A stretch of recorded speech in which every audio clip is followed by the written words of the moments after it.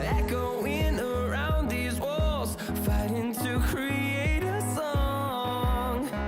I don't wanna miss a beat, and on we'll go, through the wastelands, through the highways, till my shadow turns to sun rays. And on we'll go, through the wastelands, through the highways, and on we'll go. On we'll go.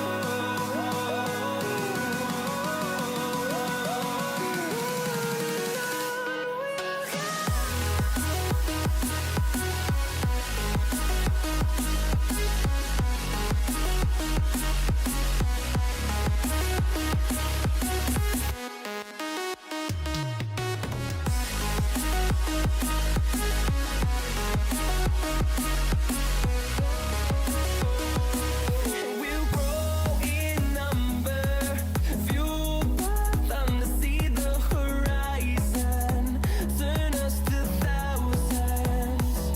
And we'll grow in number, fueled by them to see the horizon, turn us to thousands. And on we'll go, through the wastelands, through the highways, till my shadow turns to sun rays. And on we'll go, through the wastelands, through the highways, and on we'll go.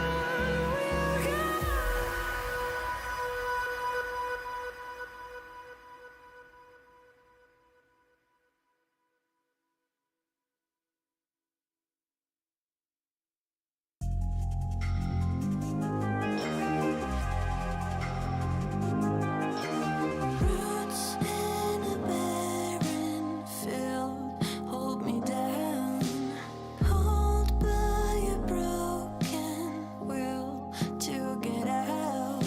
Some telling lies to the living, I just think twice before they say.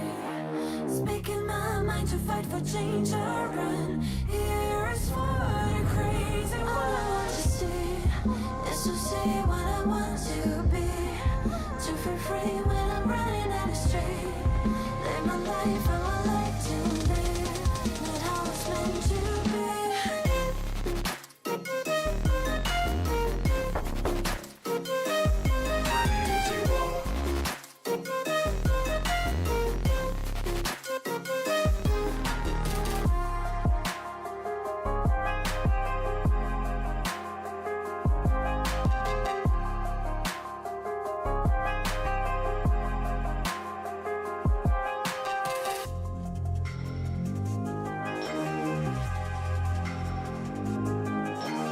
Wasting hours on the shelf all alone.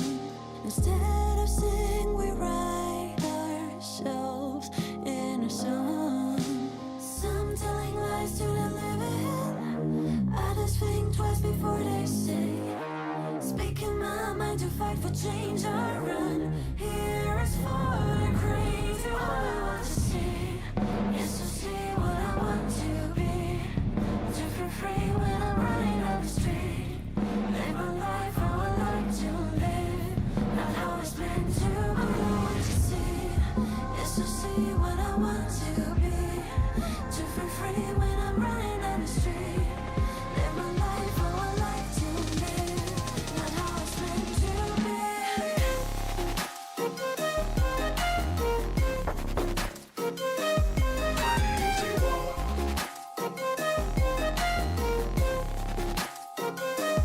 All I want to see is to see what I want to be, to feel free when I'm running down the street.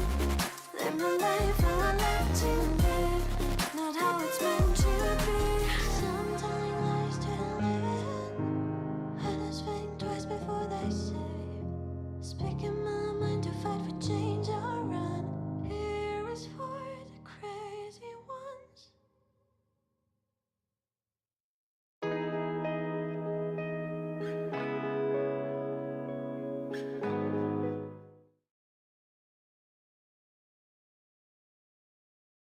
Summer at the Concord Pacific Dragon Boat Festival's 35th anniversary, June 24th and 25th. Come down to False Creek and catch the continent's best dragon boat racing, Vancouver's biggest outdoor patio, cultural demonstrations, and the TD main stage with Deer Rouge and Sabai. Meet us at the intersection of culture and sport, the 35th Concord Pacific Dragon Boat Festival at Concord Pacific Place and False Creek, with the support of Concord Pacific, TD, the Government of Canada, and the Government of British Columbia. I am transferring you half. No way. Take it back. Just take it. No, you take it. Get unlimited transactions and earn up to $450. Start by opening an eligible TD checking account. I can do this all day. TD. Ready for you.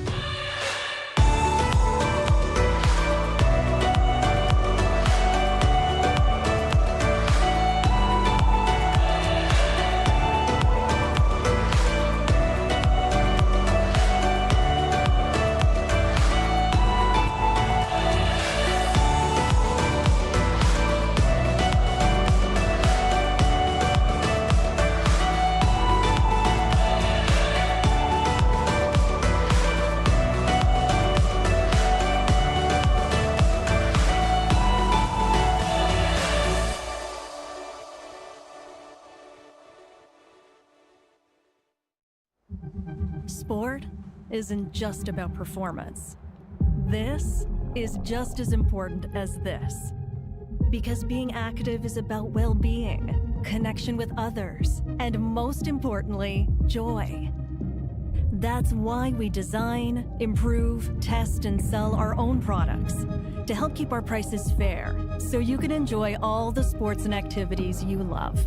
Our designers evaluate all aspects: form, posture, movement, endurance, to ensure your gear is comfortable, durable, and ready for action.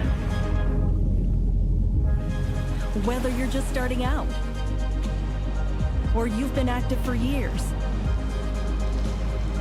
our quality gear is made to support your journey and let you move your way. Decathlon.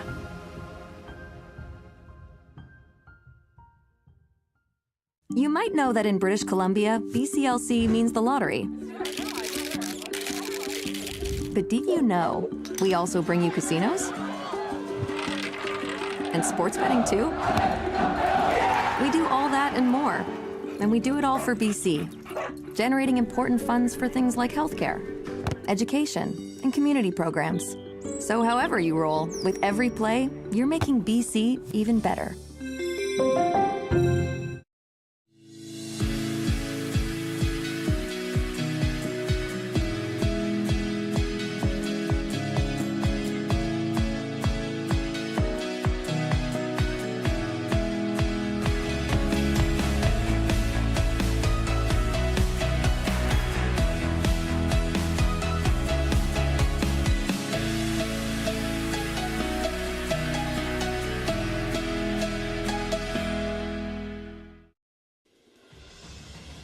We are the underdogs, the ones who keep pushing, even when the odds are against us.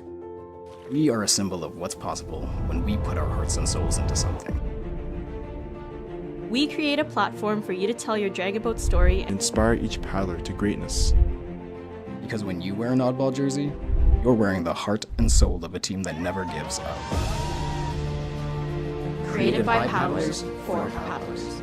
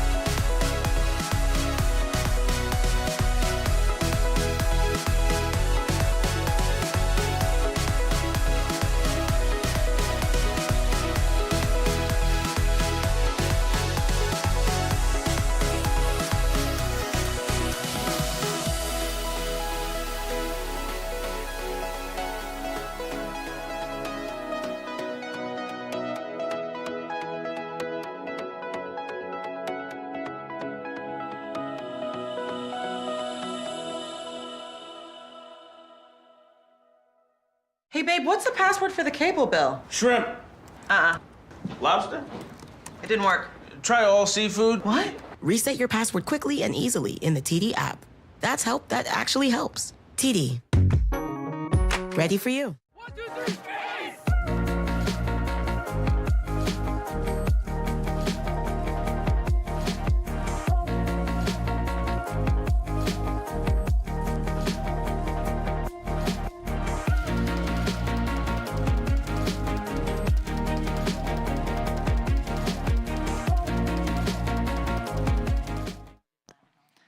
Hello and welcome back to the 35th Annual Concord Pacific Dragon Boat Festival. My name is Matthew Au. I will be one of your co-hosts for today. Sitting next to me is Suzanne. Suzanne?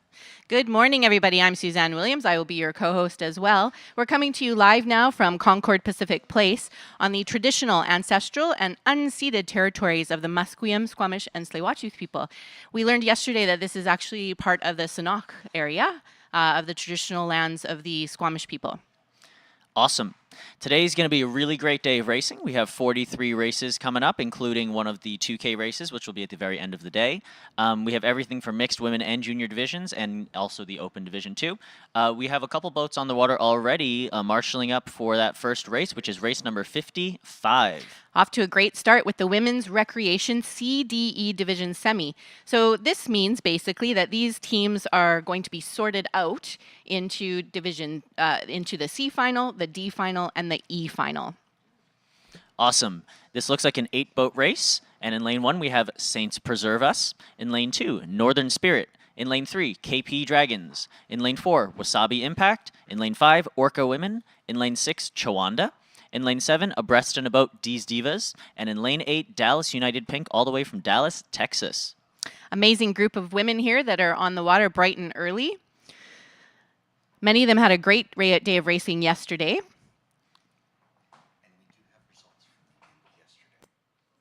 We also have results coming up from the Open and Women's Guts and Glory Grand Final, sponsored by Daily Hive. Yep, it looks like in first place, we had Dragon Zone Premier Open with a time of 9:49.187. In second, VIP Gorging Dragons Carbon with a 10:18.133. And in third, Edmonton EDBRC Premier with a 10:30.751. Amazing. That was the Open division. That's right, and the Women's division. In first place, VIP Gorging Dragons Cobalt with a 10:50.049. In second, Dragon Zone Premier Women with a 10:58.681. And in third, FCRCC False Creek Racing Canoe Club Senior C Women with an 11:36.909. Fantastic results. So you might remember yesterday that there was a little activity on the course in a couple of the turns, and it looked like a couple of boats perhaps missed the buoy, going around the buoy when they did executed the turn. So we believe that they were just given time penalties. Is that right, Matthew? That's right. And there was another boat too, or a few others. I forget exactly where it's listed on the results. If you cause an accident or if you don't give right of way, things like that, again, you might be penalized. And I believe there were some boats that received that. So it looks like that this race is off, the first race of the second day here at the Concord Pacific Dragon Boat Festival. We're hoping to have a really great day. So we're going to see that these race times are going to be more evenly matched throughout the day, because now we are in the semifinals. And of course, in the final divisions, the races should be really exciting and tight. Thousandths of a second it's going to come down to. Incredible. Looks like we have a little bit of an early lead from boat 5 and boat 3. Yes. 5 being Orca Women and 3 being the KP Dragons from San Francisco, California. Maybe they got a little extra rest last night, giving it some energy. gas. Yep, that's right. Fantastic shot here. It's a beautiful day on the creek, so very nice for paddling. Not too hot. It's bright and sunny, but it's actually still quite a comfortable temperature, and there is a light breeze happening as well. That's right. Unlike yesterday, cloudy and overcast, but bright, and a little bit of a drizzle. I think we'll be all fine today. These teams are looking great so far. Timing looks good. Looks like they warmed up well. And this is also one of those fun races where we have multiple different divisions. So we have just the women's division, but there are also breast cancer teams in here, BCS crews. That's right. In boats 7 and 8, I believe. Yes, that's correct. Abreast and a Boat, D's Divas, and Dallas United Pink. Yes, both being BCS crews. You can always spot them with their pink vests. It's always pink. Yes. And usually they have pink at least somewhere on their jerseys as well. That's right. Now it looks like Orca Women is trying to take a nice strong lead here. They're up ahead by about, I would say, a boat length ahead of their closest competitor. But after that, it looks like the race is on for second place here. Definitely. It looks like boats 3 and 4, KP Dragons and Wasabi Impact, are trying to fight each other off, and it might come down all the way down to the line as they come to the final 110 meters. This is great. And so the semi-final races sort out as follows. So it's usually first and second will go to a particular division race, and then it goes by time. So second fastest, third fastest, all that. So it's a little bit of a different system. Wow. So it really looks like Orca is taking this one very cleanly. And I think they know it. They gave a little extra push through the finish line, but because they are first place, they're going to go to the race they want. Yep, yep. And here comes boat number 4, Wasabi Impact. Well done. And it looks like 3. Yep, 3-6-2-7 unofficially. Very nice. Rounding out the field, we have the final 2 boats. Boat number 1, Saints Preservers, just through the line. And our friends from Dallas, United Pink, are coming on through. Now, are they paddling short today as well? They are. I think they had 18 yesterday, and it looks like... 16, excuse me. They are paddling with just 16. 16. That's My right. goodness. Wow, well done to them. They're Very well fighting done. hard. That was a great first race to kick off our day of semifinals. That's right. It's going to be a beautiful day. And here we are with the gorgeous shot of all the paddlers at the end of the race here.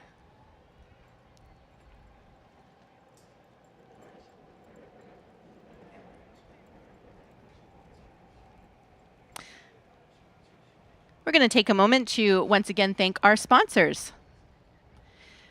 Thank you very much to our title and festival founding partner, Concord Pacific. Our premier partners, TD, the Government of Canada, and the Government of British Columbia. Our major partners, Peak Technologies, and the British Columbia Arts Council, sponsored by the British Province of British Columbia.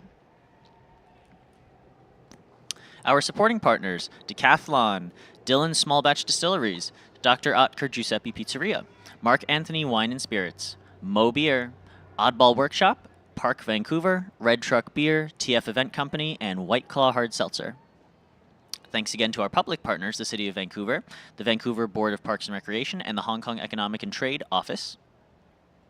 To our media partners, a big thank you. 980 CKNW, AM 1320 CHMB, AM 1470 Fairchild Radio, Canadian City Post, City News 1130, Daily Hive, Fairchild TV, FM 96.1 Fairchild Radio, The Georgia Strait, Omni Television, Sing Tao, Sonic 104.9, and Talent Vision.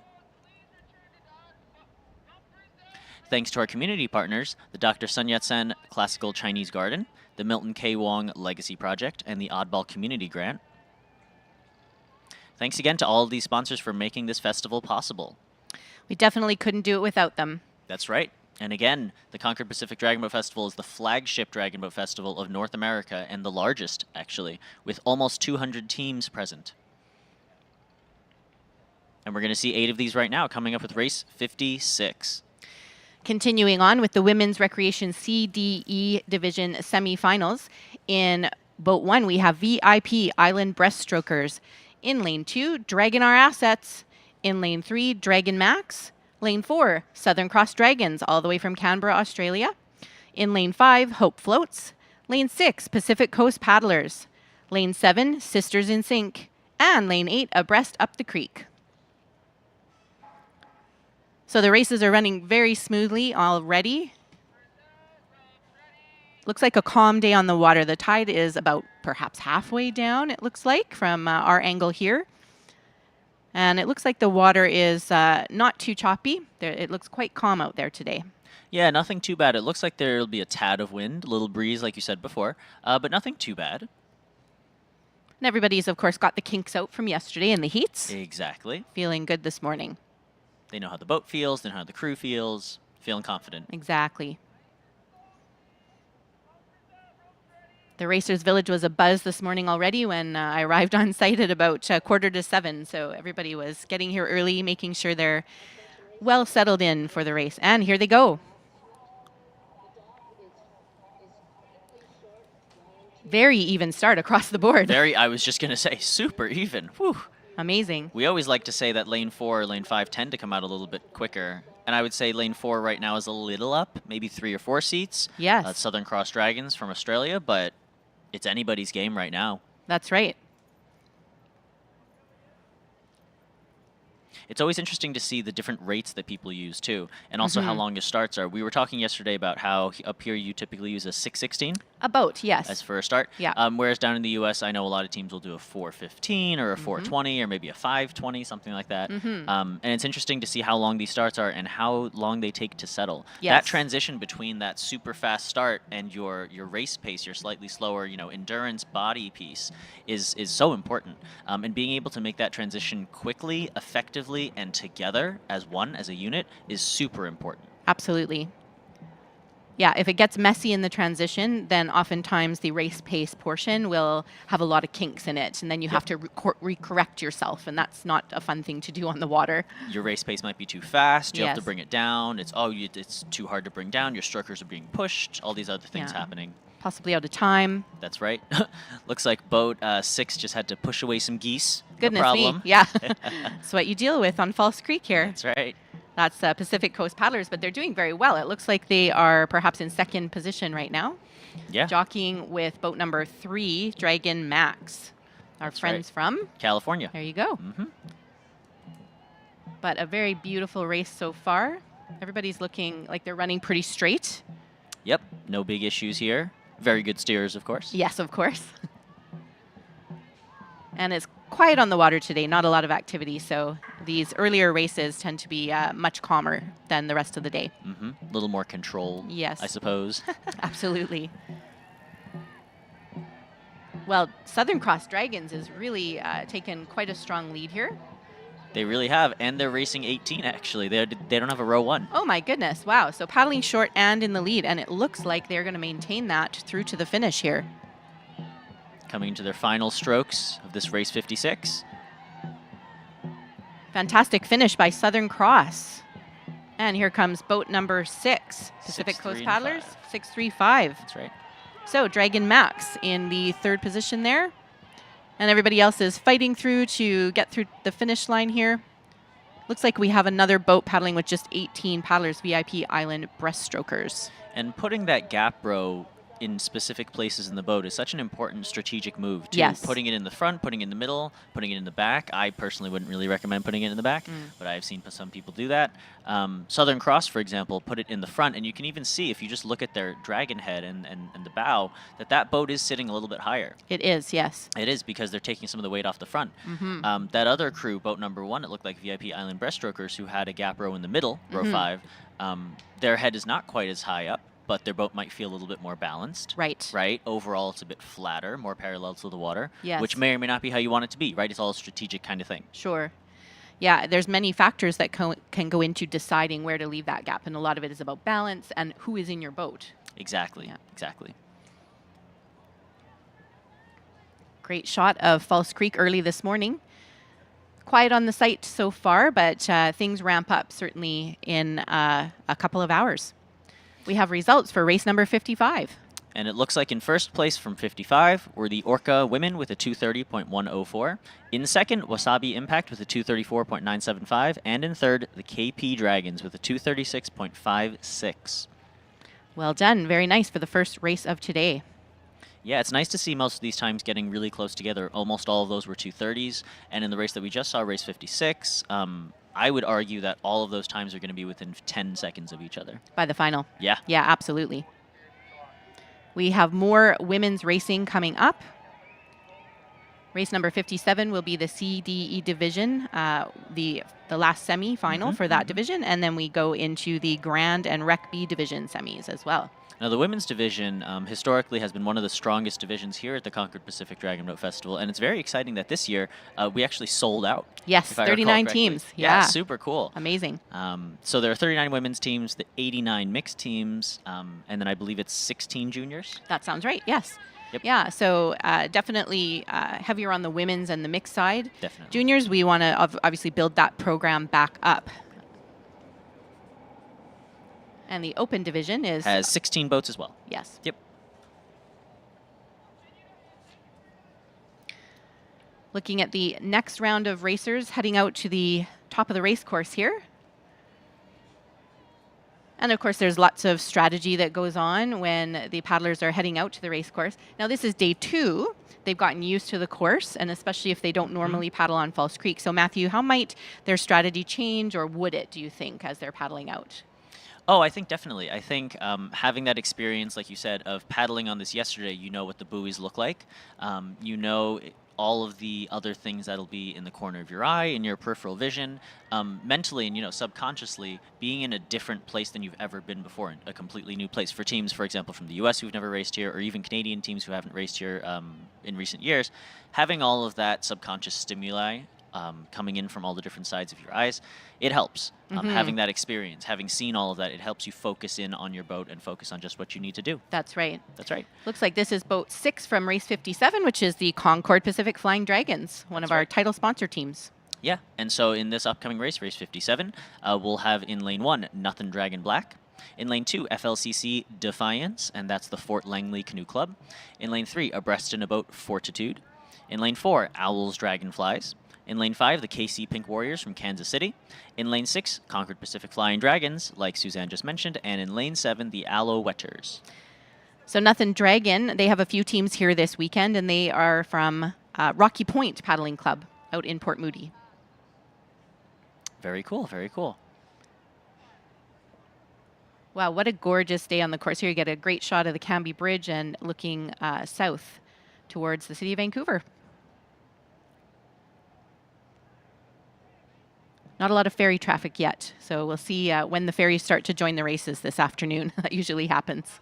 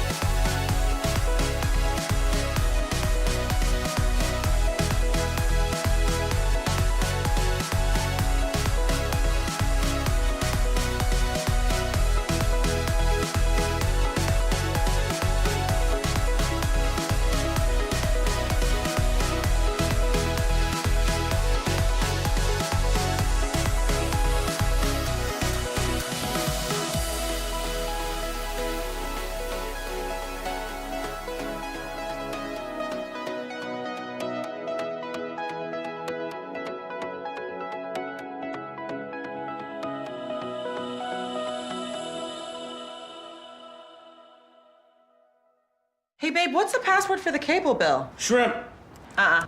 Lobster? It didn't work. Try all seafood. What? Reset your password quickly and easily in the TD app. That's help that actually helps. TD. Ready for you.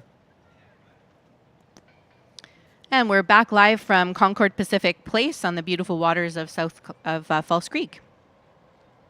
We have results from race 56, the Women's Recreation CDE Division semifinal. In first place, Southern Cross Dragons from Canberra, Australia.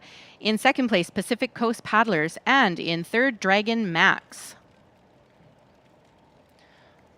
A great race put on by these ladies, race number 56. As I mentioned, we have 43 races to go for the rest of today. And this was the second of the CDE division semifinal, placing these ladies into the C or D or E divisions later on. And the racers for race number 57 here are getting ready at the top of the race course in the on-water marshalling area. And so once this race is run, all of the crews for the C, D, and E division will be seated properly. That's right. And then we will have the schedule for their final races. That's right. Very exciting. Now, I was just looking up some things about boat number 5 here, the KC Pink Warriors. They come from Kansas City. Yes. And I was trying to figure out if they come from the Missouri side or the Kansas side, and it looks like they accept people from both. But I believe they paddle on the Missouri side. Wonderful. It looks like they do a lot of local races in the Midwest region. They've paddled in Iowa, in Tennessee, and a few other places, and we're very, very happy to have them here. So excited. I don't think we've ever had a team from that area of the U.S. before. Very exciting. And that area of the U.S. is governed by the USDBF, of course, the U.S. Dragon Boat Federation, but by the American Dragon Boat Association of the Midwest, which is the regional organization that runs Dragon Boat in the Midwest. Yeah, Fantastic. so it covers the largest swath of the U.S., which is the middle. The middle, yes. Yeah. Lots happening in the middle there. Definitely. Beautiful. So they're marshaled in the on-water marshalling area west of us here on False Creek, just by the Canby Bridge. That's right. And like we mentioned yesterday, our starter is having all these boats line up together behind the start line, where they are right now by that green buoy and by the orange buoy, the singular one that's in front of them as well. And they're all going to approach that start line slowly together, drifting in together. They're all going to hold, and then hopefully the starter will start them very quickly and easily. Yeah, it's very nice when the time between arriving at the start line and the actual start is short. Is short. Yes. Yep, you're not sitting there for a long time. You don't let nerves get the better of you, and you're not holding that awkward start position. That's right. And you're not burning in the sun. No. Either. That's right. I was chatting with some friends of mine yesterday who were saying that when it was raining and cold, because it was drizzling a little bit yesterday, yes, they only wear tanks. They have no long sleeves or even short sleeve shirts. And so they were saying that they were all so cold, just sitting there waiting for that start to happen. Wow. So I don't think we're going to see any of that today. Nice and sunny and bright today. Absolutely. As we like to say in Vancouver, this is January. You really never know how June is going to pan out in this city.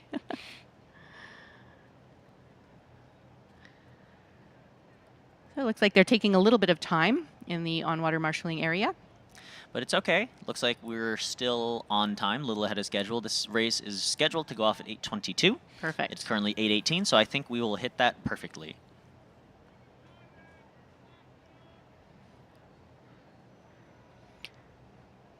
And so now that these teams have had one day of racing, they're probably feeling a little calmer than yesterday. Mm-hmm. However, there's still strategy happening. And of course, because this is the semifinals and they probably have goals of getting into a particular final division. So some of them might be aiming for C, perhaps. Maybe they were in D division last year and they want to move up a division. That's pretty common, especially year to year at our festival.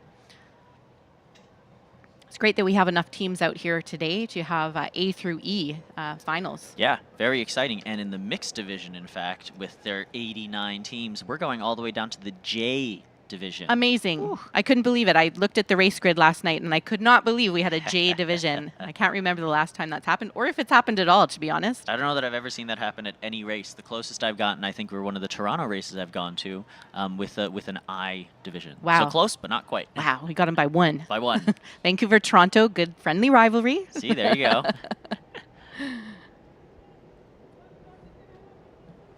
You can see our beautiful shoreline on the side of False Creek here. So spectators even actually head out to the start line area, and some people like to see what's happening at the start of the race there.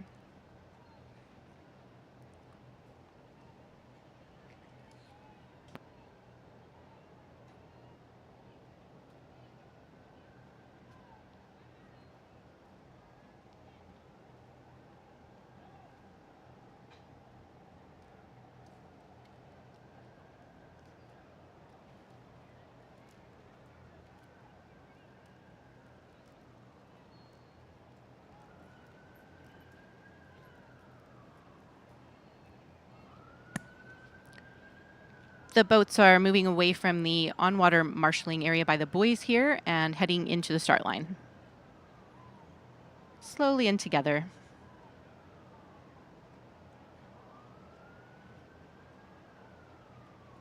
Looks like they're just drifting in, so perhaps the water is helping carry them towards the start line there. They don't have to really do any paddling. Oftentimes when boats are loading into the start line, they might even only have a few rows paddle, They don't need the power of a full boat just to drift on into the start line. That's right. When I usually move my boat up, because I steer, I'll have the back 4, the back 6 folks, hold or move it up or give me a half stroke, that kind of thing. You don't have to worry too much about screaming up the length of your boat to get your entire, like you said, 20 paddlers to move the boat too quickly. Yes. Because that happens often. And because the start has to be so precise on the digital start line there, it's important to move slowly. Exactly. And there they go. Again, very even start. So far today, all 3 races have had a very even start. However, it looks like boat number 6, Concord Pacific Flying Dragons, is off to a bit of a lead. Yeah, it looks like they're fighting with boat number 5 now, the KC Pink Warriors. Great. And boat number 4, looks like they're pulling out a little bit as well in the middle lane there. Yeah, it looks like they're 2 or 3 seats ahead, I would say. Boat 4, that's the Owls Dragonflies. Wonderful.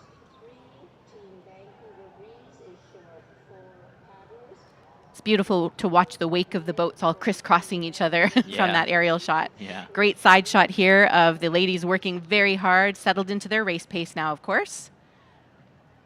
And you can see boat 4 is doing a nice job of surging ahead. You can see that dragon head still surging quite well, as is boat 6.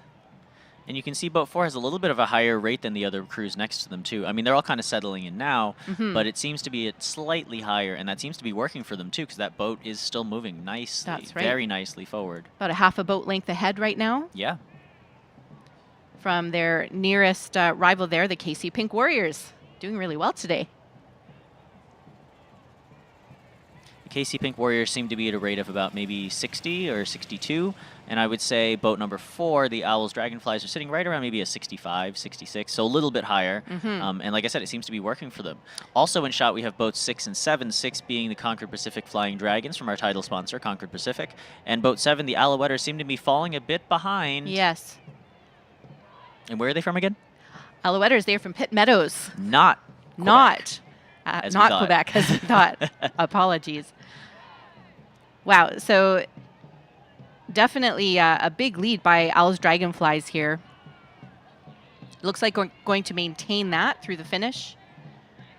There might be a slight battle on for 2nd and 3rd place here between KC Pink Warriors and Concord Pacific Flying Dragons, so we'll have to see as they approach the start or the finish line.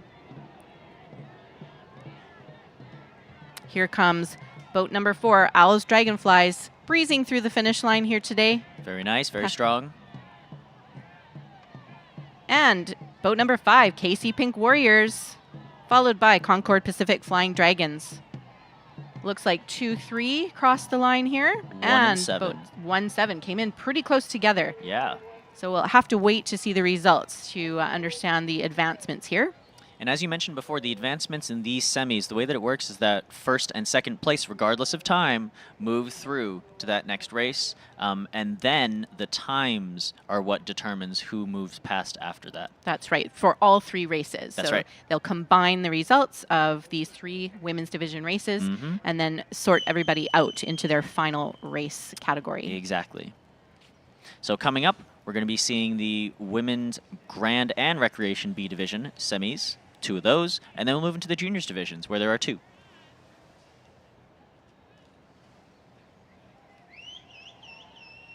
Sport isn't just about performance. This is just as important as this. Because being active is about well-being, connection with others, and most importantly, joy. That's why we design, test, and sell our own products to help keep our prices fair, so you can enjoy all the sports and activities you love. Our quality gear is made to support your journey and let you move your way. Decathlon. I am transferring you half. No way. Take it back. Just take it. No, you take it. Get unlimited transactions and earn up to $450. Start by opening an eligible TD checking account. I can do this all day. TD. Ready for you.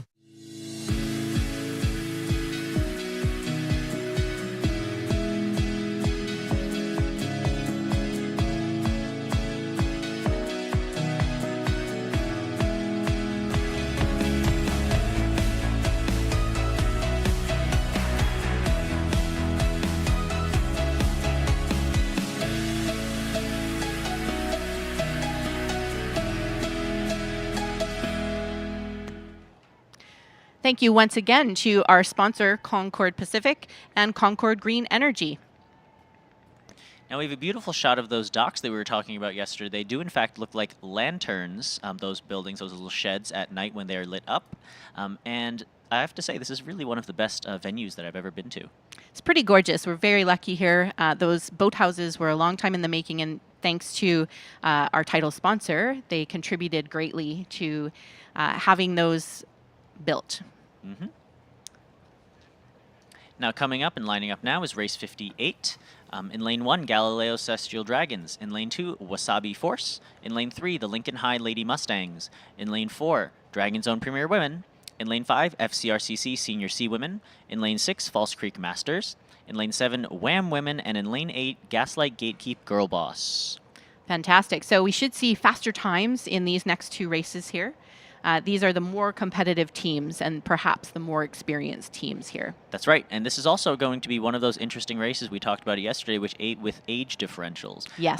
Boats 1 and 3 are both U18 juniors crews. Amazing. Both high school crews, Lincoln and Galileo. And we even have a senior C crew here from False Creek in lane 5. That's right. And we have a premier crew in lane 4, Dragon's Own Premier Women, and a number of other strong crews as well. So it'll be really interesting to see. Absolutely.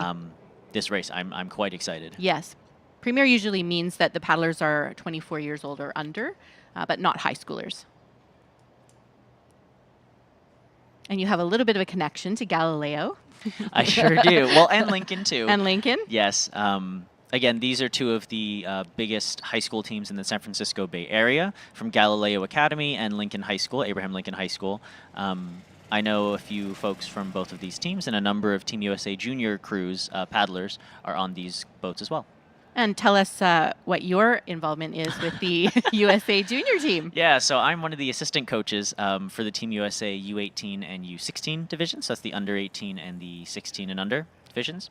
Fantastic. I'll be taking, along with my other assistant coaches and our head coach, Nathan Salazar, based out of LA, we'll all be taking our juniors cruise to Thailand in 2 months, in Amazing. August, for the IDBF World Championships. Fantastic. And you'll see some paddlers from False Creek. I sure will. And from Dragon's Own. Yeah. Yes, you'll see us there as well. Number of strong Canadian paddlers here in Vancouver who will be present. Yes, exactly. And we'll be competing against them. So we'll see them there. That's right.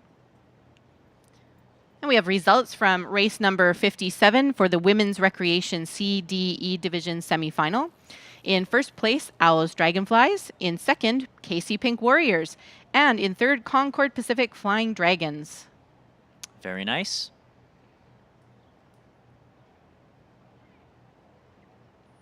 We can see the boats for race number 58 are in the on-water marshalling area at the top of the course here.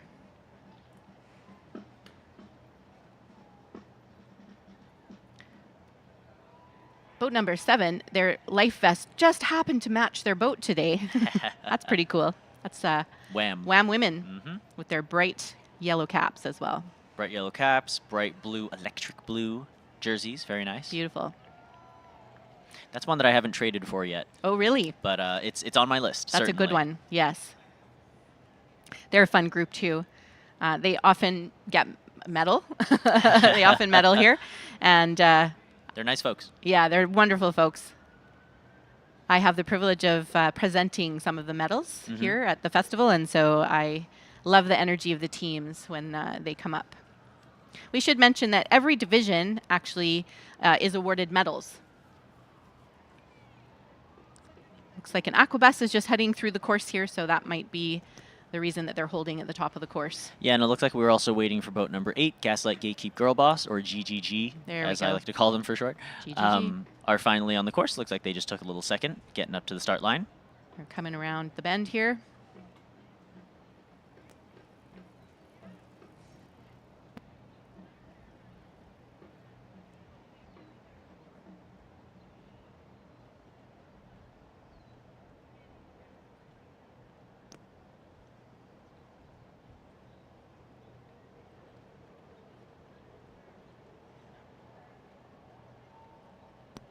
And the boats are moving up to the digital start line here.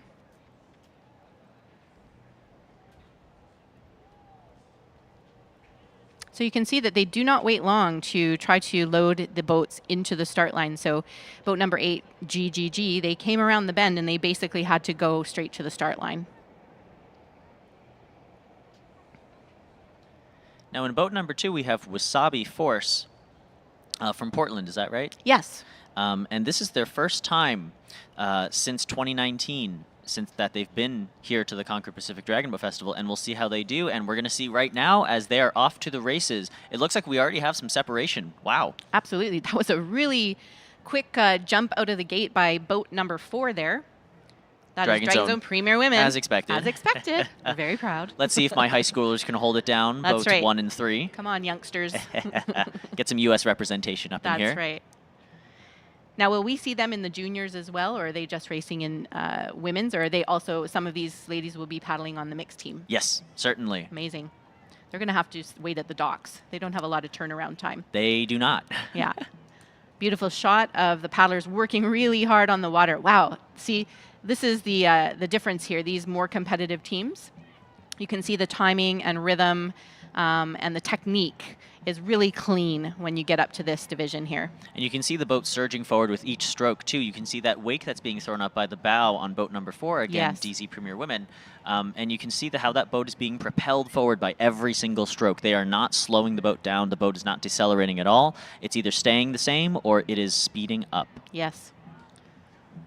And it's working well for them. I mean, they're already a boat length ahead of everybody else. Exactly. Coming up on the final third of the course here.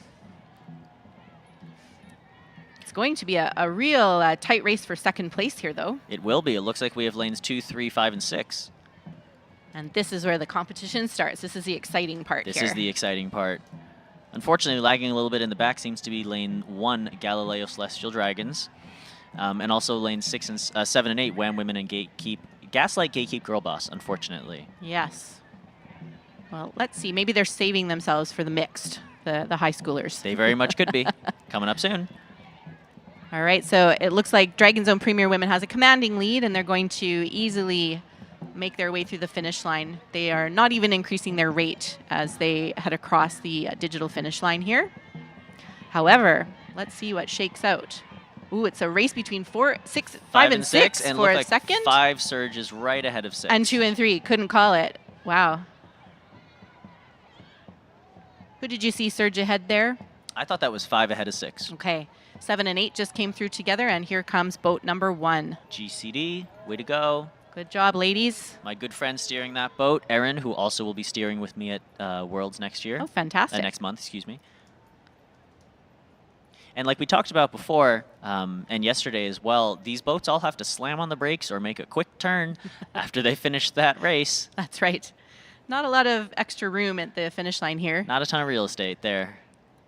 That is partly just due to the nature of False Creek. But, you know, it makes for really good viewing by the spectators. It does. It means the spectators can see a really strong finish. And the most exciting parts of any race, typically, again, for people who don't really do Dragon Boat, are the finish and the start, right? Yes. They're the most bombastic. They're the most exciting. They're the most explosive parts of a race that you can possibly see. And so getting the spectators super close to the start, like we said down before with the walkway down over by the seawall, and down here at the finish over by the spectator area, it's a really, really exciting opportunity for these people to see racing at an extremely high level and at a very nice, fun community level as well. You bet.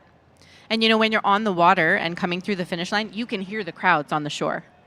So you wouldn't think so because there's a lot of activity at the end of a race usually in the boat and maybe some shouting happening, but you can definitely hear the cheers.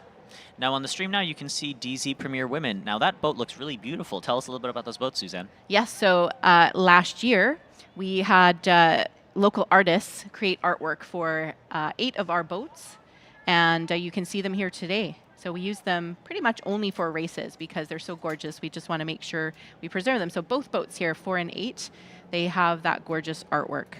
And we had, they're all local artists, some indigenous, some of Asian heritage, and other just wonderful local artists as well.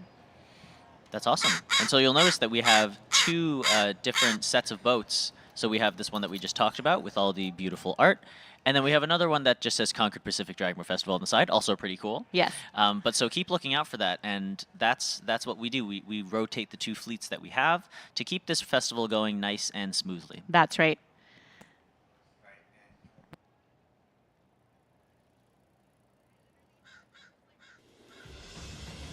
We are the underdogs, The ones who keep pushing. even when the odds are against us. We are a symbol of what's possible when we put our hearts and souls into something.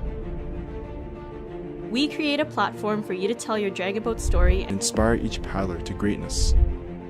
Because when you wear an oddball jersey, you're wearing the heart and soul of a team that never gives up.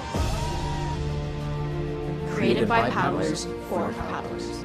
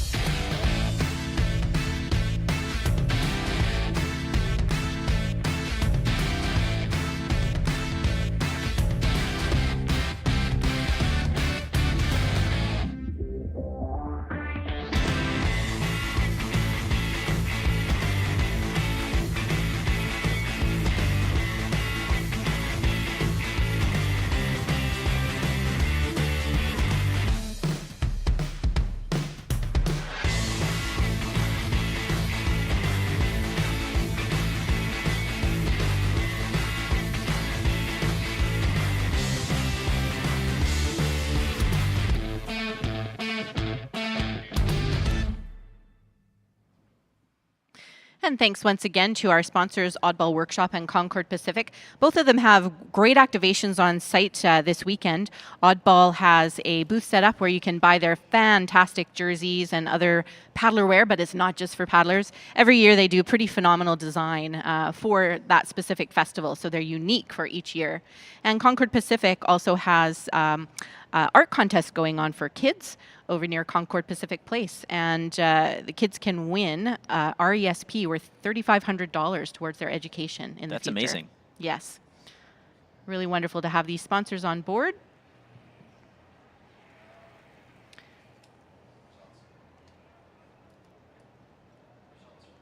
And now we have race results from race 58 that just went off. In first place, Dragon Zone Premier Women with a time of 2:09.630. In second, FCRCC Senior C Women with a 2:15.9. And in third, the False Creek Masters with a 2:16.37. Looks like neither of my US-based high school teams made it, but that's okay. That's okay.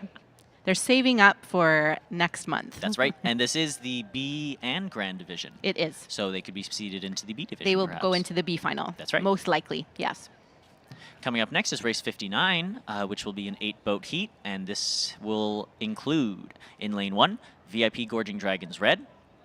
In lane 2, the Dragon Ladies. In lane 3, VIP Gorging Dragons White. In lane 4, VIP Gorging Dragons Cobalt. In lane 5, EDBRC Senior Competitive Team. In lane 6, FLCC Senior C Women. That's the Fort Langley Canoe Club. In lane 7, Dragon Guppy Warrior. And in lane 8, Club Sake Women. I believe Sake is from Seattle. Yep, Seattle. That's right. Seattle, Washington. Amazing. Just over the border. This is going to be a really fun race. This is going to be exciting. With 3 Gorging Dragons teams in the mix here. That's right. A very competitive Edmonton team. FLCC Senior C as well. Also, yes. Yeah. And Sake historically does pretty well. Off to a beautiful start here. So even again. And you can see these very high rates coming off of all of these boats. Beautiful starts. Especially it looks like boat number 4, Gorging Dragons Cobalt.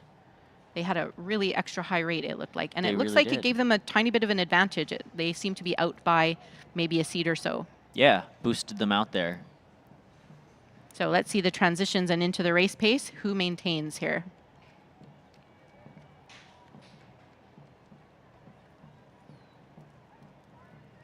Now, especially in the race pace and in the settle, keeping that stroke nice and long for a 500 meter is super important. I mean, those initial, let's say, 50 meters in your start are great, right? You're sprinting, it feels really exciting. The final, let's say maybe 75, 80 meters if you're finish, again, super exciting. But keeping that mental focus and that stamina on the middle, 350, 400-ish meters is super important. It is paramount to success in a 500 meter, truly. Unlike, let's say, a short distance sprint, like a 200 or 100, where you just You put the pedal to the metal, you sprint for 50 seconds, not even, and that's it. This takes so much more mental fortitude and mental focus to be able to really, really dial in exactly what it is that you have to do for these next 2 minutes. That's right.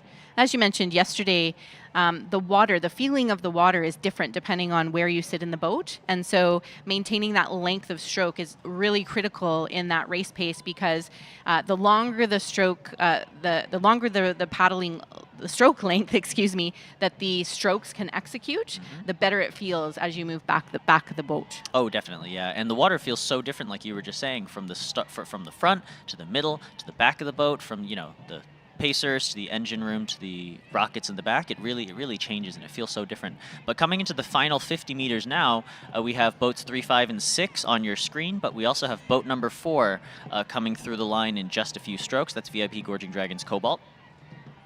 And in a battle for second, it looks like it'll likely be Gorging Dragons White coming across, but gosh, it's really close here today again.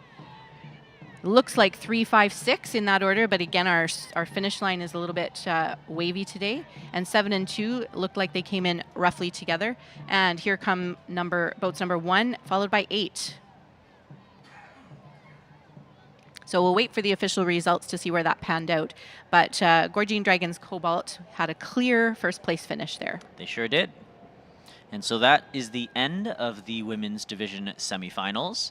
All the teams will now be placed into their respective progressions into those advanced races later on in the 80s and late 70s.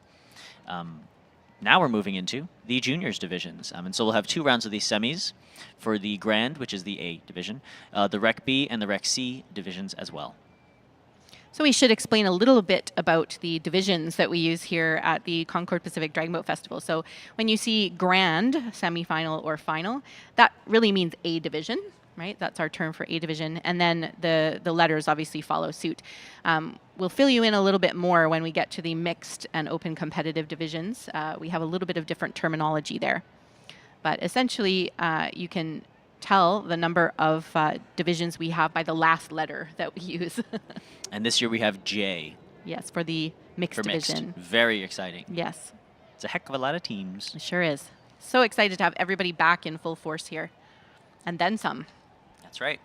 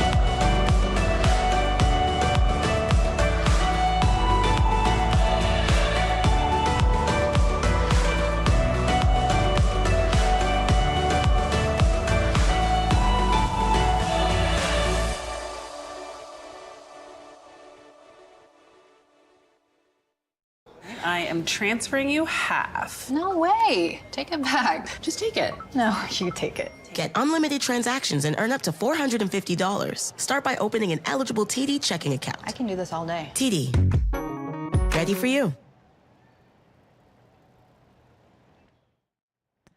And we're back live from Concord Pacific Place here on the waters of False Creek. Beautiful shot of the festival site here. Just getting a little bit busier as we move through the day. The vendors will be opening up at 10 a.m. here, and they will be on site until 7 p.m. We have great cultural programming as well, starting at about noon today on the TD main stage with the Vancouver Chinese Music Ensemble. And lots of great programming as well through the day. That's right, and now we have race results from race 59 that just went off. In first place, VIP Gorging Dragons Cobalt with a 211.991. In second, Gorging Dragons White with a 216.212. And in third, EDBRC Senior Competitive Team with a 217.864.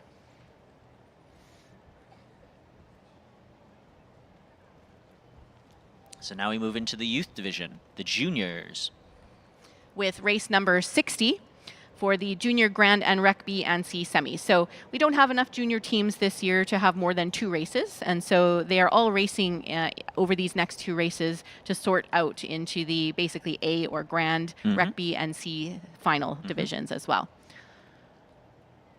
So it looks like this will be an 8-boat heat. In lane 1, we'll have MHK Youth Manta Rays. In lane 2, the Hastings Hydras. In lane 3, Eternal Dragon. In lane 4, Lincoln High Red. In lane 5, Balboa Dragon Boat. In lane 6, Ouroboros Platinum. In lane 7, Riverside Rapids. And in lane 8, Quantum Blue Dragon Boat. Fantastic. So it'll be interesting to see what happens between boats 3 and 4. Historical friendly rivalry between Eternal Dragon from Eric Hamber High School here in Vancouver and Lincoln High from San Francisco. Eric Hamber, I've heard, is one of the strongest high school teams, I think, in the country, yeah? They are, yeah. Historically, they have an extremely strong dragon boat program headed by Judy Chan, their teacher sponsor. Very cool. Yeah, she's amazing. And with help from another teacher as well, Stevens, Mr. Stevens. Love that. And yeah, and they typically in the past, they've actually had 3 or so teams entered into the local competitions here.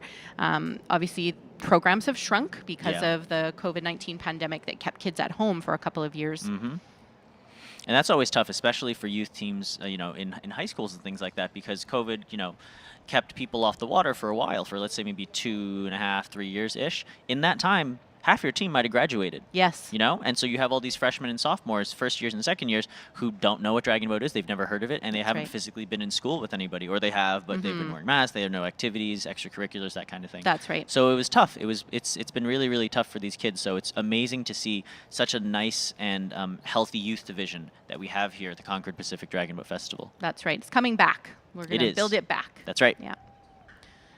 And it's amazing when you talk to the kids that paddle on these teams, what it means to them. So this is not just about dragon boat racing for them. So the community spirit really starts there. And it's interesting. A few years back, we did a video series with the kids. And when we asked them about dragon boat racing, not one of them talked about medals. Not one of them talked about, you know, winning, things like that. What they talked about was the friendships that they formed and the bonds that they make through dragon boating. And they also talked about the fact that in a dragon boat, everybody is equal. Nobody's more popular. Nobody is better. Nobody has more or fewer friends. They are all friends and they all support each other. So it's really beautiful to see. I think that's one of the great things about Dragon Boat today, now in 2023, and looking to the future too, as these folks are, you know, these young folks are the future of Dragon Boat. I think we've moved into the era, especially here on the West Coast, of high school teams being, for lack of a better term, taken more seriously. Yes. Or Dragon Boat seen as a more serious sport, as opposed to a lot of other places, like where I'm from in New York. We certainly have serious high school teams, but a lot of other people who are, a number of these kids on all of these boats, and in race 61 coming up as well, are going to World Championships in Thailand as members of Team Canada or Team USA. What an experience. It's going to be fun. Yes. I can't imagine being 16 and going to another country racing against Italy, Germany, and China. You know, it's going to be fun. Yes. All who just love dragon boating. That's right.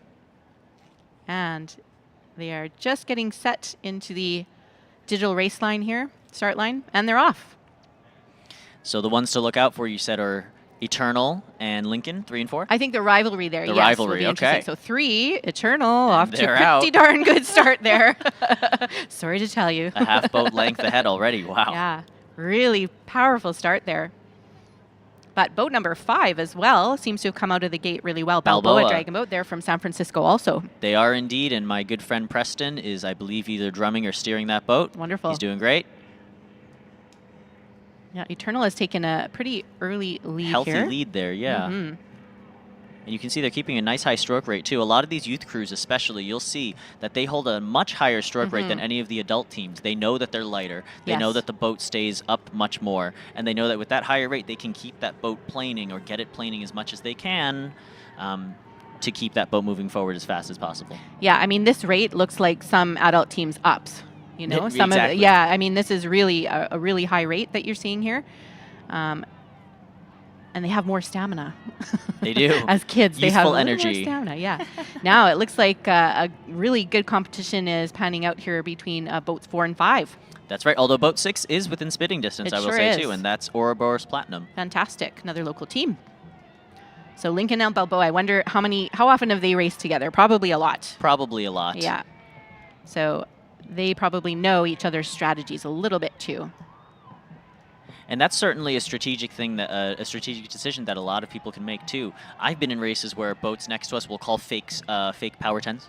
Fake power series. Interesting. They'll call Wow. fake finishes is a really popular thing these days too. Wow. Because that really, frazzles a boat next to you. It can If you do. go, oh my goodness, this team next to me is calling a finish at the 100-meter mark. Oh my God, we have to react. Yes. And that's something that you'll see right now. And coming into the final 50 now, we see all these Oh my boats gosh. charging down the line. It looks like boat 4, Lincoln, is trying to make up some of that ground, but I think they're going to stay behind, and they are not going to catch, unfortunately, Eternal Dragon from Eric Hamber School. And here they come across the line here, 3, 4, 5. It looks like in that order. Eternal, Lincoln, and Balboa coming across the line, followed by Ouroboros Platinum in 6, not super far behind either. Well fought race for the top 3 spots there. Very nice. And coming into the final 3 now, we have boats 1, 7, and 8 are going to come in together. 2, 7, and 8. Mm-hmm. Boat number 7, Riverside Rapids. Looks like 2 came in next, Hastings Hydras. And Quantum 8, Blue. Quantum Blue. And rounding out the field, we have boat number 1 coming in. Great effort from MHK Youth Manta Rays, pushing towards that finish line. Their timing's still great. They have not broken down at the end of this race, pushing really hard, and they're going to paddle straight on through that finish line. There they are. Fantastic racing today, juniors. Well, that was a really interesting race with Eternal Dragon on a very early lead, but Lincoln and Balboa really made up time in that race pace and towards the last part of the race pace there. They sure did. Their settles were great. Mm-hmm. They really walked up exactly like you said on Eternal as much as they could. And I dare say if this was a 1K, they might have caught them. Yes, a little more time. Exactly. Just keep walking slowly and slowly up. That's right. We have the next Junior Grand Rec B and C semi coming up in race 61. And then we'll move into the mixed divisions. Smooth and exciting day of racing so far. And we're running well ahead of schedule as well. Which is great. Mm-hmm. We are scheduled to finish around 5:30ish, 5:45, I think. Yeah, I think they reset the course again today at 5 o'clock, getting ready for the mixed Guts and Glory. Mm-hmm. And so that takes a little bit of time. So they usually finish the main races. At 4:15 is that competitive grand final. There you go. And then the Guts and Glory 2K will start at 5. Starting at 5, a little earlier today. Yeah. That's right. We don't have any specialty races today. It's just all of the semis and the final races for all divisions. Mm-hmm.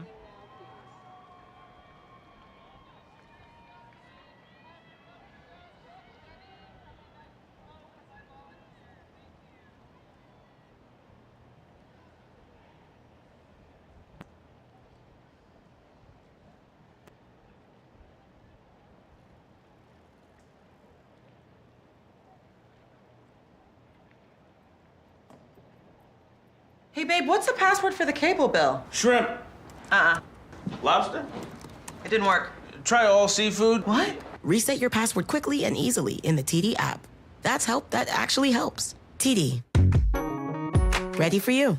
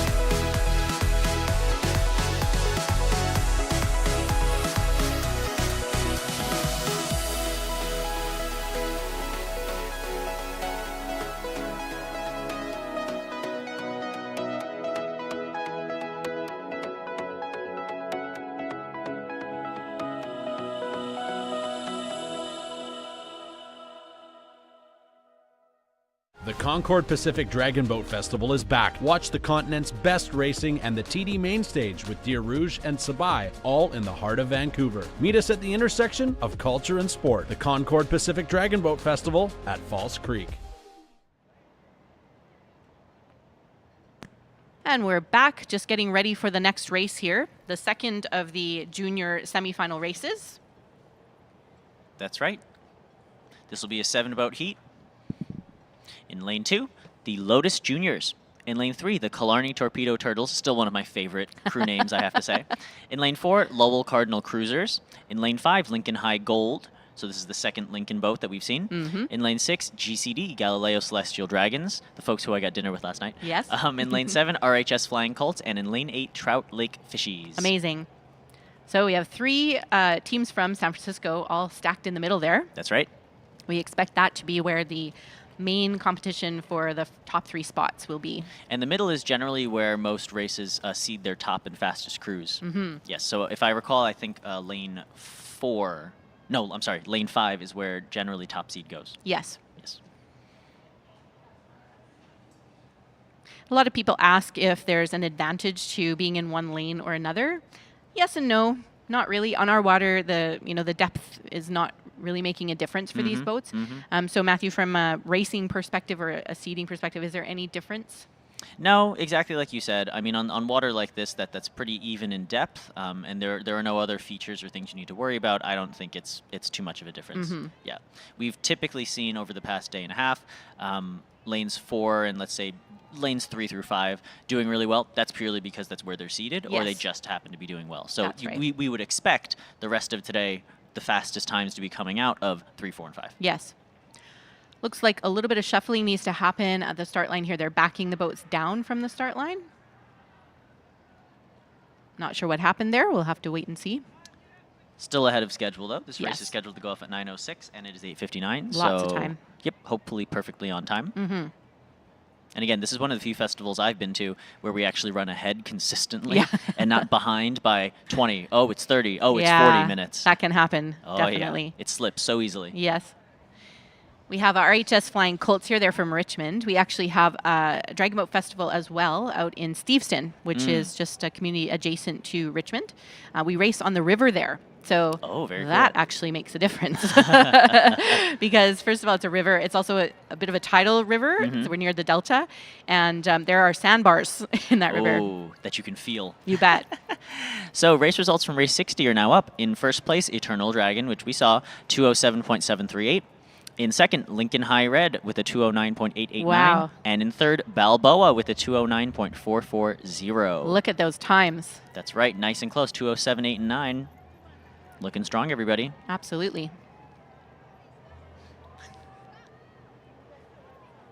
Okay. They're heading back into the start line now.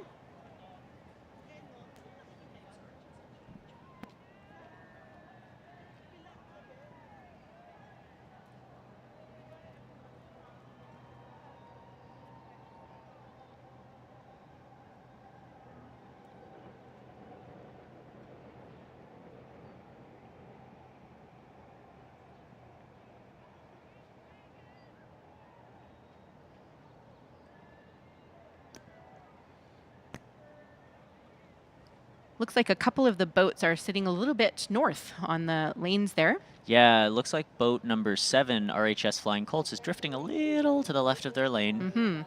Hopefully that doesn't impede their start because they have to paddle through. As long as they're on the inside of the buoy there, they're allowed to continue, but that might be problematic for the paddlers. It looks like they're trying to adjust now. Yeah, and if I were that steer, I would actually have my drummer waving and saying, no, don't Hey, start, wait. don't start. Let us reapproach and get to the center of our lane. It's very There they difficult go. too. Oh, well, there we go, actually. And it looks like they didn't hit any of the buoys, so that's not bad.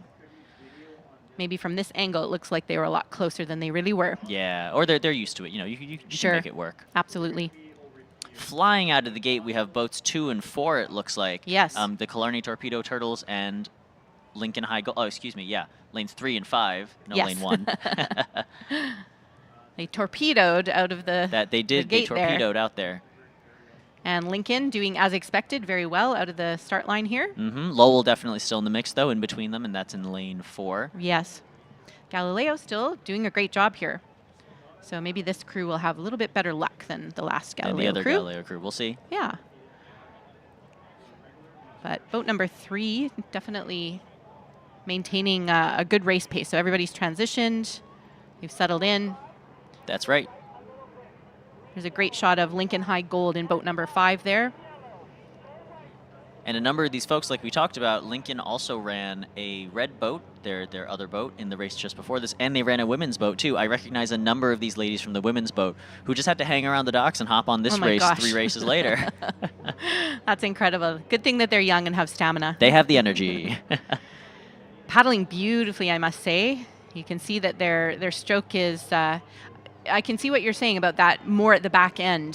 They take a little bit more time through the back end of the stroke there. Definitely. Surging forward, you can see that beautiful white wash underneath the drummer there, and surging ahead. And that bit of a longer stroke is coming from a lot of the outrigger that a lot of Californians do, and a lot of these kids do also, where with that angled blade, that single or double bend, in the blade, you actually can go a bit further back. Yes. And so that's one of the many reasons why a lot of California teams do tend to focus more on the back end, because they're used to all that power that they can get off of that. And now it looks like leading by a very strong margin is Lincoln High Gold in boat 5 right there, doing very, very well. Absolutely. A boat length ahead. Fighting for second, we have the Killarney Lowell Cardinal Cruisers and Galileo. Oh my gosh, so it's going to be a 1-2-3 for the San Francisco teams, it looks like. It's a USA 1-2-3 situation. Well Very done, nice. juniors. And the other boats are following through. Number 7, RHS Flying Colts. And here come boat number 2 and 8. It looks like it might be number 2 through the finish line first. The Lotus Juniors. Followed by the Trout Lake Fishies. Over there in boat 8 with their little bucket hats, which Love kind of look that. like fishing hats. They look like fisher I think. people. Trout Lake Fishies. I love it. Very nice. That's amazing. I wonder if they actually go fishing in Trout Lake. Trout Lake is a little community area in Vancouver. It's a neighborhood of Vancouver, and there is actually a physical tiny little lake there. Oh. Yeah. Now, do people fish here on False Creek? Not typically. Not typically. No.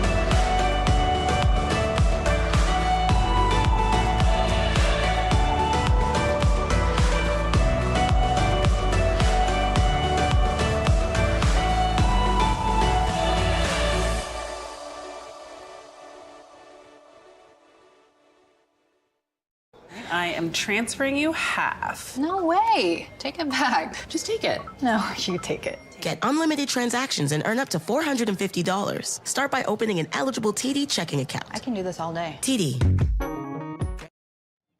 We are back. Big thanks again to our sponsors, Concord Pacific, again, the title and founding partner of this festival, and also TD. Now, TD is one of the sponsors of they are the sponsor of the TD main stage, which is very exciting. They had a number of amazing musical acts yesterday, including our headliners, Sabai and Deer Rouge. And now today, starting at 12 o'clock, 12:10, the Vancouver Chinese Music Ensemble will be at the TD main stage. So if you are on site, come by, listen to some amazing traditional Chinese music. Followed by Van Liefen, the Sarah McLaughlin School of Music Muevete Ensemble at 2 o'clock. At 3 o'clock, Paisley Eva. At 4, Fiona. At 5, Missy D. And then starting at 6, our medal ceremonies will take place.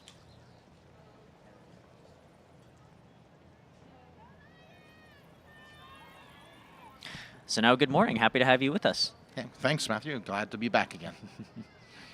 It's going to be a great day of racing. I'm very excited that it's nice and sunny. It's nice and bright for everybody. Everyone has to whip out their sunglasses and sunscreen today. Absolutely, especially out there on the water. The reflection is pretty serious, even if it's not high in temperature, right? That's right. A reminder to all of our racers today, put on that sunscreen and make sure you're hydrating too. That's right. You'd rather get covered with sunscreen than False Creek water. So that's right. Or mosquito bites. Although I don't see many mosquitoes and bugs out here, I have to say. Not too bad. That's probably thanks to the geese. Now coming up is race 62. This is the first of the mixed division semis. This is for the Rec G, H, I, and J divisions. In lane 2, we have Consular Spirit. In lane 3, DZPC Seals, that's Dragon Zone Paddle Club. In lane 4, the Grand Dragons. In lane 5, the Fire Dragons. In lane 6, Butts in a Boat. And in lane 7, Northeastern Huskies coming from Northeastern University. That should be another exciting race here, of course, as you mentioned, the mixed division recreational, and it's GHIJ. I almost got to remember my A to Z alphabet here to make that one. But yeah, it's exciting. As you said, there's close to how many teams you said again this year? 89 mixed teams and almost 200 total. Wow. So again, we're going to expect another interesting race here. Again, recapping from yesterday, as you've probably already told everyone, the placements where they are now, the center lanes, of course, were the faster, or a combination of the faster finishers based on points and how they placed in their races yesterday. So everything is very strategic, how you place ultimately to move into those particular medal rounds, let's call it that, later on today. Did you enjoy the Guts and Glory? I sure did. The 2K is always my favorite race. It's my favorite to steer, it's my favorite to paddle, and it's my favorite to call, too. Because announcing and commentating during 2K is so much more exciting than any other straight race. There's so much going on. Things happening, turns happening, 18 boats on the water at once. Again, the largest 2K probably unofficially in the world. Awesome. It is just awesome. Too much fun, as we like to say up here. That's right. Now, in this race, in boat number 2, we have Consular Spirit. Now, this is one of those super cool teams that is composed of staff from local consulate offices here in Vancouver, from the American staff and the French staff and the German staff of all of those different consulates, and a number of other countries present as well. Yeah, super cool. As always, interesting to see the makeup of the teams, local and those visiting teams. Definitely. So what's happening down there at the start line? Looks like someone's a little bit on a 45-degree angle there. Yeah, that's Butts in a Boat. Looks like they're just maneuvering into position now. You can see that steerer cranking that oar right now. Like we talked about yesterday, as that person is cranking, you'll see the boat is moving. It's pivoting, right? But that pivot point is actually the very center. It's right underneath row 5. And so that creates both opportunities, and it has advantages and disadvantages, right? You have to learn how to move your boat and get used to that. But if you need to swing just the nose around, you might have to have someone draw, you might have to do something else. But now it looks like they are off, and again, this is race 62, the mixed division Rec GHIJ semi-final, the very first of the mixed division. Right on, and we have a great start here. I love the fact there's the sunshine. You can always see the reflection of the sun. Yep. Yeah, you can see everybody. You see that reflection. You can tell if the timing's bang on or not. I mean, I'm sure the paddlers don't like that, but we sure like it from the drone view here. That's right. It makes it easier to talk about, too. In lane 4, though, in the yellow, that's Grand Dragons. Looks like they're doing a nice, strong start and that they're into their settle now. Or yeah, and over there, it looks like on the outside there, lane 6, Butts in a Boat, or Butts as we like to refer to them, are actually surging a little bit ahead from the angled view that we have here. So they're just coming around the BC Pavilion right now. And as you've mentioned, they are probably going to go into their race pace, if you like to call it that. But there they are. Yeah, the great shot of the Grand Dragons. And the drummer's holding on to that seat, giving a little bit of movement with the boat, helping it along. Or being thrown, either way. Yeah, exactly. That's why he or she's hanging on for dear life, so to speak. That's right. And sitting next to them comfortably are the Northeastern Huskies in boat 7. It looks like they're behind by a bit, but they're still hanging on. Yeah, right now it still appears like the Grand Dragons in lane 4, Butts in the Boat in lane 6, maybe holding first, second. But hey, it's coming up to what we're at about the 350-meter mark right now. So still anybody's race here. I would say boats 2 and 3, also Consular Spirit and DZ Seals, are still definitely in the mix. In fact, they're probably fighting for first right now because it seems like they're walking up on both Butts and the Grand Dragons. There you go, and here's a great side view here. You can watch those paddles. A little bit of timing issue on the one team there, but now here we go. Look at them digging hard, getting in there. This is a very experienced team as for one of the more senior teams. That's right. Lagging a little bit in the back is lane 5 there, the Fire Dragons. But it looks like they're still paddling nice and strong, too. They're trying to power their boat through into the finish here as we come into the final 100 meters of this race. All right, so here we go. Let's see what kind of finish we're going to get from these teams here. It appears like it is still lane number 4, the Grand Dragons holding their own. But, hey, a huge charge, of course, still from our friends over there in lane number 6, the Butts in a Boat. So this is going to go right down to the wire, or let's put it this way, to the Dragon's nose. That's right, the whiskers. The line. You betcha. I think the Grand Dragons are going to hold them off. I think they're going to stave off the Butts in a Boat team for now, but it also looks like they're being trailed very closely by DC Seals. Absolutely. It's going to be a great finish here. That's what you're going to see all day long here. A lot of great finishes, and here, this again is no exception. It's so packed it's too hard for us to even make a guess, but it did look like perhaps it was the Grand Dragons and the Butts in a Boat, but hey, we're not betting, so we're going to wait for the official finish on that one. And coming across the line now is our friends over there, the Northeastern Huskies. That's right. Well raced. Again, that was the mixed division GHIJ semi. That was an exciting second half in that race, especially. We saw Consular Spirit and DZ Seals walking up on Grand Dragons, and then it looked like DZPC Seals walked away from Consular Spirit. Consular Spirit could not hold on, unfortunately. That was boats 3 and 2. Yeah, absolutely right. Yeah, good analysis of what was going on out there, but just beautiful to see. It's nice to see the water today. It's not exactly glass smooth. There's a little bit of current, and I think I heard the starter, Kim, talking to some of the teams, advising they were being pushed forward a bit. And again, when they're out there on the start, they are under her orders. And like it or not, you can't fool Kim. I've seen a team today that was actually, I guess they were trying to splash a little bit to make it look like they were moving their boats, but hey, that's not going to work at this level. I'm sorry. Too much fun. And now we have race results from race 61. That was the other juniors division, Grand Rec B and C semi. In first place, Lincoln High Gold with the 209.864. In second, the Lowell Cardinal Cruisers with the 212.95. And in third, Galileo Celestial Dragons GCD with the 213.15. All top 3 San Francisco US-based teams. I love that. No comment. Now, it looks like at the TD main stage, there seems to be a very moving tribute to a paddler who recently passed. I forget his name exactly, but I believe he was from FCRCC or from some local team here in Canada, in Vancouver. And there seem to be a number of folks over here, recognizing him and remembering him.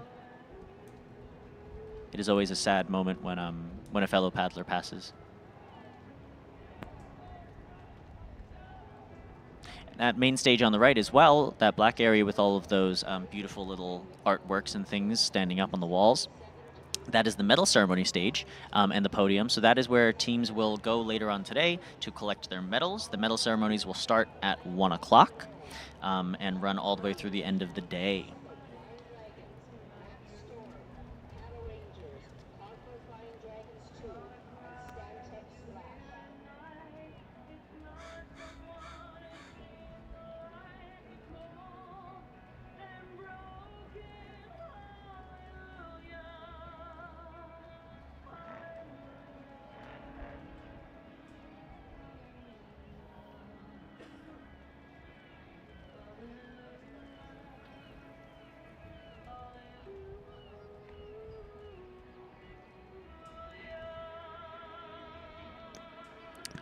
Coming up now is race 63, the second race in the mixed division for the Rec GHIJ semis.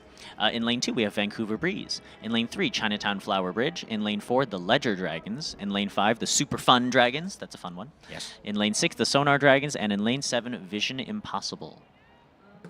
So it's going to be another exciting race. If you're not at the shore after the ceremony over there at the main stage, do make your way down to check it out or watch on the big screen. If you're at home and you're able to or willing to or able to, come on down to the site because there's so much happening in here.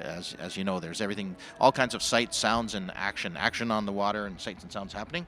And in fact, I've just been handed here to take a look here at the team of note, the Consular Spirit, which Matthew had mentioned earlier, and the Sonar Dragons. So particularly the Sonar Dragons are a team made up of disabled paddlers with a range of visual capabilities, and they're from Kelowna up there in the Okanagan Valley, our most northern desert in North America. And sister team is Vision Impossible, both run with affiliations to BC Blind Sports.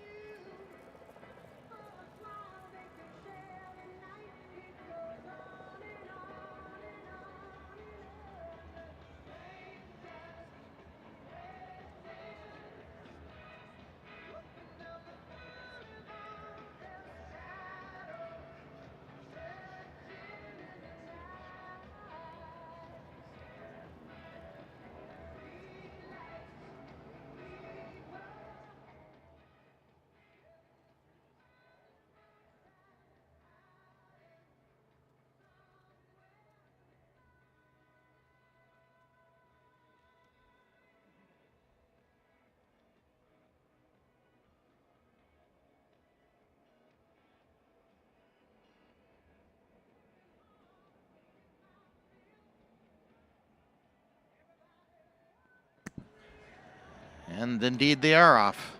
If you can actually see from this aero view, if you want to count, most of these teams would be doing a traditional 6/16 start, so you can also count the strokes as you're seeing the reflection of the paddles, which is an interesting view from up here. But right now, who does it look like it has jumping out in the early lead by maybe half a boat length? Yeah, I think that's the Super Fun Dragons. Again, awesome name. Out of lane 5. Again, there's no lane 1 in this race, right? And it looks like they're squarely into their settle now. Nice slow rate for that 500-meter race pace. Yeah, looking strong already right off the back. And Vision Impossible over there in lane 7. That's, of course, to the left on our screen, the south side of the Falls Creek. And over there, the Vancouver Breeze. That's an interesting name, too, in lane number 2 right now. I think with the tide actually, filling in here a little bit, I think it's going to be a very low high and low tide. Here, go ahead. There's a nice shot of boat number 5 right now, the Super Fun Dragons. You see the steer has a nice big smile on his face. Nice and super fun. Love that, going into the name. Followed by boat 6 over there, the Sonar Dragons. As we mentioned, one of the visually impaired teams. Yep. Over here we have boat 4, the Ledger Dragons. And there's boat 5 still up ahead. You can see the steer communicating with the drummer, yelling, but also pointing and doing things like that. That's generally how I communicate with my drummer, too, when I steer. Do a lot of hand signals and whatnot. Well, it looks like the Super Fun Dragons are having a lot of fun because they're holding a 1 boat length lead right now as they're, I'd say, approximately at the, 400 meter, maybe 450? 450, yep, right around there. And it looks like coming up on their tail, though, right next to them is boat number 4, the Ledger Dragons, who are still about a boat length behind, but solidly in second place. On your screen now, we see boats 3 and 2 duking it out. That's Vancouver Breeze in 2 and Chinatown Flower Bridge in 3. Yeah, they're pulling water as best they can right now as they come up to the last 100-meter mark here. The first team, of course, to cross is that Super Fun Dragons. Let's see if they're going to try to increase their rate and do their best to put on a bit of a finish here, if indeed they decide to or require it. Always exciting to watch this part of the race once they get into that last 100 meters. And who's coming up? It looks like in second position there. Is that lane number 4? It looks like it. That's the Ledger Dragons. They've been creeping up this entire time, and now they're going to take second unless the other crews can catch up, but I have a feeling they won't. Over the line now is boat 5, Super Fun Dragons. Yep. And here comes I wonder if they're accountants, the Ledger Dragons. Guess we'll find out, eh? And it is lane number 4. Yep, there they go. Ledger Dragons, and here now comes lane 2. Or 6. Yeah, Vancouver Breeze. The Ledger Dragons, of course, we mentioned, and 6 is the Sonar Dragons. So either 2 or 6. That looked like a dead tie to me, Vancouver Breeze and Sonar Dragons. And there came across the line the Vision Impossible in lane 7. So again, it just points to all abilities, and everybody can come out and enjoy dragon boat racing from the recreational specialty divisions all the way up to the competitive divisions. There's all kinds of divisions for you to come and enjoy and watch the racing, which is, as I said, from yesterday, it's even getting more exciting today, especially on these 500-meter races. The Guts and Glory must have been a lot of fun. It was. Yeah, always something exciting happening there, either missing the buoy or going around the buoy or hitting the buoy. Too much fun, absolutely. Oh, here we go. Race number 62 results already. That's awesome. We have in first position, it was lane number 6, lane number 4, the Grand Dragons.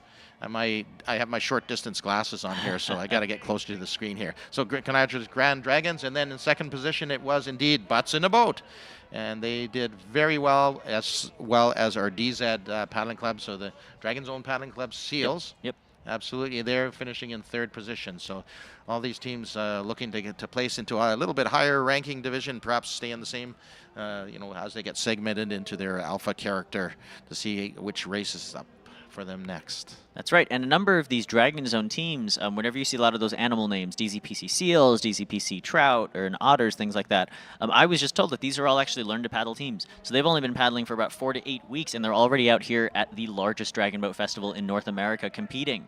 So it's super exciting to see all these new paddlers come out here and get on the water. Absolutely. They have those programs, as Suzanne's mentioned, over at Dragon Zone. And you can just, there's drop-in, there's various methods that you can get to join a team, or at least try paddling to see if it's kind of up your creek, if I can use those words, right? So up a false creek. Up a false creek, absolutely. Yeah, and just a beautiful day here, of course. Hey, babe, what's the password for the cable bill? Shrimp. Lobster? It didn't work. Try all seafood. What? Reset your password quickly and easily in the TD app. That actually helps. TD. Ready for you. Sport isn't just about performance. This is just as important as this. Because being active is about well-being, connection with others, and most importantly, joy. That's why we design, test, and sell our own products to help keep our prices fair, so you can enjoy all the sports and activities you love. Our quality gear is made to support your journey and let you move your way. Decathlon.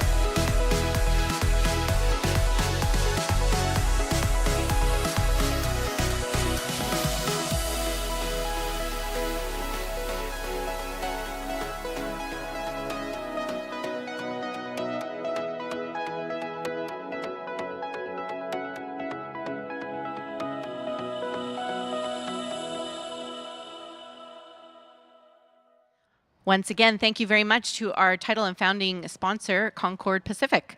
We're coming to you live from Concord Pacific Place with race results from race number 63. In first place, Super Fun Dragons. In second, the Ledger Dragons. And in third, Vancouver Breeze.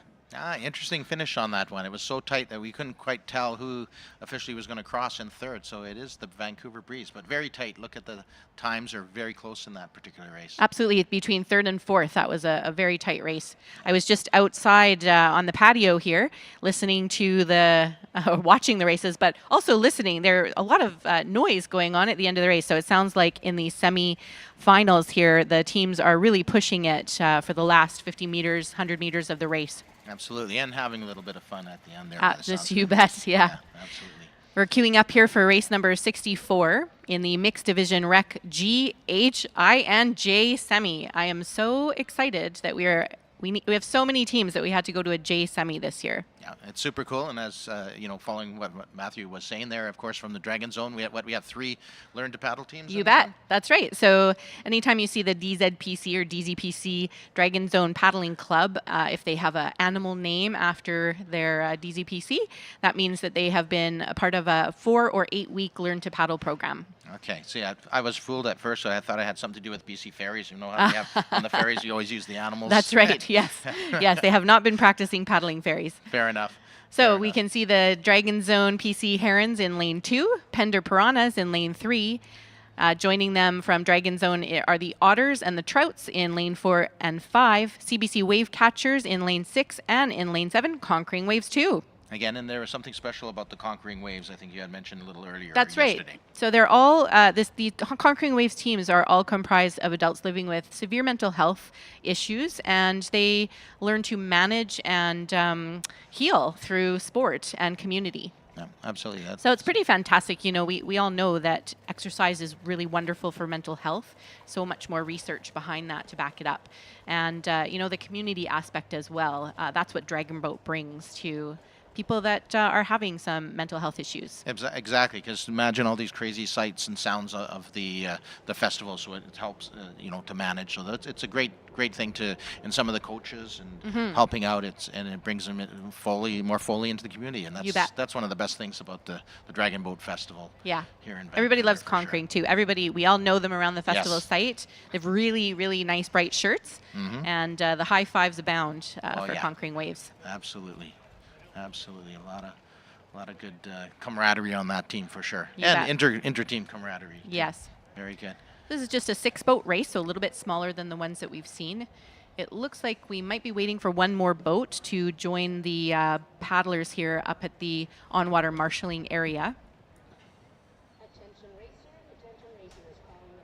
Yeah, so it looks like someone's just kind of how would you say, we wouldn't call it lily dipping. I'm not sure if that's permissible nowadays, politically correct, but there's paddling and then there's lily dipping. Sometimes lily dipping might mean you're still paddling in time, but you're not exactly driving the blade down at the top of the stroke. That's right. Which that is can happen. A-okay, right? Sometimes That's you get tired in a dragon boat. Oh yeah, you know, if you're practicing for an hour, or, absolutely. Yeah. Yes. Just sitting out and again, I'm sure you've experienced this. Sometimes, you know, things happen and you're the first boat out of the dock, but you might have to mill around, so to speak. Yes. And the sun, the reflection of the water, or the heat, everything. That's right. It's a gorgeous day for paddling, though, today. Not too hot, a little bit of a breeze, but nice and sunny. Absolutely. And they're under Kim, the starter's orders right now, and she's giving them instructions to move very slowly forward. So you can see she'll instruct them to.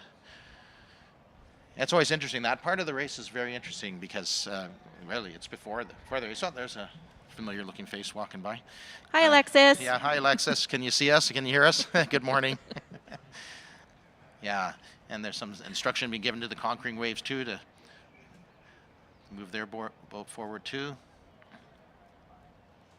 Great. This gives everybody a great shot of what's really happening when the on-race or the on-water race marshals are calling everybody up. Yep. Yep. She's asking boat 6, who's in race mode, to move at least one stroke forward. Yes. And we were mentioning before that when the boats are moving from the on-water marshalling area into the start line, typically you only have a few paddlers or a few rows, or maybe even sometimes just one row, one bench, paddle up to the start line. You do not need power. Yep. You just need the boat to drift in, and then it's up to the steers person to make sure that the boat's properly loaded into the lane. Absolutely. Looks like we might be missing the Pender Piranhas. Yeah. In lane 3 there. That's what it looks like to me also. They might not have made it out this morning. They got a good feed on their last race. So. Yes, they're happy and full. So again, okay, are you ready? Attention, and now it's going to go the starting horn, and off they go. All right, everybody's off to an even start so far. Yeah, looking good. So these teams are vying for their positions in Rec G, H, I, and J semifinals here.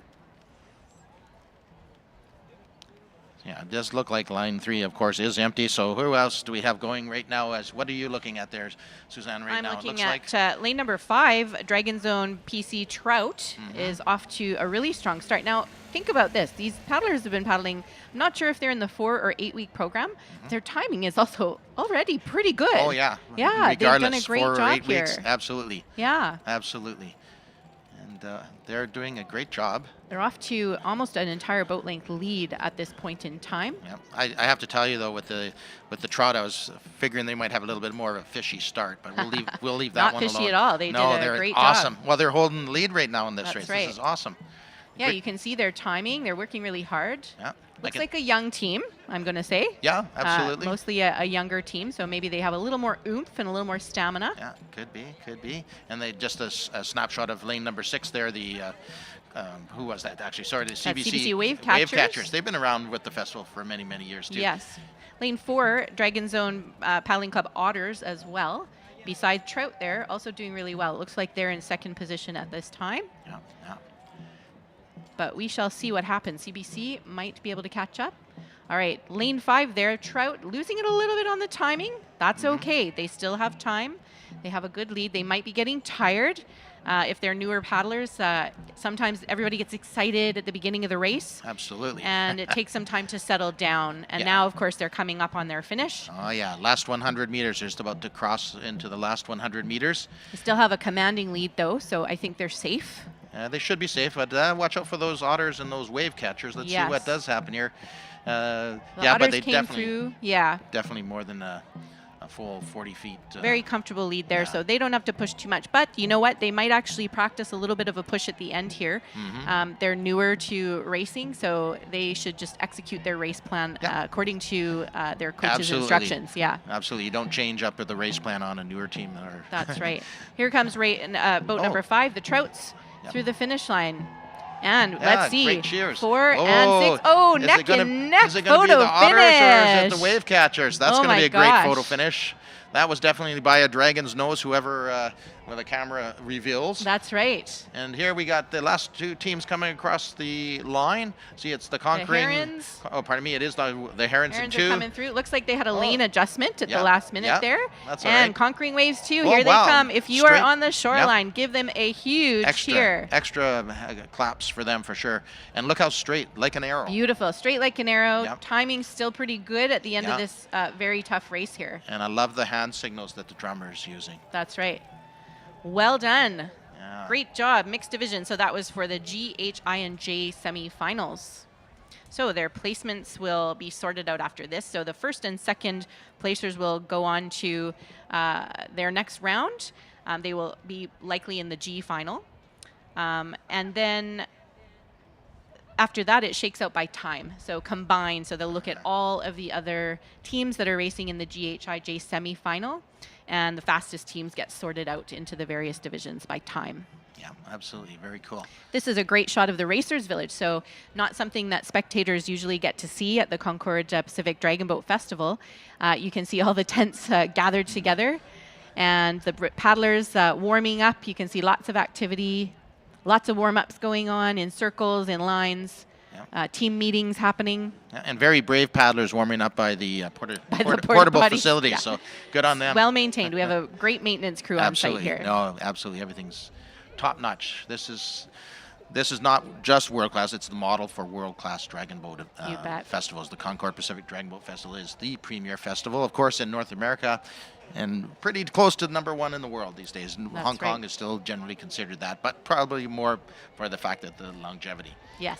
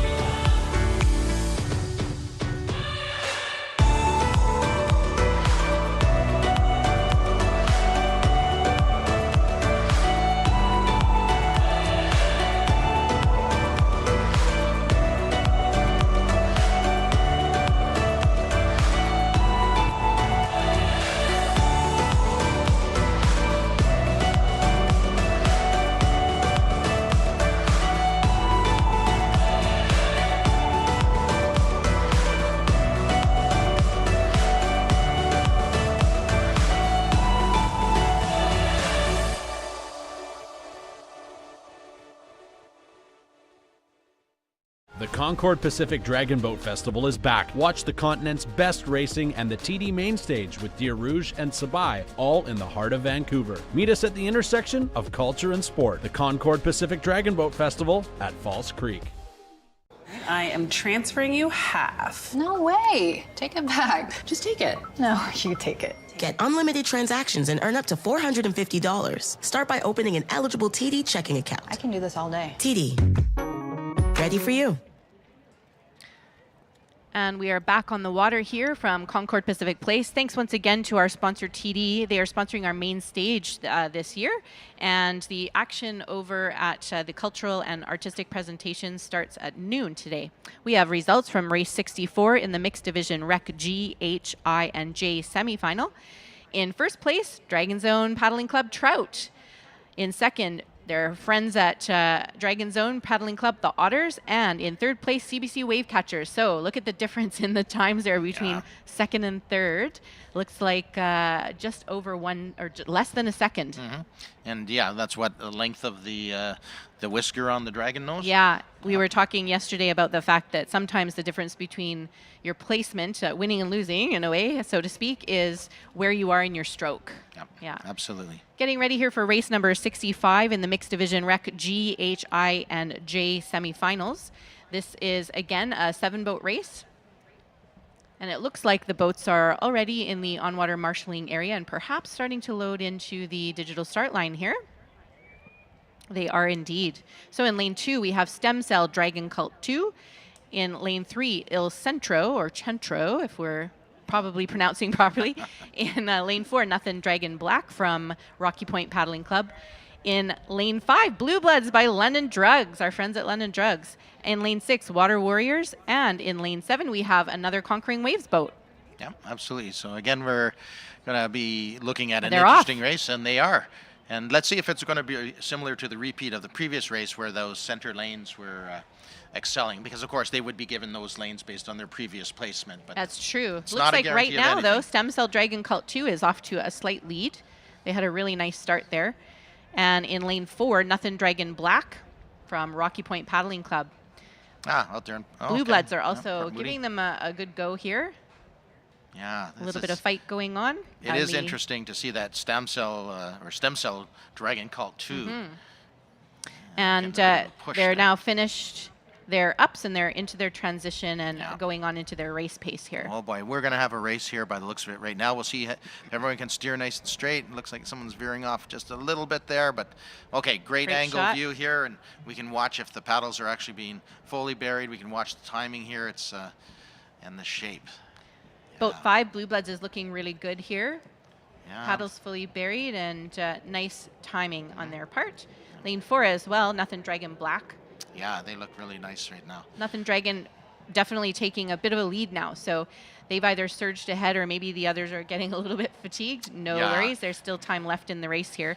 Stem Cell Dragon Cult and Blue Bloods look like they're going to have some competition for second place here so far. I'm watching the Blue Bloods right now on boat number 5, and several are actually able to bury their blades, and if they can keep that timing up, they're going to give lane 4, the Nothing Dragon Black, a bit of a run here. But look over there on the lane 2 again. It's going to be quite the finish here. I think what are they at, about the 350 meter mark, the lead boat at this time. So it's still technically could be anybody, but let's see. Could be. I think Nothing Dragon is probably going to take this one. They're more experienced, I believe, than many of the other teams in this particular semifinal. Yeah, let's see if they actually do an active finish, because we got a good view of them right now with the. You can see the Water Warriors. There's Nothing Dragon Black, beautiful shot. Yeah. So you can see their experience showing Yeah. through. They are digging harder. You can see they've upped their rate a little bit. Yeah, rate is increased. The cadence, the rate's increased. That's Absolutely. right. And let's see them. And it's interesting too, because it doesn't look, from our angle, it doesn't look much, but they actually have a little bit, what do you say, 6-bench lead, no problem. They should cross the line first right now. Nothing Dragon Black.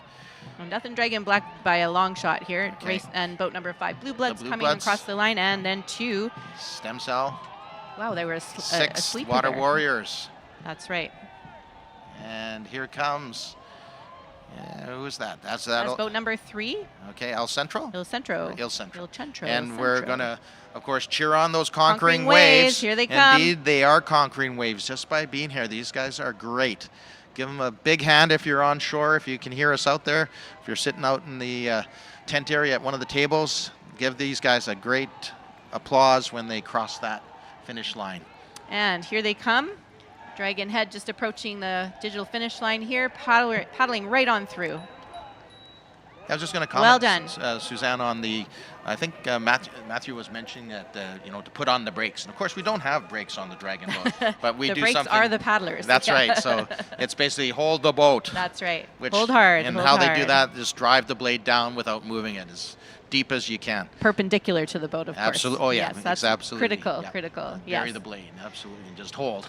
And you can see those steers people cranking those oars. Big round of applause. And boat number 4 there by the collar. Yep. That's Nothing Dragon Black. Probably not just congratulating her team, but all the competitors too. That's right. We have more mixed division rec coming up, but we're moving on to rec C, D, E, F semifinals now. Interesting. Great shot of some paddlers taking advantage of the beautiful Concord Park space to do their warm-ups here. Yeah. And there are the unofficial first place finishers in the previous race, Nothing Dragon Black. Still paddling in time even as they head to the docks. Oh yeah, this is the time you have to look extra good, because you know darn well the camera's on you. That's right. Photos being taken from the shoreline. Yeah, and again, this is lily dipping, but it's totally allowed here. The idea is to keep your form, keep your cadence. That's right. Yeah. You don't want the boat to rock even when you're paddling to the docks. Yeah, and it's a good warm down. Cool down. Yeah, warm down. That's a better way to put it. A warm down. Yes. The warm down. That's right.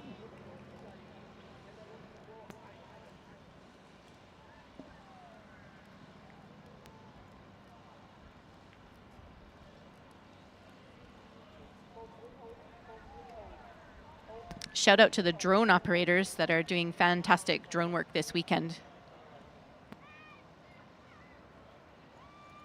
Yeah, I wonder if they have them up there on the roof.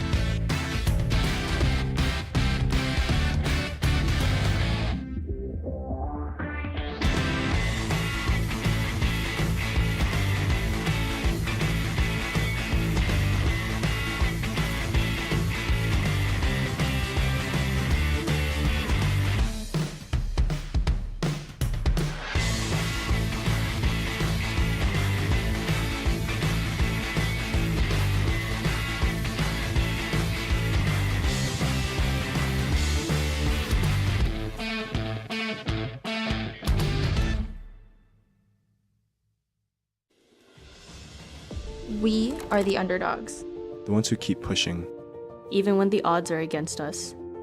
We are a symbol of what's possible when we put our hearts and souls into something. We create a platform for you to tell your dragon boat story. Inspire each paddler to greatness. Because when you wear an oddball jersey, you're wearing the heart and soul of a team that never gives up. Created by paddlers for paddlers. Thanks once again to our sponsors at Oddball Workshop. You can visit their booth on site to pick up some fantastic paddling jerseys and other gear. And as you mentioned before, Suzanne, you don't have to be a paddler to wear that cool gear. That's right. Looks good on anybody. Oddball also started a community grant program, and they are focusing on junior teams as well as para teams this year. Next group of boats here is getting ready for race 66, the Mixed Division Rec C, D, E, F semifinal. We're really running ahead today, Lauren, so we're 15 minutes ahead of schedule. This race is expected to start at 10:01, but it's actually 9:46. Okay. So we're really doing beautifully. Thank you to the paddlers for cooperating and to the race team for executing so beautifully. In lane 1 here we have Club Sake, our friends from Seattle. Lane 2, TCC Dragoneers. In lane 3, Krasna Jialong. In lane number 4, Dragon Max. In lane number 5, Dragon Hybrids. Lane number 6 is Diesel Fish. UBC is lane number 7, UBC Current Aurum. And in lane number 8, KP Dragons.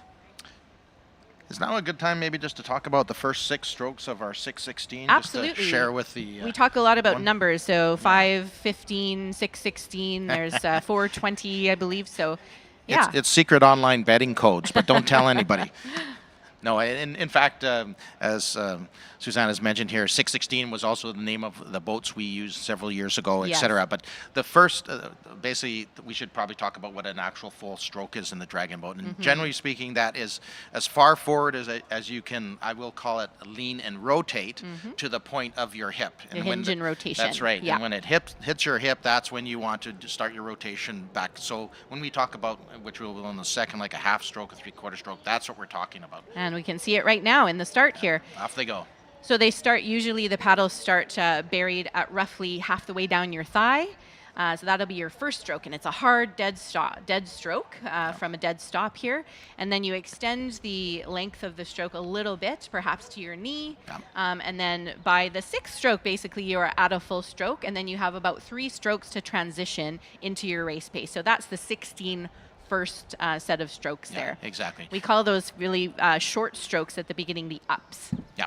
Looks like in this race, out of the gate, Club Sake had a very, very beautiful start. Great and start. actually UBC Current Orem as well over in lane 7. But there's a little bit of maybe drifting happening, I think, with Dieselfish in lane 6. I'm not sure which of those 2 lanes might be just off course a tiny bit, but it looks okay. Yeah. Nobody's too close to Absolutely. each The other. on-water umpires will take care of that if That's it start to look like it's going to be an issue. That's right. But definitely you can see we're looking at a little bit more experienced teams as we're moving up in the alpha characters. Yes, you bet. Really experience from Club Sake showing through here.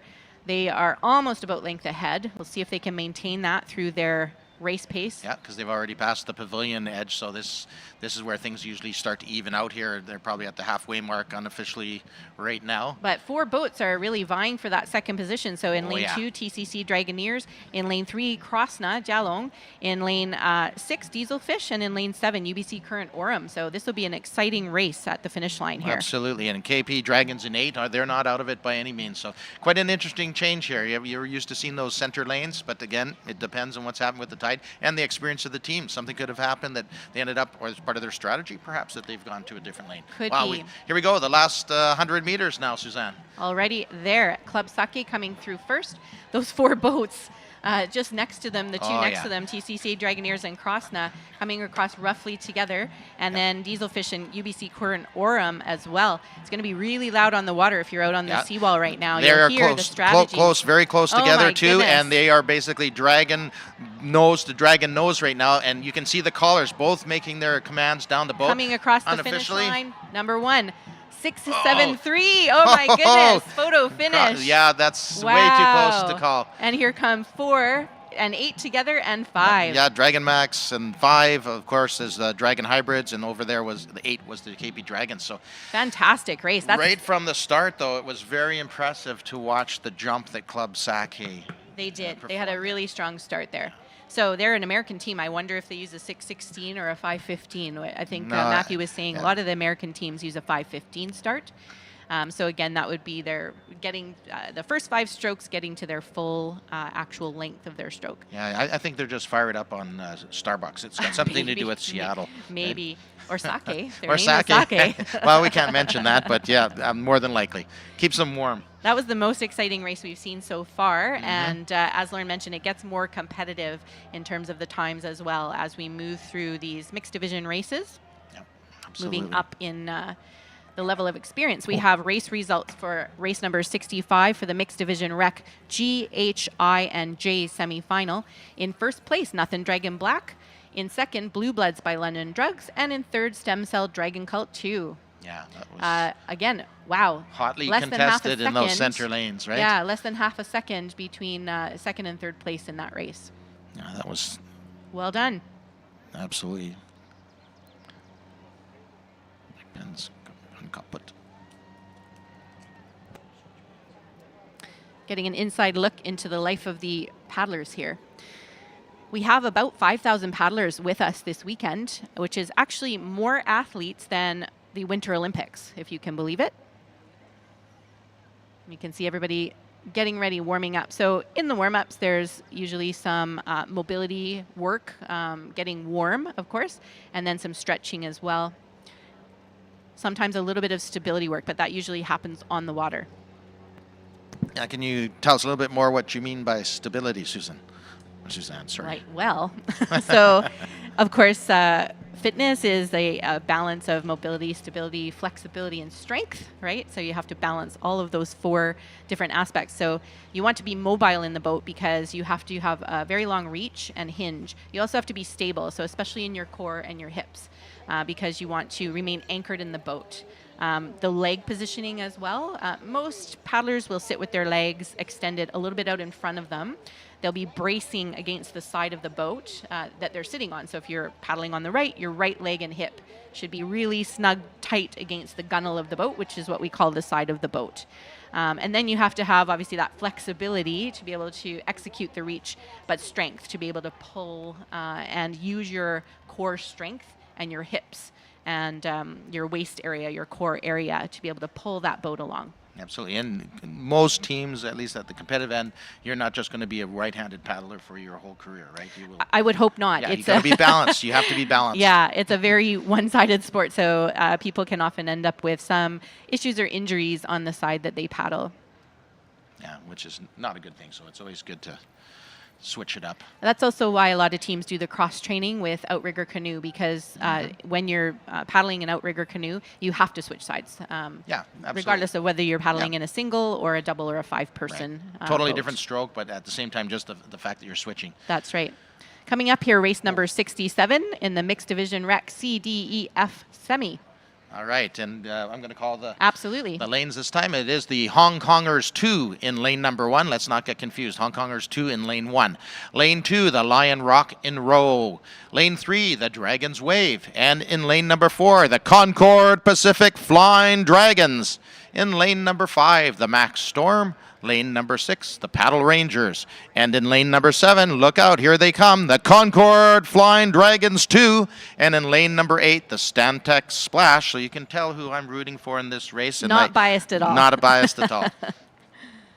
That's okay. We're allowed to have some favorites here. We have no control over the races, so no, absolutely really it comes down to the paddlers. Yeah, this is going to be a very interesting race. When I say that, I mean for placements, because what we saw in the last race with the jump coming from lane number 1 and 2, it was actually quite impressive. Oh, here we go. Results from race number 66 in the mixed division rec C, D, E, F semi. In first place, Club Sake. In second, Krasna Jalong. And in third place, TCC Dragoneers. So that was a very tight race. Look at those times. So Club Sake with the 2:17.025. Krasna Jalong with 2:19.8.878.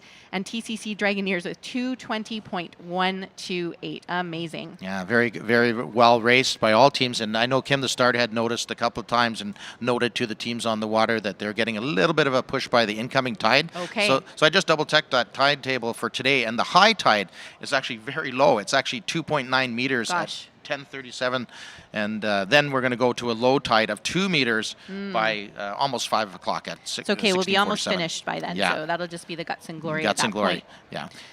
And so the tide has helped these boats load yeah. into the starting line here. Absolutely.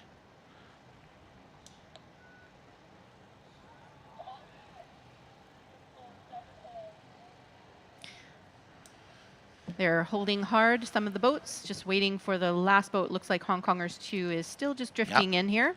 Just pulling them up to the line. And they're ready. Yeah, and there they Off go. they go. Quick start. Wow. Let's see if anybody gets a little bit of a quicker start. It looks like boat number 2. Lane 2, absolutely. Which is Lion Rock and Row. Yeah. They were a bit of a sleeper yesterday, too. That's right. They did pretty well. Looks like they're drifting a little, though, going towards lane 1. So they're going to have to be careful. We'll see if the race marshal, on water race marshal, catches up and tells them to get back on he's course. probably telling them right now that they need to steer a little bit towards the south shore there. That's right. But let's see what other excitement happening here. Well, they are technically out on front, but what a bunched up group we have here over here in lane number 4. It is those Concord Pacific Flying Dragons. Go Concord. Yeah, you betcha. And lane 5, the Max Storm. Nobody is out of this. Everybody is in this. This is going to be a spectacular race. Let's see what happens. It was a great view here of the Paddle Rangers in lane number 6 and the drummer here on Max Storm in 5.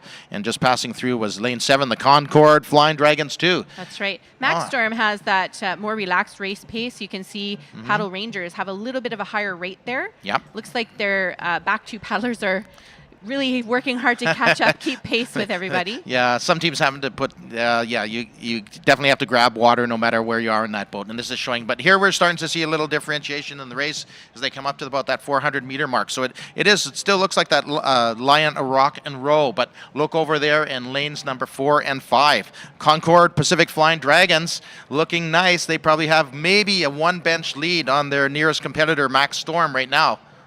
That's right. So we might expect to hear Take a Seat in the final push for Max Storm. Great shot of Max Storm there. Yeah, and there's the Concord Pacific Flying Dragons. Looking a little bit leisurely there, so I wonder what's going to happen. Here they are at the last 100 meters. Flying Dragons have upped their rate a little bit. You can see that. But Max Storm looks like they've pulled out ahead here. They have. They must have called a little bit earlier finish. And Lion Rock and Roll did not maintain that lead. So right now it looks like Max Storm has taken the lead, but we're going to have to wait to see what happens at the actual finish line. Let's watch in this shot here. You can see lane number 4. They're surging back and forth. Concord Pacific Flying Dragons in 4. Max Storm in 5. Whoa! We're going to have to see the picture of that. And here comes lane number 6. Paddle Rangers. 3, Lion Rock and Roll. 8. Dragons Wave. 7. Stantec Splash. Concord Flying Dragons 2. And Hong Kongers, here they come. Hong Kongers 2. Wow. Wow, what a race. Yeah, that was a beautiful race. And everybody giving 110% to give their competition, you know, the best race possible. That was actually quite glorious to watch. Exciting race. You could see the numbers 4 and 5 just trading places ever so slightly as the boat surged over the line there. Yeah, absolutely. Beautiful racing. Super exciting. We promised you excitement today. Oh, that's right. I think that the paddlers are delivering. I almost feel worn out from that one. That was, I felt like I was in that boat there. That was just exciting racing, absolutely. We have more exciting racing coming up. We have 2 more mixed division Rec C, D, E, F semifinal races. And then we move on to the mixed division Comp, which is competitive, Grand B, and Rec B semi. So those are the most competitive racers in the mixed division here. Yeah, it's Hey, babe, what's the password for the cable bill? Shrimp. Lobster? It didn't work. Try all seafood. What? Reset your password quickly and easily in the TD app. That actually helps. TD. Ready for you.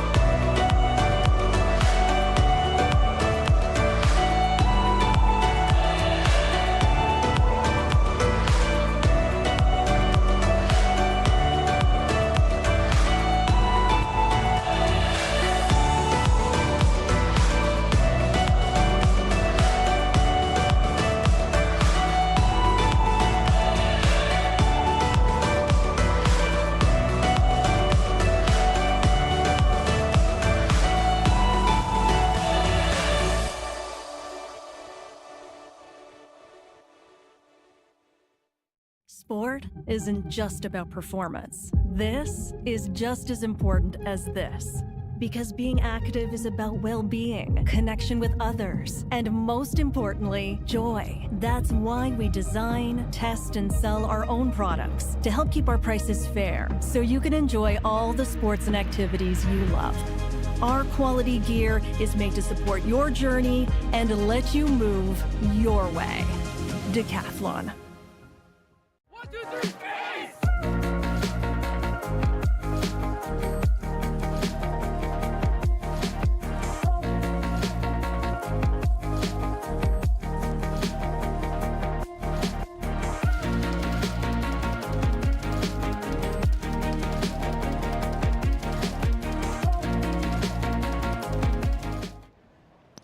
Welcome back, everybody. We're going to continue on with the mixed division Rec CDEF semifinals. You can see those paddlers all getting ready. We've seen a lot of running along the seawall in front of us here at the Concord Presentation Center. If you're on site, come on and give us a wave. You can see us very clearly through the glass. and vice versa, we can see you. We can see you. When you're Bring walking your by. dogs. We like your dogs. Bring your dogs. And we have results from race number 67. All right, and here it is. In first place, the Concord Pacific Flying Dragons, followed in second place by Max Storm and the Paddle Rangers in third position. Look at that time differential between first and second there. Wow. 1/100th of a second. Oh, yeah. Is it even 1/100th of a second? That is a classic photo finish for sure, Suzanne. That one had to be. We even from our angle, regardless of where the line was, it was like you could just see them changing maybe by I mean, inches. I Yes. called it a bench, but inches Yeah. for those last few meters. It was pretty exciting. Very exciting racing. Yeah. And that's what we were talking about, where sometimes it's where you are in the stroke that matters at the very end. Yep. All right, so race number 68, they would have seen part of the race of the last race as they were paddling up. They are in the mixed division rec C, D, E, F semifinals here, continuing on. All right, so we have in lane number 1, the Nothing Dragon Red. Lane number 2, from the Alder Bay, the Falls Creek Racing Canoe Club, the A team. In lane number 3, Have a Nice Day. And in lane number 4, the Paddleholics. In lane 5, the Wham Fire. In lane number 6, the Dragon Zone Twisted Hips. And from Fort Langley Canoe Club, the Fort Fusion in lane 7. And Columbia College CC Riders in lane number 8. It's great. So Columbia College is a post-secondary school here, made up largely of international students. So their teams, giving us a wave. Hello, teams. And so it's really great that they've been participating for so long in dragon boating, Columbia College. And but their teams change all the time, of course, because students come and go. Yep, absolutely. I do want to give a shout out. I'm going to make an educated guess here. So my high school geology teacher's wife Okay, I is got that. paddling today. All right. Mr. Poff was my high school geology teacher, and his wife, Deirdre Way, who's also a teacher in my hometown of Fernie, BC. I believe she's on the A team, so I want to give them a special shout out as well. Very cool, very cool. So you graduated 2 years ago? Yeah, I'm very young and inexperienced here. Good for you. That's nice. I've been paddling since I was 2. That's awesome too. Out of curiosity, have you been back to Fernie? Is there any dragon boat happening? No dragon boating. We have a very fast river, yeah. so it would be a hairy experience. We have a lot of kayaking. Yep, And there's kayaking, I whitewater bet. kayaking, and there's people float down the river, things like that. Lots of fishing in the area. Yeah. Which river? The Elk River. Elk River. Yes. Oh yeah, definitely fast beautiful flowing. Elk River. Yep. All right.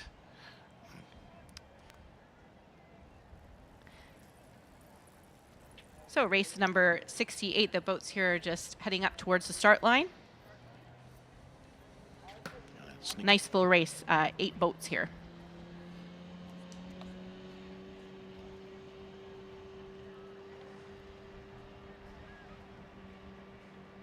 Still running well ahead of schedule. This race was scheduled to start at 10:23, but it's just 10:05 now, so beautiful execution of the race day here. Can I give him a taste of what it's like at the start line? Sure.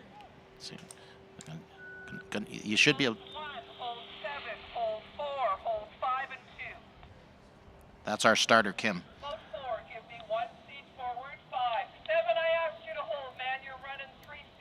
Don't mess with Madam Starter. No, do not.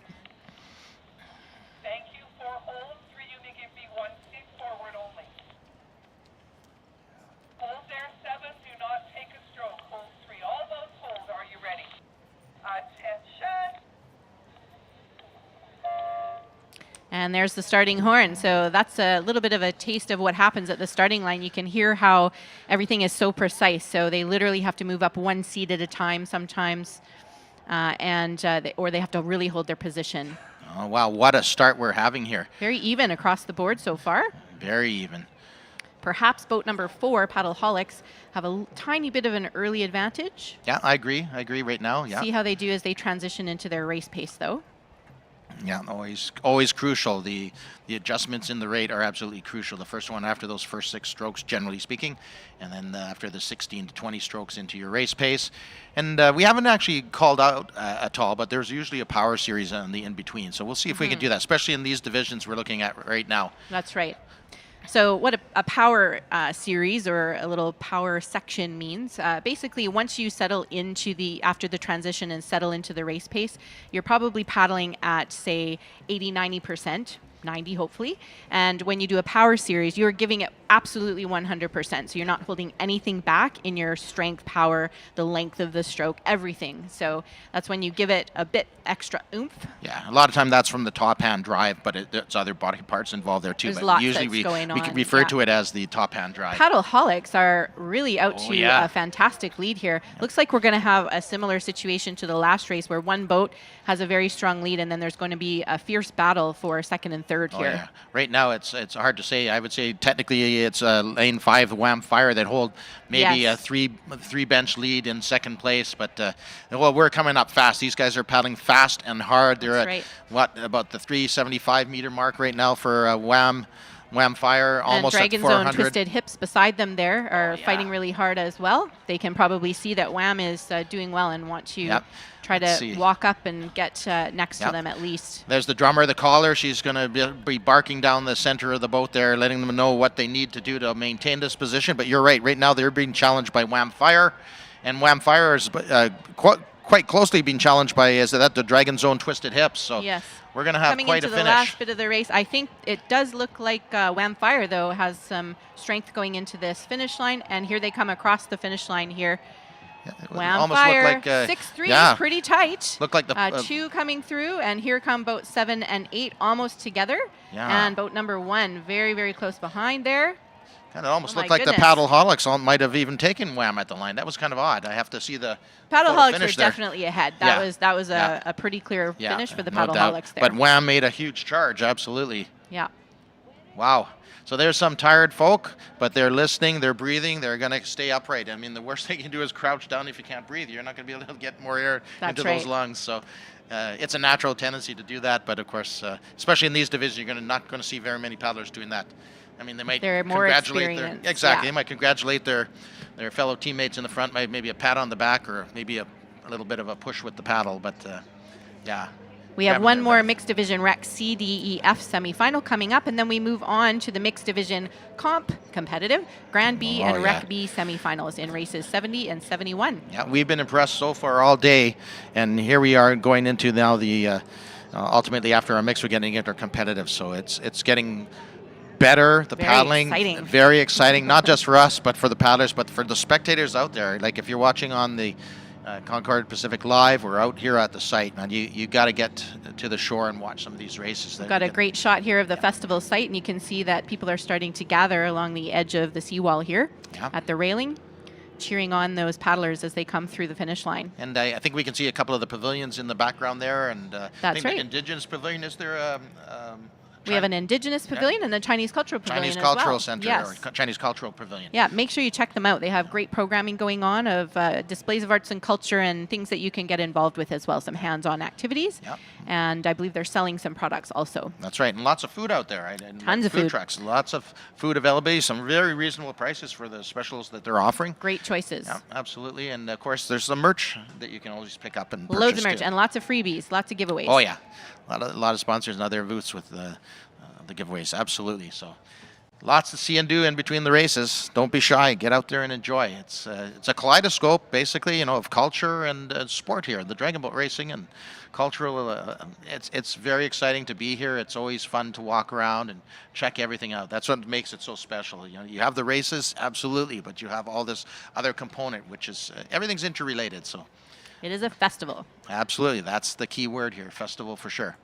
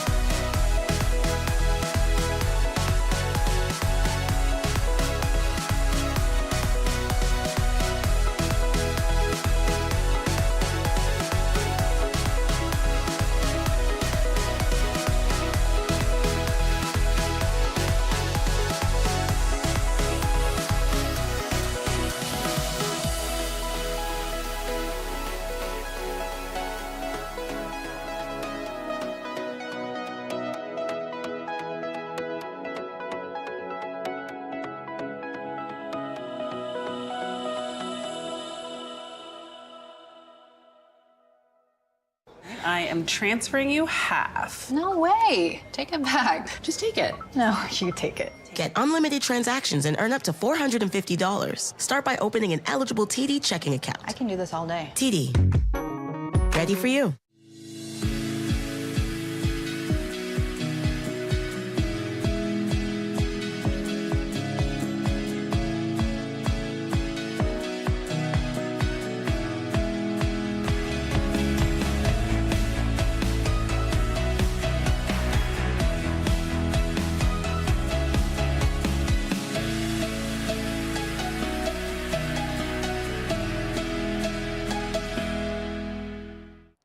Thanks once again to our sponsor, Concord Green Energy, as well as TD.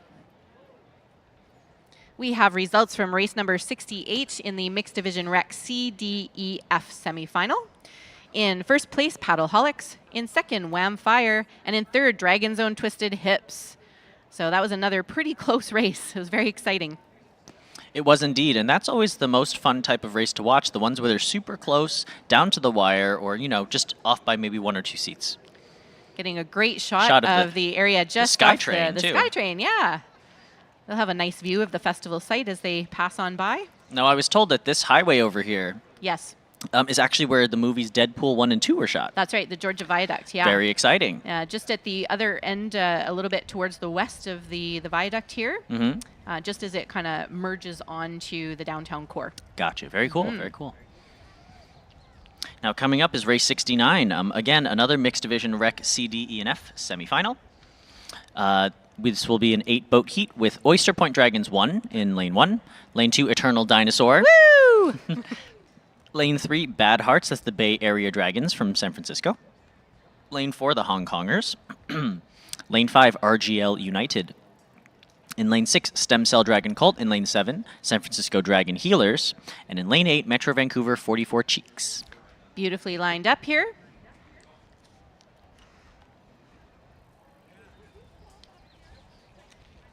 And they're off. A nice far, start by all beautiful these start. crews, yeah. Yeah. Lanes 4 and 5 especially, I think, had a little bit of a jump. That's right, 4 being the Hong Kongers and 5 being RGL United. All right, so lane 2 is my lane here, so I am very unabashedly rooting for them. I know they're going for Rec C here. Let's see what happens. I'm rooting for any U.S. crew here. Of course, that's fair, that's fair. I'm on the Eternal Dinosaur WhatsApp channel, so I know what they're aiming for, and I know who their biggest competitors are, but I'm not going to give anything away. Okay. No strategy secrets. Well, you told me there was a special chant of some kind. Are we going to hear that today? I don't know. That's, I think, in the Racers Village All right, okay. as they get on the boat. So in the marshalling areas, especially, the teams start to do their cheers. Oh, yeah. It's pretty cool. Well, it looks like we have a really nice race now between that boat, 4 and 5, Hong Kongers and RGL United. RGL looks like they have a little bit of a lead by about 1.5 seats. That's right. Bay Area Dragons also in lane number, Bay Area Dragon Hearts in lane number 3, also giving a pretty good challenge here. And here comes 4 and 5 here. You can see the front end of 4, the back end of 5. The matching white hats on 6, 6 being Stem Cell Dragon Cult. Great. Well, this is an interesting pattern here that we're seeing. We're not quite in our Canada Goose flying V-shaped formation here, but all right, lane 3, Bay Area Dragon Hearts actually looks like they're making a move. Pulling ahead. Yeah, they're making a move now in the final 200 meters. Maybe doing a power series. They're trying to pop up to second right now. And it looks like they might be able to do it. Yeah, it looks like they're walking right on past boat 4, which is the Hong Kongers. This is some fantastic racing. This really is. RGL United keeping that strong lead right now. They're up by about, I would say, 9 seats. Definitely. But that's being walked on. Oh, my God, by boat Wow. 3 even now, too. Bad Hearts is really making a move. They're trying to sprint it to this finish, putting on a really nice big finish, What a and walk strategy. up as much as they can to clinch second or even first. They will not take first. They'll take second.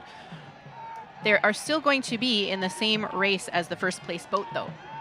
That's right. Exactly. Yes. Again, by placement for lanes 1 and places 1 and 2, and see there they 4, are. Oh there my it God, is. they walked up all the way on Wow. 4. That was impressive. Impressive racing. There comes San Francisco Dragon Healers. It looks like 6-2 came in together and 8-1. That's right. Oh my gosh, what a race. That's a really good race. Now, the San Francisco Dragon Healers are based out of, obviously, San Francisco in the Bay Area. They all come from, I believe, healthcare or medical professions. And if I recall correctly, they are actually a corporate team from Kaiser Permanente. Oh, fantastic. From KP, yeah. Wonderful. So it's always fun to see the mix we have here of community teams, club and high-level paddling teams, corporate teams, youth teams, BCS crews, you know, all these different types of paddlers and athletes, and it's really great to see them all in one place, and that's one of my favorite things about Dragon Boat is the diversity and the variety of folks that we get to meet. Absolutely. And once a dragon boater, always a dragon boater. That's right. Doesn't matter if you're still paddling. Now we see some of these food trucks over here on the live stream right now. This is some of the most delicious food I've ever had at a festival, I have to say. A lot of the times you go to a Dragon Boat Festival and there are maybe 2 carts, maybe one of them is hamburgers, maybe the other one is hot dogs. Right. You know, and that's it. There's so much variety here, and it's actually fresh and good variety. Like on the bottom left, there's a mac and cheese truck that I had yesterday, which was delicious. Oh my goodness. There's a really good Mexican place in the back. Yes. There's a pizza place. There are a number of really, really great food vendors Fantastic. here. There's vegan options. Yes. There's ice cream. So many options, and Yeah. so much delicious food here. You can see a big lineup at the coffee cart right now. Early in the morning. 10 o'clock, hopefully you've had your Getting morning there. coffee, but you know. Yeah. Maybe some of the paddlers wait till after their first race to have the coffee, just to give That's them right. a little extra jolt. Exactly. Not too jittery. Yes. Coming up in the next few races, we're moving on to the mixed division competitive Grand B and Rec B semifinals.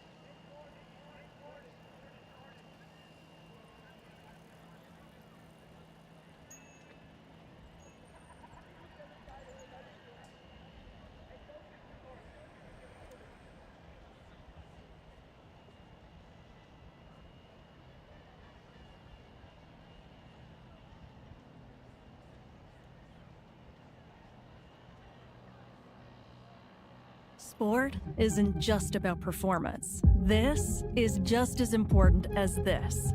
Because being active is about well-being, connection with others, and most importantly, joy. That's why we design, test, and sell our own products to help keep our prices fair, so you can enjoy all the sports and activities you love.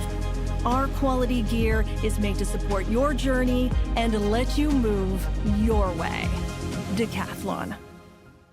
Hey, babe, what's the password for the cable bill? Shrimp. Lobster? It didn't work. Try all seafood. What? Reset your password quickly and easily in the TD app. That actually helps. TD. Ready for you.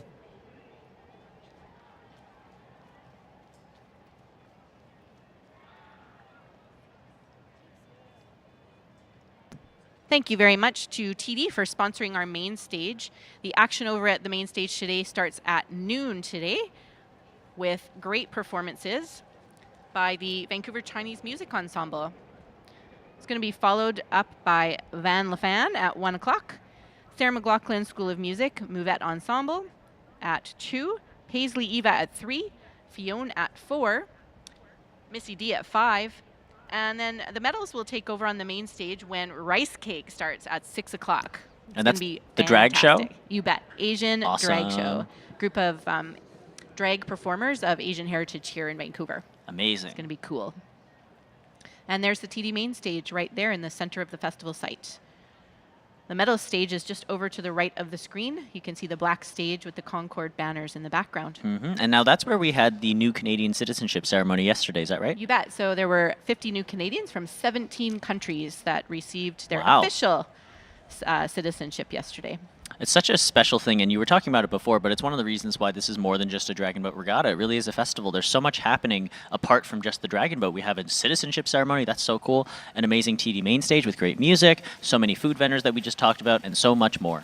You bet. Coming up now, that was race 70. Again, this is the mixed division competitive Grand B and Rec B semifinal. This will be an 8-boat heat with Southern Cross Dragons in 1. In lane 2, the SF Bay Area Dragons, or BAD Bad. In lane 3, Sunnyside Paddle Club from Toronto. In lane 4, Juice, the reigning champions. In lane 5, UBC Current Blue. In lane 6, the VIP Gorging Dragons Black. Lane 7 is Team Lifescan. And in lane 8, Orca. Hi, Aunt Sue.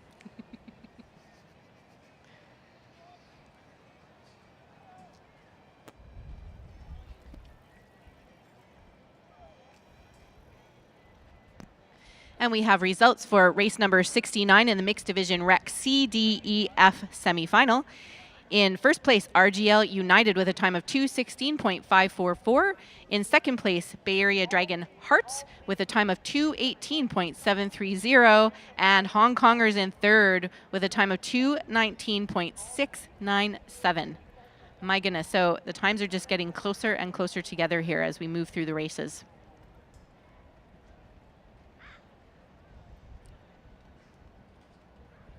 Getting lined up for race number 70 in the mixed division Comp and Grand B and Rec B semifinal.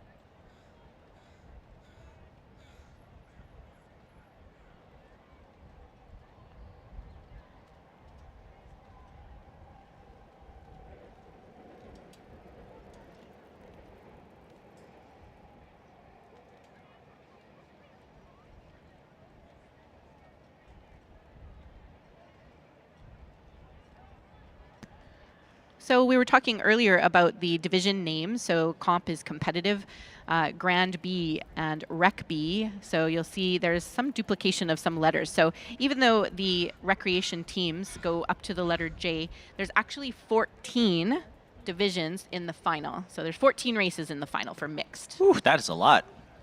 Big festival here. And every single division is awarded medals. Some rejigging going on at the top of the course. Looks like somebody didn't quite go around to their lane around the back of the boats. Not a faux pas, but ideally they go around the back there.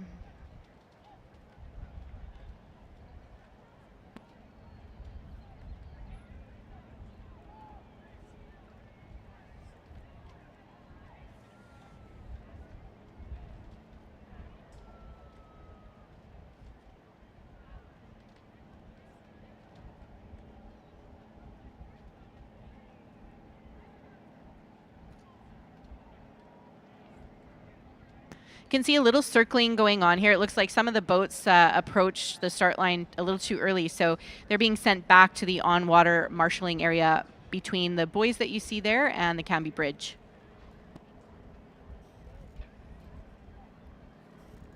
Thank you very much to our title and festival founding partner, Concord Pacific, to our premier partners, TD, the Government of Canada, and the Government of British Columbia, our major partners, Peak Technologies, and the BC Arts Council, supported by the Province of British Columbia. Our many supporting partners, thank you so much. We're very thankful to our public partners as well. Big thanks to our many, many media partners. And to our community partners too, thank you so much. This festival, this amazing festival, the flagship and largest festival in North America, would not be possible without the support of these sponsors, so we thank them very, very much. You'll see many of them on site today. You'll see their signage around the area. A lot of them doing some free giveaways as well. That's right. So if you're here on site, make sure to go walk around the vendors in that village area because there will be a lot of exciting things to see, maybe free giveaways, a lot of other stuff. You bet.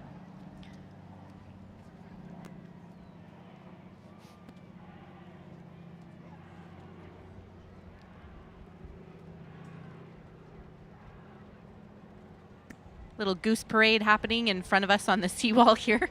They have right away. I hope the golf cart that's coming sees them.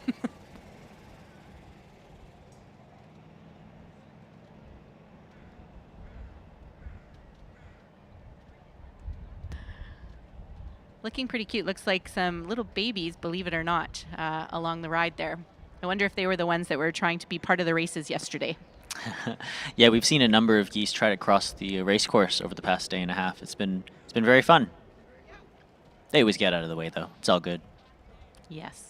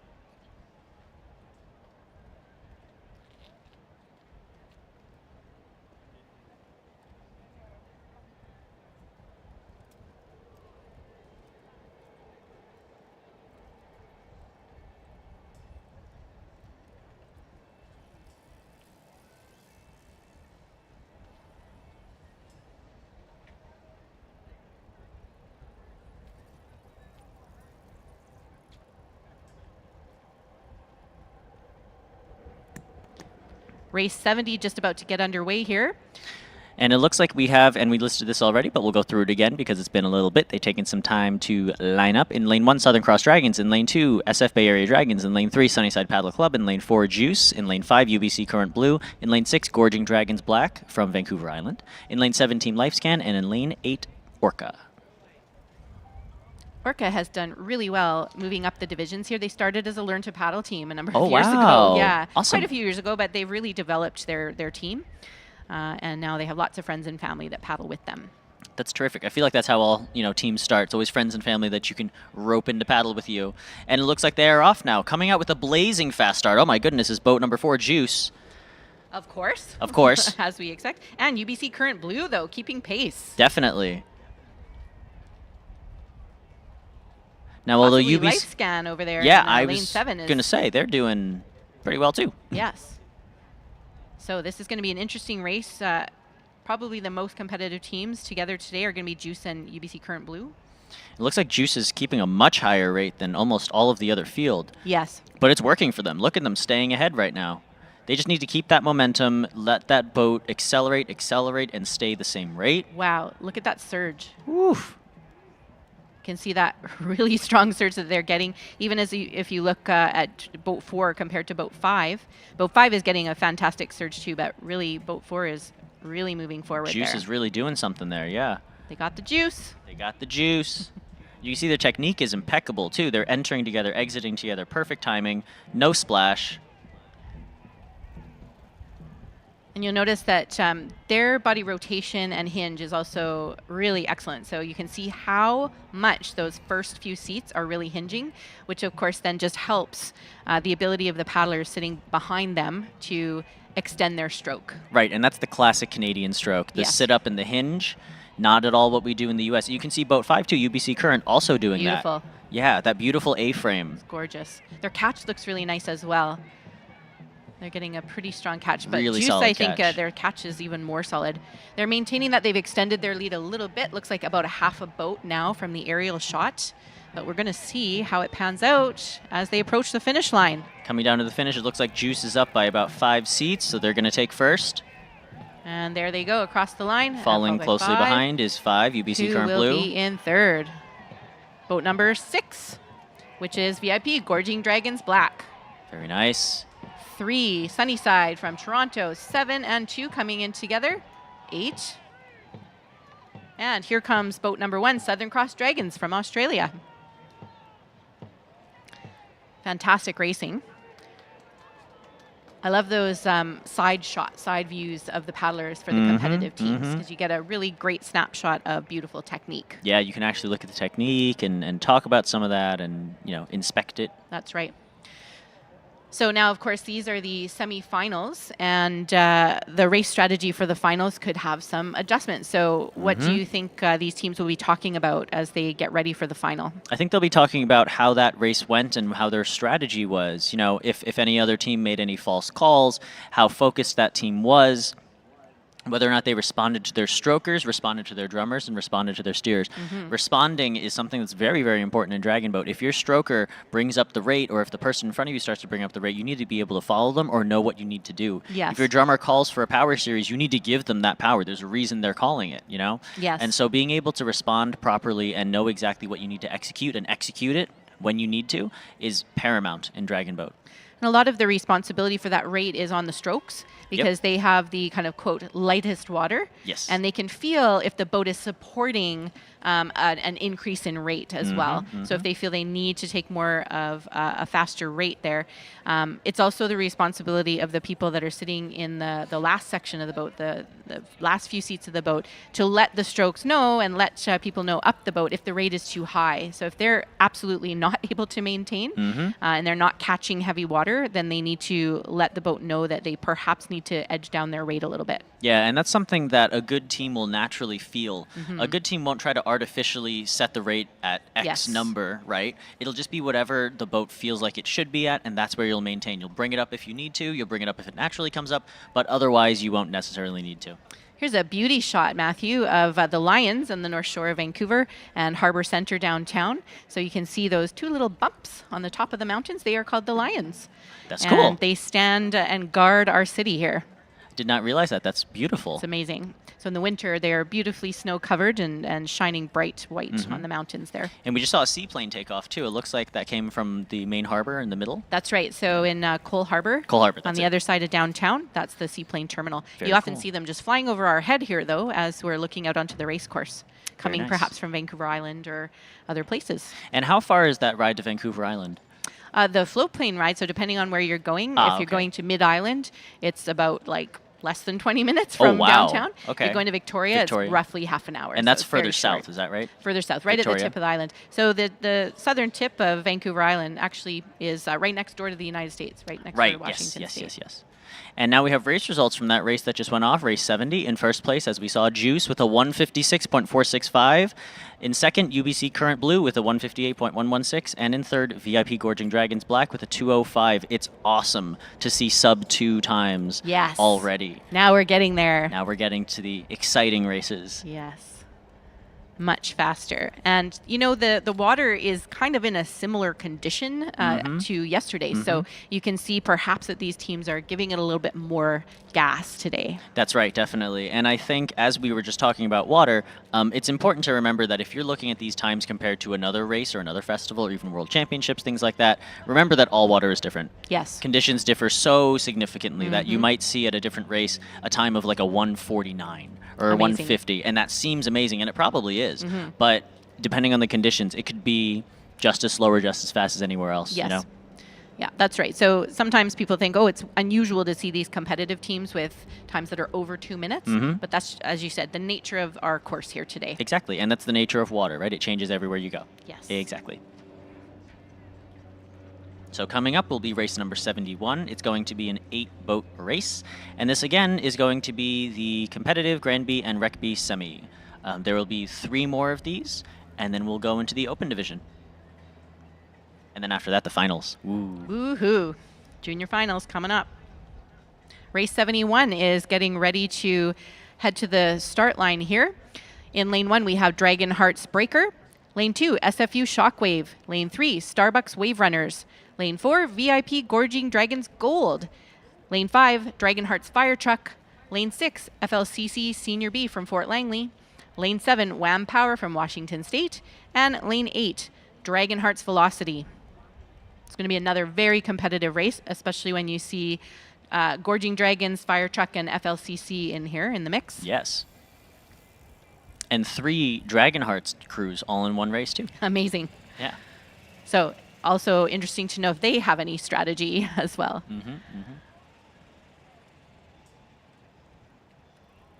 Gorging has done really well this festival as well. A lot of their teams, you can see they have so many teams now that they've gone to interesting color names.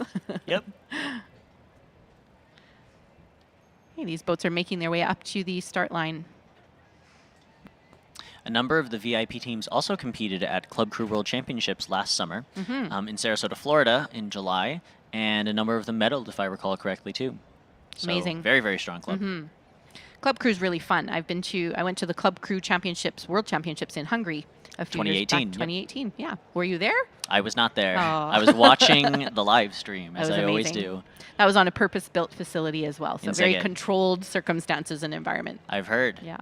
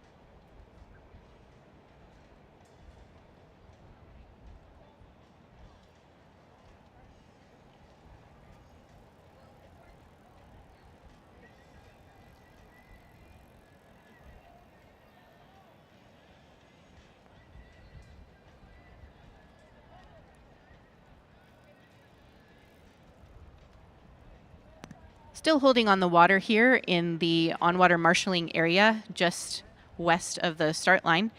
We're running ahead of schedule, so this race is scheduled to start at 10:56, but right now it's 10:41, so still very well ahead of schedule. And you know, it really is not a chore to look at these gorgeous shots of False Creek and the city of Vancouver. That's right. It's always a beautiful thing, too, to see dragon boats on the water. Yes. Now, this set of boats is just the Concord Pacific boats, if you look at the sides of these boats, the skins. We mentioned before that there are, yes, another set of very beautiful boats, artist boats that were designed and illustrated by local artists last year, which is awesome. You'll see here at the Concord Pacific Dragon Boat Festival that we use 2 fleets of boats, one set of 9 and a second set of 9, so that we're constantly rotating, right? When one race finishes, the other is already out there and ready at the start line. Some races that are smaller will run maybe just 1 set of boats, which is very, very difficult, honestly, and kind of slows things down. You have to wait for that crew to get off the water, then you load, then that next crew has to go all the way to the start line, warm up, and race, right? All the way back down. That's right. So it's great that we have 2 sets of boats. Some races you'll even see, like at World Championships and things like that, 3 sets of boats, or even smart. 4. Wow. And it enables people to marshal that many more boats and that many more teams that quickly and get them on the water and get them through the race as quickly as possible. Very quick start for race 71 here as well. Very even start again, so we're seeing really great competition. It looks like perhaps boat 4 had an early lead. VIP Gorging Dragons Gold. We also see a crazy fast rate from DH Fire Truck down in lane 5. They've settled into the start now, but that, or into their race pace now, but that start was really crazy fast. I remember a few years ago, Fire Truck went viral on social media and YouTube. Yeah, for a race. I think it was actually here at the Concord Pacific Dragon Boat Festival, where they did just an amazing run. Yes. they are known for a pretty fast rate. Yeah. They are like a fire truck. They just barrel. they barrel straight down through the course. Yeah. Yeah. But it looks like sitting up in first right now are the VIP Gorging Dragons Gold out of lane 4. Fire truck is trying to chase them down. I have a feeling they're going to catch them, but we'll see what happens over these next 350 meters. Gorging looks like they've upped their rate just a tiny bit, and I wonder if that's because they know that fire truck is on their tail here. Exactly, and that's the kind of response or strategy that you would talk about with your team beforehand, but also is something that the drummer and the steerer would communicate on the boat right now. They would say, oh my goodness, they're coming up on us. We need to do something. We need to react. Yes. And in Dragon Boat, honestly, reacting to something is never as good as being the one you're reacting to. 100%. Right? Scaring all the other teams on the water and saying, oh my god, I didn't expect that start, that's crazy, and then having them, flit around and have to figure out what the heck to do, that's the place to be. But here we have a nice shot of boat 4. Like we said, VIP Gorging Dragons Gold. Still sitting comfortably in first place, and I think they're going to widen that gap, but we'll see what happens. The last 100 meters here. So far, it looks like Starbucks Wave Runners are in a pretty good position for that 3rd place. Oh, yes. VIP Gorging Dragons Gold has just gained their lead as well. Not for lack of trying by Fire Truck, but Gorging is just really on pace today. That's right. And here comes boat number 5, Dragonheart's Fire Truck, followed by Starbucks Wave Runners. Fantastic racing. And here is FLCC Senior B, Wham Power. Number 2, SFU Shockwave, 2 and 1. Dragonheart's Breaker, followed by 8, Dragonheart's Velocity. Gorgeous shot of the boats here. So that was an interesting race with the rate differences that we have seen, different from the other races so far. Definitely. Yeah, and I think it was interesting to see, too, how the different crews settled into their race pace. Some transition a little earlier, some transition a little later, and also how many threw down on that final right there, on the finish. Yes. In that final 50 meters or 100 meters, it really depends on what your team is comfortable with and what your race plan is. Some teams I know start their finish at 120 meters out. Wow. Which is crazy. Wow. But they blow it out of the water, and that's one of those times where they do sometimes scare the other teams because these other teams are not starting their finish until let's maybe 70, 80 meters out. And so they look over and they say, oh my goodness, that team next to us is surging ahead all of a sudden. What the heck? They put a finish on.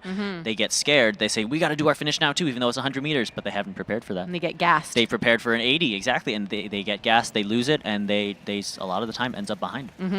Or sometimes they go wild, Exactly. So they don't get gassed, frenetic. But things break down. Yeah, and if you're not in control in the boat, that is not a scenario for a good finish. Exactly. Being in control of your boat and knowing what your race plan is and executing it and sticking to it is of the utmost importance in Dragon Boat, especially at this very high level of competition. I am transferring you half. No way. Take it back. Just take it. No, you take it. Get unlimited transactions and earn up to $450. Start by opening an eligible TD checking account. I can do this all day. TD. Ready for you.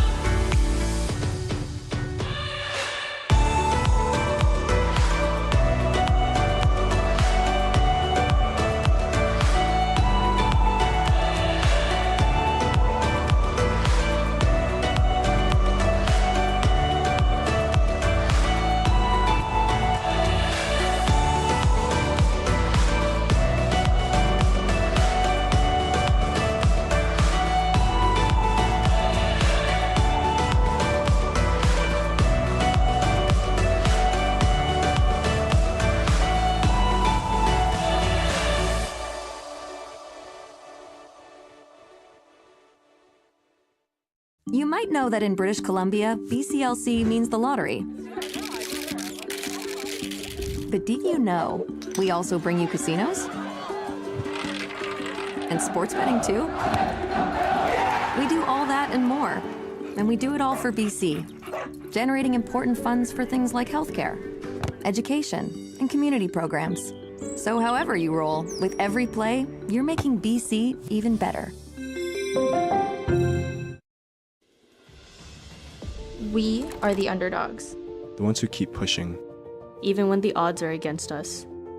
We are a symbol of what's possible when we put our hearts and souls into something.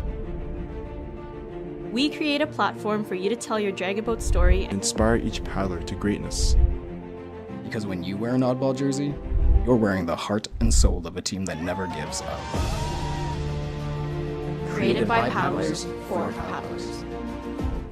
Hey, babe, what's the password for the cable bill? Shrimp. Lobster? It didn't work.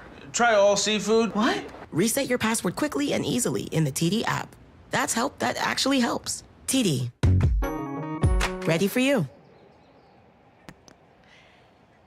And thank you so much to our main stage sponsor, TD. Lots of activity over there starting at noon today. That's right. It's going to be a great day. Yeah. We have race results for race number 71. In first place, VIP Gorging Dragons Gold with the 158.451, the only sub 2 in this heat. Very nice.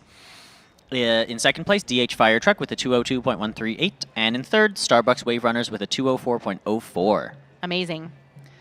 So isn't that interesting that even though VIP Gorging Dragons Gold looked to be so far ahead of Fire Truck at the finish, it was 4 seconds. Yeah, it was 4 seconds, right? So seconds make such a difference. And in the finals, it's going to be milliseconds. You bet. Mm-hmm. Exciting.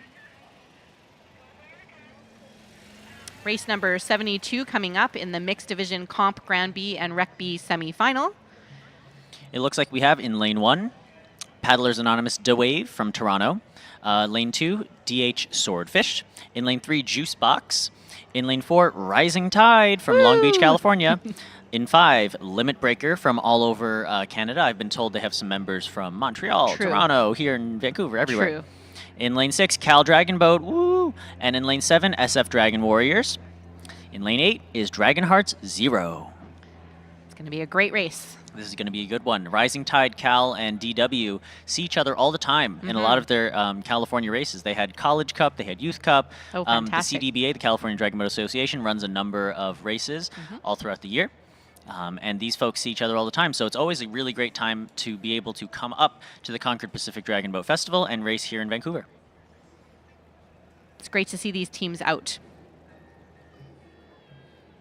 So I always wonder, again, if since they paddle with each other so often, if they know each other and have strategies that involve planning around their competition. Cal and SFDW in particular, next to each other in 6 and 7, there's a lot of crossbreeding in between these two boats, a lot of cross-rostering. They know each other very well. A number of Cal folks, when they graduate, paddle with DW. They end up paddling with Dragon Warriors. And so, yes, exactly to your point, they know each other. They know that maybe this boat is going to do an early finish. They know this boat always does a power 10 in the middle. They know this boat tends to jump off the start. They know this boat tends to lag off the start. Things like that. And so they can adjust for that and strategize as needed. But coming up to a race where they may or may not know other boats, I mean, these California teams have been coming up to Concord for a while, right? So they know each other. They know Juicebox, they know DH0, and all these other folks. Sure. But sometimes when you wind up next to boats that you haven't raced against before, sometimes you do your research in advance. Sometimes you do some YouTube looking up. You do some Googling, try to figure out what you can find out about these different crews, right? So blessing and a curse that all these teams are on social media. Social media, exactly. They can check each other out. Well, that's one of my favorite things about Dragon Boat is connecting with people all throughout social media. That was one of the ways that I first got to know so many different people around the world was when I created a blog actually called Humans of Dragon Boat a number of years ago. And I used to interview people from all over the world, including a number of folks here present actually here in Vancouver. And racing today. And that was one of my favorite things was being able to meet all of these different people, connect with them, and hear their different stories. That's fantastic. Yeah, I mean, as we've been talking about, dragon boating is just such a diverse community. Getting some waves here. They see the drone out on the water. Woo! That's right. That's boat 5. That is Limit Breaker. Very nice. My friend's sister is in that boat. Very nice. And over there in lane 4, that's Rising Tide. Again, lots of my friends in that boat. They're very excited. Looks like Limit Breaker is loaded. Oh, no, they're not loaded yet. Sorry, I saw the buoy and got overly excited here. that's something that's important, is maintaining your cool at the start of the race. So sometimes with those starts, they can get, again, very wild. So just like the end of the race when paddlers are upping the rates perhaps and trying to really push to the finish, sometimes that can happen too, where at the start of the race with the ups and the, the 6:16 or the 5:15, etc., people get overly excited and then they either get gassed or they just can't get it together for the transition. Exactly. But not these teams. Now you see one team over there, that's boat number 7, SFDW. They are drawing their boat over a little bit. We talked about moving laterally yesterday up to the start and things like that. So they're trying to adjust just a little bit so that they can get in position for when they approach the line, which it looks like all boats are doing right now. Yes, it's much better to be heading into your starting position in a straight line, right? You don't want to have to adjust. So it looks like boat number 4 there, Rising Tide. So they're going to have to adjust a little bit. And boat number 5, Limit Breaker. They can see where their buoys are now. And as we mentioned yesterday, the color of the buoys is consistent throughout this race course so that the boats know where they're supposed to be aiming. That's right. And even though it's sunny out today, it's not too bad. So I think they should be okay. So sometimes, Matthew, what happens on a very sunny day on this creek, it is so sunny that you have trouble seeing the buoy colors. Oh, boy. Well, luckily we haven't had any of that today. That's right. No steering mishaps, which is always good. Yes.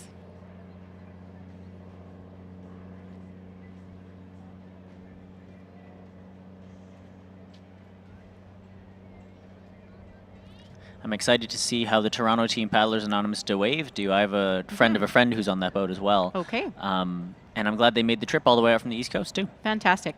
I think they're a newer collection. They're not new paddlers, but they are new together. I think so. And there relatively they go. New. And there they are. Here we go. They got a good start over in lane 1 there. That they sure did. You know who else has a great start is Rising Tide in lane number 4. My goodness. And next to them, Limit Breaker trying to match them. Looks like Limit Breaker is actually out ahead. And so is Juicebox, actually. Yes. That's great. Juicebox doing really well. So it's going to be a battle on those lanes 3, 4, 5, definitely. And it's going to be a battle of technique, too. Sure is. U.S. versus Canada. You can see Rising Tide with their more outrigger canoe style stroke, their OC style stroke. Yes. They reach back a bit further. They don't reach quite as far forward. They use a lot of their body in rotation. They don't hinge, really. Versus almost all of these Canadian crews where you get that classic A-frame, that classic hinge. And you can see right here, in boat number 4 on the far right of your screen, their top arms in Rising Tide maybe coming to the top of their head. Yeah, just around there.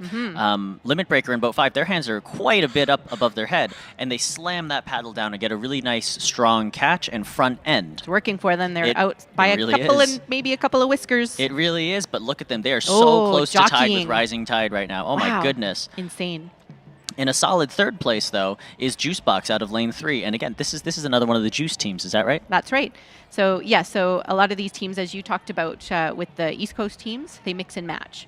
And so Juicebox as well. They have a couple of teams that they run. And depending on, the different abilities of the paddlers and everything, too. Yep. Well, it looks like Rising Tide is making a move right now. They are really pulling ahead right now. Wow. Ahead of Limit Breaker. I think that's that long-distance OC stroke that they're doing, but that's just me. Their race pace and their settle is perfect. But look at their rate. It's gone really high up Now it's picking up. Now they're going into their very strong finish. You can see that is an outrigger technique right there. You can see their stroke just becoming so short right now. They're coming to that final sprint, and you can see them walking away from Limit Breaker right now. Limit Breaker trying to hang on. Oh, my gosh. Woo! But Limit Breaker solidly taking a 2nd place here. That was an amazing overtake there. That was great. Juicebox coming in. Juicebox for the 3rd. And we have Cal Dragon Boat and San Francisco Dragon Warriors. 2 and 8 coming in together. Dragonheart Swordfish and Dragonheart Zero. And in lane 1, Paddlers Anonymous to Wave. What a race. A very nice performance by all these crews, especially those middle 2 boats. My goodness, super fun to watch. And that's one of my favorite things about watching a competitive race like this, seeing those close times and those high-level athletes who know what they're doing. Yes, that was a workshop in technique there. And the difference, in capturing the strengths of your team and the technique, even though there's a lot of variation in the technique. One is not better, but exactly, it all shuffles out. That was incredible. That's right. See a few friends of mine there in boat 6 as well, Cal Dragon Boat. Looks like my buddy Lucas Steering, who I called the wrong name yesterday, I think, actually. That's okay. We have today as a do-over. We sure do. And they, just like yesterday, are running 18, actually. They're running with wow. no row 5. Okay, so they did very well, considering they were short. Yeah. We have one more race coming up in the mixed division Comp Grand B and Rec B semi, and then we move on to the open division. We have 2 semifinal races for the open division.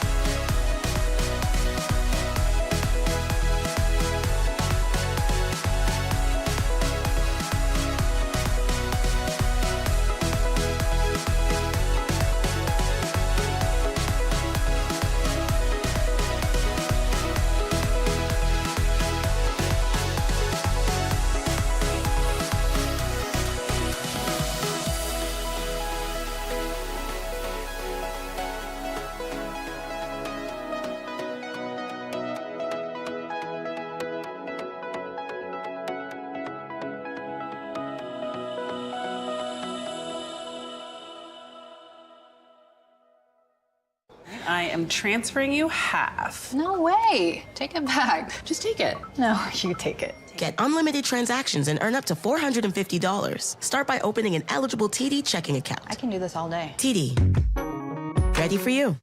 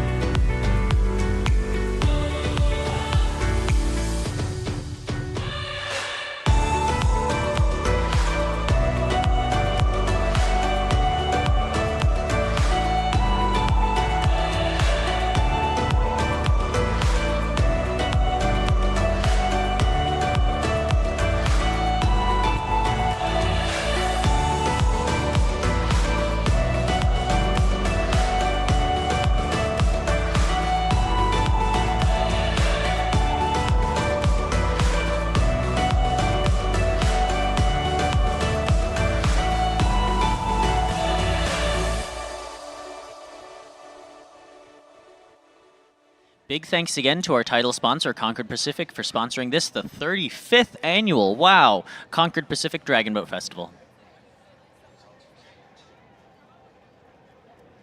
We have race results for race number 72 in the mixed division Comp Grand B and Rec B semi. In first place, congratulations, Matthew, Rising Tide Dragon Boat. In second, Limit Breaker. And in third, Juice Box.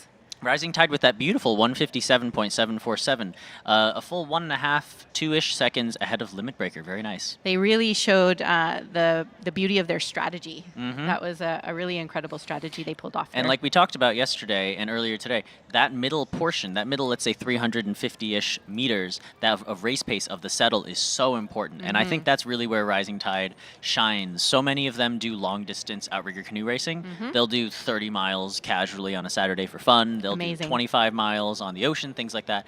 And especially in a race pace where having that, lung capacity, physical ability, that athleticism, it really comes into play there for some of that longer distance stuff. That's right.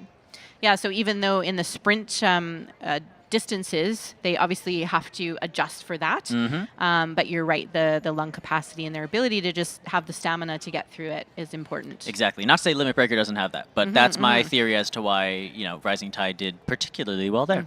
And it's also a lot of technique stuff too. You'll see it at places like the World Championships where you see such an incredibly diverse and kind of disparate technique style from different teams. And that's one of the best places you can see that. We all know, for example, that the Asian teams, China, Philippines, Malaysia, are amazing at sprints. Yes. Because their rate is insane. Their rate is insane, and just the way that the technique is, it's close to the Canadian A-frame, somewhat, where it's very front-end heavy, and so that lifts the boat out of the water and it makes it move quite fast.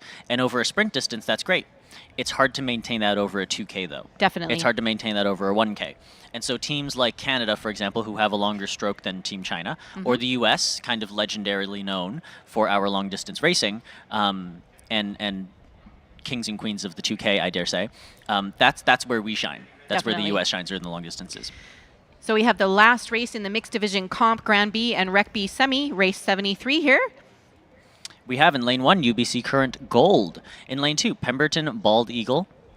In lane 3, EDBRC Senior Competitive Team from Edmonton. In lane 4, FCRCC Premier. In lane 5, EDBRC Premier. In lane 6, the Killer Guppies. In lane 7, Creekside Dragons. And in lane 8, Briarfire. It's going to be another fantastic race. I want to point out Briarfire. So they are all staff members of Louis Briar Care Facility here in Vancouver. And gosh, they have also had an amazing few years. It's kind of a sleeper crew here, but here they are in the competitive Grand B Rec B Semi. They're doing well, very well. Absolutely. Off to a really great start here. Lane 4, FCRCC Premier. Looks like they have a slight advantage after the start. Still in the mix is Edmonton EDBRC Premier next to them, though, in boat 5. And on the other side, EDBRC Senior Competitive Team is also looking strong. It's FCRCC flanked by 2 Edmonton boats. My goodness.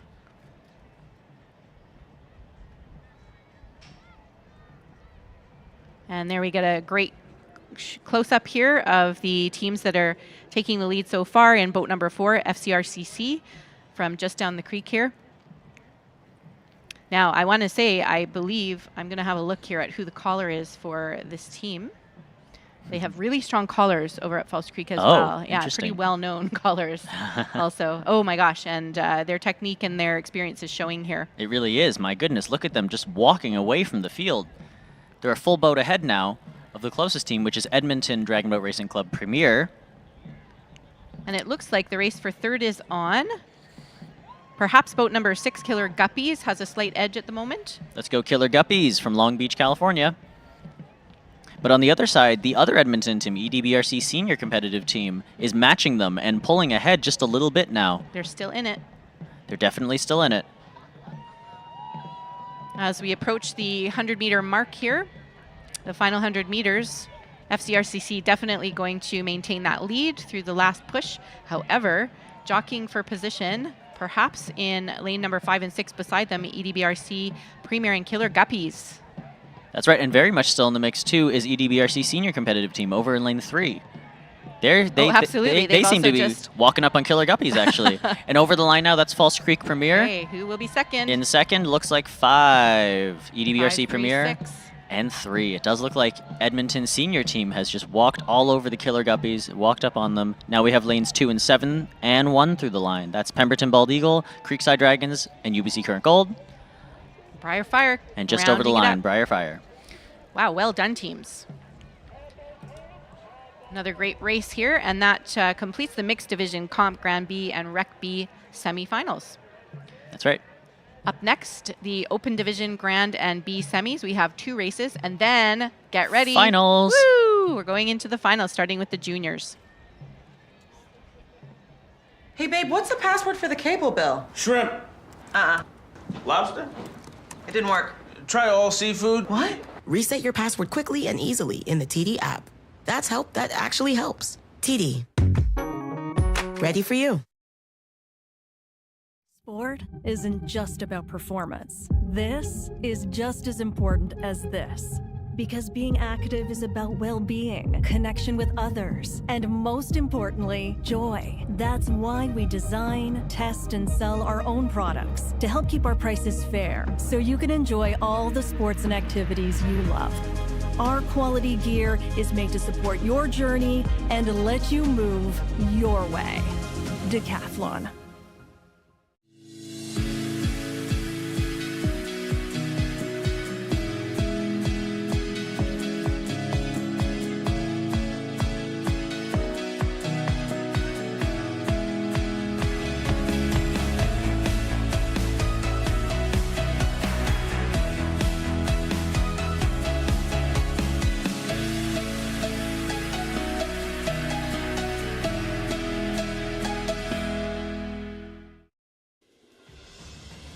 We are the underdogs, The ones who keep pushing. even when the odds are against us. We are a symbol of what's possible when we put our hearts and souls into something. We create a platform for you to tell your dragon boat story. Inspire each paddler to greatness. Because when you wear an oddball jersey, you're wearing the heart and soul of a team that never gives up. Created by paddlers for paddlers.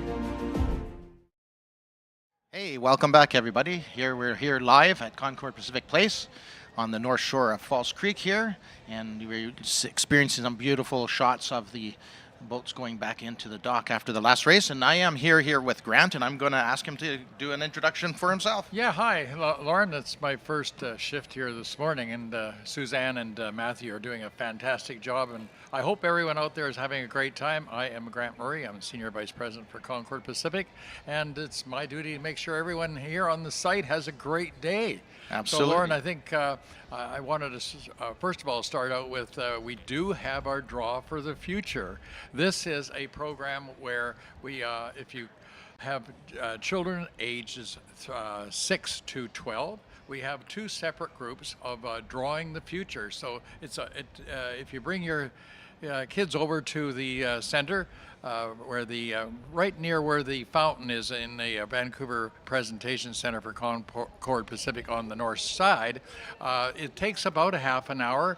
The kids get a chance to draw what they think is the future of Dragon Boat on the water and the surrounding area. We had the contest start yesterday from 10 to 4. We had some really good artists in the group.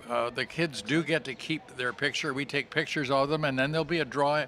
There'll be a judging this afternoon, and at the judging we will determine two age groups. So the 6, 7, and 8s will be judged, and the 9, 10, 11, 12 will be judged in the second group. And there will be a $3,500 award to the winner of each of the two groups that they can use for their education. That's great. So folks, if you've got kids in the age group of 6 to 12, go to the drawing the future. There's a picture on the screen right now. You can see that. It's in the parking area just west of the fountain at the Vancouver PC Center. So yeah, by all means, we encourage that. We also have two other tents there, one with a lot of balloons, and they can make balloons to fit the kids' heads. And there's also face painting going on as well, all free of charge on the site. So I think it's going to be a fantastic afternoon. Absolutely. And a time to really, you know, Lauren, it's all about getting kids, not only young people paddling, but it's all in the culture and the spirit of Dragon Boat to get the kids involved. Absolutely. I think this is a great opportunity there, especially that $3,500 grant for education. That's spectacular. And hey, parents, you get the kids are going to do something that's exciting for them for the half hour, right? Yeah, so some of the pictures I saw yesterday were really unique. So I had a chance to go there several times and watch the kids do it. It's and they take it so seriously, which is good. That's the way it should be. So that's awesome. Yeah, I had to happen to take a sneak peek out there during the break, and I saw the attendance. It was good. So good. So anyway, we also have the results of race 73. So Lauren, why don't you go give us a rundown of who won the last competition? Sounds great. Thank you for that, Grant. And first of all, this is the mixed division competitive Grand B Semi B final, or rec division. And the first place finisher in that race was from False Creek Racing Canoe Club, the Premier. They're just down at Alder Bay at the other end of False Creek here.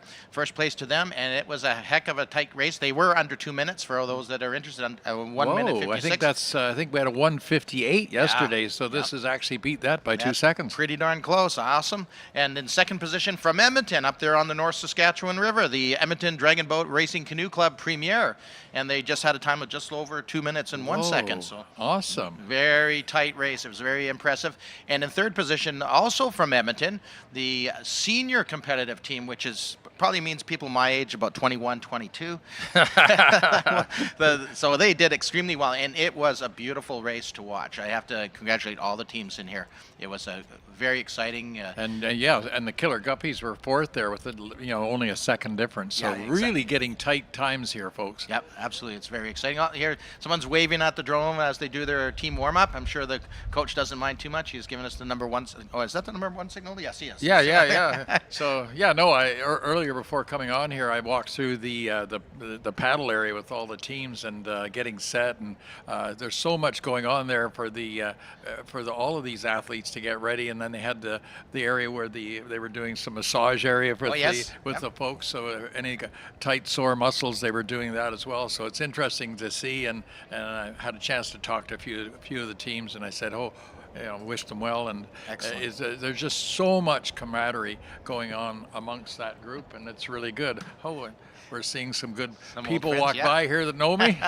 So anyway, it was really great walking through there and just seeing how much effort and each team is going through, and it takes a lot of organization to put it all together. Absolutely, and that Racers Village that is here at the Concord Pacific Dragon Boat Festival is actually world class. Yes. To have pre-assigned areas like this, it's just another positive draw for the paddling community. So anyway, thank you for that. Here, giving another drone shot there of the Falls Creek, and hopefully we'll get the next racing segment going here pretty quick. Yeah, we are, I think, a little bit ahead of schedule, so they might have slowed things down. I was in the paddock and the paddock area there, and they were saying that they're trying to keep 10 to 15 or 20 minutes ahead of the schedule for the rest of the afternoon. So I don't know whether they'll be able to do that or not, but we'll see how they do. So if you're looking at the schedule, we are off about 15 minutes. So we are 15 minutes ahead, not behind, which is what usually happens. Yeah, it does, just by osmosis. You're right, but again, the way the setup is done with the folks doing the on water, they have a great announcing system in the Racers Village, which is keeping everybody on schedule too. Yeah, absolutely, and that's so key. It's a little bit of a walk to the other side, so it's great to have that type of. Oh, here's a great shot of the main stage. Here's a great shot of the TD main stage. TD came on board to be a main sponsor as well with us, so along with Concord Pacific. So it's really nice to see they've engaged the community as well, and lots of activities going on over at the TD live stage there. Here's an interesting shot. I think that's over there by Creekside. Yeah, that's the Creekside bird. So I need that one to help scare the geese here, the Canada geese on my site. I sometimes get I counted one day about 250 Canada geese. Yeah. I have a major kerfuffle going between the wildlife community that wants to keep them all alive and the city of Vancouver that wants to cull them. So exactly, it's going to be an interesting situation. It's been a really big year for Canada geese, but I mean, I admire them because they can swim, they can fly. Yep. They got retractable landing gear. That's true too. That's absolutely true. And well, they shouldn't be here year round though. I don't know if a lot of people know they have a 360-degree view of their eyesight, so each eye can do 180 degrees, so they can watch everything that's going on. So especially if those goslings are around, if they got the little ones, you got to. They'll see you well before you think you're sneaking up on them. Pretty amazing. Yeah. So anyway, I see the drone flying around there, and I haven't seen any boats paddling out yet. So we're probably taking a little bit of a break here. Yeah, I see that. Yeah, there's the drone. Oh, and there's where they're focused from, right? That's right on top of the presentation center. Yes, that's where they're doing the timing and scoring. Yeah. And the group up there, keeping a close eye on it. Everyone's giving a hand. There they are. Wave at us there, guys. He needs. There he has. Excellent. Well done. Away from the camera guys and watching. Even the drone wave. Oh, I just saw it. Awesome. I understand he's one of the best drone flyers in Canada, so I think he's from Toronto. Yep. So he's. We won't hold that against him. No. Okay. Very good. All right. And off we go. We'll be back shortly, folks. You betcha. Kick off summer at the Concord Pacific Dragon Boat Festival's 35th anniversary, June 24th and 25th. Come down to Falls Creek and catch the continent's best dragon boat racing, Vancouver's biggest outdoor patio, cultural demonstrations, and the TD main stage with Deer Rouge and Sabai. Meet us at the intersection of culture and sport, the 35th Concord Pacific Dragon Boat Festival at Concord Pacific Place and Falls Creek, with the support of Concord Pacific, TD, the Government of Canada, and the Government of British Columbia. I am transferring you half. No way. Take it back. Just take it. No, you take it. Get unlimited transactions and earn up to $450. Start by opening an eligible TD checking account. I can do this all day. TD. Ready for you.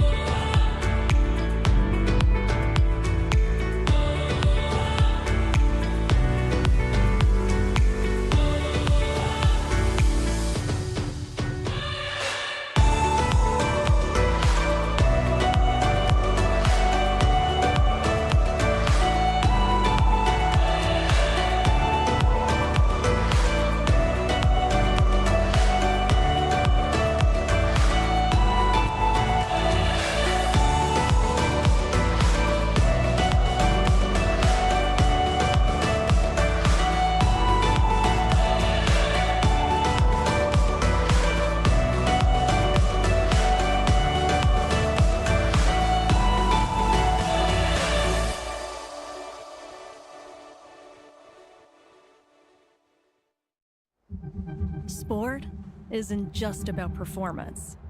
This is just as important as this. Because being active is about well-being, connection with others, and most importantly, joy. That's why we design, improve, test, and sell our own products to help keep our prices fair so you can enjoy all the sports and activities you love. Our designers evaluate all aspects: form, posture, movement, endurance, to ensure your gear is comfortable, durable, and ready for action. Whether you're just starting out or you've been active for years, our quality gear is made to support your journey and let you move your way. Decathlon.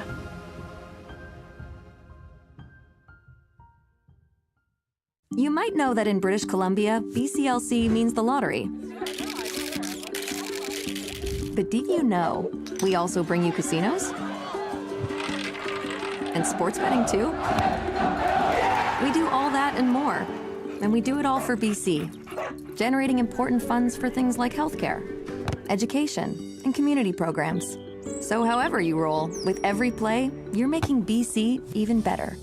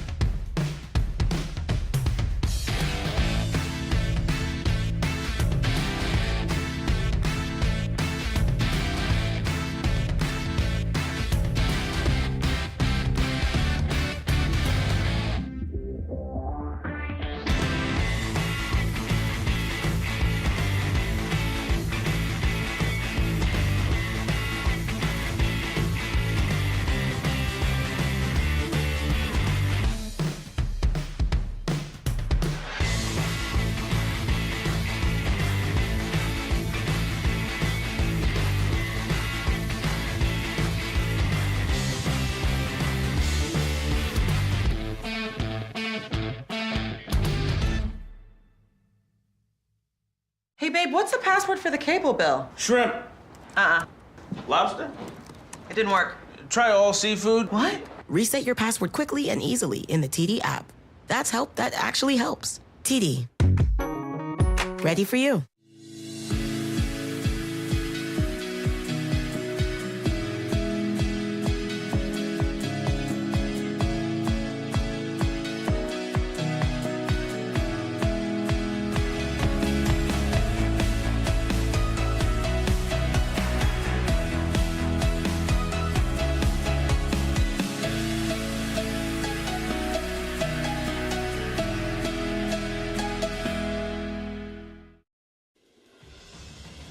We are the underdogs, The ones who keep pushing. even when the odds are against us. We are a symbol of what's possible when we put our hearts and souls into something. We create a platform for you to tell your dragon boat story and Inspire each paddler to greatness. Because when you wear an oddball jersey, you're wearing the heart and soul of a team that never gives up. created by paddlers for paddlers.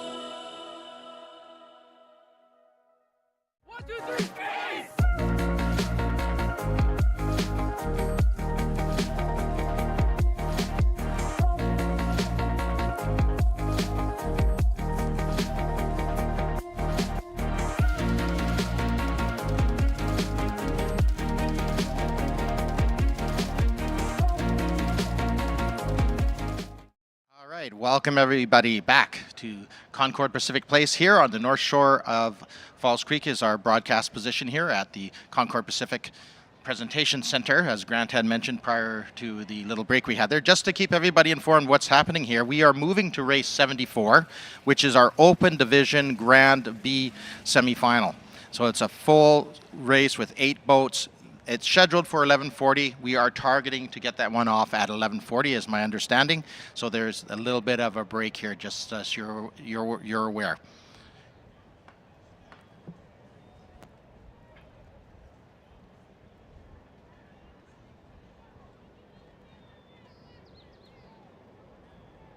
All right. And as you can see on the screen here, followed by race 75, which is the Open Division Grand B semifinal, the second. And then we go right to the juniors finals. The junior C final is going to be race 76 with the Oddball Workshop. So again, 11:40 is what we're targeting. It should work out quite well for everybody here. If you're out there, make sure you have that sunscreen on. You definitely need it. Take advantage of some of the marketplace vendors, the food vendors. You can also check out what's happening over at the main stage and the 2 pavilions which we have here. The Chinese pavilion, and we also have the Indigenous pavilion. So there's lots of things to see and do while we're waiting for the race to get started at 11:40.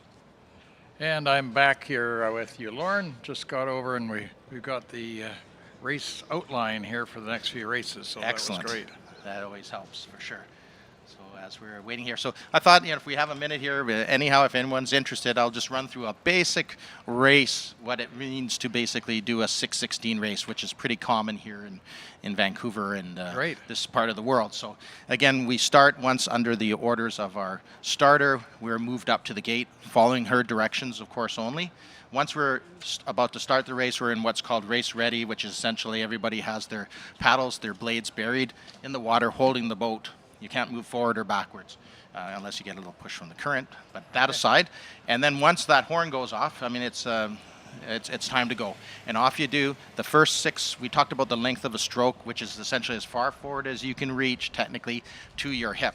You don't pull water beyond your hip, because then you're actually going to drag your boat down. So generally speaking, with a 6:16 start, your first 6 strokes. The first stroke is going to be a half stroke, or a quarter stroke, half, 3/4, full. Okay. And it kind of goes with the rhythm. When you're training people, you would use that voice as a rhythm for the catch. So half means you're already doing half strokes. You're not going as far forward as you can. You're going to go in halfway. which is kind of interesting. But then again, 2 of those. And you do that at the start? Exactly. That's how you get that boat up That and momentum. planing. Those 2 halves, 2 3/4, and 2 full, and then you do basically you increase your rate quite a bit. And the command is usually 3 or 4 strokes, and you get into a ready and reach is usually the command from the drummer, and that's when you've got those full strokes. And the key always, besides timing, is to make sure you keep your top hand outside of the boat, outside of the gunnel. As like you don't want to do this. You want the paddle completely perpendicular when you're leaning forward. So the paddlers at the back, they don't really hear the person at the front, though, do they? So they kind of rely on each person in front of them? That's a great question, Grant. And depending on the skill level of the team, generally speaking, if you're sitting on the right side of the boat, you are focused, even if you're at the back, you're looking down the center of the boat, right? Not straight ahead. You're looking down the center of the boat, watching for the top hand as far forward as you can see on the opposite side. That prevents you having the left side, right side issue. Right. And in some teams, of course, now they use, the drummer might use some electronic device, but either to broadcast it, but a lot of times you see the drummer leaning forward into the center row. It's not so much that they're just being momentumly moved by the progression of the boat. They are actually usually communicating the command down, and usually somebody in the middle of the boat will be assigned to relay that same command. Every team has different commands. Some use hand signals also, but generally speaking, that's the idea. It depends again on the level. So it's a lot more than what you kind of see from the shore. Yeah, exactly, Yeah, exactly. So, it's a lot that goes in. Yeah, it's like any racing, right? Yes. As you could very well understand, and I know you're a racer in the auto Car world, racing, car world. So yeah, and then again, once you go up and you get into what we call the full strokes or the race paces, you've probably heard some other people talk about it. Those are longer strokes, but they're a little more, I wouldn't say relaxed. You get into that rhythm, which is the cadence. But then about halfway down the course, depending again on the competition, etc., you might shorten your stroke to what they call a power stroke. And that is, again, it's a little bit shorter, but you're able to drive down with your top hand and bury the pedal more and getting a lot of power from your back on those shorter strokes. Then you have to increase the stroke, and that's always the trick, is the transition from that shorter stroke back to the longer stroke. Good. And then usually about the 400-meter mark, that's when you're, again, this is just generally speaking, you'd be calling a finish, which increases the rate again. So you're doing that full reach, but it's got to be it's a faster pace. Faster pace cadence, Awesome. So it's pretty cool stuff. Okay, so they are up at the Canby Bridge area, which is where the start line is. So the start line is right up for everybody that knows, because you can't see it from here except on the screens that you're looking at, folks. So that's where the start is. It is 500-meter racing. And do we have the Guts and Glory race again today? Absolutely. Today we have the one last night. That's right. I was just amazed at the craziness of turning the boat, and then a few of them were hitting each other. Yeah, so that got kind of exciting. And, it is. Hope you don't pinch your fingers when a boat tries to. There was like 3 going cut to on the inside. I know what that's like with 42 cars all and you're 5 wide going into a corner at 130 miles an hour. So a little bit different here, but same effect. Probably just as dangerous as well, Absolutely. because you can tip a boat over, and thank God we haven't had that problem today. But it is very very exciting. So these two kilometer, I guess 2 kilometers, right? Absolutely. 2 kilometer races is basically 4 of these races in a row, folks. So you are tired. You are tired when you come across the line. And that's where the word glory comes in. And you got to have a lot of guts, if you excuse that expression. That's why it's called Guts and Glory. And it's spectacular, as you witnessed yesterday in the staggered start. So it's a time thing too, and it's actually a lot of fun if you're actually in the boat. But you're right. It depends on your situation. And most of those teams that are up there, they get invited to those are pretty experienced. If you are here today, folks, to stay to the end of the day, watching the final race is a real treat. It does take a little bit longer, about 20 minutes extra, to set up the course, because they have worth the time, Grant, as you know, to set up the buoys at the start and finish so that they can make the turn. So it's up and back 4 times. So they actually start the race from this end, right here at where you see. So you see the start and the finish, which is the only race you'd actually see both. Exactly. Good point. Yeah, because the finish line is the start line for the 2K race, and it's also the finish line. Yeah. But it's spectacular. If you have your team, though, that you're rooting for, you got to keep a close eye on them because some boats surpass and others fall behind. It's really exciting. And also, folks, it's really nice if you do stick around. There is the awards ceremonies that would follow the racing after the Guts and Glory race, and it's nice to have a good crowd of people out to watch and witness the people getting their awards, because this is big time to them. So absolutely, and they're all dialed into their boats, but they can still hear sounds, and they can.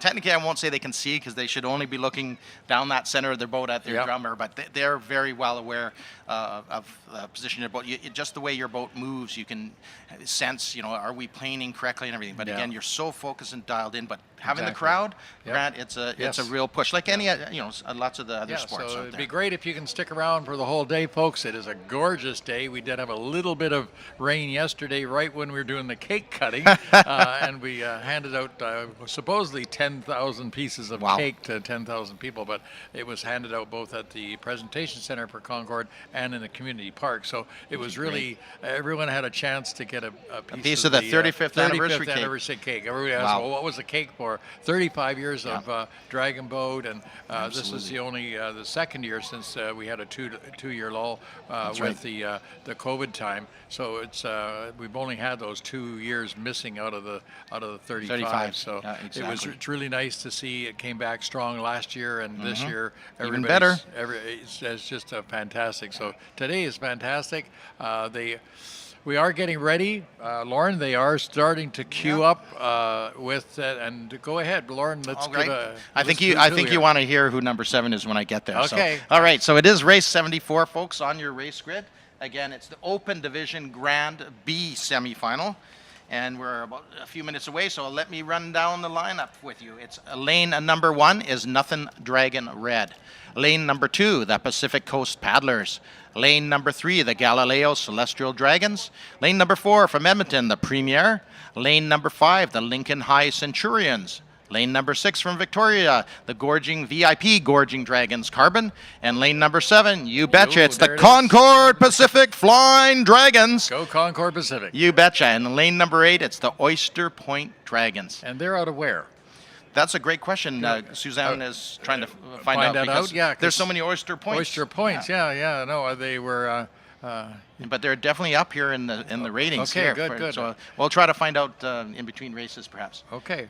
So just for those people that are just showing up today, lane 1 is on the north side of Falls Creek, and lane 8 or 9, if there is 9 boats, and lane 9 is on the south shore side on the Olympic Village side. That's right. So That's right. 1 to 9 in this case, or 1 to 8 in this case, we've got 8 boats, and they're getting queued and ready to go. Yeah, I've got Kim here on the radio, so no one heard that. Let's see if we can hear what's happening there. I think they're just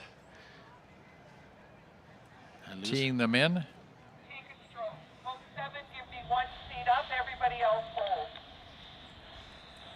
Okay, they are motionless pretty much right now. And the horn, they're off. There they go. All right. And they are off. Absolutely. Wow.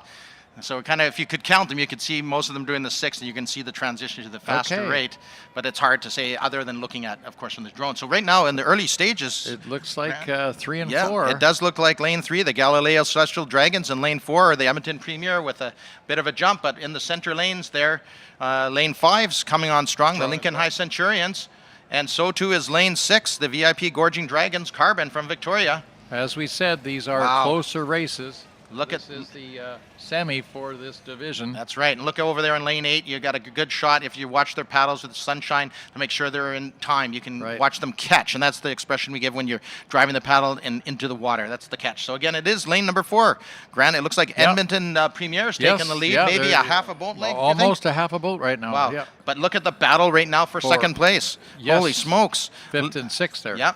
Lincoln High Centurions in lane 5 and the VIP Gorging Dragons in 6. And let's not forget our friends next door to them, the Galileo Celestial Dragons. Right.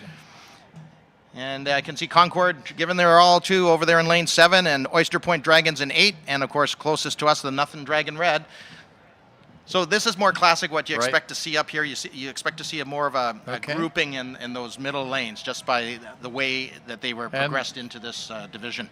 Whoa, they're coming and our up. Edmonton group is coming up almost a boat length ahead. Yeah, absolutely. And they're coming up to almost the last 100 meters here. And 5 and 6 are neck and neck. This is going to be a real tight finish. You betcha. Here. Lincoln High Centurions, the VIP Gorging Dragons from Victoria, this looking is strong. Be a nail biter for second and third. Look at that form. Look at that classic A shape. The drummer's in there. She's giving them a little bit of a beat. I'm sure she's barking down some commands. You can see the steersman just bending over a little bit. So unofficially, Edmonton Premier. Yeah, lane number 4, Edmonton Premier. They're across. You betcha. Here comes lane number 6 or 5. Oh, it looks like 6. I VIP think maybe Gorging got Dragons, it, but it's Lincoln hard High. to tell. I wouldn't want to call this. All right, fair enough. Galileo Central or so Lincoln High and VIP Gorging Dragons Carbon. They had pretty close to a photo finish. Pacific paddlers, and there they are in lane 7, the Concord Pacific Flying Dragons. Okay, I'm going to have to give them a little nudge. Lane number 1, Nothing Dragon Red, and on the upper side, you saw there in lane 8, the Oyster Bay Dragons. And absolutely, great race. Yeah, well, yes, very, very exciting. When you're in there, you can see how they're leaning for a little bit. They just have to keep themselves up to get their breath back, as most of the teams are. When you see the paddles across the gunnel that are kind of on the side there, that's just take it easy, resting command, of course. Most of them have held hard, like lane number 1, you can see they have their paddles, but they're letting the current and the steersman will direct them in. So lots of skill involved out there. As you get into these more advanced divisions, you can see that that's well developed. But that's the beauty of this sport. You can start at any level. You can stay at that level, or you can advance. Totally up to you. And coming up will be race 75, which will be a semi with the Open Division Grand B. And then after that, we'll have the Oddball Workshop in junior. Actually, two junior races, 76 and 77, coming up after that. So we'll get queued up in another 10 minutes for the next race. Very good. I am transferring you half. No way. Take it back. Just take it. No, you take it. Get unlimited transactions and earn up to $450. Start by opening an eligible TD checking account. I can do this all day. TD. Ready for you.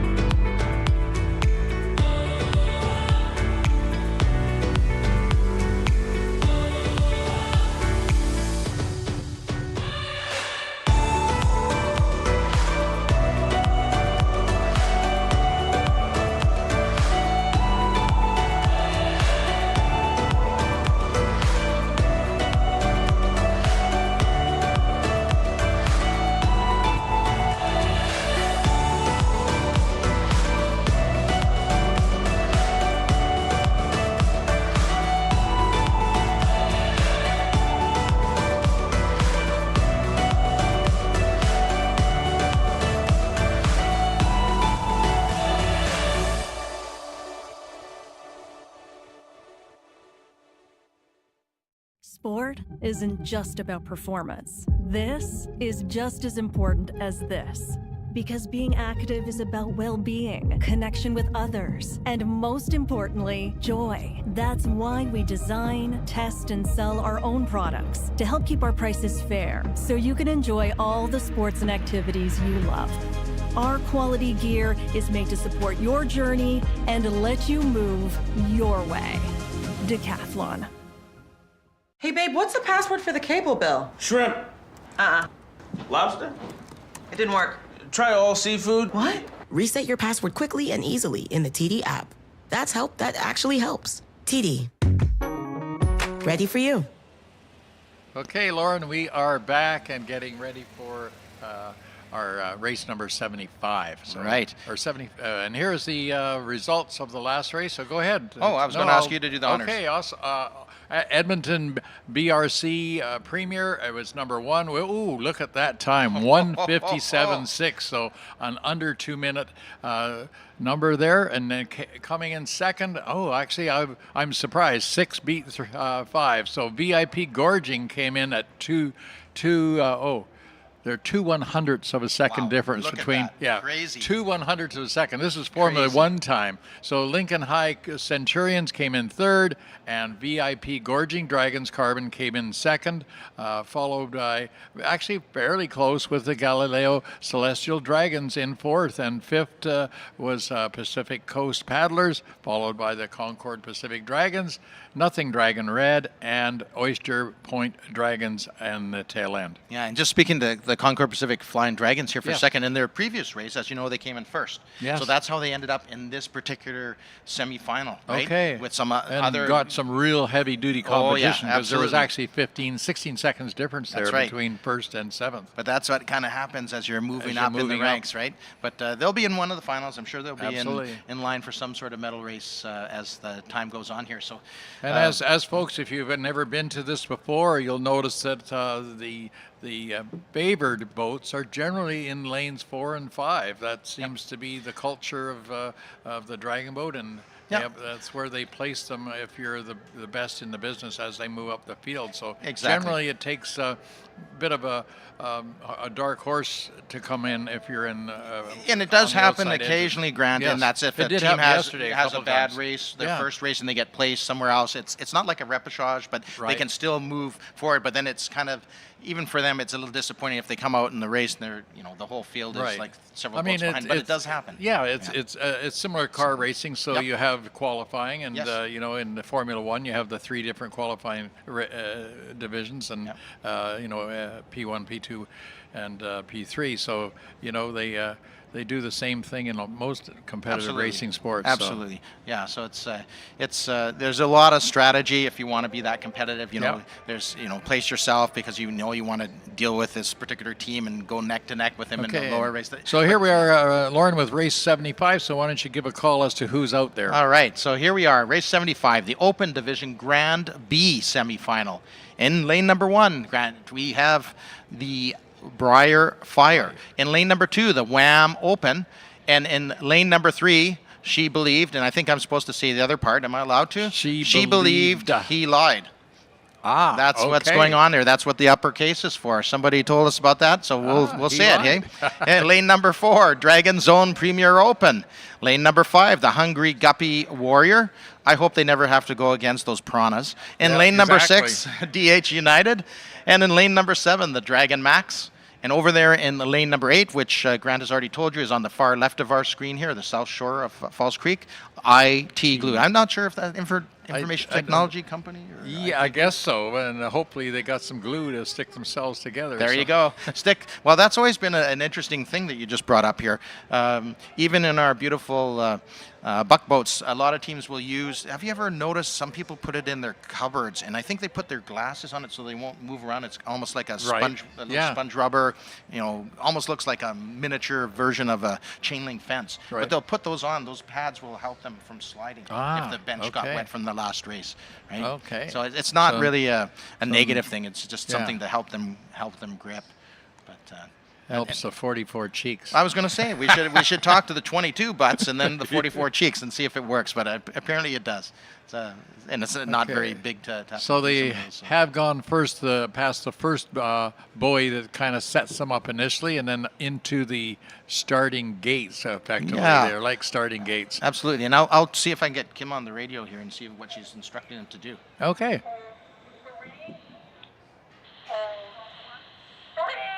They do try to keep them in the middle of each of the lanes. Yep. Just lining them up. Okay, that is the starter, folks, that you're hearing. Yeah. So she's. So.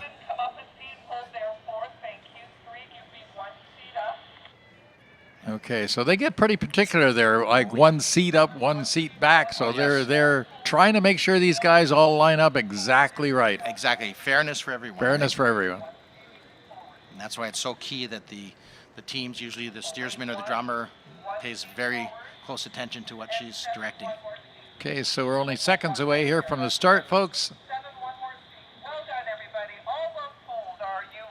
There we go. Awesome.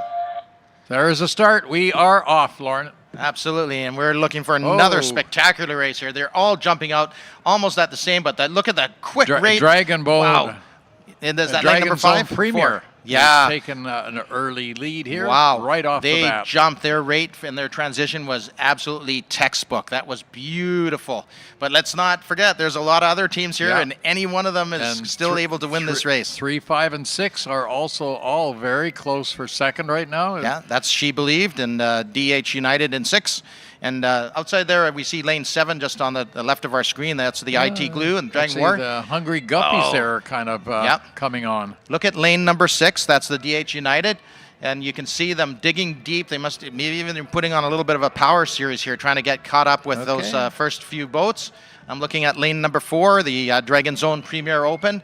Wow, classic shape, classic form. You can see each of those paddles hitting the water and getting buried at the start of the stroke on every single stroke, because in dragon boat racing, Grant, timing is everything. Absolutely. But look, here we're going into that classic arrow 5 shape and again 6 are neck and neck. 5 is starting to pull out maybe person or two there, or paddle or two, seat or two. Hungry Guppy Warriors. A seat yeah, or you can paddler? go by a bench or length of a paddle. It's your choice. Most people use bench just because it's a bench. You know, the bench in the boat.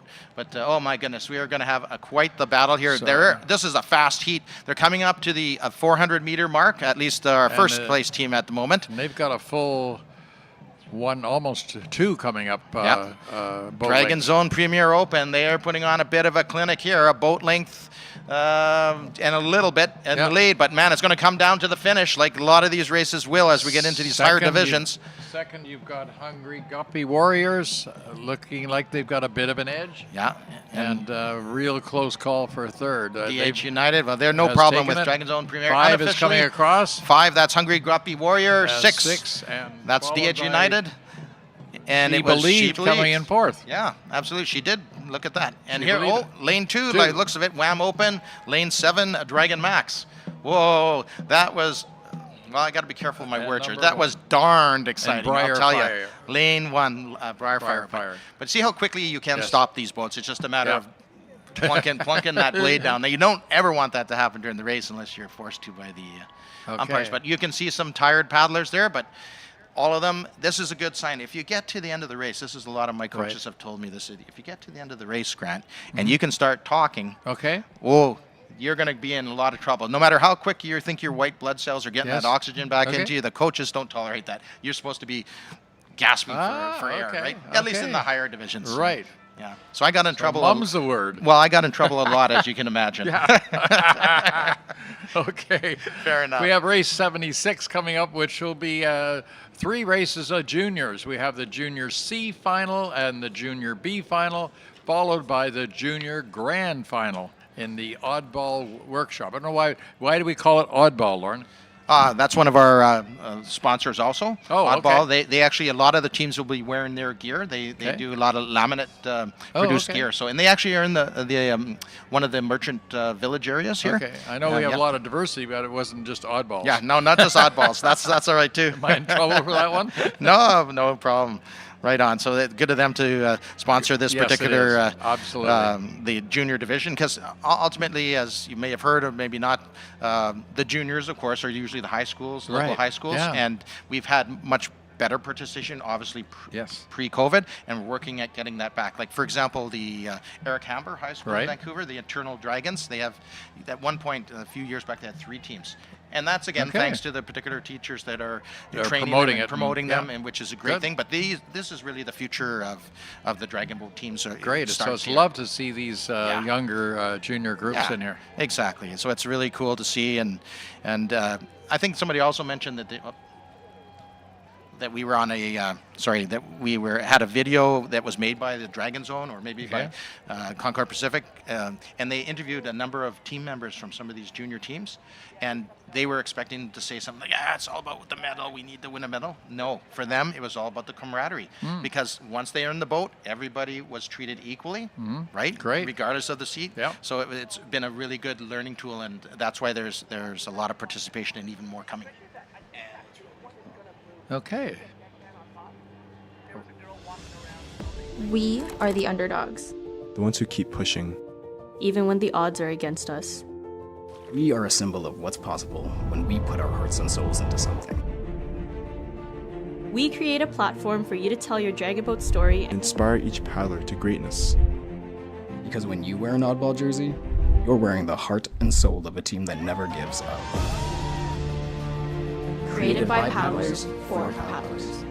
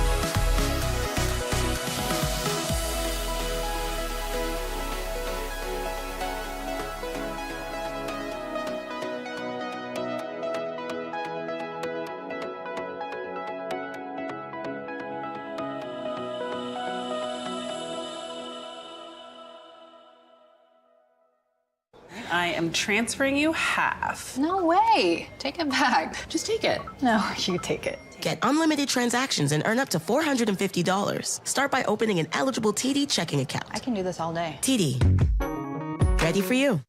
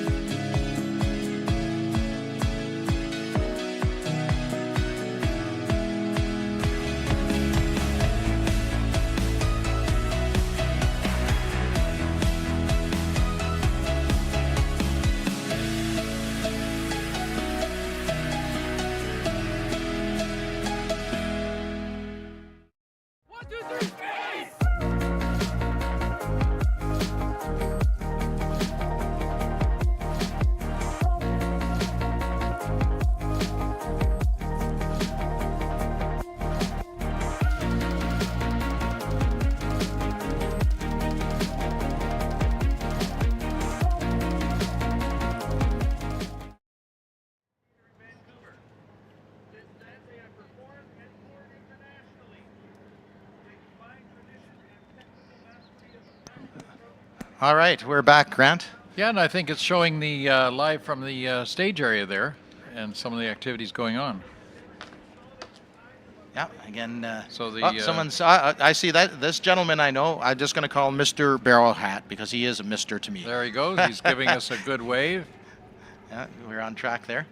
And the festival site there is open all the way from 10 o'clock till 9 p.m. this evening. So the vendors and the exhibitors are actually there from now until 7 p.m. tonight. So there is a lot of activities going on later on. That's and you know, our final Guts to Glory race will be between, I think, around 5 o'clock. Yeah, and around then 5 award presentation probably around 6 o'clock. Yeah. So there is the TD stage. Yep. Absolutely, in between shows right there, right now there. But there's, like you said, lots of things to do. You can see some of the pavilions, two of the pavilions, the Indigenous Pavilion and the Chinese Pavilion. Absolutely, lots of things to do. So in between the races, get out there and check it out. Okay, All right. and race 75 here, we have the winners in lane 4, Dragon Zone Premier Open with a fantastic time of 1:57.9 in first place. So again, I believe that's only about the third time we've seen under 2 minutes. And coming in second was the lane 5, was that Hungry Guppy Warrior at 2 minutes and 3 seconds, followed by our people in lane 4, the DH United, that came in with a time of 2:04. So again, only a second difference separated the second and third place, but clearly the Dragon's Own Premier knocked it out of the park on that one. So followed by She Believed, came in fourth, and fifth was the Wham Open, followed by Dragon Max in sixth, and seventh was the Briar Fire. Yeah, a very exciting race indeed it was. And something happened with IT Glue, because it's saying did not start. So something happened with IT Glue, so they never got out there. So maybe that glue got stuck or something in the boat. Anything is possible. Yeah, that's interesting because it did not show. I didn't notice that at the start, that we only had the 7 boats out there. Well, this time we'll do a double count just in case. Make sure we watch. So. Getting ready for those juniors to go out, so it'll probably take a few minutes. I don't know if I saw them paddling out yet. I don't think they've left the dock yet. It's 12:13 it's scheduled for. I'm just curious. The current time is 12, so they're probably, can't say for sure, but it sounds like they're probably holding. Yeah, they haven't left yet. They're going to wait until try to get things back on schedule, so to speak. Yeah, the Junior C final is starting at around 12:13, and it's just before 12 right now, so we're about 15 minutes ahead now. So we have gained up some time. So race 76 is scheduled for 12:13. We'll let you all know when they depart from the dock area, which is on the south side of Falls Creek at Olympic Village there. And people waving to us from the crowd here going by. Nice to see. Very cool. Yep, absolutely. I don't know if I could, I can just share with you my experience since the start of the first Dragon Boat races. Yes. Just give just a chronology to put the 35 years in perspective here. So back in, I think you and I started talking about this, Milton, Uncle Milt, as it was known to many of us paddlers here. Yes. He was involved in Expo 86 with the Hong Kong Pavilion, and he had experience of racing dragon boats in Hong Kong. Correct. So it was part of his idea to bring in not just the 1 or 2 dragon boats they had here already as part of the World's Fair, but to actually bring them to Vancouver. Of course, they came on Cathay Pacific Airways, I'm sure. Yeah, and they brought the 6 teak boats over from Hong Kong. Absolutely. And one of those boats is in front of the Vancouver Presentation Center in North Shore. If you guys want to see, it's totally restored. Yes. The teak, and I've talked to some of the people that actually ran in those 6 boats, and they said it was a struggle. Oh yes, because they're like 4 times as heavy. Oh yes, if not 2,000, one ton, like one normal ton. Basically with the teak boat. So you're moving 2,000 pounds with only 22 paddlers. So that takes they didn't know any better back then. No. And of course, the times weren't as fast as now. Correct. But the energy to get it up planing would have been a lot more demanding than now. Absolutely, you're absolutely right. Yeah, you're well informed, Grant, because this is the case. When they first came, and on that first year, on July 1st, which happened to be Hong Kong Day, as well as Canada Day, it was through the Milton's idea, and he basically had all the costume nationalities from the various cultural expression, shared. They all came out. They paddled the boats around, not raced, just for a display on Hong Kong Day to see the dragon boats, the 4 that they were using in the water at that time. Then they actually had races. He was instrumental in through the Chinese Cultural Center having the first races on the opposite side of the Cambie Street Bridge. Correct. Yeah, and it was just actually just during Expo. So exactly, Expo 86. Exactly. I think it was October. They Vancouver Cultural, the Chinese Cultural Group, Tourism and Economic Group decided to donate them to the Dragon Boat Society. So that was really cool. Absolutely. And that kind of set it in motion to take off from there. And Milton was so instrumental in those first few years getting that whole thing. And of course, I know our CEO is Terry Huey is very much been there since day one with Milton to get this off the ground. And has donated a lot in terms of providing the new boats. And absolutely. Well, this is the thing. It started from those teak boats. I do remember it was just men's division then, because that was traditional, right? So the men's team that won from Vancouver was out of Falls Creek. They went over to Hong Kong. Yeah. And again, not experienced in they're a saltwater experience, but they never had paddled in Victoria Harbor. If you've been to Hong Kong, it can be a little bit wavy out there. And sure enough, their first race that they tried to paddle in, the boat swamped because they weren't. The guys here are much bigger size. So Yes. anyhow, it goes on from there. I won't even mention the Canadian women because they're still formidable after that. They became like premier in the world. But the next set of boats, as you know, we are ultimately the festival that we paddled in were the 616 boats made locally in Vancouver. And were they fiberglass at that time? They were fiberglass, Okay, and they were okay. basically made as a mold on the teak boat, just Okay, like the one you see okay, out here. yep. Out here. So that was pretty cool. But the gentleman that was creating them was experimenting, Okay. etc. So they didn't all quite weigh the same. And as we became more experienced paddlers, we could sense this too. Okay. Because we knew certain boats were just a little, it had brought out a little bit more water because of the fiberglass maybe, and they weren't maintained the proper way. So we went from the 616s, and then of course another type of boat we used here for a couple of years. Buck? Yeah, that's what we're using right now. Okay. But in between we used a boat called a Gemini boat. Okay. But it's a very, very technical boat, and for our purpose, it wasn't suitable. So you're right, the BUKs that are out there now, and these beautifully... I don't know what the BUK stand for. But actually, it's Deutsch, it's German. And Ah. I couldn't pronounce it for you correctly, so I won't. Okay. I won't. So they're actually won't try. made in Europe? They originally, that's where they were, but Okay. they actually make them in North America now. They franchised the manufacturing, Awesome. I think somewhere in the States now. But yeah, so, and then, like today, we have a fleet. Right. Thanks to you folks at Concord Pacific, we have a fleet that is... there's 22 boats yeah, or something? and we have a fleet just for the racing. Those beautiful, artistically decorated ones. So how much time does a paddler? I know I've been asked to go in it several times and with the Concord Pacific team, but I just didn't have the time. It's pretty hard to take up two sports. So. With my racing cars, but how much time are you putting in in terms of practicing? The practice. Okay, so some of the teams you see out here that when their names start with DZ, right, for Dragon Zone, they could either be brand new paddlers in a 4-week or 8-week paddle program, and they can race here. Okay. So I mean, obviously, if you want to get into more competitive, usually you would do some sort of cross training outside of the Dragon boat. But generally speaking, they will be starting up in February, March, some of them. Okay. To prepare for this. Yeah. And they'll do some cross discipline. Maybe they're doing Yeah, cross country skiing. I think that's the other thing that scared me because I live right on where the start line is, and I look down on them.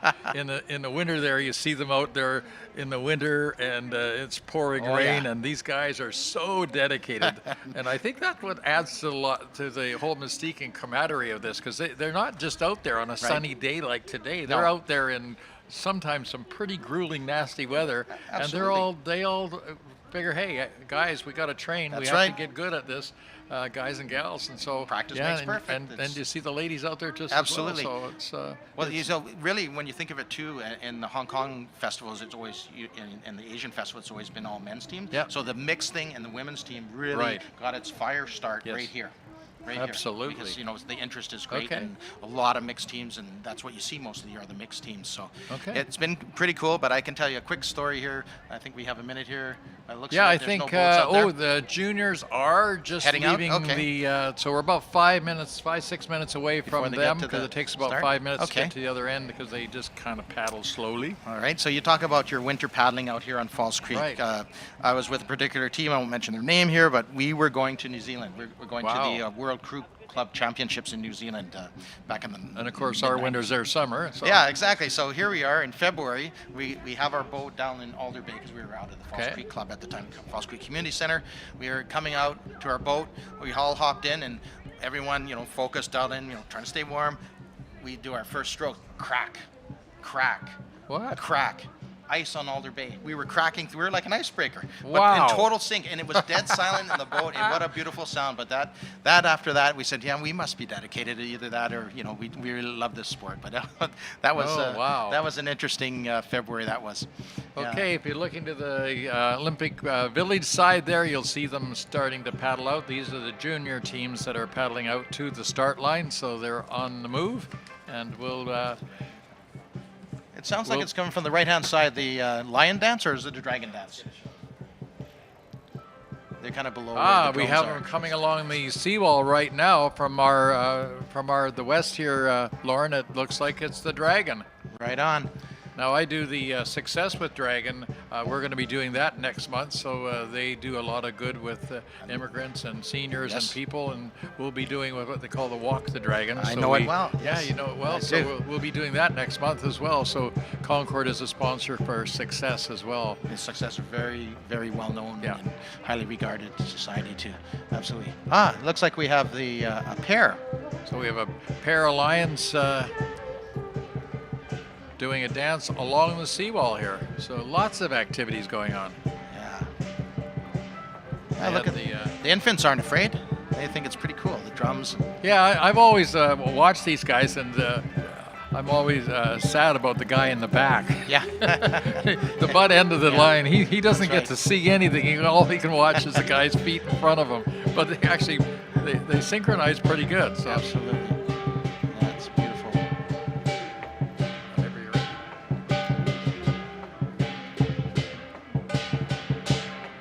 Hey, you want Matthew to call a race? I'll stay for a while.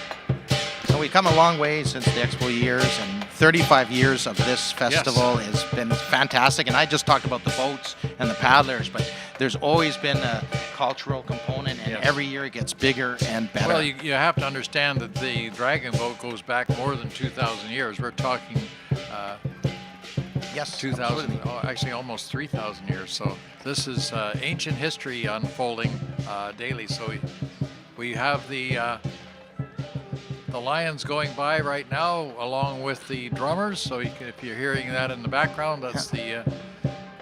Well, the legend I know might not be historically accurate, but you're right, it's over 2,000 years ago, and I've heard a couple of different ones. So the version that I remember is it was actually a government official or a poet, I can't recall his name, but who worked for the emperor, and he was very much pro for the people, the regular people, the working people, let's call it that. And then unfortunately he got a little bit too much in the emperor's face with trying to promote the common good, and the emperor had him executed, and they put his body in the river. I don't remember which river, but one of the rivers, and all the local people, the fishermen particularly, came out in their boats, and to scare the dragon that lived in that river from consuming the body, they paddled. And that's what, when you see the Asian style paddling, it's more of a chop. And that's where it kind of came from there. At least that's my unofficial version.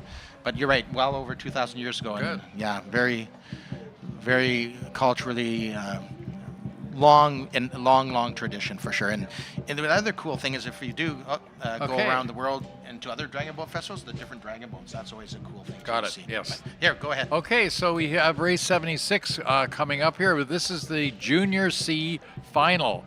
So this is only 1, 2, 3, 4, 5 boats here. So in lane 3 will be Trout Lake Fishies. In lane 4, Riverside Rapids. In lane 5 will be Lotus Juniors. In lane 6 will be the Quantum Blue Dragon Boat. And in lane 7, the MHK Youth Manta Rays. So are all of these local, or are some of these from the U.S. as well? Yeah, I believe the Quantum Blue Dragon Boat might be from out of town. Right. We'll have to double check our listing here. Okay. But I do notice Lotus, and if I recall correctly, if it's the same Lotus Sports Club, that's also where Milton was involved with. Lotus Sports Club. Excellent. Rattled Dragon Boats out of there. So that's good to see them participating again. So we have no ones in lanes 1, 2, 8, and 9, so they will be 3 through 7. So when we are announcing this one, it'll be just 5 boats in this final. That's fair enough. The Junior C final. Absolutely. So Junior C final. So these times you'll see, hopefully, these boats actually pretty close. So there's going to be a real challenge here when they get close to the finish line. There's hardware on the line here because it is a final. And the first, second, and third will get the actual medals. Okay, and I've looked at the medals there. They had them on display, and they're awesome. They're super great medals. Both the gold, silver, and bronze medals are fantastic. They're the real McCoy, if I can use that expression. Yes. Yeah, they're beautiful, and they are cherished. They are cherished. So it's that's a big draw here too for the festival, is the hardware in each of the finals for each division. It's nice to see that there's enough money donated to make it exciting for everyone. Absolutely. Yeah, but over the years I've had various coaches. I've actually coached too, but I remember, and I honestly I always feel bad because I cannot remember his name, but he was a coach, a dragon boat coach from South Africa, and talking with him, and he basically said that his philosophy for dragon boat racing, it's the racing's about winning. Let's be honest, it's about winning. But he said, let's put it into perspective. He said, what is winning? And he says, winning is doing your best to compete against those around you, your opposite numbers. So his philosophy is always, you give 100%. He sometimes said 110, but although he didn't believe that. He said, you can only give 100%. If you give 100% on every single stroke and you cross a line, it doesn't matter if you come in the first position or the 8th. Right. He said, you've done your best. Exactly. That's winning. Okay, Lauren, here we go. We are ready in the gate, and the countdown is... See if we can hear. Okay. There we go. Off and running. There we go, folks. We are off with the Junior C final. Wow. Very close here. 4, Too 5, hard to... 6 and up. 2, 3, 5 looks 4, like they got a little bit of an edge. So ready and reach. Oh yeah, you're right. Actually, it is lane number 3, and that is the Trout Lake Fishies on the north side of the creek here. But look how tight they are right now. So the Fishies, the Rapids, and the juniors. Yeah, unless you're looking at it from directly above, it's really hard to tell. Yeah. So it looks like lane 5, which is the Lotus Junior. That's right, the Lotus Juniors. Look like a seat ahead, maybe. Yeah, maybe a bench, or maybe even just a dragon whisker from our angle. It's hard to tell, but here's another great shot of those This is close, juniors. folks. This is staying very close. They're about halfway right now. Yeah, that's a good look at boat number 5, the Lotus Juniors. Someone had to stop paddling, but they quickly jumped back in. The Quantum Blue Dragon boat there is on the right-hand side, left-hand side. Left-hand side there. Oh, it looks like it's 4 and 5 right now. Yeah, with absolutely. Yeah, it is Quantum Blue Dragon and Lotus Juniors kind of neck to neck, or dragon nose to dragon nose at this point, eh? I think that's Riverside Rapids, actually. All right. In 4th, because we start 3rd, 4th. Oh, that's so right. 2, 3, Riverside 4. Rapids You've is got that correct. Neck and neck with the Lotus Juniors. Right on. You are correct. Wow. Look at the side view here. Hey, man, these are junior teams. This is the future of dragon boat racing. Absolutely. They are going to give it their all. These two are absolutely, it's boy. almost by stroke here with the Riverside Rapids now starting to pull out about 2 or 3 benches ahead. Yeah, the Lotus Juniors looked like somebody got their knuckles wrapped there against the gunnel there. She stopped for a second, but she jumped right back in, and that's what you got to do. So it is, it does look like, though, the Riverside Rapids they are pulling away. Benches away. They look like they're getting some good... And here we are, Grant. We are at the last 100 meters. This is where they... I can already see lane 4, the Riverside Rapids. The drummer seemed to be calling an up. Okay. So she's trying to call a finish. Lane 6 over there, the drummer is giving encouragement from the Quantum Blue Dragon boat. But right now, absolutely. And second place is really between 5 and 6 here, which is the... Lotus and the juniors and the Quantum Blue Dragon boat. Wow. So they are all... Look at this finish, folks. Give them a hand here. Unofficially, it is lane number 4, Riverside Rapids. And too close to call between 5 and 6. It's nose right to nose. Down to nose to nose. Lotus Juniors and Quantum Blue Dragon boat. There's lane number 3, the Trout Lake Fishies crossing, and we're just going to wait for our friends MHK Youth Manta Rays to cross over there in lane 7. Wow. I think somebody's paddle got stuck or something there, and... it does happen. They're through now. Yeah, they are through. The timing's good. Yeah. I mean, these are junior teams. This is great. Then the Junior C final, the Oddball Workshop Junior C final is history, and we'll get to look at the ancient. Look at them having, regaining their breath, but wanting to share their excitement. They are excited, and so they should be. It's great to have them here. Yeah, we'll have to wait for results between the two per second. That was just too close. That's going to be very tight race. Very close. Very close. You could see that as they were putting their paddles in and the boat was kind of launching out with the dragon head, it was like one and the other one surge, just, right? just you can a see surge. that. Yep. So you just get your paddle at the finish line and that extra surge, whose nose goes out. Who's got that time that they are able to pull across that line first. But yeah, and we have 2 more Oddball Workshop finals. The Junior B coming up next on the 77 on your grid. And of course the Junior Grand Final. That's the big one for the divisions in the junior, and that's race number 78. Great. Yeah. We are the underdogs, The ones who keep pushing. even when the odds are against us. We are a symbol of what's possible when we put our hearts and souls into something. We create a platform for you to tell your dragon boat story. Inspire each paddler to greatness. Because when you wear an oddball jersey, you're wearing the heart and soul of a team that never gives up.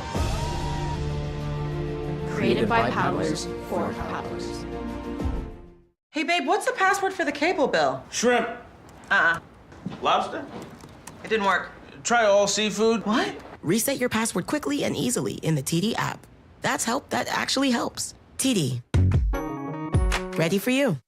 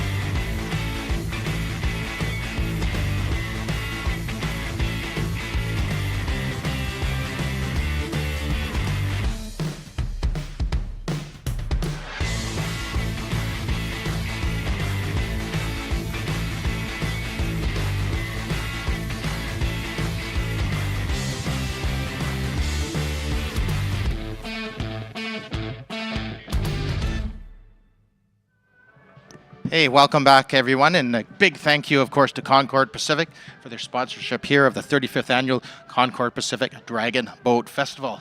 We are broadcasting live from Concord Pacific Place on the north shore of False Creek, right here in beautiful downtown Vancouver, BC, Canada. So if you're watching online, beautiful aerial shot here of our boathouses over at Creekside, the Dragon Zone, beautiful facility, and we're just moving to progress into our next Junior B final, sponsored by Oddball Workshop. So it's going to be another exciting race. Take us a couple of minutes, and here we go. We have some race results for you.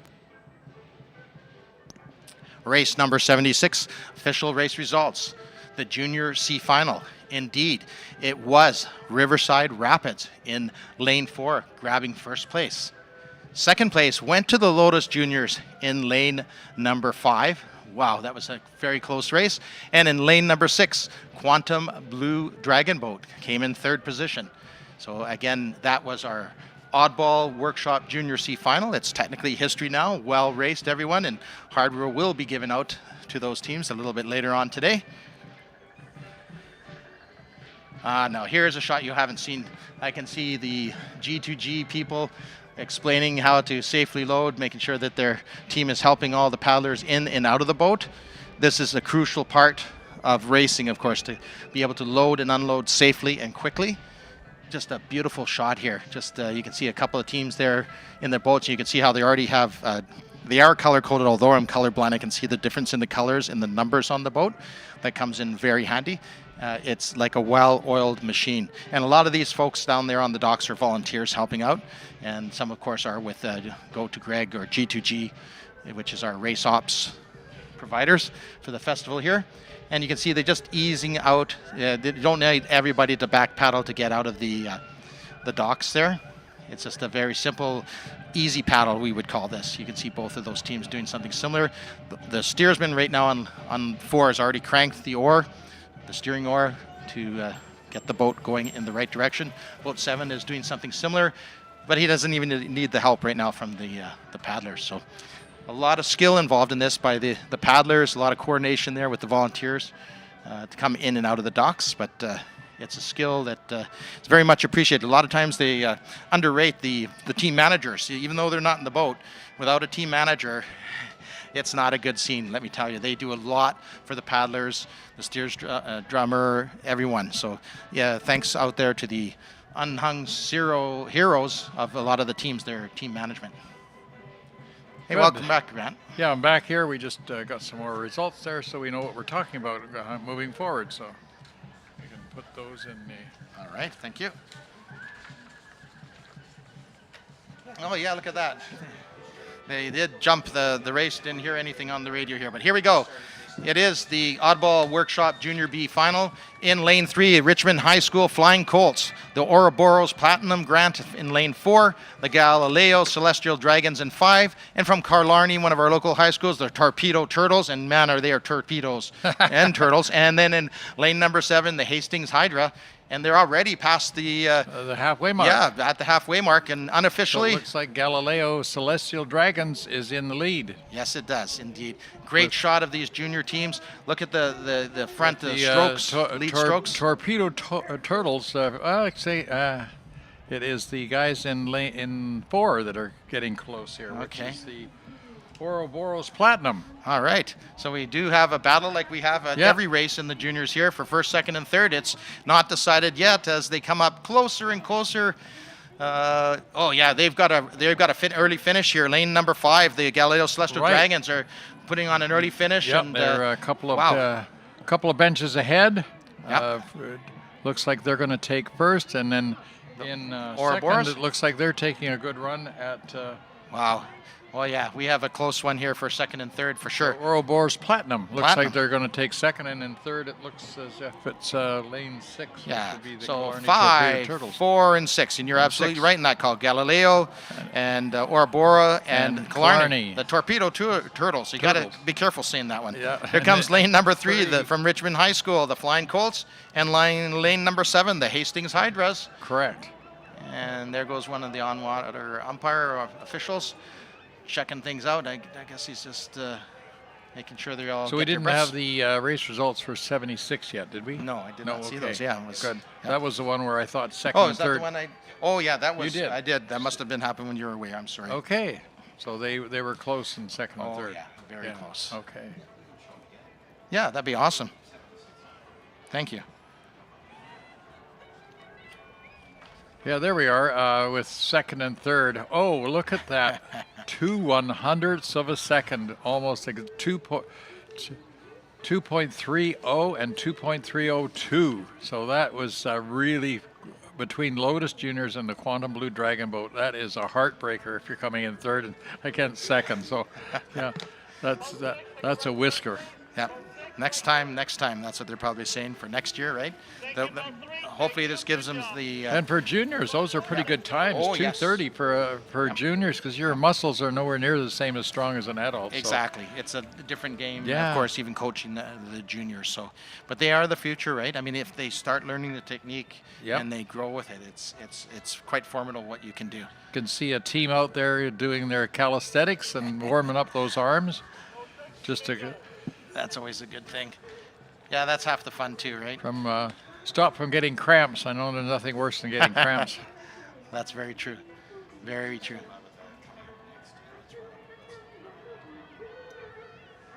All right. We'll leave you for a second and we'll be right back. Okay.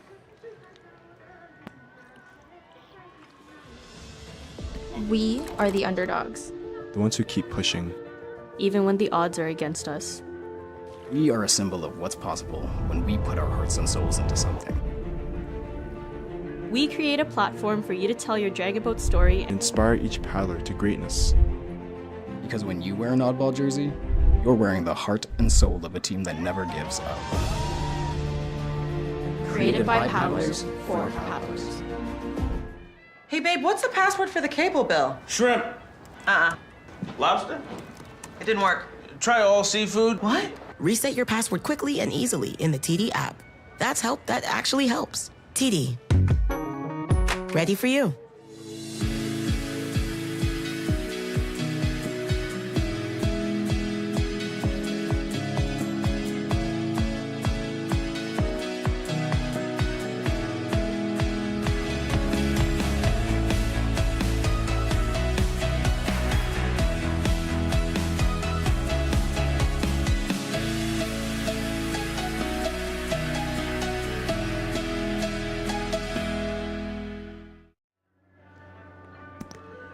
Okay, Lauren, we're back here live from Concord Pacific Place at the 35th Annual Dragon Boat Festival. Again, we have the race results for that last race, race 77. So first went to Galileo Celestial Dragons in the 5th lane at a time of 2 minutes and 10 seconds. And in second, we have Ouroboros Platinum at 2:11.723. And in third was the Killarney Torpedo Turtles at a time of 2:14. So not as close on that one, but still within a second and a half there. Yeah, absolutely. It was a well-contested race, and they were very strong out of the gate. Yeah, and in fourth we had the Flying Colts, the RHS Flying Colts, From and Richmond. in fifth the Hastings Hydras. Yeah, so it's great to see the junior teams coming back, and we're hoping for even more next year for the 36th version of the Concord Pacific Dragon Boat Festival. So the next up will be the Junior B Final. Yes. This is going to be a pretty close race, again with just 5 boats in the field. Yeah, it's interesting too that there's 2 Lincoln High teams that have made it to the final, and I believe they are out-of-town teams from California, if I remember correctly. So it's going to be interesting, you know, when you have Lincoln, you got your own group against yourself. That's right. So, it's always. I don't know red and gold. What means the difference between red and gold? So if you're in Chinese culture, red maybe is better than gold. I don't know. That's right. And Balboa Dragon Boat is out of the U.S. as well. That's out of San Francisco. So yeah. Well, there they are, the Eternal Dragons. Remember we talked about earlier Eric Hamber? That's a team from Eric Hamber. So they're still, even though they have the 1, they're still up there. So 5, 6, and 2nd, it's and Lowell Cardinal Cruisers. Where are they from? Yeah, that I don't recognize, to be honest with you. All right. Might be able to see something in the notes here. Okay. I'll take a snoop. So, folks, Lane 4, Eternal Dragon, is local, and then Lincoln High Gold, Lincoln High Red is from the San Francisco Bay Area, and Balboa is obviously from there as well. So we've got 3 U.S. teams for sure, and we just don't know who's in Lane 3. Lowell Cardinal Cruisers, and we'll try to find that out for you. Absolutely. So it looks like they're under starters' orders. Maybe we'll... I think, they're at the back buoy so far, so they haven't pulled up to the starters' start line yet, so they're just... She's probably just giving them instructions. Here's how it's going to go. And when she says that, she means it. Let's see, do we have the right number of boats here this time? Oh, here we go.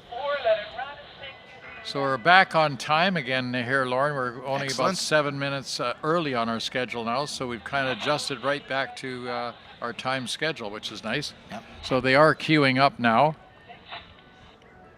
Yeah, got a little bit of radio interference, but yeah, she's moving them up. Kim's moving them up to the So start the line. Lowell Cardinal Cruisers are coming into the gate first there, followed by the other 4 teams. And Eternal Dragons getting close to the 1 buoy there. Yep.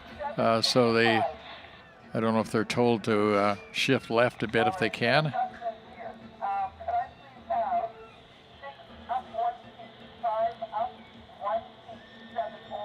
Okay, so see how they're straightened out.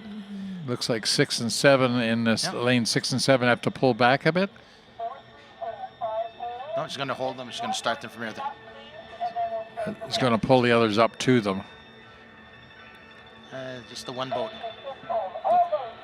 No, she's going to start. Okay, so they are ready to start, folks. So this is the final. Start, hey? They are off. Here we go. Yeah. Feel like we're doing a horse race here. And they're off. And looks as though this is really close. Until I get the aerial shot here, it's going to be hard to see. Yeah, it looks like that Balboa Dragon Boat over there in lane 7. They looked like it, but then if you look on the right-hand side, Eternal Dragons, so don't count out Eric Hamber as we go up now, we can get a better idea. Yes. It's actually lane 5 that looks like it's out ahead, which is the Balboa Dragon Boat folks have powered out a little bit. They're all sinking pretty good there. They are all basically almost parallel to each other right now. So, again, eyes are always in your boat, but your drummer and steersperson are very well aware of where you are on the race course. So your job is just to, and look at the rate, a little higher rate for both of them. They're getting caught up in the action. And Eternal Dragon is coming out to match, so we got a real Canada-U.S. battle here between 3rd and 6th. Eric Hamber looking good in lane 3rd and 7th. number 4. Yeah, absolutely. Wow. Great. And then on the outside, of course, it is the Balboa Dragon that you have mentioned, yeah, Grant. And here's a great shot of lane number 4, Eternal Dragon. Look at they're trying to breathe and reach and catch and drive. All the things you must do in dragon boat racing, these guys. And look at you got a good shot at the Lincoln High Gold also. Right. So first is very much up for grabs here. This is really close between beautiful bow wake. That's what you want, is the up and down. And Eternal. Yeah. And unofficially from the aerial shot, it still looks like Eternal Dragon has a bit of a lead, but it's going to be tough to tell. Very tight. Yeah, and look at as they come up to the last 100 meters, approximately the last 100 meters. This is where everybody's giving it. That's right. This is it looks like Balboa's ahead there. They called that. Looks like they even called a finish before they got through that last 100 meter mark, and that's not a bad strategy if they can hold it. Oh, and coming up in 5th. Look at it. Oh, yeah. Look at Lincoln High in 5. Lincoln High Gold. Yeah, this is amazing. This is going to be. This is going to be a three-way photo finish, Dragon folks. Whiskers here, guys. 4th, Dragon 5th, Whiskers. and 7th. 4, 5, and 7. Go. Eternal Dragon. Looks like Lincoln High Gold and red. Whoa, what a race. I think it was Lincoln High. Yeah, lane 3 then, Lowell Cardinal Cruisers. Whoa, what a race. That was spectacular. You can see that everybody in each of those boats was giving all the effort they possibly could. It's interesting to see, too, when they're that close, you know, how their mental focus is. But they all seem to be very focused. You can see they're all out of breath. That's exactly what you want to see at the end of the race. Yeah. Awesome race. Awesome race. Absolutely well described, Grant. Good calling, too. That was great. Yeah. Well, when you're calling them from here, you have to get your lanes right, because when you leave a lane or two out, then you got to really think about what we're looking at.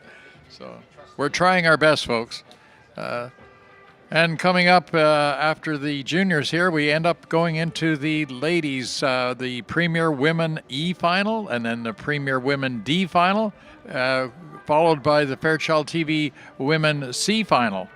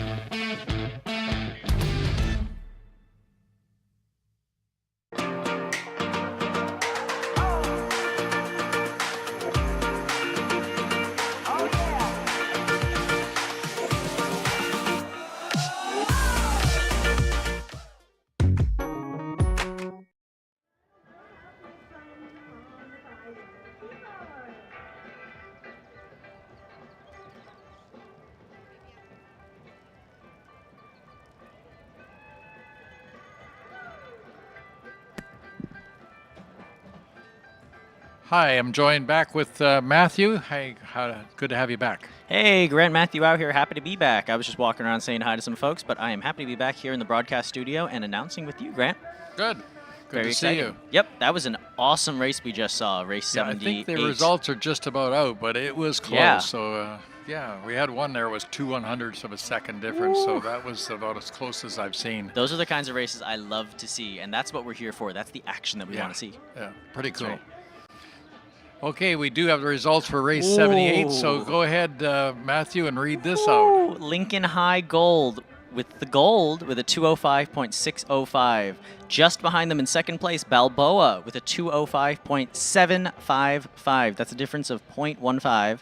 And in third, Eternal Dragon, Eric Hember, with a 206.123. Big congratulations to Lincoln High Gold in first, Balboa in second, and Eternal in third. 1.5 hundredths of a second. That is impressive. That's the closest one we've had so far. That is super close between first and second. That is just wow. It's one paddle. You could see them, Matthew, on the as they came across the line. They were digging in with their paddle, and the lion's head would just surge a little bit, and that's all it took for them to take the first place. Yeah, my team group chat is blowing up right now. The bunch of other coaches, the juniors coaches that I'm in, our coaches are both from Lincoln and Balboa. And they said, "Oh my God, looks like Lincoln clinched it." They sure did. I wouldn't say that was a clinch. That was a barely. That was a cliffhanger. Very exciting. Very so, exciting. Folks, it's good to see everyone here. It's lunchtime right now, and I haven't had a chance to mention in an hour or two that we do have the drawing competition that's going on right by the Concord Presentation Center. So if you're coming up to that, it's really great. If your children are the age 6 to 12, they have a chance to do a drawing competition. They give them about a half an hour, and there's two groups, age 6, 7, 8, and then 9, 10, 11, 12. And the two groups are vying for a $3,500 education in scholarship. So they can do a draw. So it's called Draw the Future of the Dragon Boat Festival. So they can, if you want to bring the kids up, it's a tent right west of where the fountain is, and that's going on until 4 o'clock today. So we can all enjoy that. So if you have kids in your crowd, you have lots of time to come up and get in the contest. We had some excellent results yesterday from the kids. The kids do keep what they print up, and we take photographs of them so the judges can do all the judging just after 4 o'clock today. So you still have time to get in on the drawing competition for ages 6 to 12. So we've got race 79 coming up here, the Premier Women's E Final. So Matthew, let's see who's in there. Yeah, so in boat 1 we have VIP Island Breaststrokers. In lane 2, Saints Preserve Us. In lane 3, the Alouetters. In lane 4, Nothing Dragon Black. In lane 5, Abreast Up the Creek. In lane 6, Sisters in Sync. And in lane 7, Dallas United Pink from Texas. Awesome. This should be a great 7-boat race. And again, this is a final. Medals are on the line here. This is the E Division final. Good. So do they have competitions for best dressed? Because I was in the paddock there for a while, wandering around, just seeing who's I liked. Sisters in Sync got a really nice jersey, what do they call it? Yeah, jersey, yep. Yeah. So anyway, they should have. If they don't have a competition, maybe we should have a best dress competition group for next year. Yeah. A lot of races will do actually best jersey competitions where people will vote and get to decide on who has the coolest jersey of all. I am partial to a lot of the ones that have cool dragons on them and such. But there are also other ones that are more representative of that's a really fast team and it takes a lot to get that jersey. Things like that. So we do have them queuing up, heading to the starting gate here. So we do have 7 boats in this field, and we do have lane number 1, which again is closest to the north side of the Falls Creek, and lane 7, the Dallas United Pink, on the side closest to Olympic Village. They've got most of them in the gates. The Looks boat like in boat 3. lane 3 is the Alouetters. Alouetters. Like Are they from Montreal? No, they are from close by in BC somewhere, if I recall correctly. Okay. And they're off. Oh, they're off. Here we go. So very close right now. Hard to tell who's jumped out in lead. Nobody's really taken a big jump. They're all not pretty quite close. Yet. And as they've been doing all weekend, of course, out in lane 7, Dallas United Pink is running with 18. They have no row 1. So we'll see in over the past day and a half, we've seen them perform fairly well. And we'll see if they can hold that momentum going into today, into this Premier E Women's Final. It looks like the pack is just starting to separate. Right, yeah, boat number 3, those Alouetters, are doing pretty well. They have about a maybe 2 or 3 seat lead, but they're definitely within spitting distance of almost every other boat on the water, including next to them, boat number 2, Saints Preservers. And here that we see on the live stream right now, boat number 6, Sisters in Sync. Good show. These ladies are paddling, and you can see how hard they're digging in there. Yeah, it's very important that their paddles get nice and deep in the water before they actually pull. They want to make sure that that paddle is fully buried, and then that's when you rip it back. That's when you really do that action and pull that boat forward. Pull yourself to the paddles, what we always try to think about. It's an advantage to have longer arms, like like in boxing and stuff, they always talk about your reach. Is having longer arms better for this? Generally, I would say yes, and height tends to help a little bit. You get more leverage. Yeah. But I wouldn't say it's a definite 100% kind of thing. And we can see the Alouetters still have about a 9-seat lead over their closest competition, which is Nothing Dragon Black over in lane 4 in the middle of your screen. And then very close in lane 5 and 6 for third place. That's right. And both of those boats, 5 and 6, abreast up the creek and 6 Sisters in Sync, do seem to be ahead of boat number 2, Saints Preserve Us. Here on your screen, you can see the Alouetters, though. They're digging so deep right now. They're trying so hard. They're really pushing. And they're coming into the final 120 meters or so. Okay. And they are splitting out now with second going to our 5th place abreast of the creek, up the creek. That's right.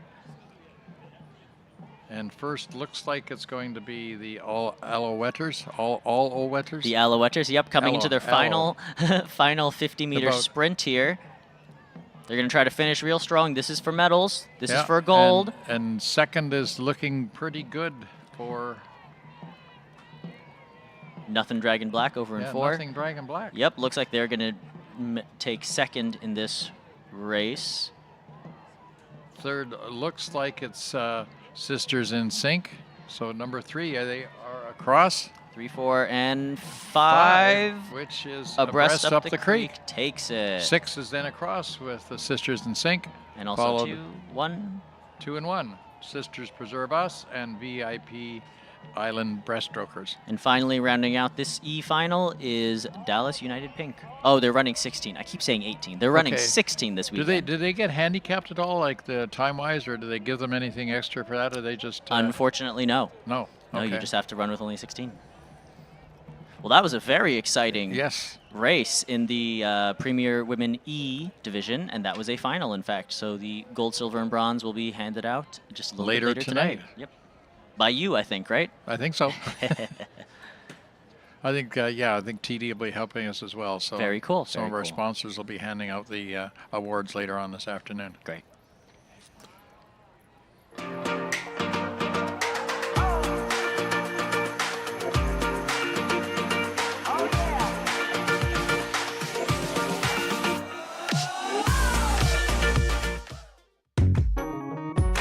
Sport isn't just about performance. This is just as important as this. Because being active is about well-being, connection with others, and most importantly, joy. That's why we design, test, and sell our own products to help keep our prices fair, so you can enjoy all the sports and activities you love. Our quality gear is made to support your journey and let you move your way. Decathlon.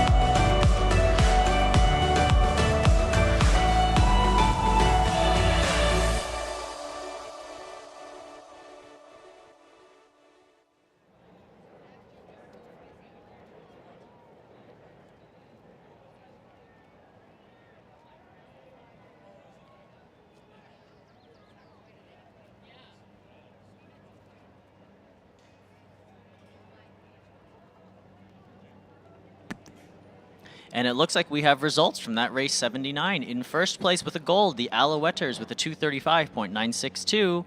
In second, silver, Nothing Dragon Black with a 239.215. And in third, with the bronze, Abreast Up the Creek with a 241.651. What a great race, Grant. And fourth with Sisters in Sync wasn't very far behind with a 242, so they were less than a second away. That's right. So a good call for the first 4 boats there.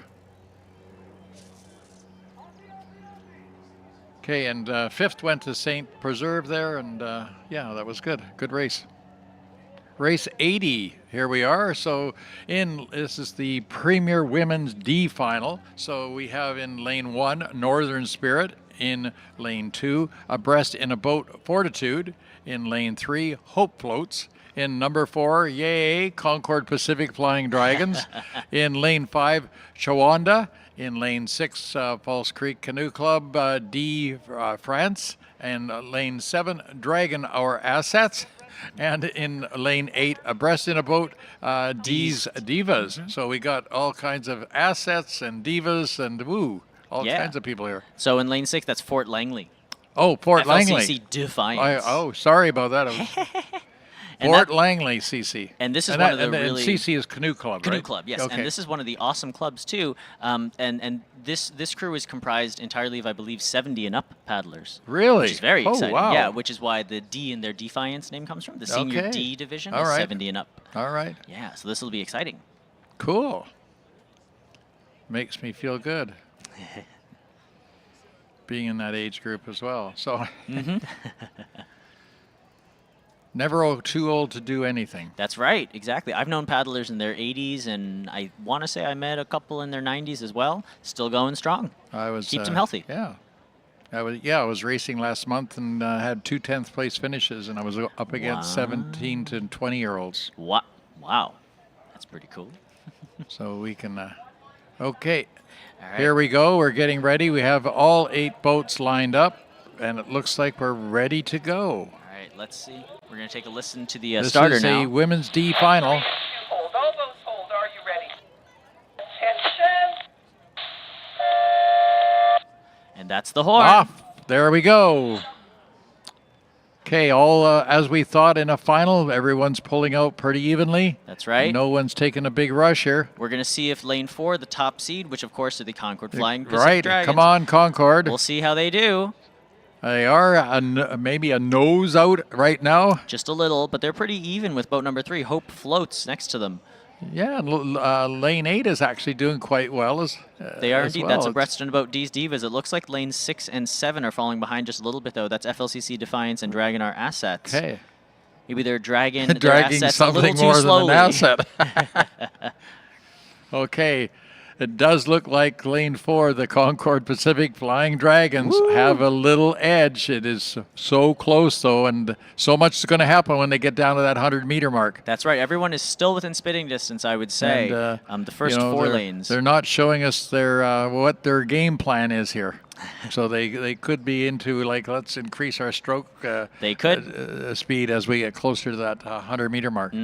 Falling behind just a little bit now, whereas dragging our assets over down in lane 7. It looks like as the field is starting to spread apart, it's now looks like lane 2 is starting to come out a little. So 2 is, yeah, that's Abreast in a Boat Fortitude. They're starting to come up just a little bit. They're challenging the Concord Pacific Flying Dragons. We'll see if they can make that challenge. Concord.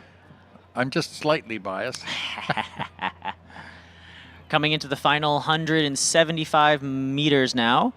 Third is far too close to call.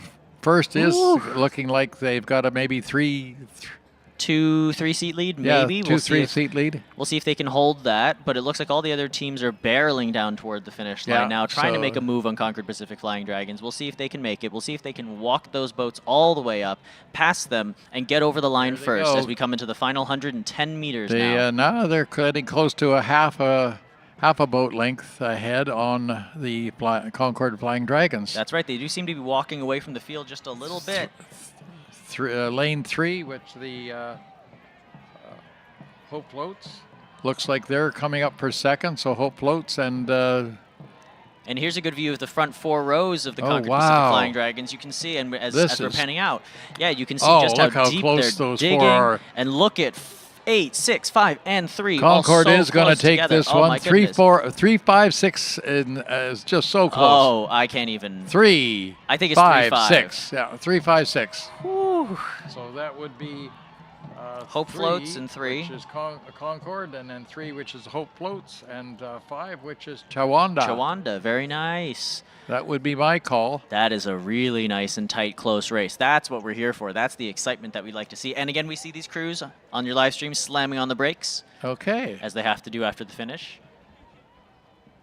Now, Lauren was saying they don't slam on the brakes. They kind of float past. So Well, you're talking, say, hey, you slam on the brakes. I mean, I would.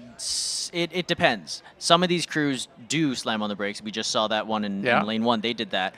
Arguably, they have enough real estate afterward that they could drift, yes, and slowly slow down. That's generally what I prefer my team to do. Also, they just ran a really nice, strong 500-meter. They are exhausted. I don't want my team to have to slam on the brakes. It's it's tiring. You know what I mean? It's work that they have to do. They have to keep listening. They can't just relax, lay back, and take a breath for the first time in the last 3 minutes, right?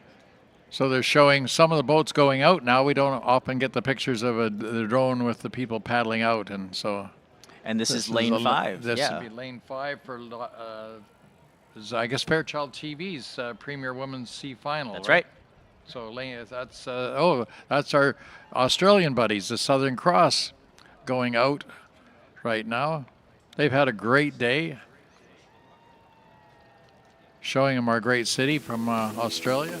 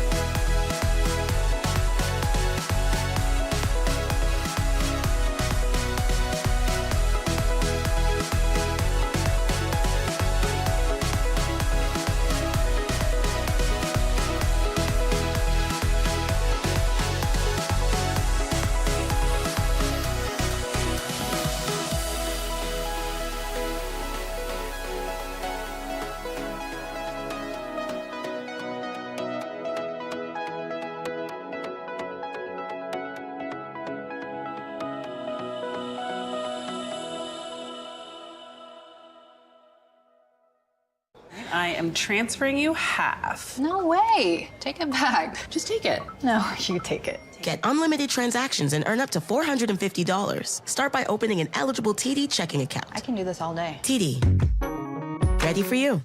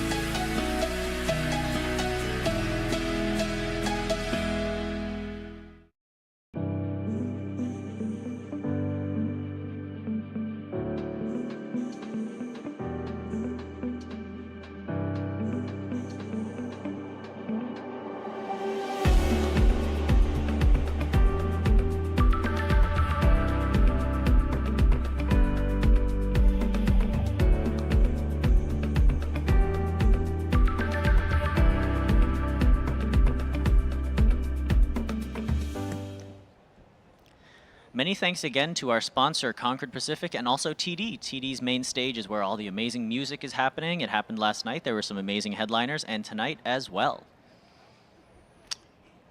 So we have results for race 80 there, the women's D final. So tell us who won. Matthew, give us a I feel like you know this team, Grant. In first place, the Concord Pacific Flying Dragons with a 232.862. Yay, folks, Concord won. In second, Hope Floats with a 235.364. And in third, Chawanda with a 236.015. But looking down to fourth place, FLCC Defiance, they only lost to Chawanda by 0.3-ish of a second. Very, very close. Whoa. This is a really nice tight race. And then we see a bunch of other times as well. Abreast in a boat, D's Divas with a 237.316. Abreast in a boat, Fortitude with a 237.416. Difference of exactly 0.1 of a second. It's really this great. was a tight race final. Look at all the times from 2:32 right to 2:39. So there was only 7 seconds difference between all the boats. Yeah. So we have race 81 coming up. This is Fairchild TV supporting this one with the Premier Women's C Final. So we have in first spot there, excuse me, Dragon Max. And second, we have the Pacific Coast Paddlers. In third lane, we have Orca Women. In 4, we have the Owls Dragonflies. And we have our Australian friends from Southern Cross Dragons in lane 5. We have in lane 6, the Wasabi Impact. In 7th spot, KC Pink Warriors. And in 8th, KP Dragons. So tell us a bit about these teams, Matthew. Well, Dragon Max is one of the larger senior crews out of, I think, Long Beach, California, in SoCal. Okay. And they will be competing at U.S. Nationals coming up next month in Florida in mid-July. Wow. So it'll be very exciting to see how they place here and see how they also do next month when they're up against the best of the very best from across the U.S. Okay. The Southern Cross Dragons, as we mentioned, are from Canberra, Australia. Canberra being the capital of Australia. Oh, wow. Which is inland. it is indeed. So they must have a lake there or something they paddle on. Something like that. It's in the ACT, the Australian Capital Territory, which is one of their states down there in Australia. We also see a lot of other great crews here, like Wasabi Impact. Wasabi is from Portland, Oregon, and they have a very, very large program there. They have a number of boats here, including today's boat here, number 6, the Impact Crew. Ah, okay. Super.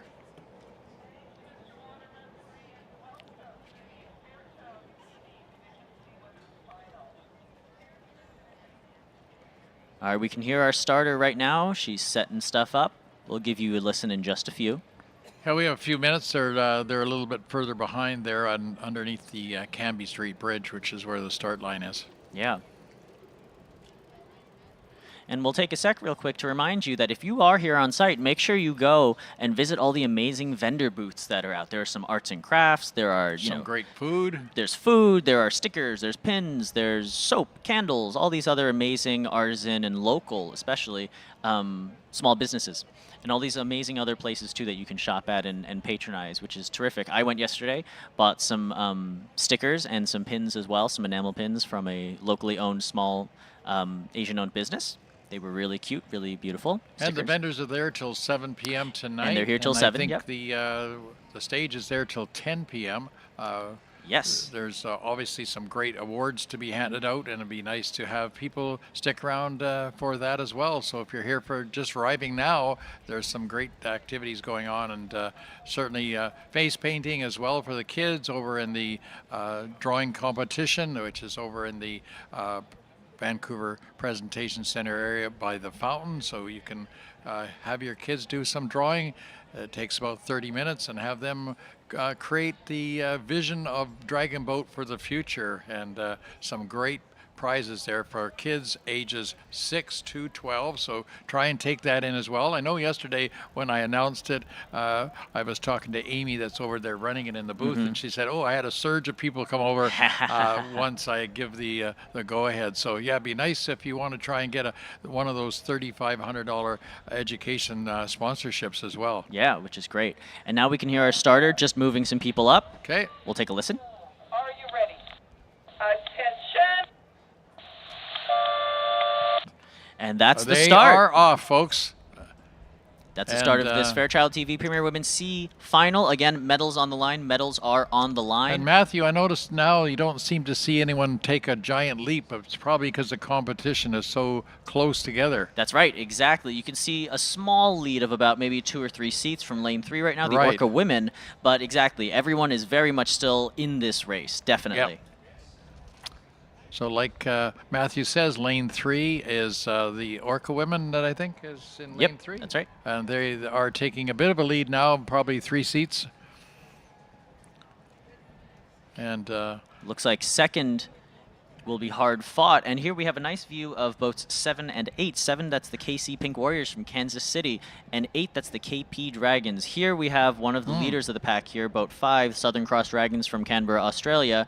They're doing a really great job trying to keep pace with all the other boats on the water right now.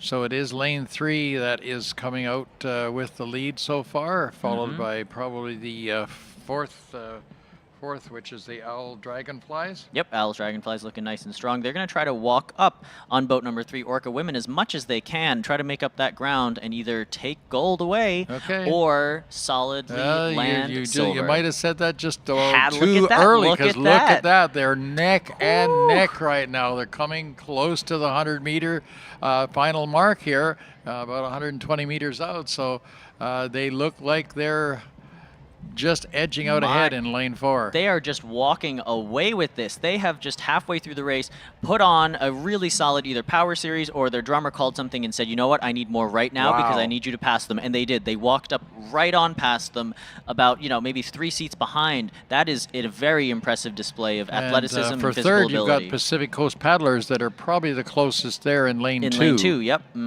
Although they're being challenged over here by lane 5 as well, and that's the Southern Cross Dragons from Australia. So we'll see if they can hold that.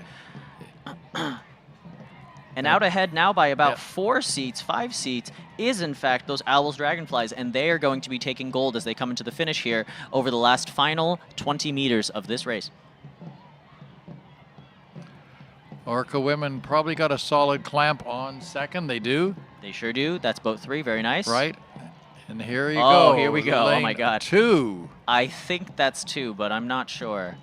Which is Pacific Coast Paddlers may have just kind of snuck up there on the inside. And Wasabi Impact over in boat 6 also looks very strong. Yeah, third place is pretty hard to call. Yeah, and we'll remind all our viewers too that you may see boats pass over the buoys, but again, our finish line is a digital finish line. Correct. Right, that we have a specific set of. So it's like a laser line, folks, out there. So you don't see it, and we don't see it. So it's only the finish line folks see it. Yeah, it's hard for us to call it.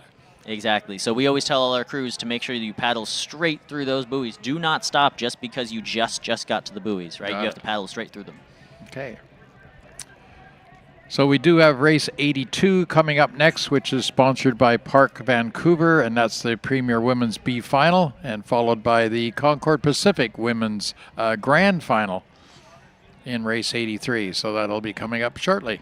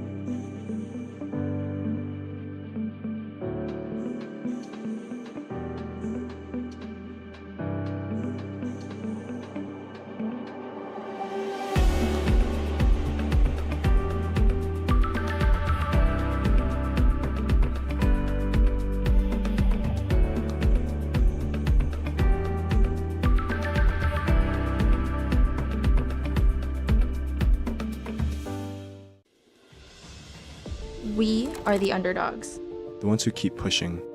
even when the odds are against us. We are a symbol of what's possible when we put our hearts and souls into something. We create a platform for you to tell your dragon boat story. Inspire each paddler to greatness. Because when you wear an oddball jersey, you're wearing the heart and soul of a team that never gives up. Created by paddlers for paddlers.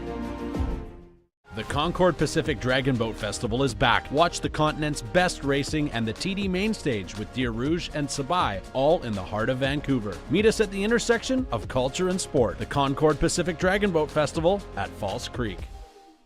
I am transferring you half. No way. Take it back. Just take it. No, you take it. Get unlimited transactions and earn up to $450. Start by opening an eligible TD checking account. I can do this all day. TD. Ready for you.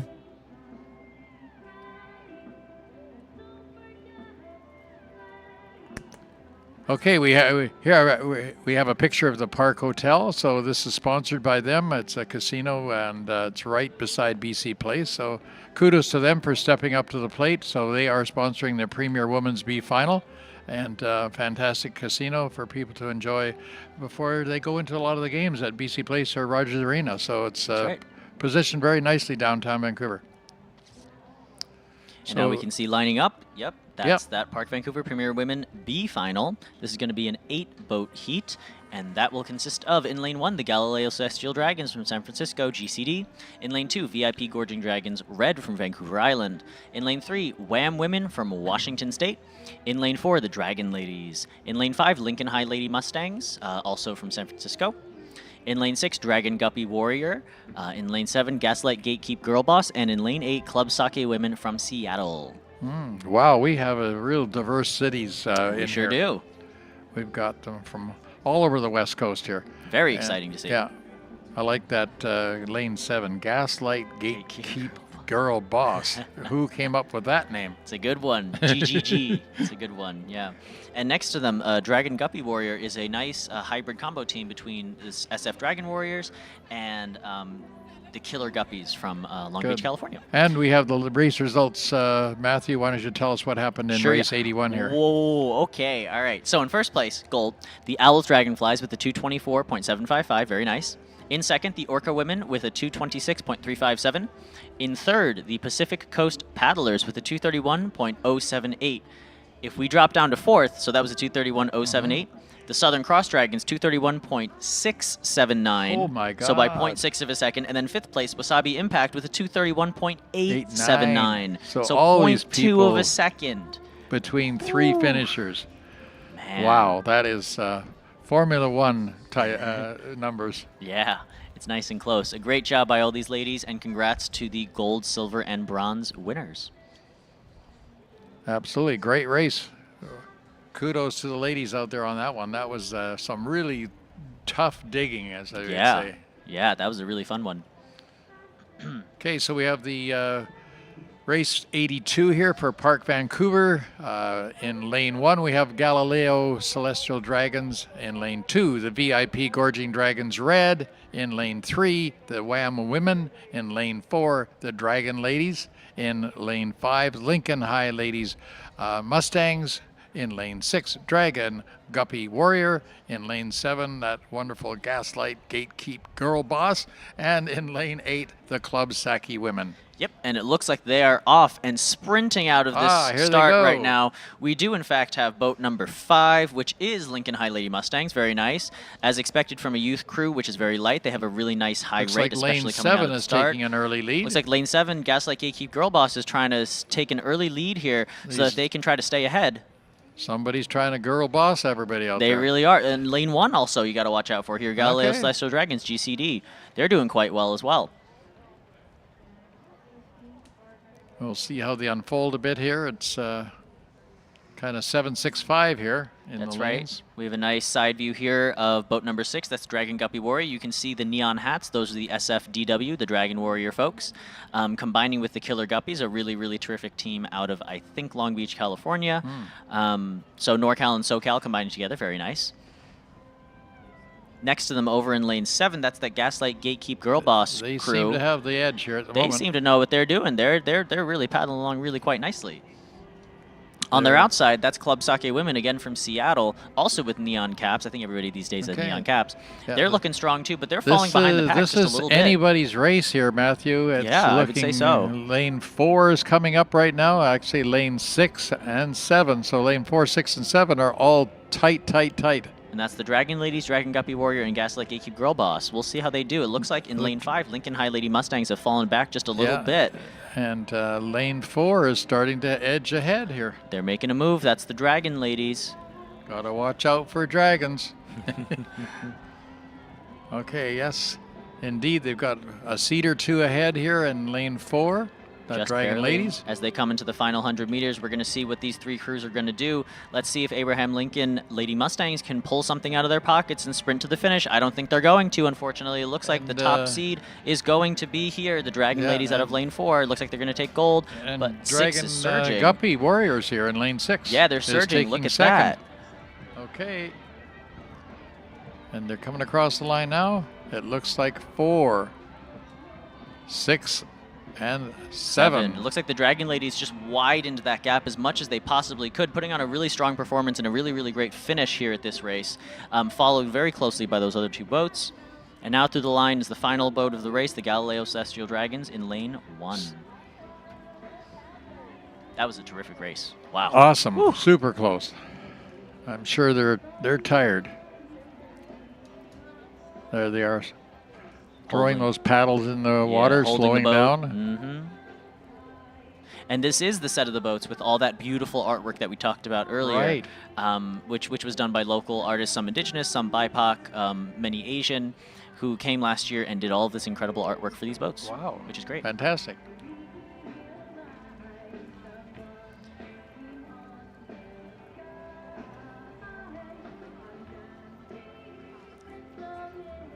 There with the neon vest down on boat 1 steering. That's my good friend Erin, who I pointed out a little bit earlier today as well. She'll be steering with me on Team USA in a couple months in Thailand. Okay. Terrific steer. So that's a mixed boat race?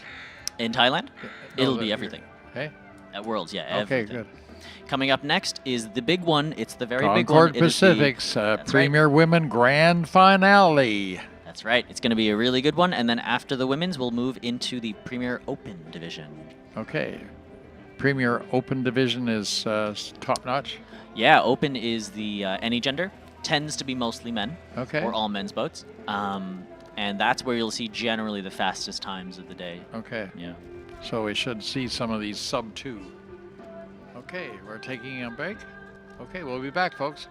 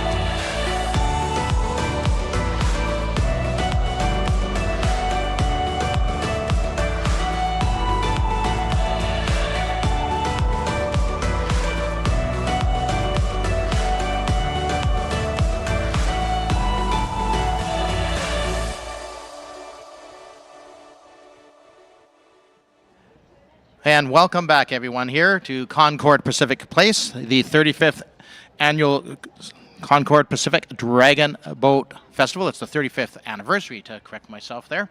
We've just seen a spectacular Concord Pacific Premier Women's Grand Final. We are still waiting for those official results. We might have to be a little patient on this one. It was just like that brand of chip dip, a hell of a good race. So very, very exciting.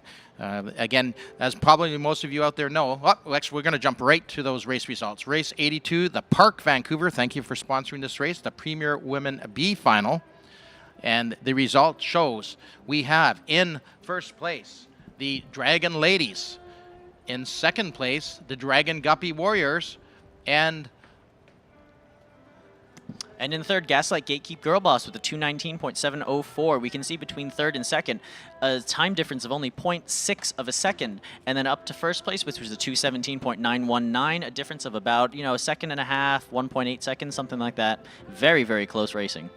Absolutely, as we know, for Canada, when it comes to women's dragon boat racing and paddling, women are basically #1 in the world. And oh, yeah. Absolutely, and it's been that way for many, many years. A lot of great teams out of our country here. So thanks again, Park Vancouver, for that sponsorship. And we have boats kind of swinging in there, so pretty soon when it's available to us, we'll let you listen into Kim again, the starter.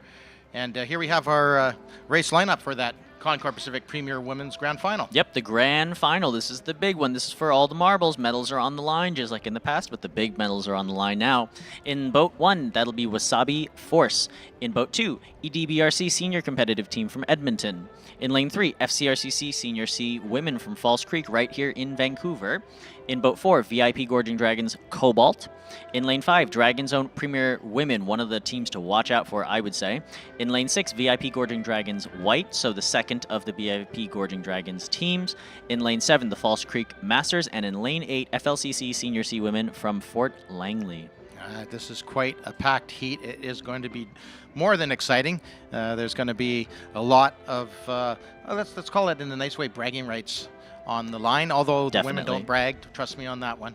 But they deserve whatever place they come this race. It's well deserved, and it's going to be a spectacular one. So I did notice walking around, like you were doing a little bit earlier there, Matthew, is that there's a great crowd there cheering on at the finish line. So whoever your team is, now's to get your spot on the line or on the side here. Actually, great side view of the finish line right in front of the Concord Pacific Presentation Center, which is our broadcast location. So there's a great view here of the finish and 3/4 of the races. So if you get on over here, there's still lots of space too for beautiful viewing.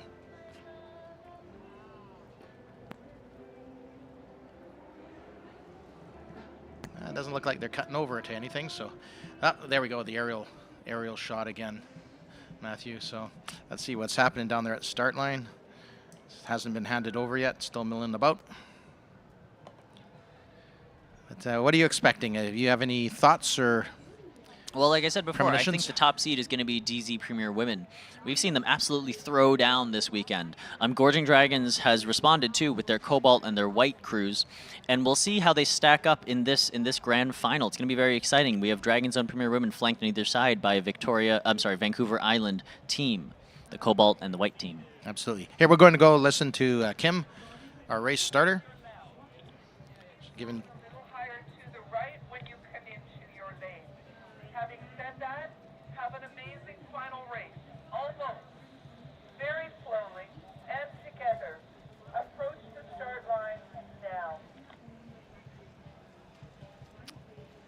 Yeah, it is definitely the final race for the day for these women. Of course, they had Guts and Glory yesterday. And again, Premier Women's Grand Final with a full slate. Generally speaking, we don't use lane 9 unless the tide is a lot higher than it is now. It's kind of one of those low tide, high tides that are actually low today. So it's highly unlikely you'll see anybody in the racing in lane 9 today. So what else you see when you're out there, Matt? We got probably a few seconds before Madam Starter takes over again and moves him into the gates. Well, I'm excited to see. It's always really great to see the Falls Creek Racing Canoe Club, FCRCC, your home club, if I recall correctly. Their Senior C women's crew is in this, in lane 3, and it's going to be interesting to see how they do. I've seen them on the international stage a number of times at Club Crew Worlds and a number of other, Canadian Nationals, things like that. It's going to be really great to see how they stack up against the competition here. Absolutely. Have you had the opportunity to go down to the opposite end and check it out? The starter? No, not quite. Not yet. No worries.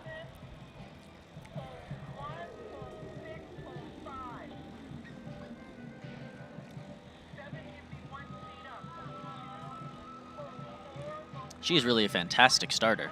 Oh, Kim, yeah, she's, I would say, the best, in quotations for sure. Mm-hmm. Very experienced.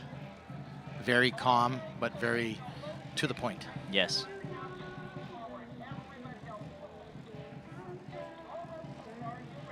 Here we go.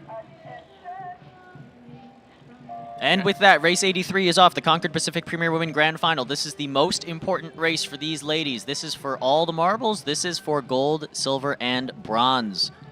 Yeah, what do you say? A quick opening pace by lane number 5. 5, Dragon Zone Premier Women, just as I expected before. We'll see how they do. But they are, in fact, out in front by about maybe 2 or 3 seats. But that 2 or 3 seats could easily be made up by the 2 VIP Gorging Dragons boats on either side of them. Gorging Dragons Cobalt in boat 4 and Gorging Dragons White in boat 6. Exactly. I'd be super impressed if they can hold that lead the whole way. But let's see. We're going to find out pretty darn quick. Let's see what they can do. They're starting to get into the settle now, into their race pace in the middle 300 and 350-ish. meters of the race. We're going to see how long of a finish they put on, too. Like I was talking about before, some crews will actually try to throw off other crews by calling fake finishes. They'll call fake power series. We'll see if any of these crews decide to do that today. I don't think so. I think we're going to see some easier, cleaner, straighter racing, but we'll see what happens. Yeah, absolutely not. Yeah, you're absolutely right about that. These guys are so focused in the boat, these ladies, they won't pay attention. But you're right, the drummer and the steersperson will be well clued in, and don't think we'll have any such cases, but you never know. So again, we just had a beautiful side view. It looks like everybody's top hand catching water at the same time, driving those blades. Great view of the Dragon Zone Premier women there. Look at the caller, the drummer. She's leaning in. She's giving them everything she's got to encourage them. I keep seeing those heads staying up. I see the top hand outside of the gunnel. Everybody's top hands out at the same time. Great timing, because as we know, timing is everything in dragon boat racing. You'll beat power. Timing will beat power 90% of the time, 99% of the time, if you ask me. Really impeccable timing. That's right. And they're coming into the final 110-meter mark now. It looks like Dragon Zone Premier Women is taking this one pretty handily for the gold. Second is going to be VIP Gorging Dragons. It looks like Cobalt in lane 4. They're down by only maybe 4 seats. They're not going to make up too much of that, but they'll go home with a silver, which is very nice. Third place is going to be very interesting to see. That's the race right now. Woo. That's the race right now. Absolutely. Who is it going to be? What do you think? We're stuck between lanes 2 and 3. It looks like 6 and 7 have fallen off a little bit. I think 2 is going to take it, and it looks like they might. That's Edmonton Dragon Boat Racing Club Senior Competitive Team. Correct. Out of lane 2. I don't know anymore. 2, 3, or 7. That was darn close. The Edmonton Senior, as you mentioned, it could be Falls Creek Masters in 7. Wow. Could be Falls Creek Senior C Women out of 3. Absolutely. Oh, man. Unbelievable. That was a great Concord Pacific Premier Women's Grand Final. I'm looking very much forward to seeing those results. That is the race we came for today. Look at these ladies here. Again, exhausted. Most of them, yeah, exhausted. They've had several races, today, and of course they were probably in Guts and Glory yesterday. And wow, absolutely great racing.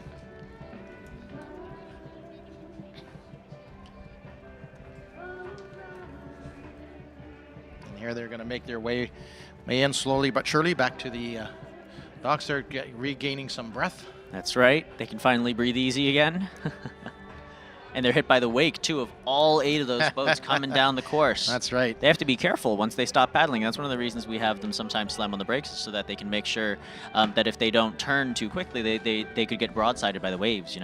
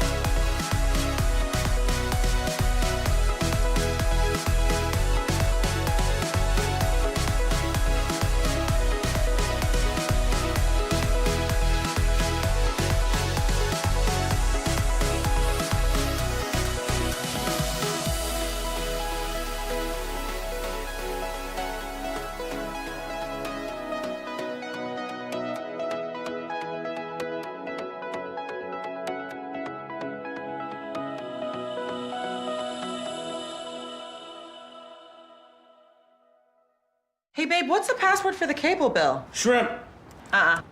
Lobster? It didn't work. Try all seafood. What? Reset your password quickly and easily in the TD app. That actually helps. TD. Ready for you. Sport isn't just about performance. This is just as important as this. Because being active is about well-being, connection with others, and most importantly, joy. That's why we design, improve, test, and sell our own products to help keep our prices fair, so you can enjoy all the sports and activities you love. Our designers evaluate all aspects: form, posture, movement, endurance, to ensure your gear is comfortable, durable, and ready for action. Whether you're just starting out or you've been active for years, our quality gear is made to support your journey and let you move your way. Decathlon.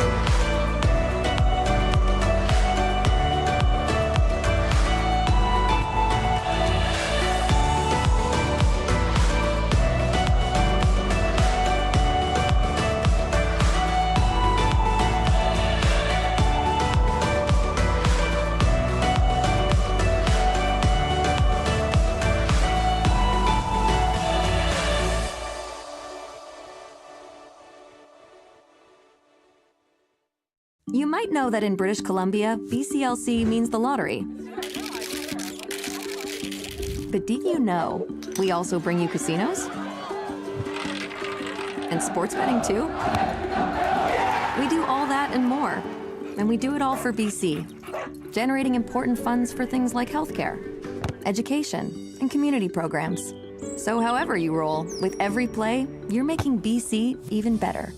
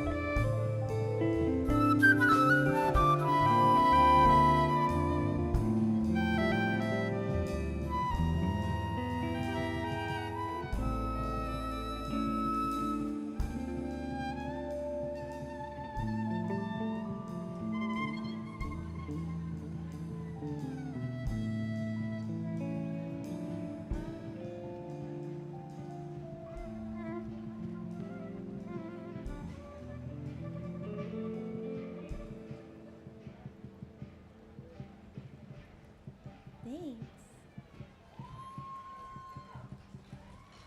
I hope you use some medicine today, whatever that is. All right. Well, next song. Yeah, it needs to tune. I'm going to talk. Well, the next song coming up is called Howl On, and this is a very special song to my heart.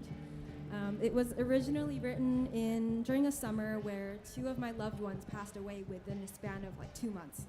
And it was both expected. They were both very ill, but it was just still very heartbreaking. And I needed to make something to help process that. And this was a song that I wrote and would regularly sing to the fire, sing to the waters, and release that grief, but also as a way of saying goodbye to them in a way that's not like, this is the end, but this is the end of your body that was causing you so much suffering. And I hope you're free now, and I will see you again somewhere else.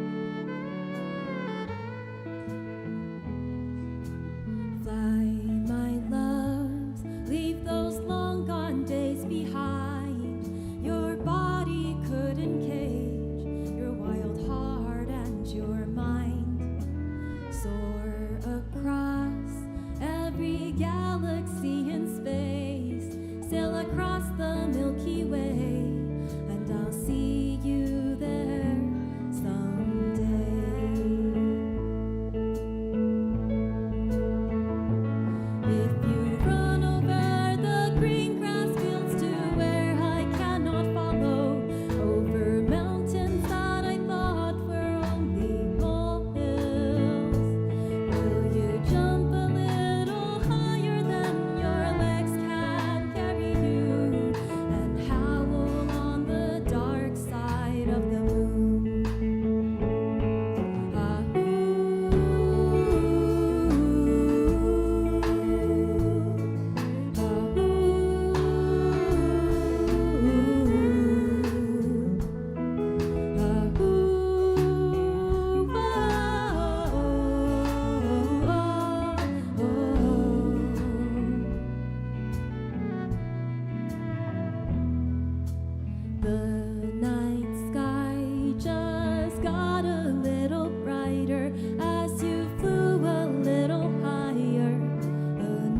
star has found a place amongst the moss on heaven's ground to rest the tender hand of an angel looking down.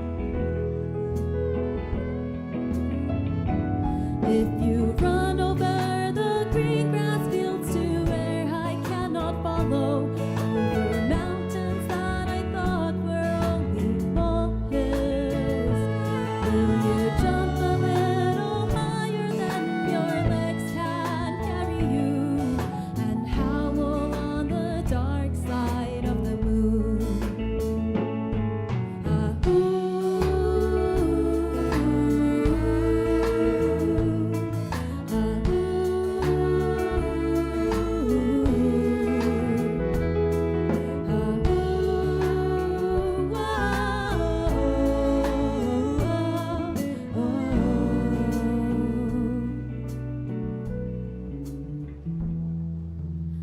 Say your last goodbye.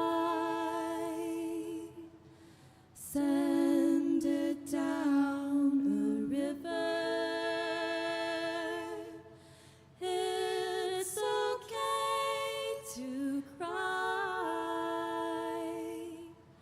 Nothing lasts forever. Say your last goodbye. Send it down a river. It's okay to cry. Nothing lasts forever.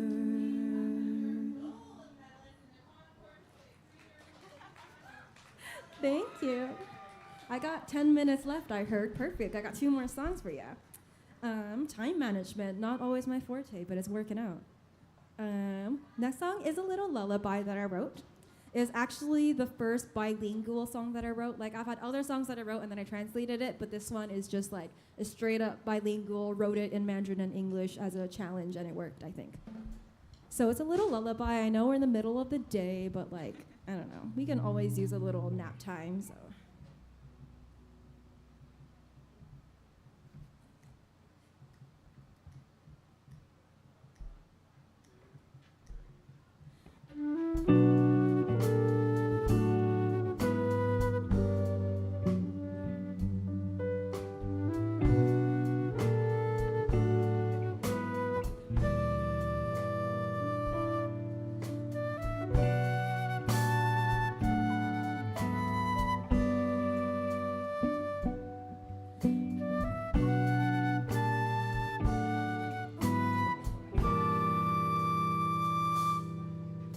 艘船让它载着你，从天涯到海底，慢慢地学习这场梦的目的地。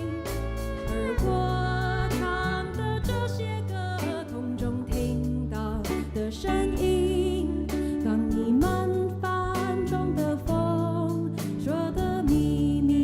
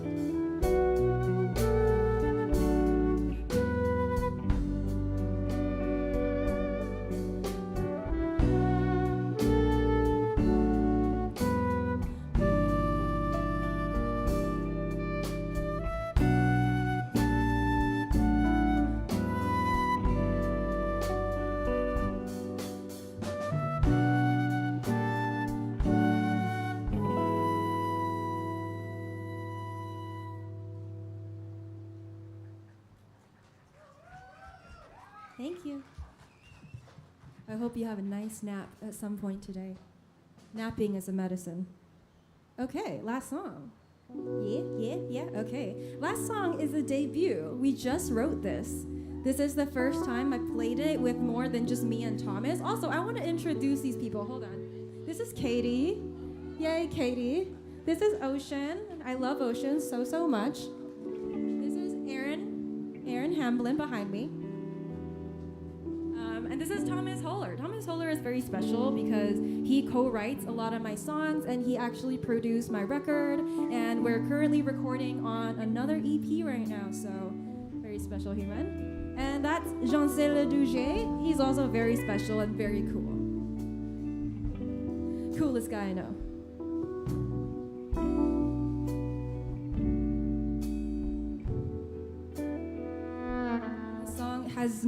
Does not have a title yet, but it's coming.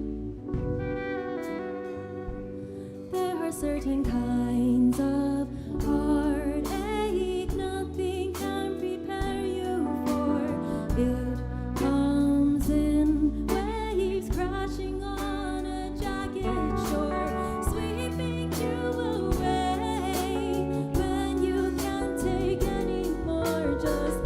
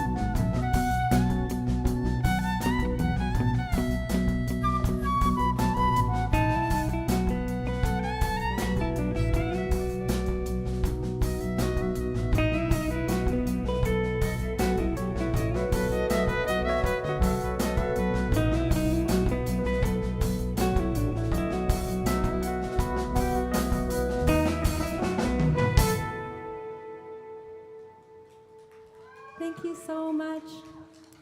My name is Le Fan, or Van Le Fan, and you can find me everywhere on the internet. The last two songs are new. We're recording them now, so you can't find them yet. But everything else you can find on the interwebs. And I hope you all have a lovely day. Thank you so much for being here. Thank you so much to this band again. I love them so much. And yeah, have a great day.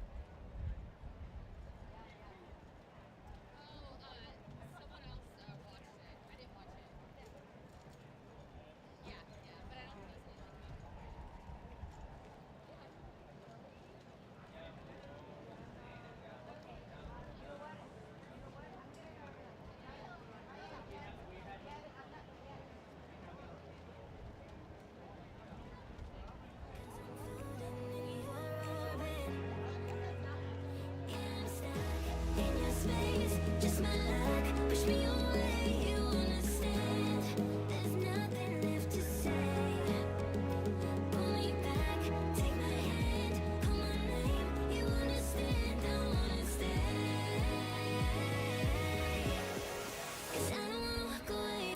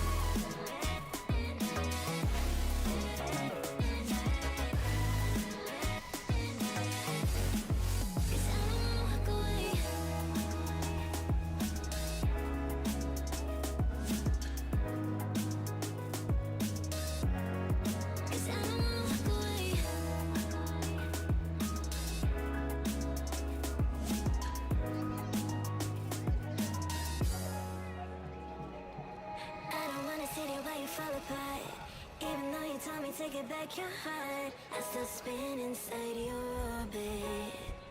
Yeah. You say that I should probably start to walk away. I'm hoping that you stop and make me have to stay. 'Cause I'm floating in your orbit. Yeah, I'm stuck in your space. Just my luck. Push me away. You understand? There's nothing left to say. Pull me back. Take my hand. Call my name. You understand? I wanna stay. 'Cause I don't wanna walk away.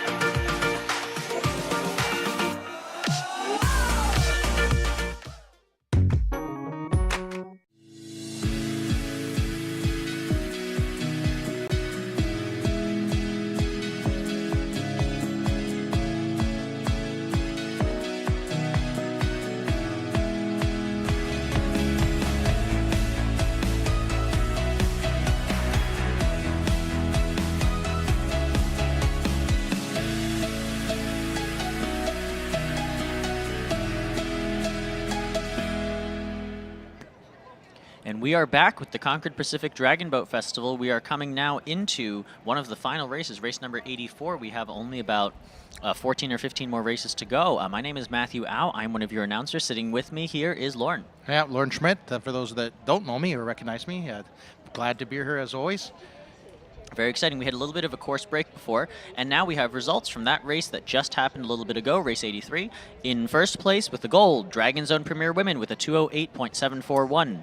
As you predicted. In second, VIP Gorging Dragons Cobalt with a 2:10.393, and in third, EDBRC Senior Competitive Team from Edmonton with a 2:15.548. Super interesting to see. In fourth place, FCRCC Senior C Win with a 2:15.698, a difference of barely 0.1 of a second. Very exciting. Something very important to note here is we have some senior division women's here. So maybe next year we should look at having a seniors division separated. So that'd be pretty cool. Yep, that would be pretty cool. We have enough seniors teams now to make that happen. That's right.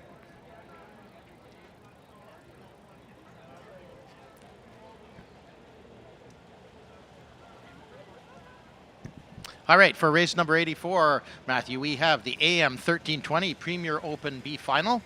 In lane number 1 from Oyster Point Dragons. In lane number 2, the Briar Fire. In lane number 3, the Concord Pacific Flying Dragons. In lane number 4, the Wham Open.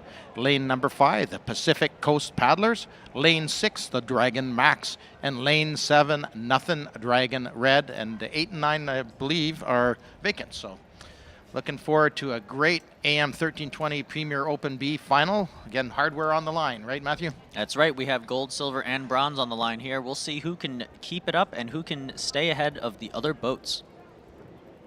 Yeah, it's interesting, the lineup with the 7 boats, starting with lane 1 right through 7. So keeping the South Shore, because we're working towards another low tide of 2 meters, although the high tide wasn't much higher than that this morning. So it's just one of those days where the Falls Creek bathtub, affectionately known as to some of the paddlers. Of course, you get closer to that edge on the side over there with the artificial island, you can get a little bit of drag. That's why they try to keep 8 and definitely no 9 looks of it. So awesome. Looking forward to some fun. I can see one of the, is that the Aqua Bus or the Sea Bus, one of the two crossing over the course there. Always have great cooperation with those guys out there, captains of those boats.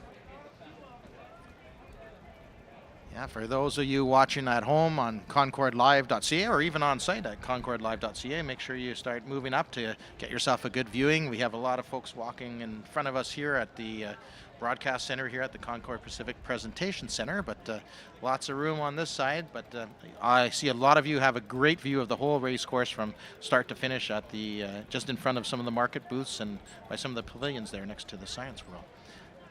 Enjoy. I hope you have sunscreen on. I think I went out and I regretted putting my hat on, so definitely need some sunscreen out there today. But we're looking for some super exciting racing. If you think it has been exciting so far, it's going to get even more exciting as we move forward here.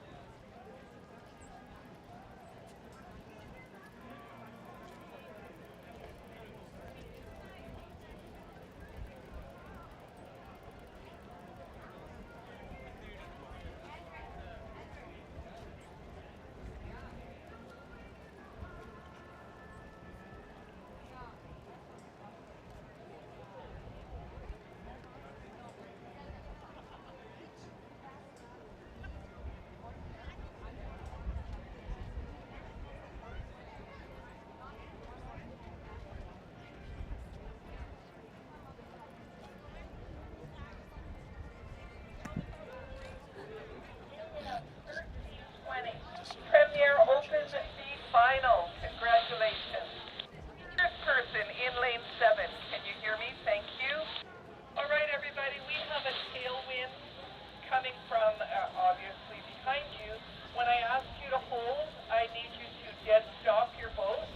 Aquabus, you can go by boat lane 1, please, to clear the course. Just take your time going by boat 1 to clear the course, okay? Copy that. Boat 1 and 2 hold. Aquabus is going to go between you, between 1 and 2. Thank you. All boats hold while they go through. Just mind your wake, please, Aquabus. Thank you.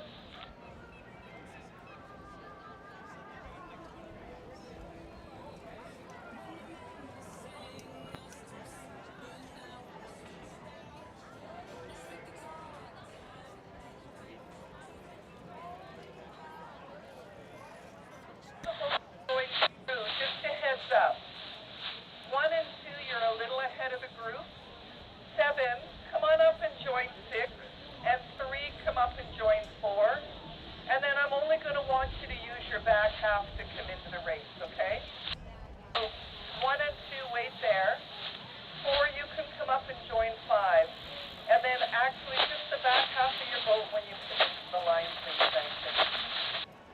All right, everybody, thank you for that. All boats, very slowly and together, approach the start line now.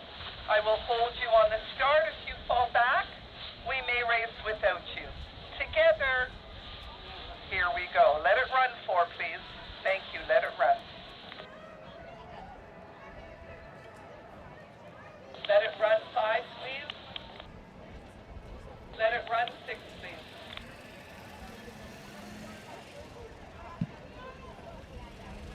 All boats, let it run.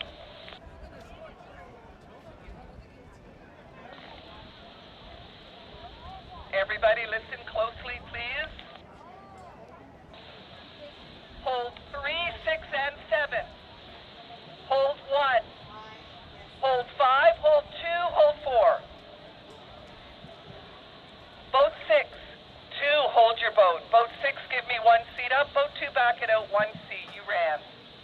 7, back it down 1 seat. I need you to hold. 6, hold. 5, give me 1 seat forward. Boat 2, I'm not seeing you back down. That was not a request.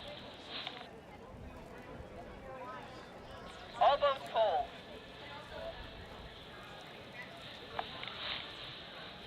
Okay, everybody, sit up and relax. Water referee, you have the race. Please take everybody back 2 boat lengths, please. They're way beyond the line and out of line. Resetting a race. Oh, they're resetting.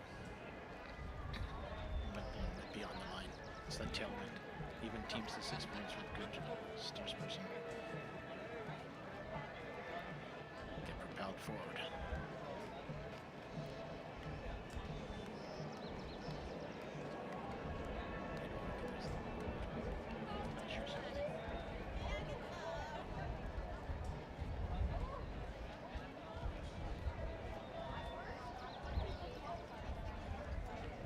All right, Kim, our starter, has requested that all the boats move back and to be moved up again into the start because it's absolutely imperative that we have a fair start, and she knows what's going on out there. So it's going to be a small delay here as we restage everybody, and we'll try to let you listen in on that if we can. Yep, especially with these races where they're finals, so there are medals on the line. Particularly important that we make sure that these races are run nice and evenly and fairly. Absolutely, absolutely.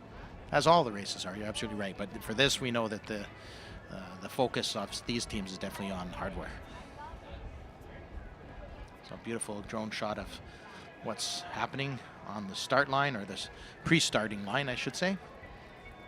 So basically, Kim handed it back to the on-water referee to move him back. Thank you, everybody, for your cooperation. I want to give you the fairest race possible. Very slowly and together. Approach the start line now.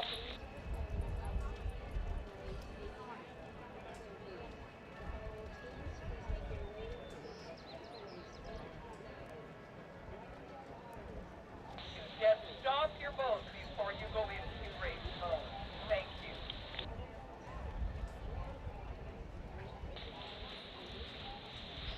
All boats, let it run.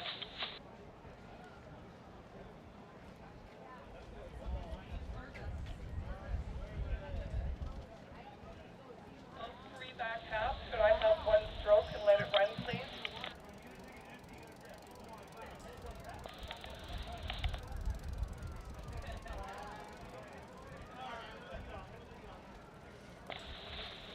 Hold 7, please.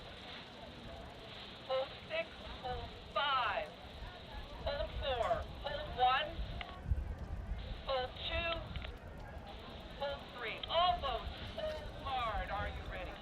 Attention.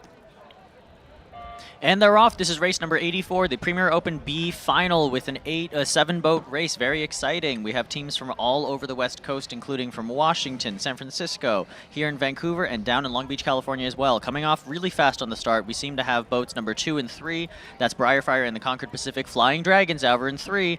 They're coming out a little bit strong here ahead of the pack. Yeah, and there is lane number 6, also the Dragon Max, not far behind at all. They might even be surging right now. And of course, our friends over there in lane number 7, the Nothing Dragon Red.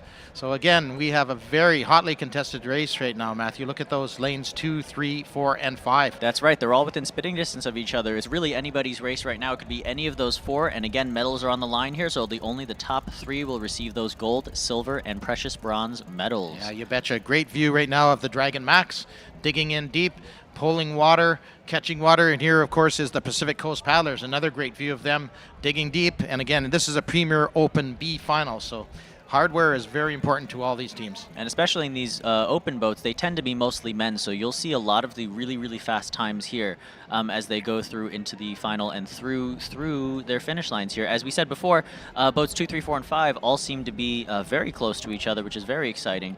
As we said, there are only 3 medals, but there are 4 boats, so we'll see who comes across the line first. Oh yeah, this is going to be hotly contested. And you could just see the drummers encouraging down the center of that boat, yelling their commands, or just keeping the people with their heads up, keeping those teams in sync, reaching, grabbing the water, pulling water. That's what she's all about here, and just beautiful. I don't see any wake coming from very little splashing or anything from any of these boats. So this is just a spectacular race. And it looks like Boat 5 Pacific Coast Paddlers has pulled ahead just a little bit by about maybe 2 or 3 seats. You can see them on your live stream there. They're looking really nice and strong. They have a really nice classic Canadian A-frame. They're hinging nicely. They're sitting up. They're getting all of that power and transferring that into the water, pulling that boat forward. Yeah. Next to them with the neon caps, that's boat number 4. That's Wham Open. They're looking pretty strong too. They're down by less only than 40 feet left in the race. Yeah, maybe 3 or 4 seats. We'll see who gets over the line first. Unofficially, Pacific Coast Paddlers, 4 and 3. 4 Wham Open, and Concord Pacific Flying Dragons might have caught a piece of bronze medal there. Yeah, we'll awesome. see. Dragon Max looking strong, and here comes lane number 7, the Nothing Dragon Red, and lane number 1, the Oyster Point Dragons. Almost called them a bear. I think I watched Cocaine Bear last night. Probably shouldn't have done that. All right. Wow, congratulations. What a race. What a terrific race for this was, B Open final. Yeah, and it was very hotly contested just right from the opening gun. Mm-hmm. Absolutely spectacular race there, and some great shots again from our aerial drone and their crew. Just spectacular. Can't complain about that race whatsoever. I think there's going to be a lot of happy paddlers in all those boats. Medal or no medal, they did a heck of a race. Gave it everything they had. Beautiful. So what's coming up next? Coming up next is the Peak Technologies Premier Open Grand Final. This is going to be one of the very exciting, very big ones. Again, the Open Division, the mostly men typically, and this is the Grand Final. This is going to be a really great one. Now we see a nice shot of our food vendors here. Like I was saying earlier before, a whole ton of really, really delicious food, including there's a mac and cheese cart, there's a Mexican place, there's some vegetarian and vegan options, there's a really apparently fancy coffee place, also pretty exciting. So if you're here on site, go head down and get yourself some food. Don't forget to hydrate, and also make sure you're eating. It is 2 o'clock, and make sure, like Lauren mentioned before, put on that sunscreen, reapply. Yeah, and don't eat mac and cheese 5 minutes before your race. That's the only advice I can offer. I mean, you could. I don't know if I'd recommend it. Absolutely, you could. Hey, babe, what's the password for the cable bill? Shrimp. Lobster? It didn't work. Try all seafood. What? Reset your password quickly and easily in the TD app. That's help that actually helps. TD. Ready for you.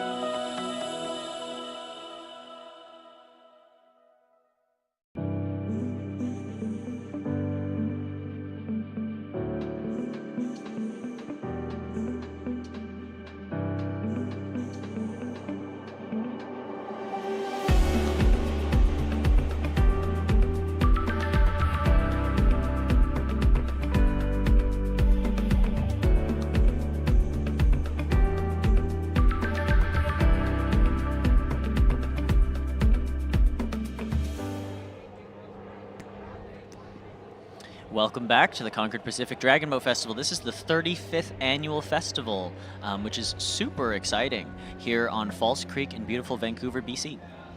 Here we have race results from that race 84 that just happened. In first place, the Pacific Coast Paddlers with a 2:11.308. In second, Wham Open, the Washington Masters with a 2:12.076. And in third, the Concord Pacific Flying Dragons with a 2:12.760, a difference of only 0.7 of a second. Very, very nice. I think it's the Concord Pacific Flying Dragons, man. And now race 85 is coming up. This is the Peak Technologies Premier Open Grand Final. In lane 1, Galileo Celestial Dragons. In lane 2, DH United, that's Dragon Hearts United. In lane 3, VIP Gorging Dragons Carbon. In lane 4, Dragon's O Premier Open. In lane 5, EDBRC Premier. In lane 6, Hungry Guppy Warrior. In lane 7, the Lincoln High Centurions. And in lane 8, She Believed. Yeah, another full slate and expected to be another hotly contested race here. Big medals on the line here in the Premier Open Grand Final. And of course, thank you, Peak Technologies. A lot of the items that we're using here right now today come from Peak Technologies. Thank you for your sponsorship. I'm excited to see how Dragon Zone Premier Open fares against their Edmonton brethren. These two Premier Open crews will be very exciting to see. I'm also very, very happy to see these two high school crews, Lincoln High Centurions and Galileo Celestial Dragons, both high school crews, going up against much older kids, you know, mid-30s, maybe mid-20s, maybe even 40-year-olds in these boats. It's going to be very, very exciting. That's right. These open divisions are known for the excitement that they create in the boats and on the shore. Oh, yeah.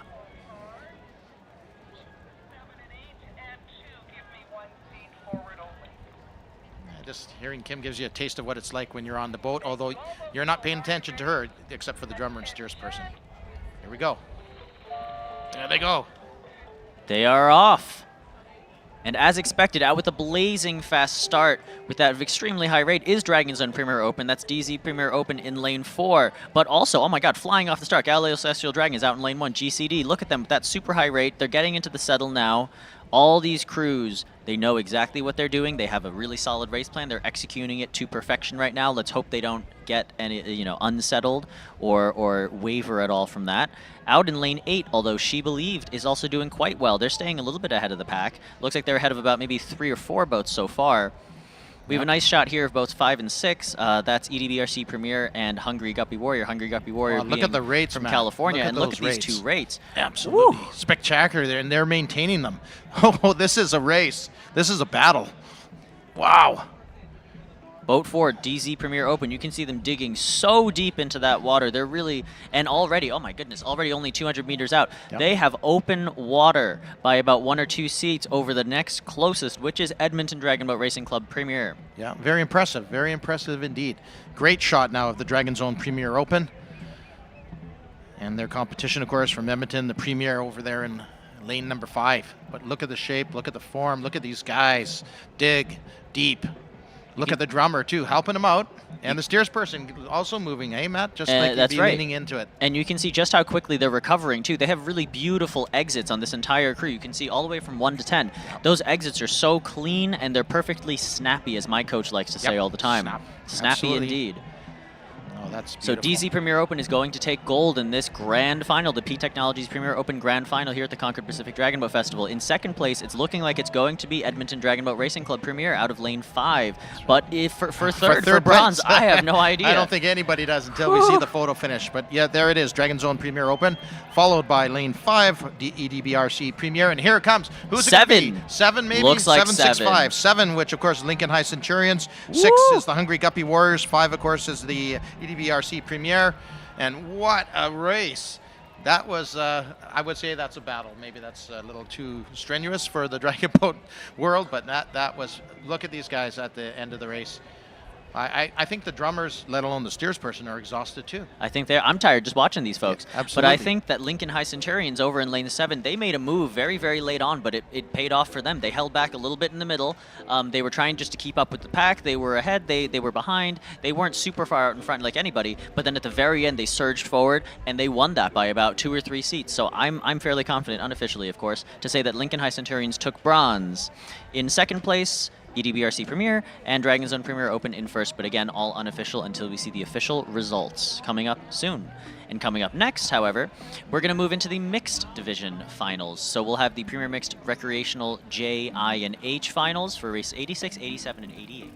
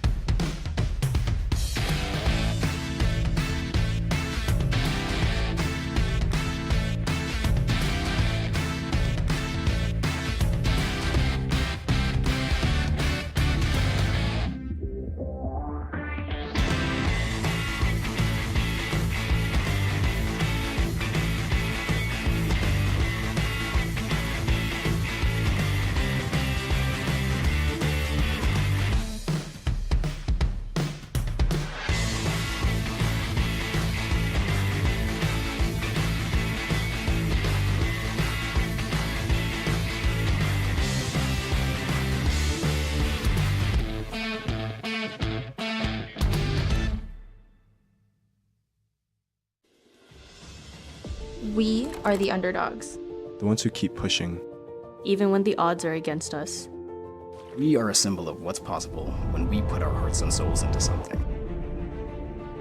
We create a platform for you to tell your dragon boat story. Inspire each paddler to greatness. Because when you wear an oddball jersey, you're wearing the heart and soul of a team that never gives up. Created by paddlers for paddlers.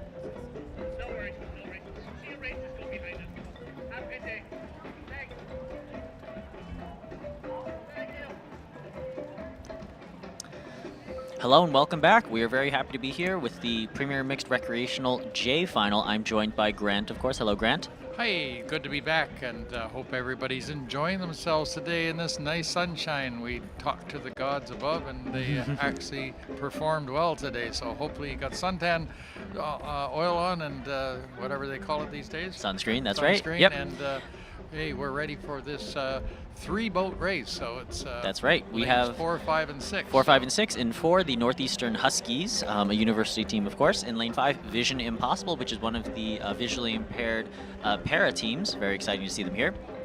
And in lane 6, Conquering Waves. Conquering Waves is a local team here in Vancouver who, that is composed of paddlers who are suffering with severe mental health challenges. They are on a journey to wellness through recreation and community sport, and this is one of the ways that they're doing it. So good luck to all 3 of these crews.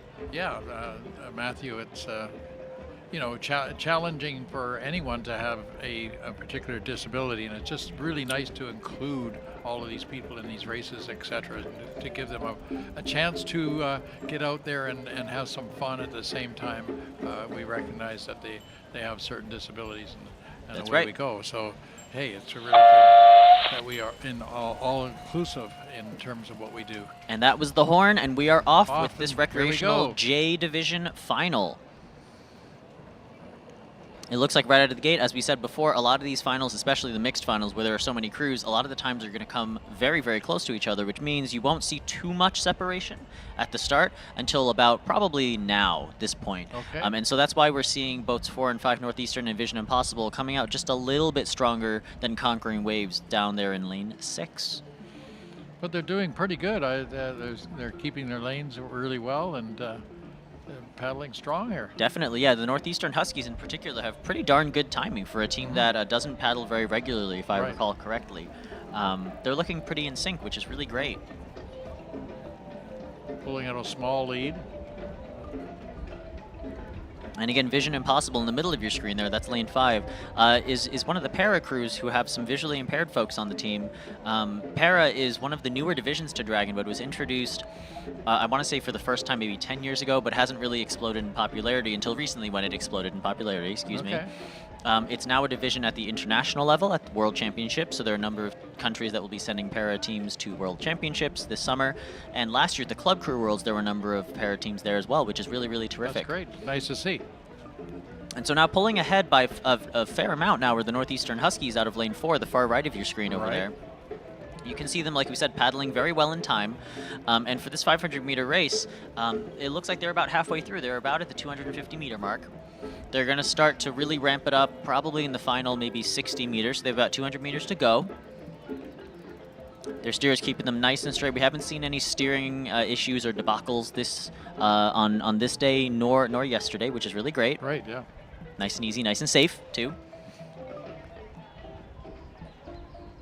And trailing in the back of the pack is Conquering Waves back there.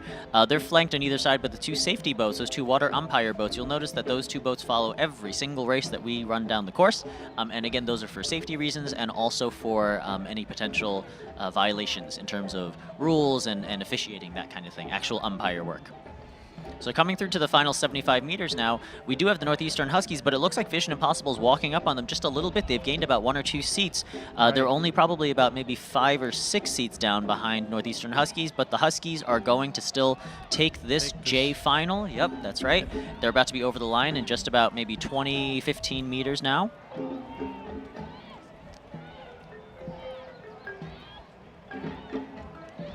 There they are, they're across. That's gold and silver to the Northeastern Huskies and Vision Impossible. And Conquering Waves getting the bronze. That's right, they're coming down the course. Looking nice and strong, putting all the energy they have now. Yeah, let's give a big cheer for all these folks out there, folks, especially on the side over there by the Science World, so they can hear you, and give them a big round of applause. That's right, a great job to all of these crews.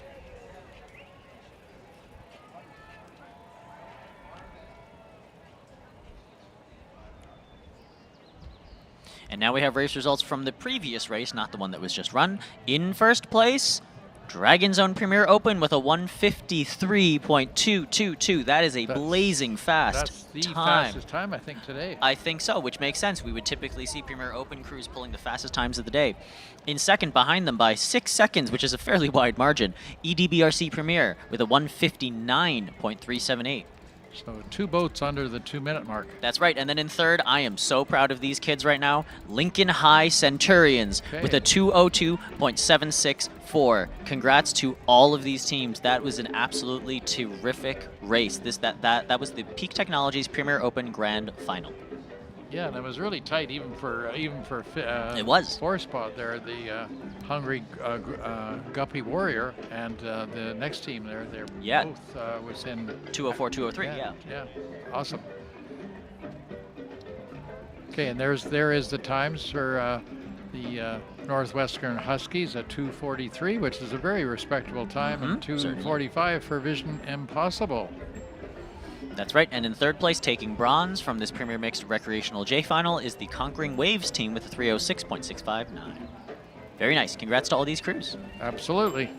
It'll be nice to go home with some hardware. It's always exciting.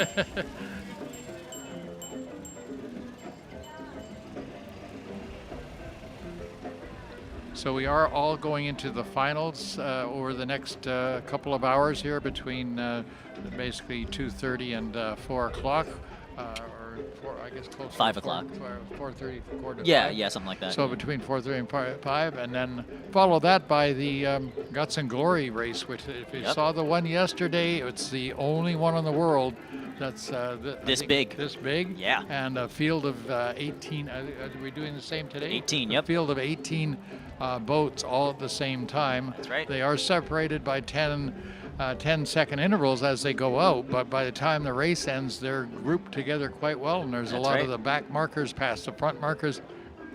Very exciting to watch, and this, particularly in the corners. And it's the only race of the day that you'll see the start and the finish. That's right. So coming down the pipe now, they're just lining up, is going to be race 87, the Premier Mixed I Final, the Recreational I Division. In lane 2, DZPC Herons, that's Dragon Zone Paddling Club, Herons. In lane 3, Chinatown Flower Bridge. In lane 4, Il Centro. In lane 5, Conquering Waves number 2, so we just saw Conquering Waves number 1, this is going to be Conquering Waves 2. And in lane 6, the Fire Dragons.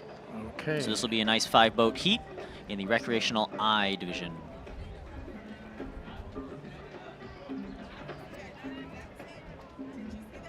So Matthew, it's, while we're waiting here, it's my last opportunity to give a shout out to the drawing competition for the children. They wanted me to mention it one more time. We do have until 4 o'clock is the final, so you've got the next hour and a half to still get into the competition with any child that is between the ages of 6 and 12.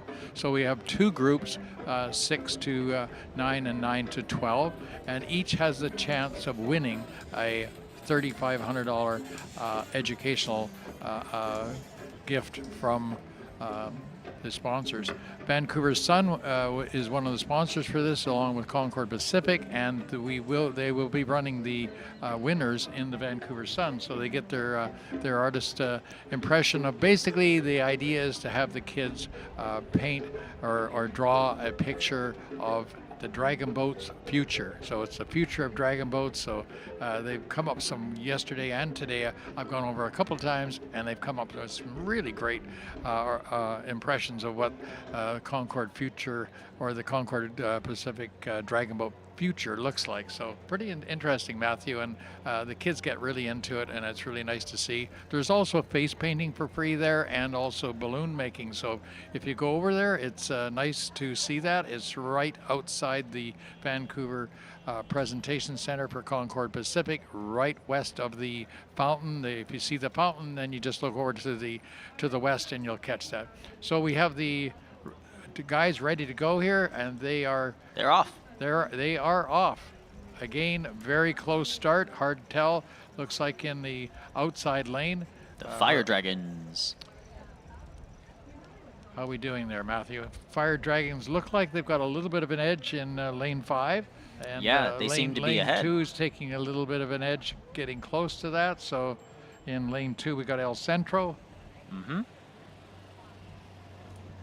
Again, everybody keeping a pretty good pace. Boats in lanes 1, 2, and 3, and 5. Oh, 2, 3, 4. Or 2, 3, 4. Yeah, no 2, lane 3, 1. 4. Confusing. Yeah. But yes, out there in lane 6 is the Fire Dragons, and they are well ahead of most of the other crews in this heat right now, in this final, excuse me. Yeah, and there's a nice shot of lane 4.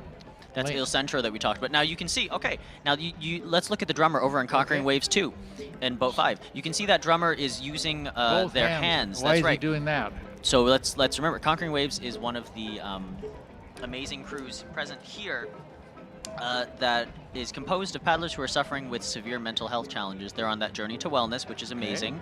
And so getting that motivation from a drummer is really something that helps paddlers, and especially these paddlers, push that boat forward. Okay, sounds good. And we have in lane 4 there, or lane 3, I guess it's looking 2, 3, yeah, 2, 3. So lane 3, the Chinatown Flower Bridge is looking okay in second, and of course out in front there are the Fire Dragons. They're taking a substantial lead. That's right. They have open water over the next cruise, but it looks like boat 3, like you just mentioned, Chinatown Flower Bridge, is going to take, or is currently in second. I would say that boat number 2, which is Dragon's Own Herons, out on the outside in lane 2. Try to catch them? I think they could probably catch them. So let's see. This will be interesting to watch. Just getting into the last 100-meter buoy now. So 2, 3, and 4 are actually all pretty close. So that's right. Yeah. Coming into the final 10 meters, though, boat number 6, Fire Dragons, is going to be over the line in just a few. There they are. They're going to handily take gold. And we've but got following 3, behind 4, them, and 5 here, all pretty close we got together. 2, 3, and 4, all pretty So close. It looks like 3 and 2. 3 and 2. So that's 3 is Chinatown Flower Bridge. 2 is Dragon's Own Herons. Very nice. And remember, Dragon's Own Herons is one of those crews that's only been paddling for about 4 to 8 weeks. They're very, very new to Dragon Boat. So an awesome job to these folks. And finally, rounding out this Premier Mixed Recreational I Division final is boat number 5, Conquering Waves 2. A round of applause to all of these. Yeah, to all of these crews. That's awesome. Now, the drummer, as we were talking about, was using their hands a lot to signal to these paddlers exactly, when to enter and exit the water and things like that. On para teams, especially ones that are vision impaired, you might actually see that, or you'll see other methods that they can sometimes use to try to keep all of these paddlers in sync. A lot of those para vision impaired crews have folks who are, only partially sighted or partially blind, you may say. And it makes a big difference. Having that timing nailed and locked in is a big deal. They use the drum for the sound better? Exactly. They can sometimes feel the vibrations in the boat, that kind of thing. They may be able to feel or hear some sound, exactly to your point. Right. Yeah, and it's always really tough. Wow, we have a really, really great shot now of the TD main stage. Right, they are doing some, looks like a xylophone type thing on the stage there they're doing. Yeah, I'm not quite sure if that's the Sarah McLachlan School of Music Muevete Ensemble or the Paisley Eva group. Oh, okay. But either way, they're doing great. We can kind of hear it from here, and they sound real good, gotta say. Oh, you know what? I'm inclined to say that's the Sarah McLachlan School of Music Muevete Ensemble. Okay, awesome. Very nice. Anyway, so we're now moving on to the Premier Mixed Recreational H Division final. Lucky number race 88 here. 88, the luckiest all of them. Bot sub bot, as we would say in Cantonese.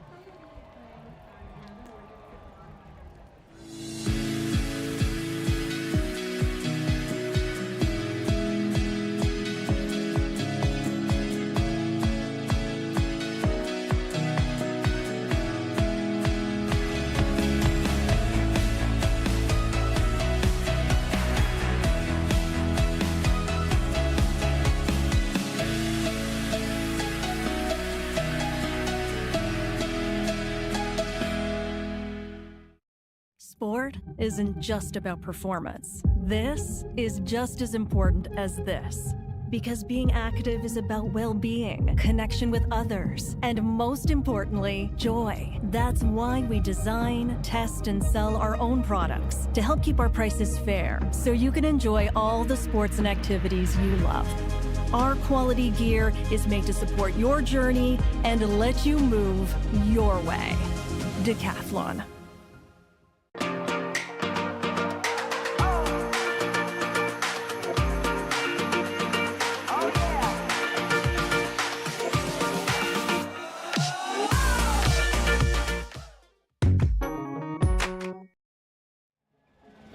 Another big thank you to the TD group for sponsoring the TD main stage. Yes. Very exciting. We just saw some of the incredible music that they're playing over there. We had 2 big headliners play last night as well. We have a number of performances later today, including an Asian drag show, which is going to be really fun. Okay, we have the times here for race 87 that just came through. So in first place was the Fire Dragons with a time of 2:31. And in second place was the Chinatown Flower Bridge. In second place was a 2:39, followed by the DPZ Herons in third place, in that we're in lane 2 at a 2:40. So nice and tight between 2 and 3 there, very close, less than a second apart. So really interesting, and rounding out the battle there was the El Centro and the Conquering Waves 2. That's right. Very nice job by all these crews. And again, we're moving into the H division final now for the Premier Mixed Division. Boats are down there, getting ready. Our Dragon boats are down there, so maybe as soon as they pull up the screen here, you can announce who they are now. There we go. So Matthew, tell us who's in. Here we go. So starting in lane 2, we'll have Consular Spirit. Again, this is one of the teams that's comprised of staff from various consulates here around the Vancouver area from various different countries. Oh, that's diversity. It's pretty cool, exactly. In lane 3, Vancouver Breeze. In lane 4, the Stem Cell Dragon Cult 2 team. In lane 5, CBC Wave Catchers. In lane 6, DZPC Seals. Again, this is one of those learn to paddle crews that's only been paddling for about 4 to 8 weeks out of the Dragon Zone Paddling Club. Very exciting. In lane 7, the Sonar Dragons. This is one of those para teams that has a number of disabled paddlers with a range of visual capabilities. They're from Kelowna. Good show. And in lane 8 are the Water Warriors. So this will be a really great 7-boat race, and we'll see who wins gold, silver, and bronze, Grant. You got it. Sounds great. They are queuing them up fairly quickly here, so.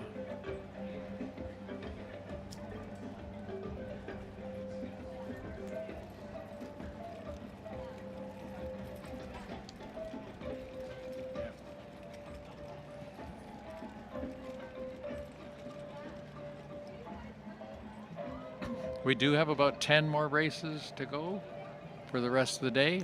That's taking right. us probably close to 4:30, 4:45, so followed by the grand finale. The Guts and Glory 2,000 meter race. It's going to be great. They are going to really, and that's a medal game as well? Yes. Okay. Yes.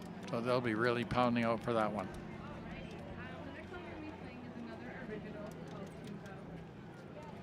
All right, we can hear our starter lining them up now. She's going to bring all of these boats up together, and we'll give you a listen as they get a little bit closer to that start line.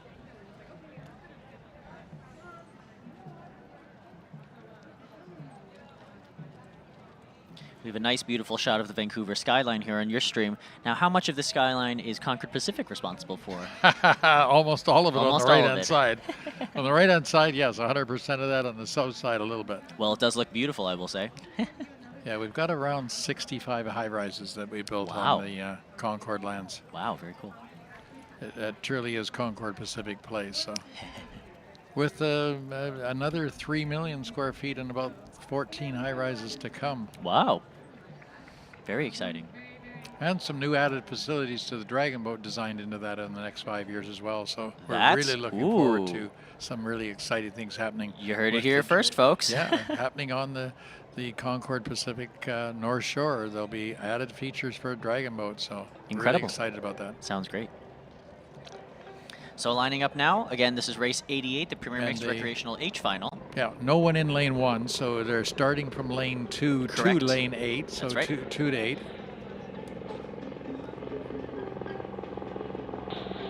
Come on, 7, bring 5, ask you to hold. You're running, back it down. Get back 1 seat, 5 now. Then give me 1 seat up. Just having a little bit of fun getting them lined up. Ooh, what I'm noticing, though, is that boats 7 and 8 are in the same lane right now. Sonar and Water Warriors. Taking a look at that. Yeah, Why, they are. They might have to back one up there. Water Warriors is going to need to move over. I don't know that the starter knows this, or maybe it's deliberate. We are not quite sure. Here we go. Attention! All right, Okay, looks like they they're starting them right anyway, there. So here we go, folks. This will stay fairly close to start with. They're pulling away there a little bit more between 7 and 8 now, so they got a little tight there to begin with. Well, but that's also not that's very that's very not good for the Water Warriors having to swerve from 7 into 8, because that's water that they weren't expecting. That's distance that the extra distance that they have to cover. Extra. Exactly. So we'll see how that affects their time. It doesn't look like they're in the top for the running right now. It looks like actually coming out of lane 4, So that Stem Cell Dragon Call 2. Yeah, it looks like they're out in front right now by about maybe 3 seats. But again, this is at this point anyone's race. This is incredibly even right now for this far into the race. Yes. Probably 100-ish meters through. You're right. Again, very tight between 2, 3, 4, 5, and 6. Actually, 4, 5, 6, and 7. So it's It looks like boat number 3, Vancouver Breeze, is starting to fall back just a little bit. They're about probably 9 or 8 seats behind the next closest, which was Stem Cell Dragon Cult 2. We have a nice view of boats 5 and 6 right here. That's CBC Wavecatchers in 5 and DZPC Seals in 6. Again, DZPC being Dragon's Own Paddle Club. You can see that steerer really digging that oar in using both hands. There we go. So lanes 4 and 5, we've got CBC Wavecatchers and Stem Cell kind of battling it out for the lead, and actually in the DZPC Seals is doing well. Doing actually, quite they're well. pulling out. Yeah, they're starting to pull ahead.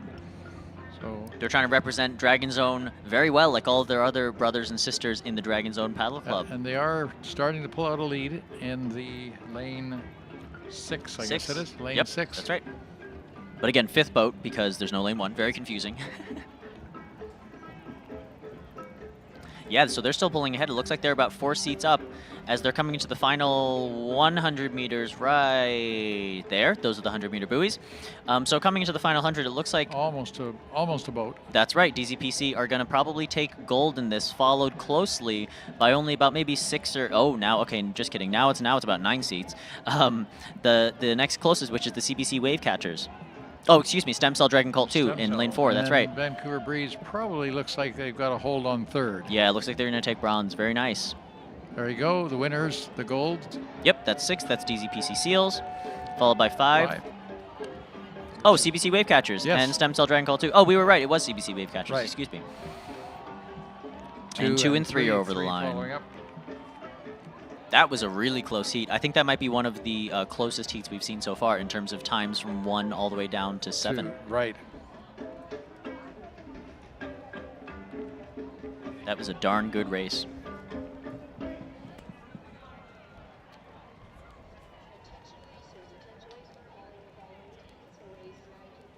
Is there any significance when they call it recreational H or I, or is that just what's the significance of the letter? Yeah, so that's the level of competition. So those are that's the divisions that they've been seeded into. So of course, A and B are more competitive, right? And then something down like H and I, the times will be a little bit slower. You may expect, yeah. Gotcha. But as they've all been seated properly, the races within these divisions, or excuse me, the crews within these divisions will be nice and close in time, like we just saw. Okay. We are the underdogs, The ones who keep pushing. even when the odds are against us. We are a symbol of what's possible when we put our hearts and souls into something. We create a platform for you to tell your dragon boat story. Inspire each paddler to greatness. Because when you wear an oddball jersey, you're wearing the heart and soul of a team that never gives up. Created by paddlers for paddlers. Hey, babe, what's the password for the cable bill? Shrimp. Lobster? It didn't work. Try all seafood. What? Reset your password quickly and easily in the TD app. That actually helps. TD. Ready for you.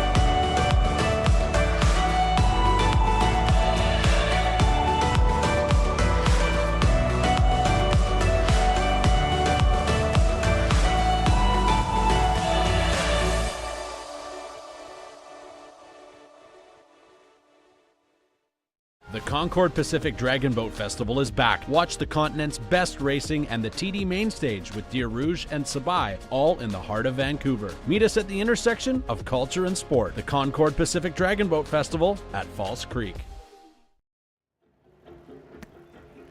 And Matthew, we are back live again at the Concord Pacific Dragon Boat Festival, 35th annual, along with our cake eating yesterday, which went really well at 1 o'clock. And we've got a gorgeous day to here to round out the rest of the afternoon and the evening. So here we have the finals for the mixed recreational H finals. So Matthew, tell us who won. Yeah, in first place, taking gold were the DZPC Seals, Dragon Zone Seals, with a 226.788. In second, the CBC Wave Catchers with a 230.124, and in third, Stem Cell Dragon Cult 2 with a 231.809. And again, looking down to seventh place, it looks like the slowest time here was a 237.5. So barely 10, 11 seconds going all the way from first down to seventh. Yeah. Or seventh, yeah. Not bad at all. Second to eighth. Very nice. Now coming up is race 89. This is the Premier Mixed Recreational G final. In lane 1, DZPC Otters, another Dragon Zone club. In lane 2, Butts in a Boat, which is the prostate cancer survivor team from around here in Vancouver. Lane 3, the Super Fun Dragons. Lane 4, Nothing Dragon Black. Lane 5, DZPC Trout, Dragon Zone Trout. In lane 6, the Grand Dragons. In lane 7, the Ledger Dragons. And in lane 8, Blue Bloods by London Drugs. Okay. And those Grand Dragons, are they young, old, or? I believe they're 60 and up. I think so, if I recall correctly. Yeah.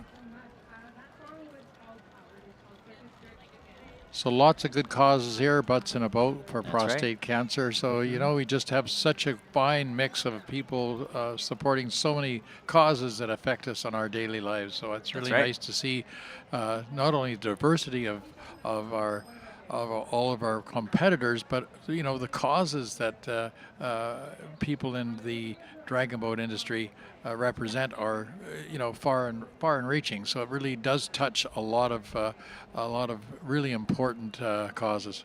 That's right, and as Dragon Boat becomes more and more popular across the world, we're only going to see that expand even more. You know, even more causes, even more special divisions and special teams are going to be formed based on all of these different interests and hobbies and things that people do. Yeah, not only do they make awareness of the particular you know, thing that they represent, whether it's breast cancer or prostate cancer or whatever cancer is out there, they also raise money during the off time. So they are always doing good things in the community, and so that's what we like to see. So this is a truly community event, bar none. Certainly.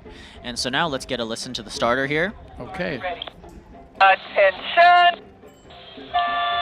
That's the buzzer. They are off, folks. This will get very competitive, so lots of boats to take a look at here. And right now, all very evenly pulling away from the gate, so can't really pick anybody in particular that's doing a super-duper number yet. That's right. It does look like boat number 2, Butts in a Boat, is lagging behind just a bit, and so is boat number 6 out there. That's the Grand Dragons. All in yellow, if I recall correctly. So Super Fun Dragons, I think, is taking a little bit of a lead at the moment. Super Fun seems to be out in front by about, let's say, 7 or 8 seats, which is about the lead that they took in their last race, too, the semis. Out in 7th there, I think that's the Ledger, is that 7th or 8th? That's the Ledger, the Blue Bloods by London Drugs that's out there in 8. Lane 8. So lane 8 is surprisingly close to the front of the group here. So let's give it to the Blue Bloods. Yeah, they're looking pretty strong. And you can see here the steerer of boat number 5, which is DZPC Trout. Right. They're taking the oar out just a little, as we talked about yesterday, to reduce drag. And even when the oar isn't, it looks like just the tip of that steering oar is in the water to make any adjustments as needed. So if you can keep that out of the water, you're actually going faster. So if it looks like everybody's paddling evenly, the steersman is obviously trying to lift that out, because anytime he sticks it in the water, it is creating drag. There's a little bit of resistance. There's drag, exactly. I mean, it's arguable if it makes a huge difference. I, as a steerer who does that, I believe that it makes a very big difference. I think you're right. And especially in races like this where we can see, oh man, just how evenly these boats are matched up. Every thousandth of a second makes a difference. So we can see boats 3, 4, 5, 7, and 8, 3, 4, 5, 7, and 8, all coming down the line together. Yeah, it does look like 3 and 4 together, though. It looks like 8 is actually out in the lead a bit. Yeah, oh wow, yeah. we'll see how this goes. Boat 3, that's But, Super Fun Blue Dragons. and Blue 4 Buds by London Drugs here is actually... Yeah, they're looking strong too. Very strong, so this could be a really close finisher. I have to watch between fourth 3 row and and eighth 4. row, so 4 and 8. So you don't quite see it in your picture there with 3, 4, and 5 because 8 is so far out. But there you go now. So 4 and 8. It looks like 4 is starting to pull 4 away a is little bit. surging ahead in this so final. Everybody's giving it the latest. Yeah. There we go. So wow, 4 just widened 4 that gap and 3 with and then 8. 4, 3, 8. Very nice. Boat 4, that was Nothing Dragon Black. 3 was Super Fun Dragons, and 8 were the Blue Bloods by London Drugs. Coming down the line now, we have boats 6, 2, and 1. 6 is over the line. That's the Grand Dragons, and 1 and 2 are DZPC Otters and Butts in a Boat. And they were almost across in the same time frame. Almost the exact same time.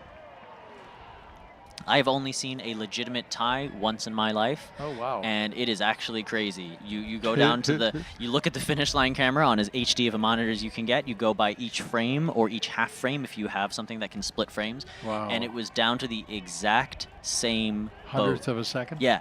Wow. We actually gave them a tie. There was no other way to put it because it was just so darn close. Wow. That's amazing. Yeah. Okay.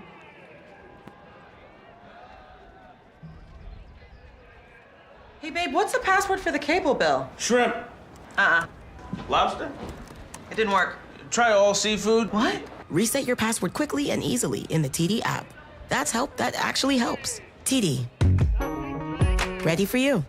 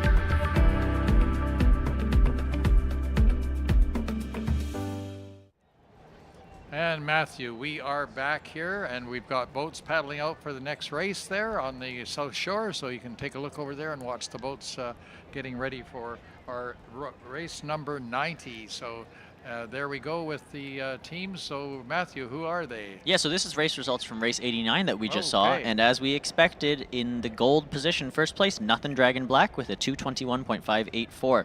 Extremely close. This. Oh my goodness. With a 221.834, so only about 0.3 of a second is Super Fun Dragons. Actually, that's less than that, 0.25 of a second. Yeah, exactly. Super Fun Dragons pulling second in this, and then in third, following those, is Blue Bloods by London Drugs with a 224.086. Yeah, that first and second is just ridiculously close. That's right, and then down in 7th and 8th as well, DZPC Otters and Butts in a Boat. Again, Difference of 0.3. 237.366, 237.666. These are incredible times, folks, because you figure how long they're actually paddling from one end to the other for 2 minutes, and they get within like 0.3 100. So that shows you how much they're actually pushing in that boat to try and get that extra spot, no matter whether it's first, second, third, or you're fighting for the last spot in 8th.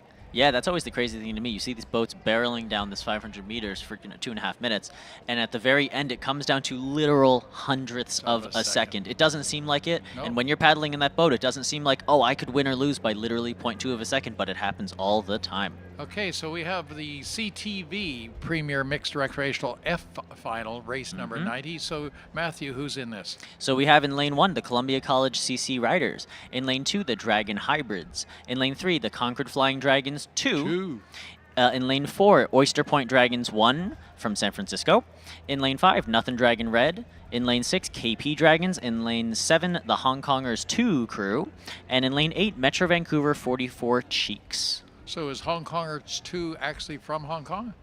I don't think so. I believe this is one of the teams sponsored by the Hong Kong Economic and Trade Office, the From HKETO. here. I think so, yes. Okay. But here from Canada, yes. Yeah, right. And so they fielded 2 crews here so far. The Hong Kongers number 1 crew has been doing fairly well. They will be seeded into the race number 92 in just 2 races, and that will be the D final. Right. But their number 2 crew is here in the F final, and they're going to throw down, hopefully. We'll see how they do.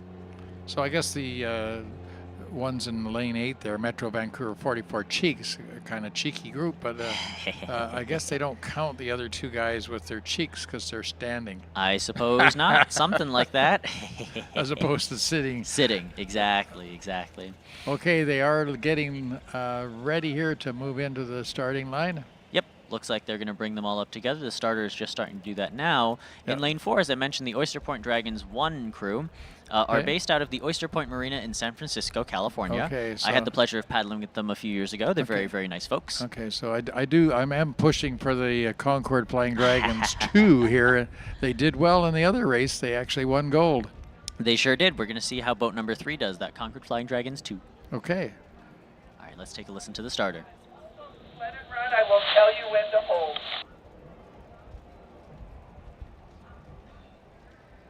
So when the starter's announcing, they're using a bullhorn so everybody hears? Yes. Okay.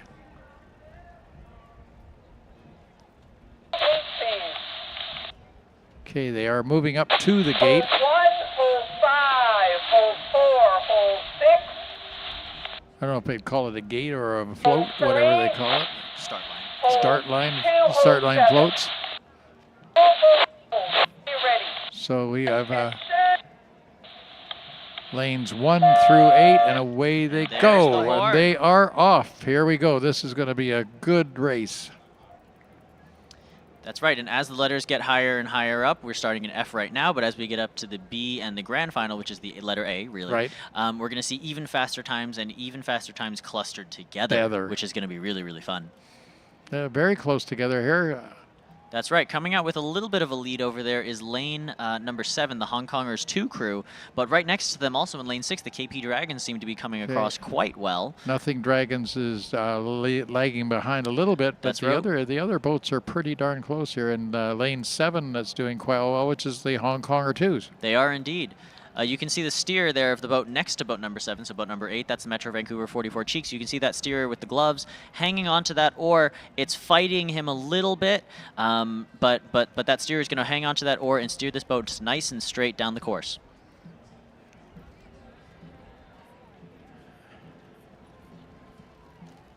And of course, folks, my co-broadcaster is a steerman, so he knows what he's talking about.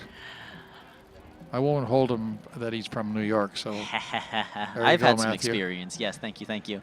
It looks like, unfortunately, Grant, your team, boat number 3, the Concord Flying Dragons 2, seem to be lagging behind just a little bit, but it's okay. It looks like 6 is the KP Dragons has got the lead at the moment. Yeah, they seem to be out in front right now by about 2 seats. Where are they from? KP Dragons? KP, I believe from California somewhere. Okay. Yeah, I believe KP is Kaiser Permanente. But I could be, to be honest, I could be wrong. I'm not quite sure. Matthew's got a pretty good knowledge, folks, of the people from California here. I try. I know the East Coast even better, actually. Oh, okay. There you go. And so we're coming into the final 110 meters 6 now. 6 and 7. That's right, with 6 and 7, KP and Hong Kongers 2 up in the lead. Third, I'm not quite sure. I think third might be lane 4, the Oyster Point Dragons 1 team. Well, if my Concord team can't do well, I'm kind of pulling for the Hong Kong team here. If it's a local Hong Konger team here. Versus Let's go, the guys. Americans here in 6. And it looks like they are going to take this final, this City TV Premier Mixed Recreational F Division final. Coming Boat across 6 now, is so over. 6 and 7 and 6, 4. 7, 4. That's the KP Dragons, Hong Kongers 2, and the Oyster Point Dragons 1. Awesome. All over the line now except for 1. We're waiting on boat 5. They're coming down. They're paddling hard. Which is nothing dragon red. That's right. And now they are over. And all resting. Very nice. Yeah, they're all tired, I would imagine. Gave it their all for that final. So a lot of these people will be in the Guts and Glory race? Likely not, because the Guts and Glory is just the top 18 crews. Ah, okay. Yeah. So for some of these crews, that might be it. Okay. They're just going to wait for their medals, and that's about it. Coming up next, we have race 91 with Omni's Premier Mixed Recreation E. And then we have race 92 with McBeer Premier Mixed Recreational D final. And then the Dr. Orca Giuseppe Pizzeria Premier Mixed Recreational C final. So all these people are sponsors. That's why their name's on the races. And it's nice that they are supporting Dragon Boat. Yeah, so stay tuned for those races. That'll be 91, 92, and 93. It looks like, so we just finished race number 90. Which was set to go off at 2:58. It is now 2:59, and the race is already over. So we're running, let's say, maybe 2 or 3, maybe 4 minutes ahead of schedule, which is pretty great. Yep, keeping right on time here, giving another aerial drone shot of the TD stage there, and all the people floating around the venues there, and the food courts. That's right, and so those 2 big tents that you see with the clear panels, those white ones, I believe the one on the right is the Indigenous First Nations tent. They have a whole bunch of cultural things going on, and some folks there to talk about various things. And then next to them, I believe, is the Chinese Culture and Chinatown office. Okay, good. We're, again, talking about there, we're kind of zooming right in on it. Yeah, and, exactly. Thank you so much. These are also where the awards are going to be presented. So the medal presentations are going to be, I think, right beside the TD live stage. Yes, that's right. It's that black one on the far left. On the far left. Okay, so...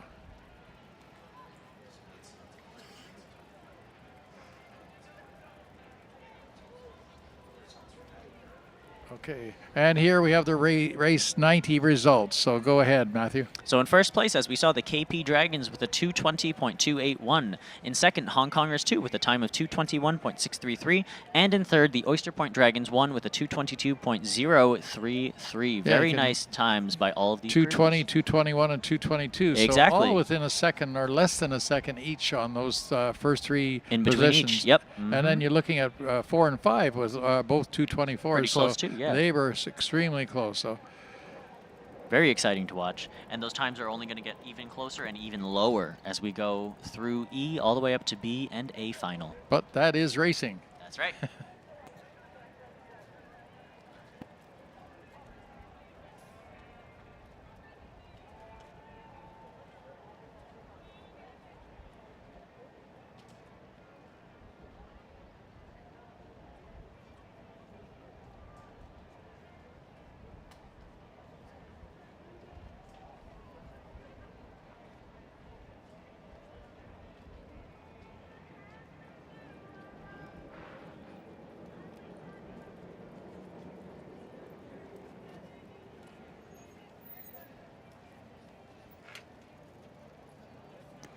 So coming up next is the Omni Premier Mixed Recreational E Division Final, race number 91.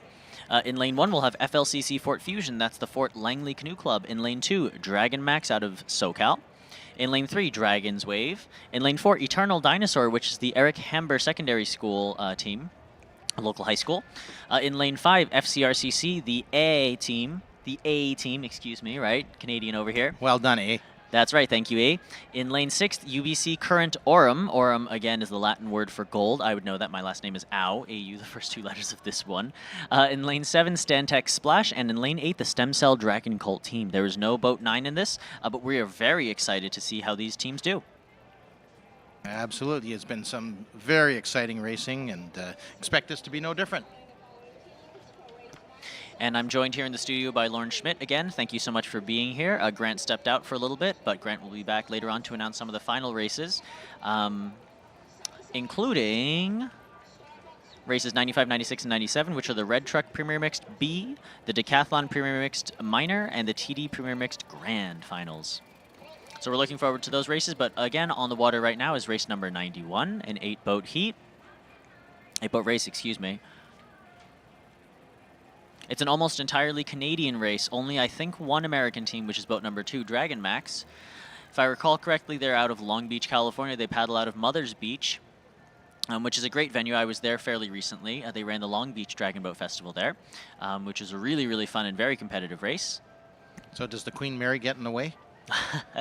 I do not think it does, luckily enough, which is good. Great venue, too. Oh, yeah. Throw the radio or whatever.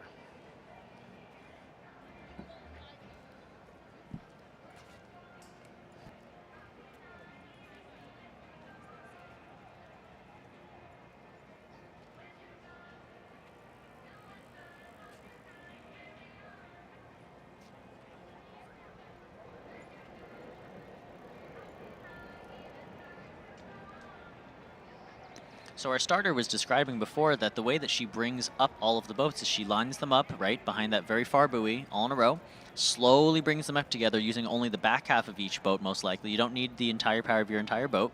They slowly drift in.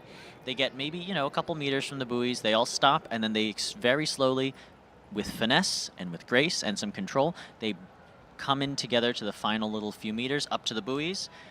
She lines them up, and then they go. So let's hear what she's doing. One more seat, 6. One hold, thank you. One more seat, thank you, 6. 5, give me 1 half seat forward and 3 1 seat forward. Thank you, 5 hold, 3 hold. All boats hold, are you ready? Attention.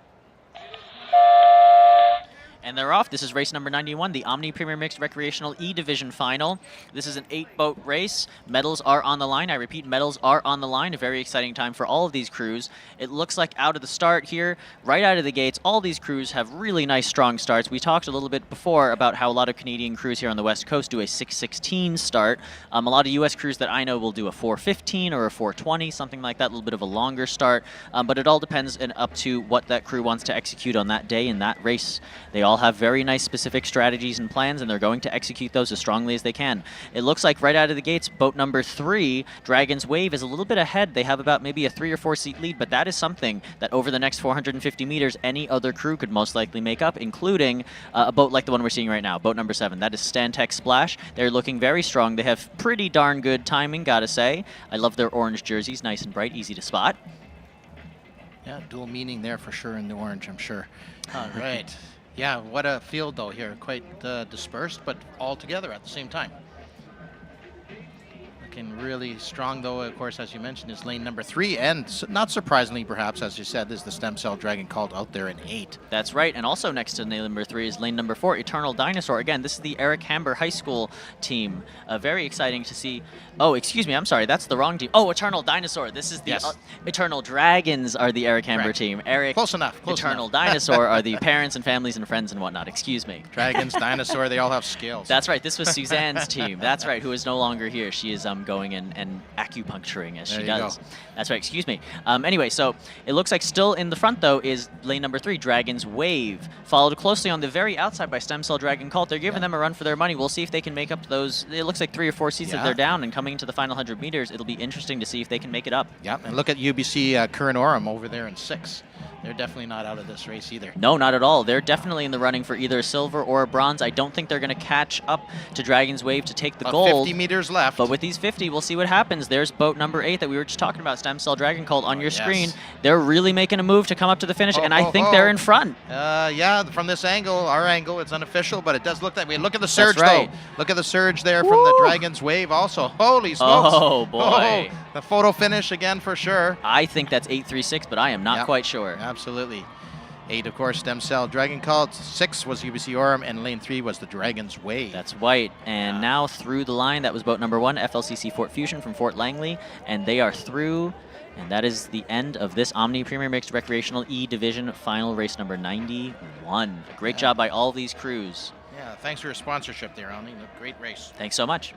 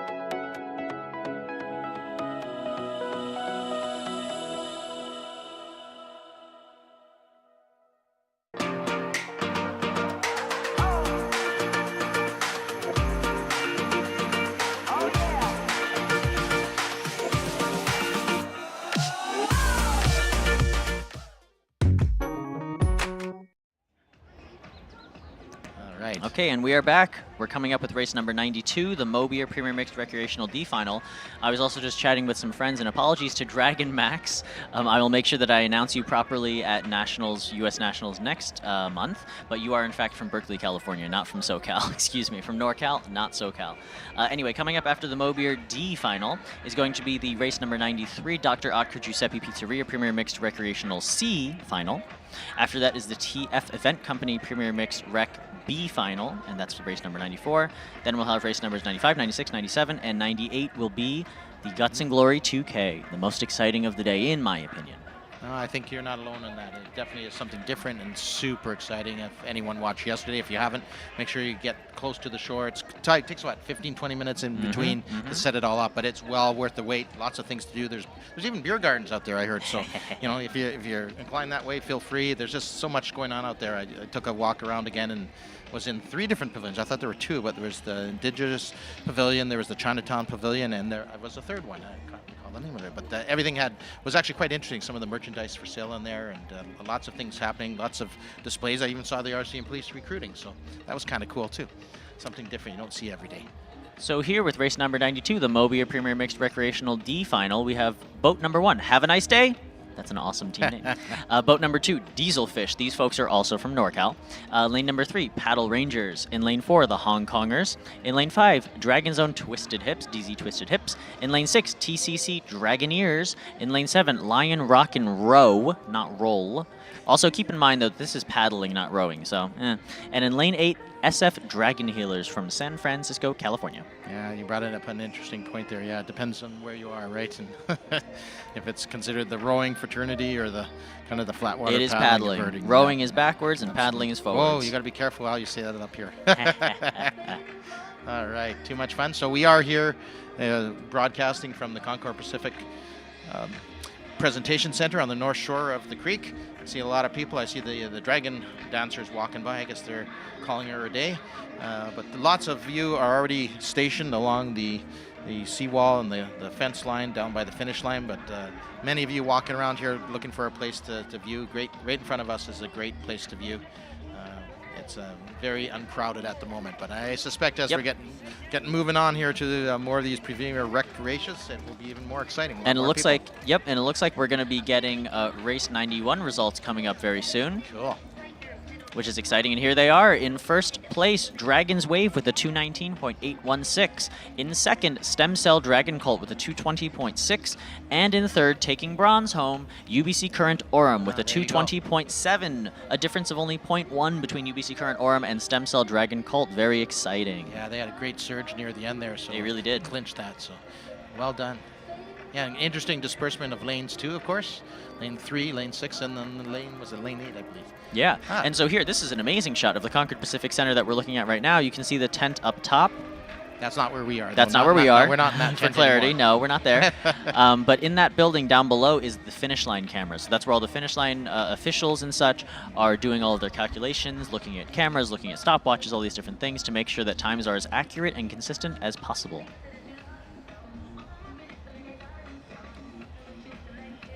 All right, let's get a listen to the starter. 8, I've asked you to hold your boat. 1 and 2 hold. He doesn't ask twice. All right, 5 and 4, give me 2 seats up. 2, give me 1 seat forward. 7, where are you going? I asked you to hold. Back and down. You hold. She does not joke around. Down and now. 5 and 4, you may give me 1 seat forward easy. Just a bit. Hold 4, thank you. Very hold focused, 5. All very boats calm. hold. Are you There ready? we go. Attention. Off they go. And they are off. All right.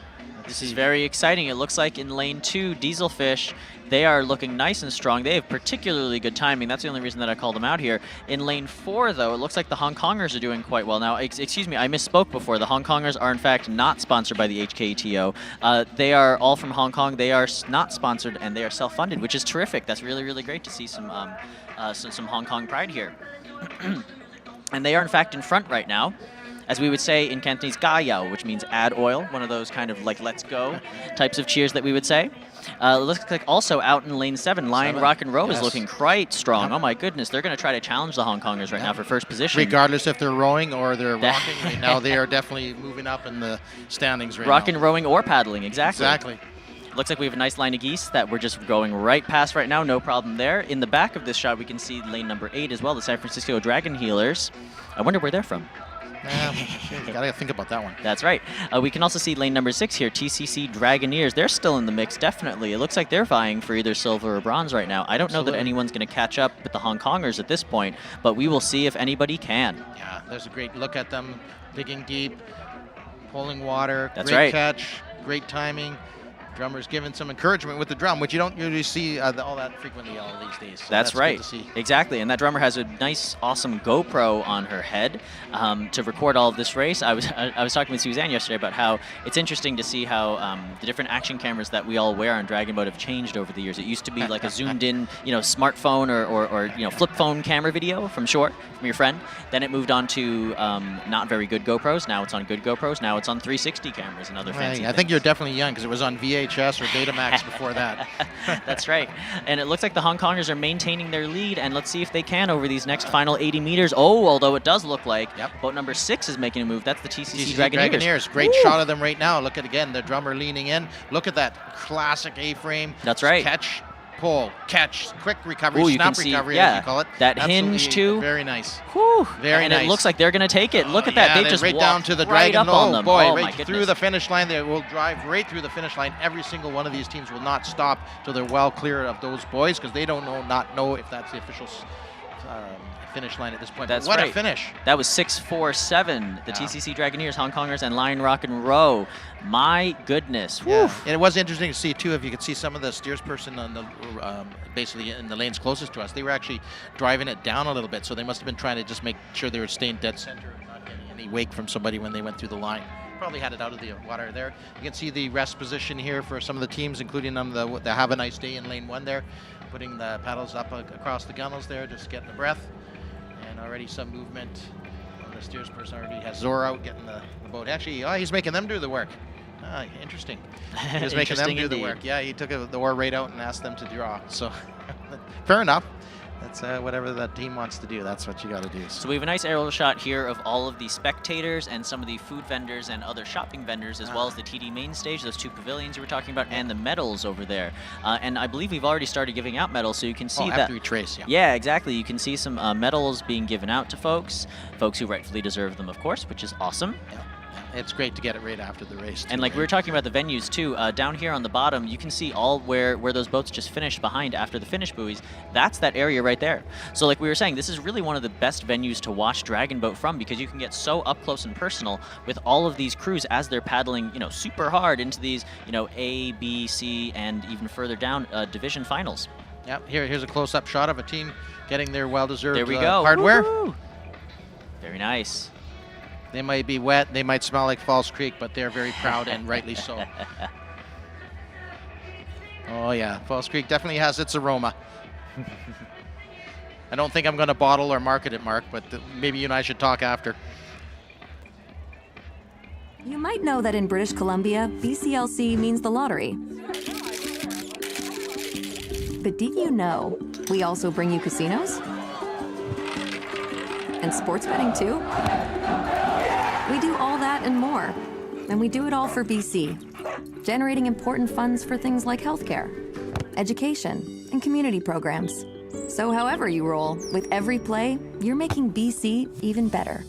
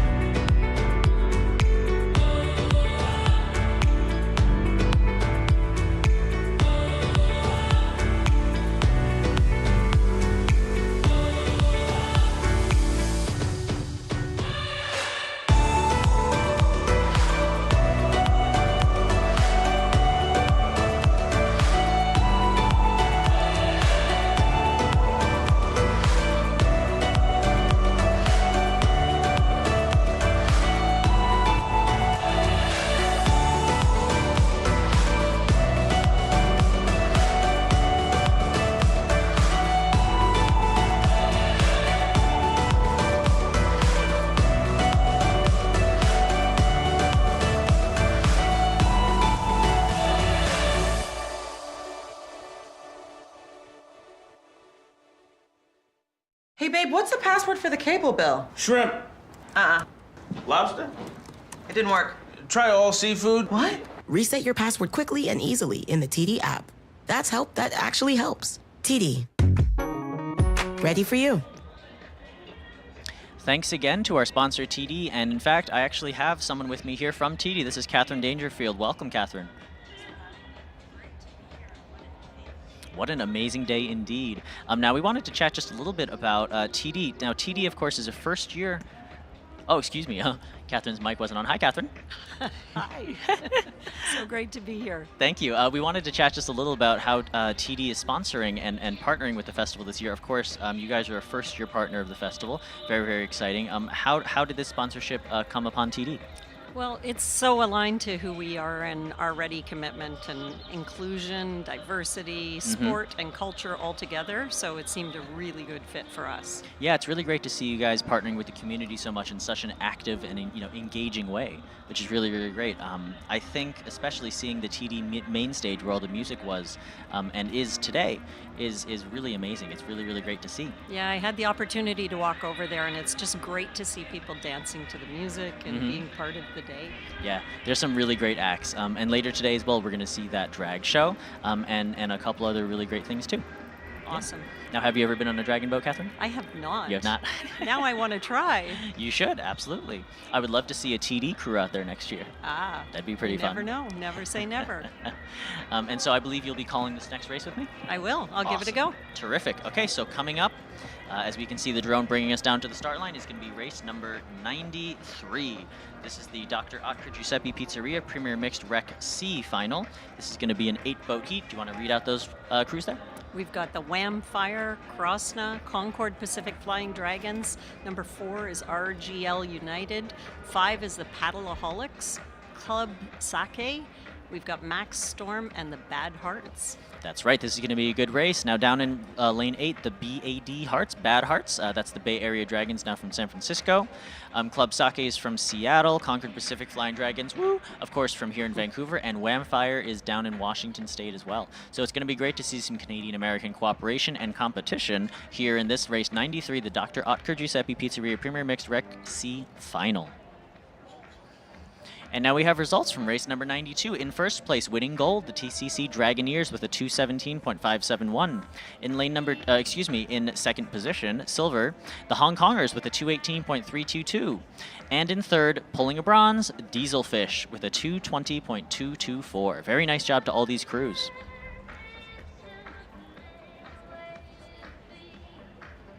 So, Catherine, is this your first time coming down to the festival? Have you attended before? I have not attended before, so I picked a great year to come down, I think. Both with TD sponsoring and the weather, you can't get any better than Oh, my goodness, right? Were you, and you were here yesterday as well? No, today. Just today. Good, you picked a very good day. It was a little bit chilly yesterday. It was overcast, but good. You know, it was cloudy and still kind of bright, but it was a little windy. Today is nice and bright and sunny. It's a really, really great day, and it sets the stage for a really terrific set of finals. So I'm particularly excited to see how the 2K race with all the turns is going to be going on later. That will be race number 98, if I recall correctly.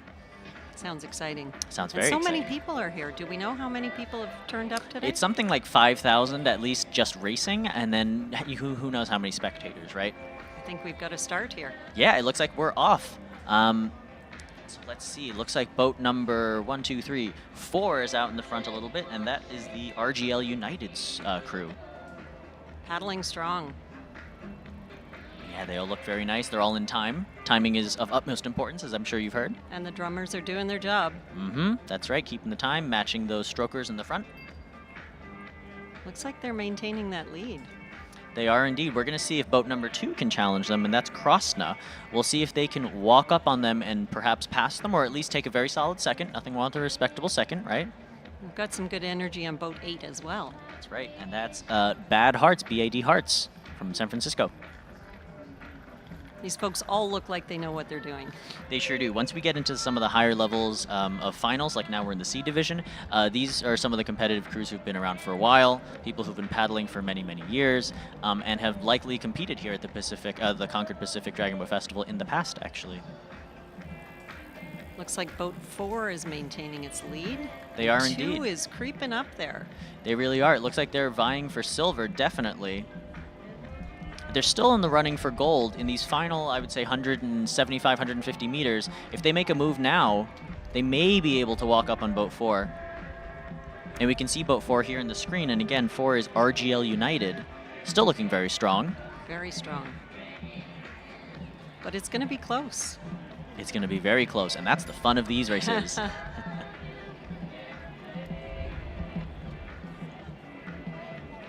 They're just passing the 100-meter buoys now. Oh, and on the outside as well, BAD Hearts, they're still putting the pedal to the metal now. Looks These like final, they're moving for bronze. They really are. They're trying. Looks like they're fighting off boat number 5, which is the Paddleholics. And I think they'll make it. We've got a really strong field here. Yeah, we do. Looks like it's 4. 4, 8, and wow. 2 or 5. Oh, that's close. Man. And rounding out this field now is boat number 1, Wham Fire, just over the line from Washington State, known for their neon hats. It's all about the costumes. It's all about the uniforms, costumes, and jerseys. Got to look nice and colorful. Got to be recognizable, right? A great job by all these crews. Yeah, that was a strong field. That was a nice one. Really nice paddling. And it's only going to get even faster as the day goes on. We only have 1, 2, 3, 4 more finals in the 500-meter distance, and then we'll move on to the 2K.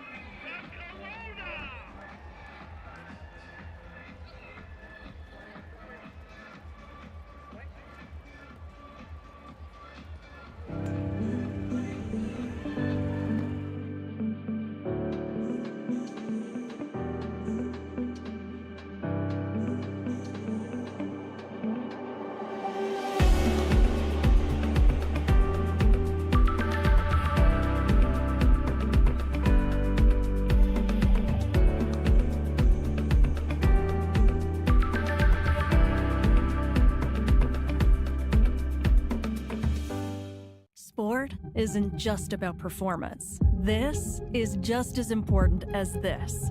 Because being active is about well-being, connection with others, and most importantly, joy. That's why we design, test, and sell our own products to help keep our prices fair, so you can enjoy all the sports and activities you love. Our quality gear is made to support your journey and let you move your way. Decathlon.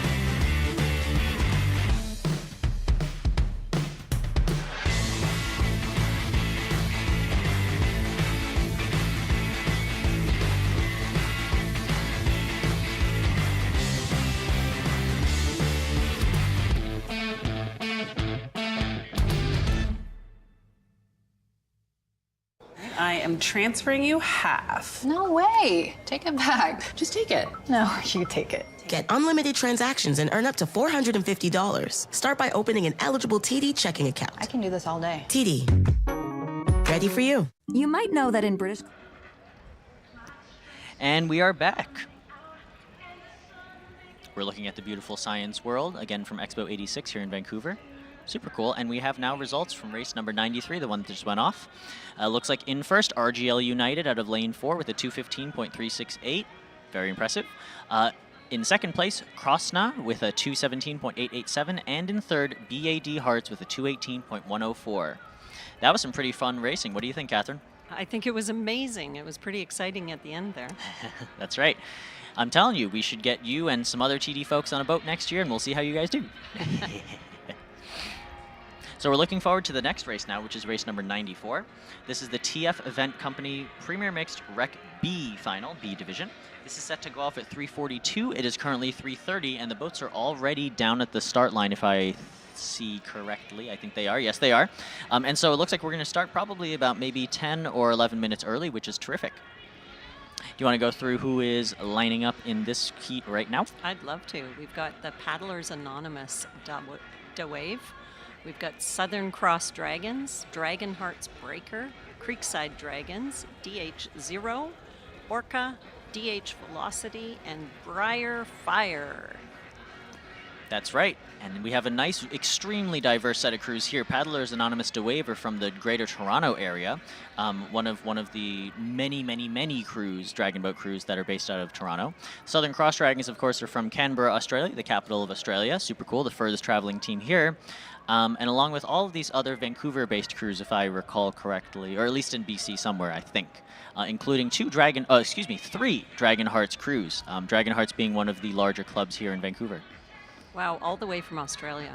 Yeah, I know. Long way to come for the race. Super. You know what? I'm telling you, what's going to happen right after this race? Everyone is going to be asking to trade their jerseys. That's what they're going to be asking to do. It's going to be very exciting, and that's one of the most fun parts about Dragon Boat Festivals is trading jerseys, getting to meet new people, that kind of thing. And so, like we were talking about before, it's really great to see TD sponsoring such a community-focused and engaging event.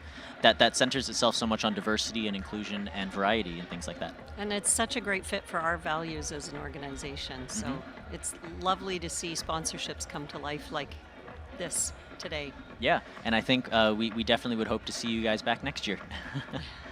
And looking at that TD main stage schedule, actually, it's 3:32, and I believe Paisley Eva should be up there right now playing some awesome music alongside the medal ceremonies that are happening right next door. Then at 4 o'clock, Fionn will be on, 4 to 5. From 5 to 6, Missy D will be there. And then starting from 6 all the way to 9 o'clock, Rice Cake, which is the Asian drag collective show, is going to be on, which will be really, really great to see. Yeah, super exciting lineup. Lots of great local talent. I'm told it's 100% local 100% talent. local, yes, that's correct. Unlike me, not local. And let's hear what the starter is saying, giving them up, moving them up to the line. 5, back it down a seat. Hold 3, please. Back it down 1 seat, 5. I saw paddle movement, but you didn't go anywhere. Back it down. Hold there, please. 2, hold your boat, back it down a seat. Boat 4, come up 2 seats. 1, 2, back it down. Keep going. And hold 4, hold 2.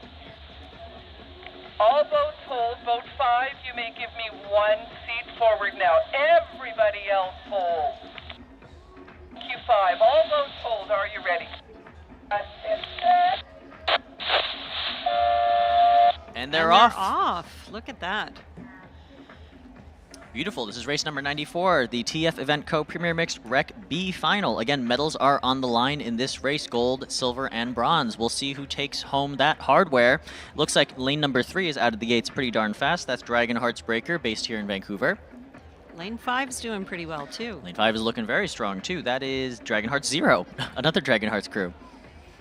And we've got some good activity in lane 1. Paddlers Anonymous Wave out of Toronto in lane 1, looking very strong. This is a really tight field. This is. The field has not really separated all that much, and we're already 100 meters in. A lot of strong paddlers in this group. That's right. Look at them go.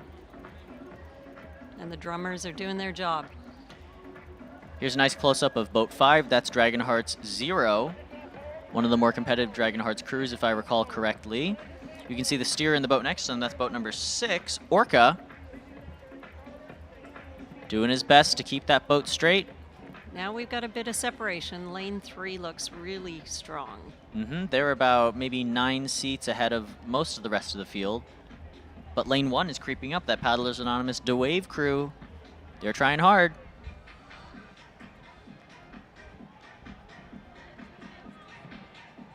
Lanes 7 and 8 are doing well too. They are, but it looks like lanes 4, 5, 6, 7 are all basically even at this point, and they're more than halfway through the race. It's going to be interesting to see how they come through the line. An interesting job for our finish line people to see what times they have exactly. And right now we can't tell if it'll be 1 or 8 who takes silver, or who knows? Anything can happen still. That's true.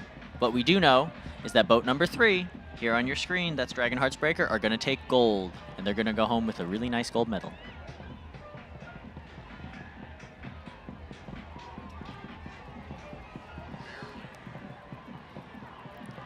Oh, 3's going to take it. Oh, okay. Oh, 8. It looks like 3 just barely took that, or maybe boat 8 did. That's Briarfire. We'll have to go to the camera on that. Either way, that was very impressive that Briarfire walked all the way up on boat number 3 to get that close and perhaps past them. Yeah, we'll see. We might have called it a little bit too early. We'll see. That was a last-minute surge. That was. Pretty exciting. That's why we all come out. Exactly, and when you see really great displays of athletic prowess like that on the water, in something like a level B final, B division final, I can only wait and imagine to see what's going to happen in the Grand B, the competitive minor, and the Grand final. So we'll see what happens.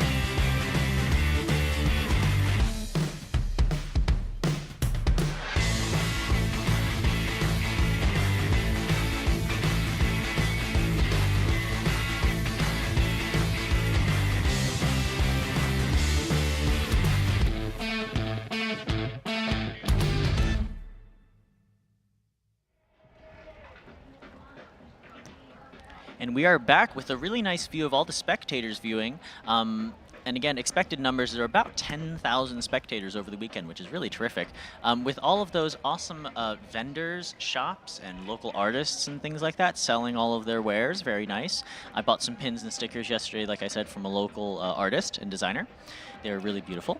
And I'm joined now in the studio back with Grant from Concord Pacific. Hi, Grant. Great to be back, Matthew. We have three main races left, and right. Also followed by the Guts and Glory. You've got to stick around, ladies and gentlemen, for that one. You are going to see some awesome final race to this whole two-day event. So really glad you're here. It's a sunny day. It's gorgeous outside, and we have the TF Event Company Premier Mixed Recreational B Final. So, race Matthew, results. who we got in race 94 here? Let's see. So we had in first place Dragon Heartsbreaker with a 2:10.926. That is a very fast time. Very nice job. Whoa. In second, Briarfire. Oh, they did. They just clinched it. Woo. Whoa. Briarfire with a 2:11.944.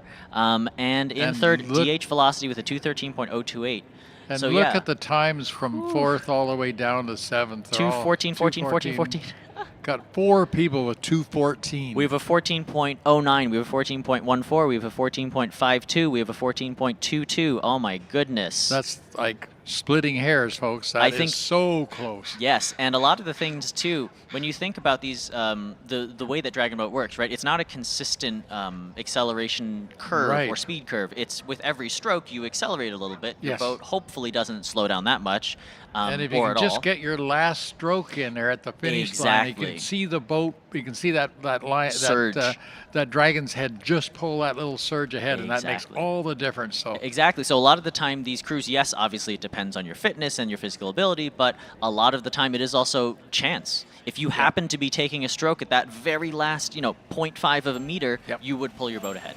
And so now we have coming up is the Red Truck Premier Mixed Rec Grand B Final, and Grant's going to take us through these folks. This is race 95, so we have 8 people in the field, starting with lane 1, which is DH Swordfish. In row 2, we have Team Lifescan.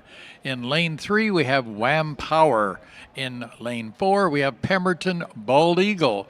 In lane 5 from San Francisco is the San Francisco Dragon Warriors. Also, Team 6 from San Francisco Bay Area Dragons. And we have in row 7, SFU Shockwave, who did very well in earlier races, and in 8 we have UBC Current Gold. So we have SFU and UBC in this, Matthew, and who else are the other guys? That's right, very exciting. SF Dragon Warriors, or DW as we call them, in boat number 5, one of the largest dragon boat clubs, I think, in California, and definitely one of the larger ones in the Bay Area as well. The Bay Area Dragons, one of the oldest dragon boat clubs in the Bay Area in San Francisco. Okay. I believe they were founded in the early 90s or mid-90s maybe, but very exciting to see these crews go up against each other. And let's now listen up to the starter and see what she is up to. Okay. Now, Pemberton Bald Eagle, where are they from? I'm not quite sure. Okay. It could be Pemberton.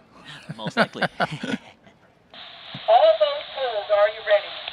Attention. Okay, they are ready, folks.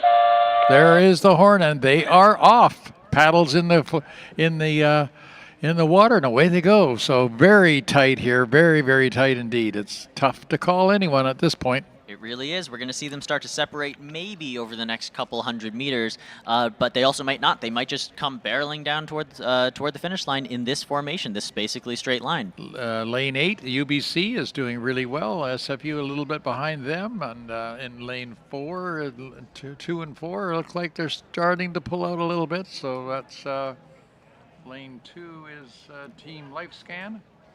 Mm-hmm. And 4 is Pemberton Bald Eagles. Now again, there's that steerer popping the oar out as much as he can, try to get reduce some of that drag. Dragon Warriors there with the neon hats in boat number 5. They're looking very strong. I think I see Alan on that boat. He's coaching them today.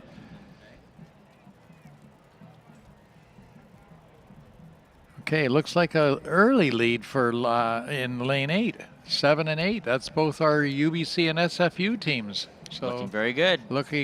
Looking pretty sharp. Sorry about that, Matthew. Your San Francisco teams are are falling a little bit behind here, just so I've got a rope for the local universities here. Well, it's always great to see youth sports doing very well, especially university divisions, And there they are right now, boat 7. Yeah, that's SFU Shockwave. 7 and 8 are pretty well. Well, it looks like 7 might be pulling slightly out. These guys are down to strokes here between the two of them. Yeah, really. So, just about down to about 120 meters here. Although keep an eye out on boat number 4. Okay, it could be Pemberton Bald Eagle. We'll see how they're doing. These guys are all cunning, folks, and never rule out the San Francisco team. It is in lane 4, San Francisco, that is pulling up neck and neck with SFU and UBC.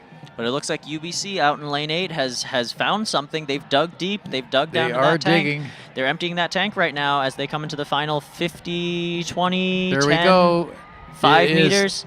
8. They're going to take it. 4. 8-7-4. UBC Current Gold, SFU Shockwave, and Pemberton Bald Eagle are going to take that for gold, silver, and bronze unofficially until we see the results. So if that team is from Pemberton up in by Whistler, then I think we've got 3 Canadian winners on the podium here. And no Americans. Oh, well. We got to stick it to you every so often. Thank you. We are in your home state, in your home territory. You got it. Well, we'll call it a state one day. Province.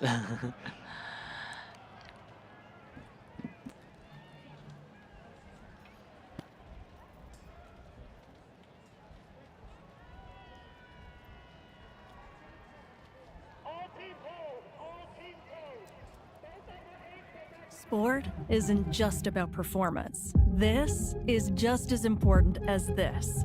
Because being active is about well-being, connection with others, and most importantly, joy. That's why we design, test, and sell our own products to help keep our prices fair, so you can enjoy all the sports and activities you love. Our quality gear is made to support your journey and let you move your way. Decathlon.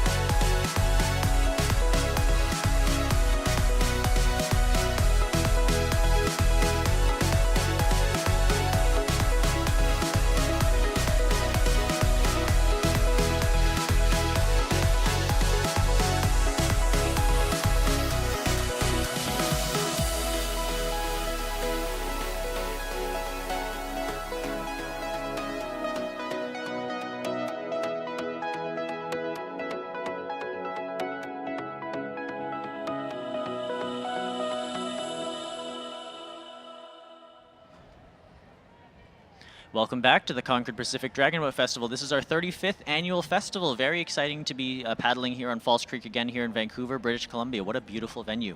I have joining me in the broadcast studio, Guillaume Hudson from Decathlon. Welcome, Guillaume. Well, thank you. Thank you for welcoming me at this amazing event. Yes, we're happy to have you here. Now, we brought you in now. You are, as you mentioned to me before, the British Columbia Regional Manager of Decathlon. We're happy to have you here. And this race coming up is the sponsored by Decathlon Premier Mixed Competitive Minor Final. Excuse me. This is race number 96. This is the second most competitive race of the day. The one after this will be the TD Premier Mixed Competitive Grand Final. But we were very excited to have you in the studio today. Now, tell me, what are some of the reasons why Decathlon has chosen to sponsor and become a big sponsor of the festival this year? First, because I think the Dragon Boat Festival brings so much sport enthusiasts that love the sports in general, love to move, and more importantly, we have full alignment with the values as well. We want to make sure that sport is accessible, and I think the Dragon Boat make the event extremely accessible for everybody. So that's why we find common alignment. Yeah. Awesome. Yeah. I would agree very, very strongly with that. And I personally love Decathlon, actually. I shopped a lot at Decathlon when I lived in Hong Kong. And out in Hong Kong, the Decathlon store actually sponsors their own team, too. So I would perhaps love to see, I was talking with Catherine from TD earlier, I would love to see a Decathlon boat on the water next year. Love to see you guys competing. Oh, for sure. We're going to start hiring in the second quarter of the year. So, like, building a team, why not? I'm super happy to think of it. Yeah. That sounds great. And so now when and where are the first Decathlon stores going to be open? Or are they open already? So no. So we're going to open a pop-up store, like a temporary location, small footprint, and then in fall 2023, around October.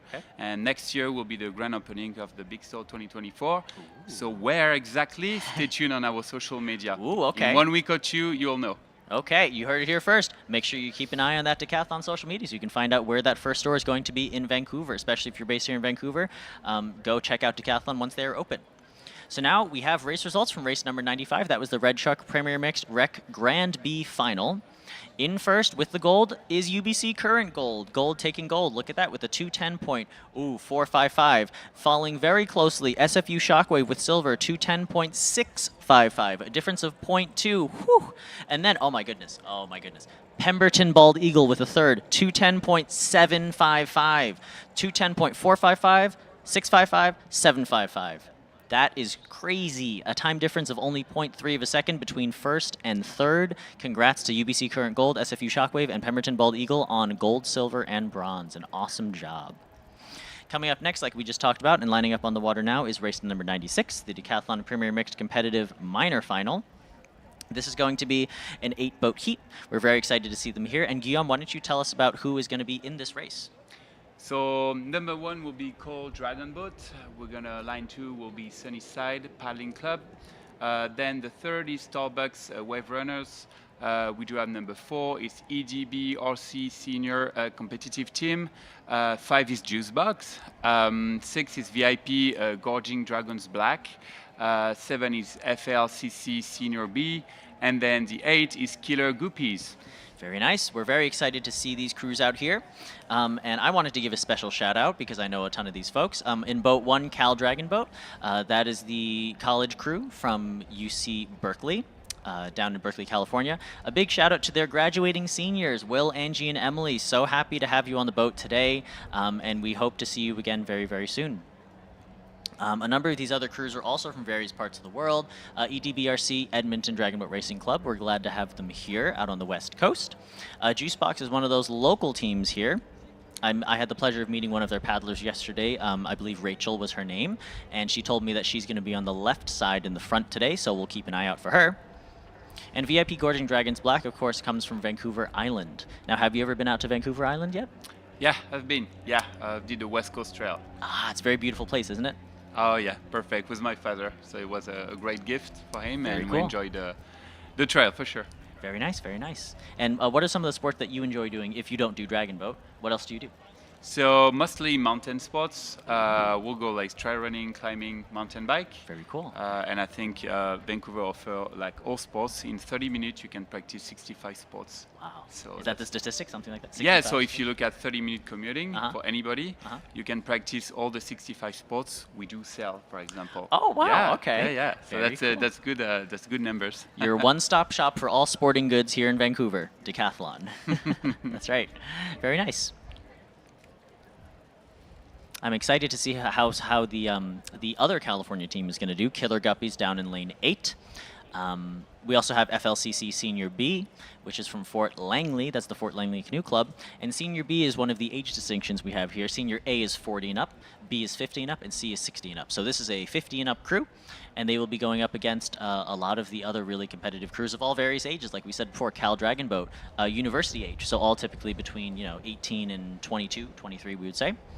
And then EDBRC Senior Competitive Team, I know that's one of the, I think, 40 and up crews, if I recall correctly. So it'll be interesting to see how all these different aged crews do against each other.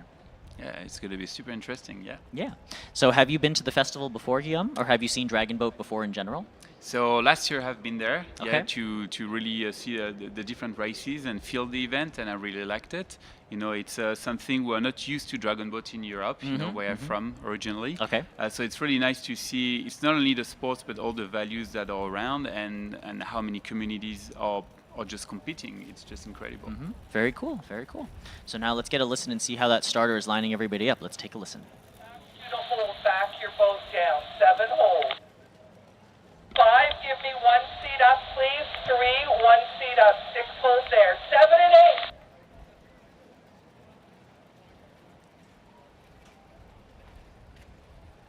We have a very good starter. Oof. And she is not asking twice. She's very good at her job. Forward.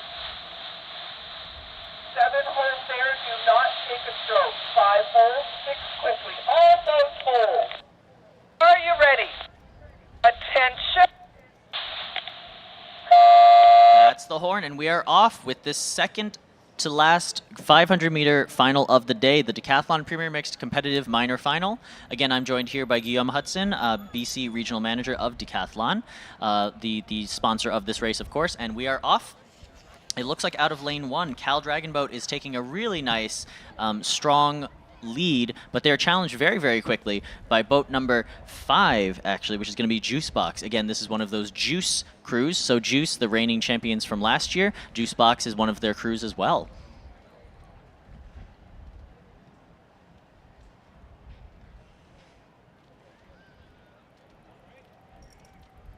It's pretty impressive, the level of coordination that is required to do it. We always call it the ultimate team sport. How do they just reinforce the other side when they walk on the left side? Yeah, actually, you ask a great question. Yes, to a lot of folks who might not know Dragon Boat so well, you only paddle on one side. a good paddler, or generally more experienced paddler, will eventually learn to paddle on both sides, right, and be equally strong on both. But I've met a number of paddlers, myself included, who only paddled on one side for the longest time.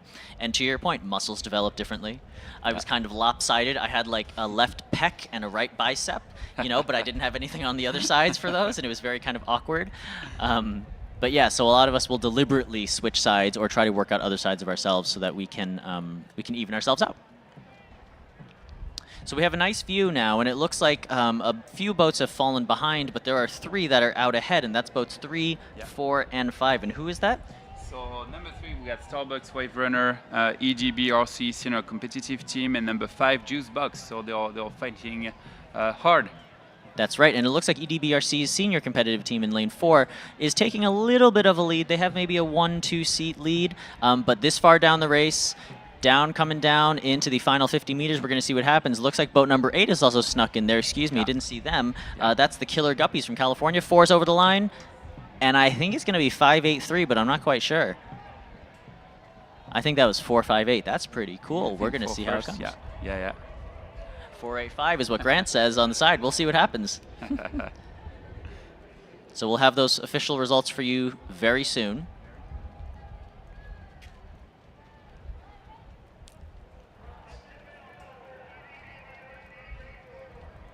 But for now, here's a great shot of our finish line.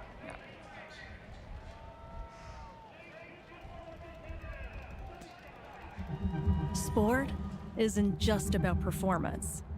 This is just as important as this. Because being active is about well-being, connection with others, and most importantly, joy. That's why we design, improve, test, and sell our own products to help keep our prices fair so you can enjoy all the sports and activities you love. Our designers evaluate all aspects: form, posture, movement, endurance, to ensure your gear is comfortable, durable, and ready for action. Whether you're just starting out or you've been active for years, our quality gear is made to support your journey and let you move your way. Decathlon.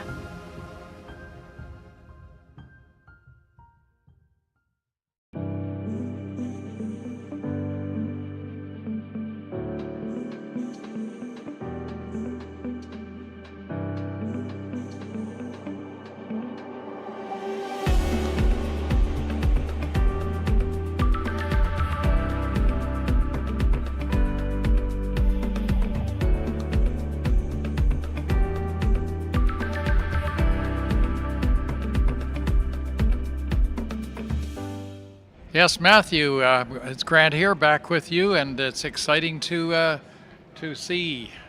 Oh, it's nice to allow our sponsors to come in and experience the broadcast side of it as well. So it's nice to see the new sponsors, just like new teams in the league, and it's nice to see more people coming on board to support the Dragon Boat in year 36 next year. That's right. We hope to see so many new faces and also returning faces at next year's 36th annual Concord Pacific Dragon Boat Festival. So we have one more big race coming up here. It'll be right. race 97, so 97th race of the weekend, and it should be a real good race and some real good competitive people. And don't forget to stick around past this race for the Guts and Glory race. That is the ultimate, and it was super exciting yesterday. A couple of boats actually collided in the corner, which got really serious about it, but it's really exciting when you try to turn one of these boats and do four legs of the same thing that you're seeing now. That's right. So we'll see how that goes later on. Now coming up, like we said, race 97, the TD Premier Mixed Competitive Grand Final. So we'll see who was right on that last race. I was looking at it from where the camera angle catches it. So you guys weren't catching 8 there, sneaking up we on didn't you. See them catching up. I know. Said, this is the wide angle. He almost took it. So here we go. Here's the results. And what are they? Okay, so coming up in first place is EDBRC Senior Competitive Team with a 2:04.27. Wow. In second place, Juice Box with a 2:05.121. Oh, and in third, Starbucks Wave Runners with a 2:05.171. 0.5 of a second slower. Whew. And then in fourth, the Killer Guppies with the 205.722, like we were talking about, Grant. Okay, so you're Very right. nice. Only 0.6 of a second slower than that, though. So very, very nice to all these crews, and a separation of only 3.0-ish seconds between first and seventh. Wow. That's amazing. That is just pretty cool. so tight. That is so competitive. That's right. It's hard to ever get something that competitive in a race. I know, and a number of these crews, like we talked about before, especially here at these higher levels of competition, have competed at the Club Crew World Championships or at the Canadian Nationals, or both, in the past, and going forward in the future, hopefully next month at Canadian Nationals. I believe it's held in Welland, if I recall correctly. Okay. And so it'll be great to see a whole bunch of those crews there, too. Fantastic. There's a nice shot of the sun starting to set down a little bit, a little more shimmery on the water. Does that make a difference to the water in terms of hard, soft, if it's end of the day or whatever? Not quite, but I would say that it definitely makes a difference in terms of steering and also reflection off the water for paddlers who are trying to pay attention. You know, keep their focus in the boat, that kind of thing. Okay. Yeah. So I think we got a bit of a low tide, or tide going down, so the water's probably against them a little bit right now. I would say likely so, yeah. Luckily, it's not, well, actually maybe it is now. I was going to say it's not too breezy, but it does look a little bit gusty out there. Nothing too terrible. Yeah. And our starter is very, very good. Yeah, but certainly we'll see not how as it calm happens. as this morning, so there's Correct. definitely a little bit of an edge to it here. Yeah, correct. So, folks, we do hope you're having a great time at the 35th annual. As we say, you know, Concord has been supporting it since day one. So I'm a little biased because I'm with Concord, but it's nice to be with a company that looks to diversity, looks to culture, looks to entertainment, looks to sport, and Dragon Boat encompasses all of that. It's just it's so diverse in terms of the people supporting the teams and where they're coming from, and the cultures involved here is amazing. And I think it's just a really fun group of people to be around, and for spectators, it's a fun sport to watch. So Definitely. And it's a nice and straightforward sport to watch, too. It's pretty simple. Whoever gets to the line first, that's it. Yes, except sometimes for that, a little easier. Yeah, some a little easier, a little harder, except for that 2K race coming up, the Guts and Glory, after this race. Yep, absolutely. So do stick around for that. Also stick around for the awards ceremonies if you can, and also the activities over at the TD stage go until almost 10 o'clock. Yeah, 9, 10 o'clock. Yep, it's going to be great. Here we are for the race 97. So we have in the first lane a Limit Breaker, and the second UBC Current Blue. In the third, it's VIP Gorging Dragons Gold, and in fourth is FCRCC Premier, Rising Tide Dragon Boat in fifth lane. Juice, one of my favorites, in 6, and we have DH Fire Truck in 7, and EDBRC, which is Edmonton Premier, in lane 8. So I'm assuming 4 is Falls Creek. Falls Creek Racing Canoe Club. Yep. Now, why do some call them dragon boats and some call them canoes? You know, you ask a very controversial question, to be honest. Some people consider dragon boats to be canoes. Some people don't. Some people do, but think that they should be ruled or governed more by dragon boat associations versus umbrella-ing us under canoes. FCRCC is one of the canoe clubs here in Falls Creek, of course, that paddles dragon boats, but also does things like high kneel sprint canoe, which is the Olympic-style canoe. Okay. They do sprint kayak, and I think they do a number of other sports as well, like outrigger canoe, maybe some marathon canoe and things like that. And so because they do all these other paddle sports, they consider themselves a canoe club instead of a purely dragon boat club. Whereas a team like Boat 5, Rising Tide, is purely a dragon boat team. Got it. Got it. And Rising Tide is where out of? They are based out of Long Beach, California. Okay. Good friends of mine from Southern California, and they do paddle at Mother's Beach, one that I mentioned earlier today. They run their own festival, or not Rising Tide, but Long Beach. Right. The area runs their own 2 festivals called the Baby Long Beach Festival and the regular Long Beach Festival. Both very competitive festivals, and also exciting to see Rising Tide come all the way up here to Vancouver. Great. Are they events as big as this one or not? No, they're not quite as big. As we've said before, the Concord Pacific Dragon Boat Festival, is the largest and flagship Dragon Boat Festival in North America, which is Okay. very exciting. And I believe it is the second largest in the world, second only to Hong Kong Internationals, which is held in Hong Kong and happened very Fantastic. recently. I want to say maybe a couple of weeks ago. Oh, wow. Okay, I was going to ask what timeline Hong Kong has theirs. That's interesting. Great. Yeah. So, folks, I think, it's getting close to the 4 o'clock. So they'll be over there judging the kids' drawing competition as well. So if we get the results of that, we'll let you know as well. So that was over the last 2 days. So hopefully there'll be 2 $3,500 education grants given to 2 winners in the age groups 6 to 9 and 9 to 12. So I knew they had some really good, exciting kids having a lot of fun over there. That's and right. It's all, I think when it comes down to it, it's all about getting youth involved, and certainly we can start at the young age of 6 or 7, even on Dragon Boat. It is pretty awesome. That's right. So now we are very excited to have all of these 8 crews here in this final.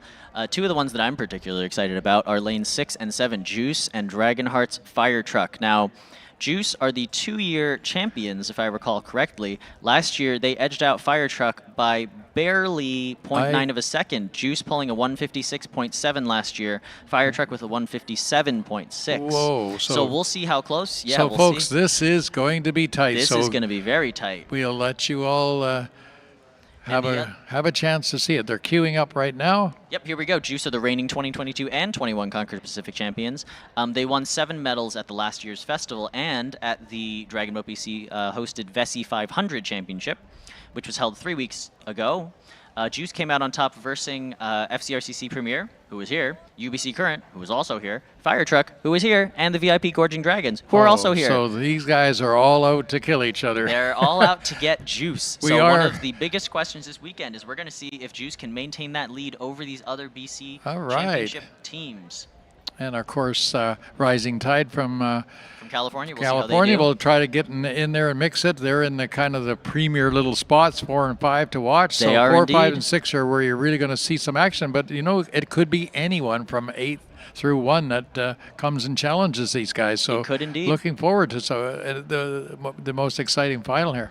That's right, and I'm rooting for Rising Tide, not purely because they're my friends, but because they're the only U.S. team here. Okay. Very exciting. There you go. I don't recall the last time a U.S. team made it to the Concord Pacific Dragon Boat Festival Grand Final, but that is what we are on right now, race number 97, the TD That's Premier great. Mixed Comp Grand Final. Yeah, I know what that feels like. In my last race in California, I was the only Canadian. Only Canadian? There, and I ended up with a top 10 finish, so that wasn't bad. Pretty cool. Okay. Well, Rising Tide is definitely guaranteed top 10. Only Okay, 8 there you boats go. here. Yeah.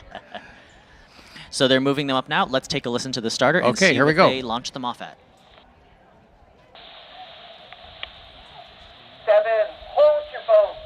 Yeah, I think, Matthew, they're still coming up to the gate, so they're still a fair ways away Yeah, here. we have a little bit of time, actually. Yeah, they're taking a little longer to get in the gates here. We have a nice diversity of crews, like we were talking about before, from various parts of, obviously, North America, but Right. also Canada. We have Edmonton here. Yeah. Limit Breakers from kind of all over. They have You got folks from UBC. Toronto, Montreal. We have UBC, of course, and some of the local crews here from Vancouver and from False Creek in particular. Got it. Including Vancouver Island, actually. The VIP Yeah, Gorging Vancouver Dragons Island here Gold, as well, yeah. very In cool, VIP very cool. Gorging Dragons. So here they are in the... All right, let's see. Here we They go. are at the starting gate. Everybody else hold. Okay, folks, this is the final race of the day, except for the Guts and Glory. Here they go. Hold, are you ready? There it is. We are off, we are folks. off. And I don't expect anyone's going to pull away super fast because they're all going to try it. That's right. So these guys will be in a fast pace. They know what's at stake here. It's a gold medal competition here, and probably the most illustrious of the gold medals, I guess. Most definitely. Coming out really fast out of the gate. We can see boats like boat number 1 keeping a really high rate. That's Limit Breaker from all over Canada. UBC's got a good start there in second. They sure do too. Everyone is now settling squarely into that race pace, into that settle, into that 500. You can see here, boat number 6, that's Juice. You can see them with that really nice long stroke, Whoa, especially very here in nice. the settle. They have to make sure that they maintain that speed as they go. They want to make sure that they don't decelerate. They want to make sure that their rate is not too high or not too low. Boat number 5 right next to them, that's Rising Tide, of course, doing that very American or West Coast outrigger style stroke. They're focusing more on the back end of that stroke instead of, I always say, slamming down in the front, getting mostly front end of it, which is the Canadian style A-frame stroke. But still, even looking down here at the drone shot. Look how tight we are. Everyone is nice and close. We got lanes 2, 3, 4, 5, 6, and 7. You got 6 lanes here that are all less than a body width of people here. So really tight, folks. This is the closest race of the day. It really is indeed. No Here on your question about screen, it. we can see UBC Current Blue, again, an extremely fast college team from University of British Columbia. Out there in lane 7 as well, that's Dragonheart's fire truck. They seem to be lagging behind, unfortunately, by about maybe 2 or 3 seats, and it does look like Juice is beating them out right next door. Okay. And currently in the lead, though, is boat number 4, which is FCRCC Premier. These are their waters. They want to defend their waters right here. Falls Creek Racing Canoe Club, and as they're coming into the final 50 meters, they're looking good. I think they're gonna take it. Looks like boat 5, Rising Tide. Oh, come on, let's go Rising Tide. Rising Tide from the U.S. California. Looks Oh, like it's they Rising might Tide take FCRCC. it. Oh, I don't know about that. 4 and 5 were 5, just 4, 6. That is tight. It could be 4-5 or 5-4. It is that tight, folks. Oh my goodness. 6 coming in on the last run there. Wow, that was close. What an incredible grand final from all of these crews. Wait till we see these times. That's right. A big congratulations to all these crews for making it to the TD Premier Mixed Competitive Grand Final here at the Concord Pacific Dragon Boat Festival, the 35th annual anniversary. All these crews have done an amazing job paddling. They've done all of their semis and qualifiers now into this grand final. They are in the most competitive division. All of these crews are also guaranteed a spot into the Guts and Glory 2K race later today. Yeah. Exactly. Now these guys have to go from this 500-meter race right into shortly a 2K race, so they don't get much time to come off it. So there's a bit of a disadvantage for the top 8 teams here that will be in the group of 18 that are going out for Guts and Glory. Well, we try to give them a little bit of rest, and that's what they're doing right now. You can see at the finish line, they're sitting right there, waving hi to those 10,000 spectators waiting there. It's not quite 10,000 right now. Waving to those spectators. They're taking their time. They're resting. Okay. They're going to back it up a little, and then they're going to take it back into the dock. So will they actually get out of the boat for a while? Oh, definitely. Yeah, okay. Yeah. So they'll stretch their legs a bit and get ready for the Guts and Glory race. And of course, we have to restage the actual race track. So we've got to put the turning buoys on both ends. So as we said earlier, the Guts and Glory will be the start finish will be at this end, so you see the start and you see the finish and you see them coming around for the turn, because we can't do 2K down in one line. We have to do it in 4 stages of 500 meters. So very exciting race, and everybody has a little bit of strategy going into that.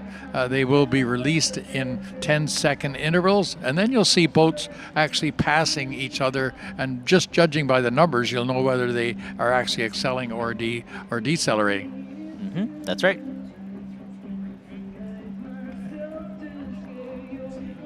Okay, so we're going to take a bit of break, folks, and we'll be back. So we'll be back. See you soon. Stay tuned. Okay.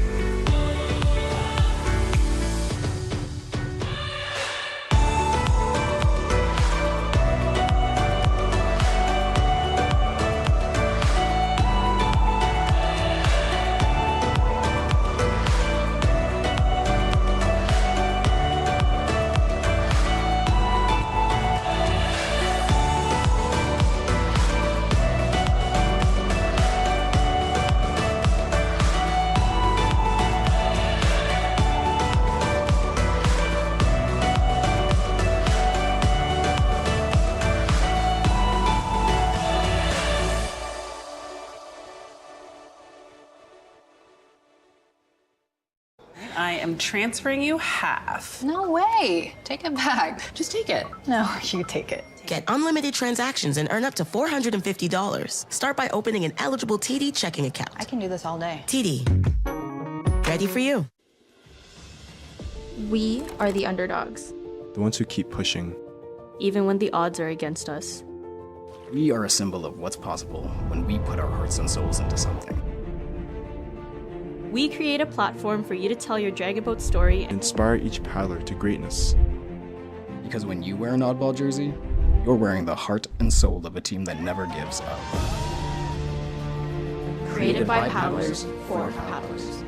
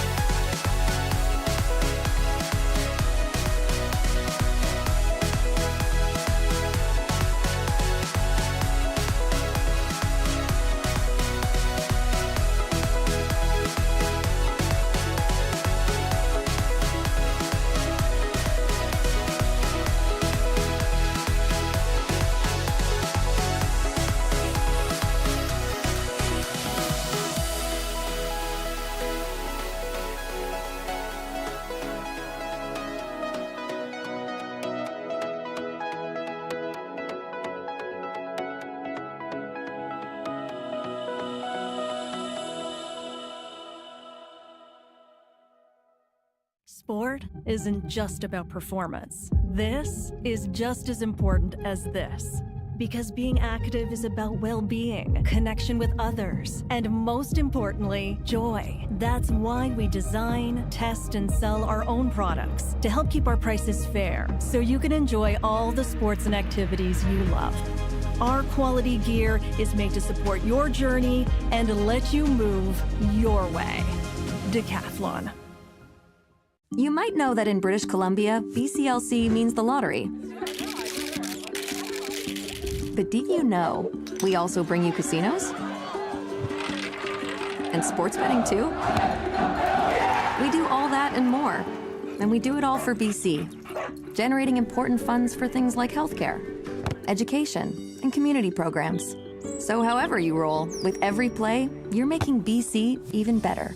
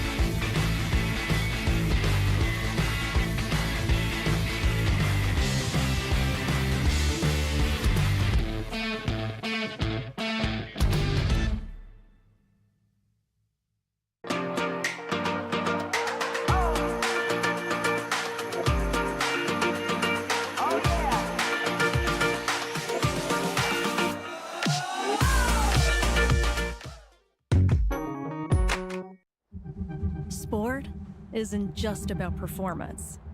This is just as important as this. Because being active is about well-being, connection with others, and most importantly, joy. That's why we design, improve, test, and sell our own products to help keep our prices fair so you can enjoy all the sports and activities you love. Our designers evaluate all aspects: form, posture, movement, endurance, to ensure your gear is comfortable, durable, and ready for action. Whether you're just starting out or you've been active for years, our quality gear is made to support your journey and let you move your way. Decathlon.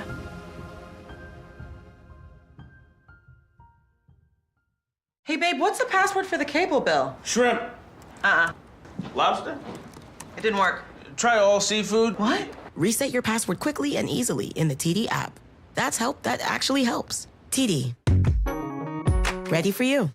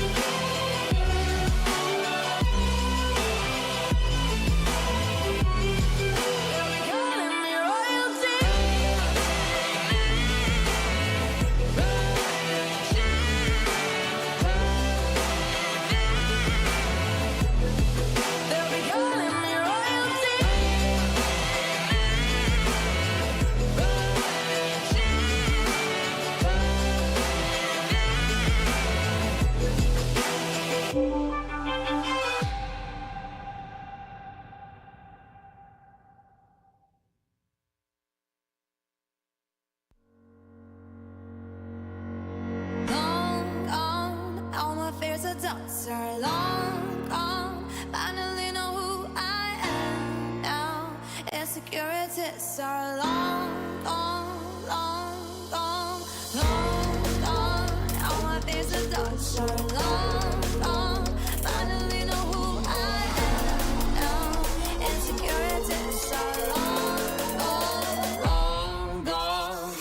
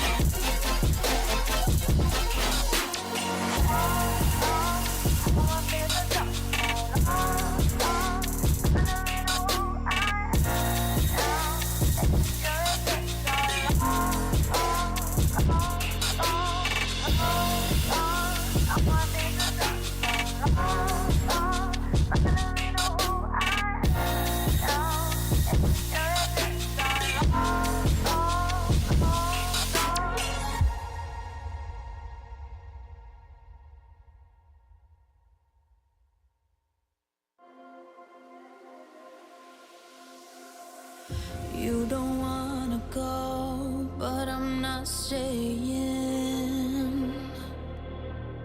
See, you found love, but I'm just staging. Oh, the fire's low, I'm broken inside. I'm still alive, I'm still alive. But you know that we might still get burned.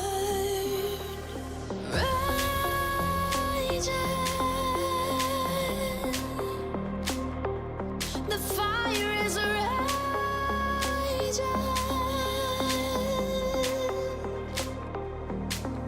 Wanna run again.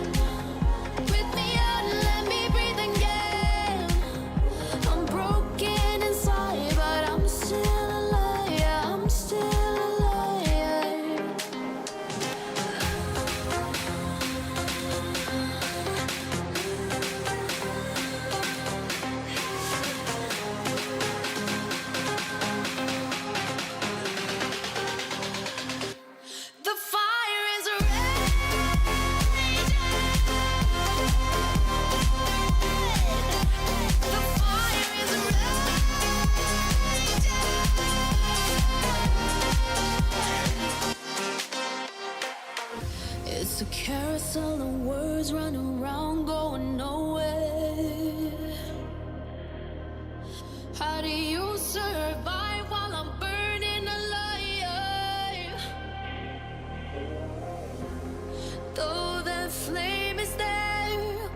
broken side, I'm still alive, I'm still alive. But we cannot burn without nowhere. Raging,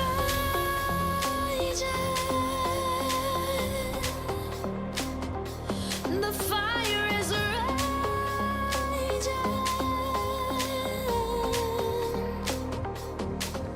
Wanna run again. Rip me out and let me breathe again.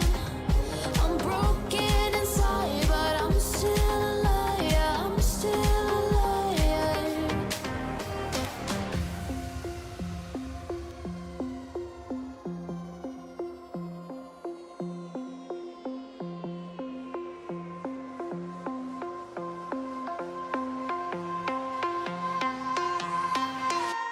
The fire is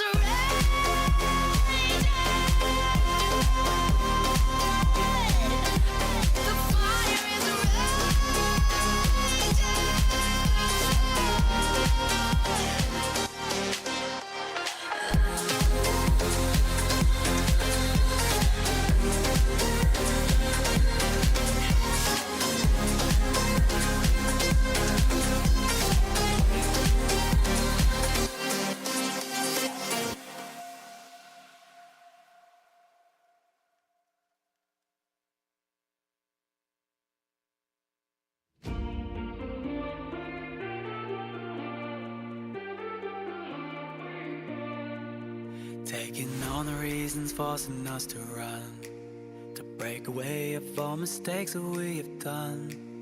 How we care what we do, we'll uncover truth, that we're better off as one to get us through. Hanging on to the light, we're never gonna hide, never gonna hide, we fight. We take it on, we unite, this time we got it right. We're never gonna hide, we fight.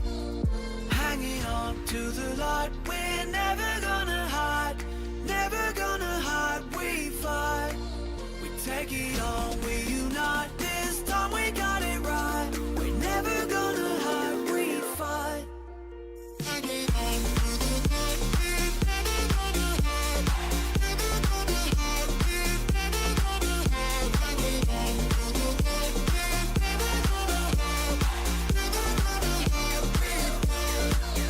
Taking on the reasons forcing us to run, to break away of all mistakes that we have done. How we care what we do, we'll uncover truth, that we're better off as one to get us through. Hanging on to the light, we're never gonna hide, never gonna hide, we fight.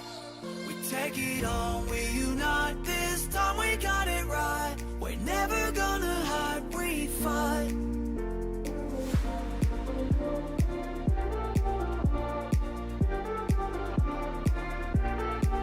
We take it on, we unite, this time we got it right. We're never gonna hide, we fight.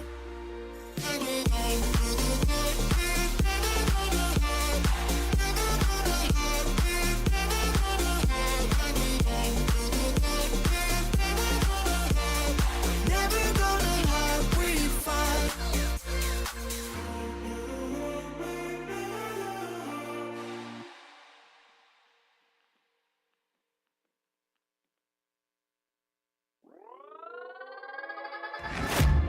Guess it's been a while since I fell in love, but after last time, don't wanna mess things up.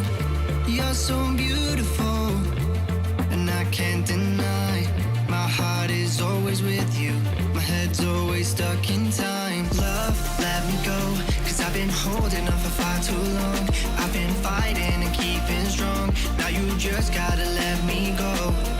Time, wash away every feeling that can cause me pain. All these memories I can't escape, can you let them all wash away? Let it all wash away, 'cause I don't wanna feel the pain. Love, just let me go, 'cause I don't wanna feel the pain of holding on and keeping strong. So now I'm moving on, I don't wanna feel the same. So love, just let me go.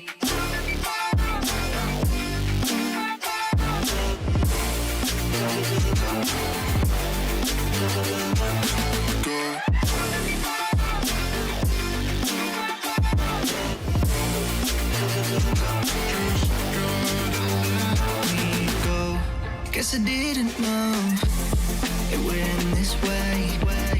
One drink too much and I could see your face. Why did I let you go? How could I let you leave? Will I ever see you? And do you think of me? Love, let me go, 'cause I've been holding up for far too long. I've been fighting and keeping strong. Now you just gotta let me go. Time, wash away every feeling that can cause me pain. All these memories I can't escape. Can you let them all wash away? Let it all wash away, 'cause I don't wanna feel the pain. Love, just let me go, 'cause I don't wanna feel the pain of holding on and keeping strong. So now I'm moving on. I don't wanna feel the same, so love, just let me go.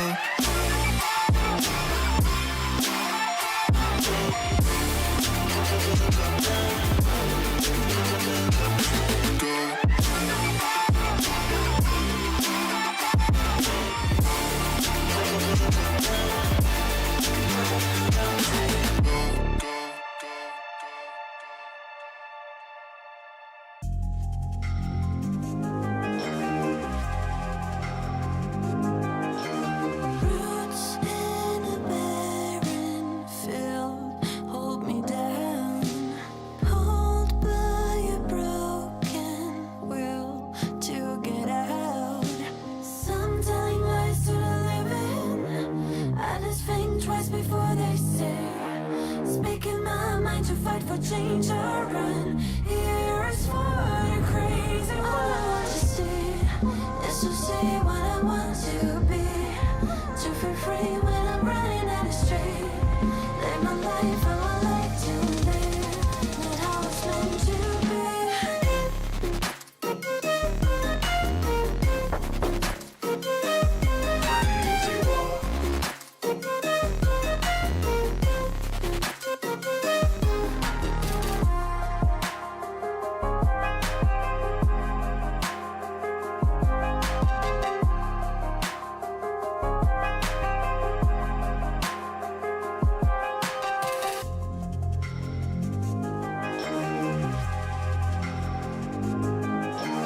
Wasting hours on the shelf all alone. Instead of sing, we write ourselves in a song. Some telling lies to the living. I just think twice before they say. Speaking my mind to fight for change or run. Here is for the crazy. All I want to see is to see what I want to be. To feel free when I'm running down the street. Live my life how I like to live, not how it's meant to be. All I want to see is to see what I want to be. To feel free when I'm running down the street. Live my life how I like to live, not how it's meant to be.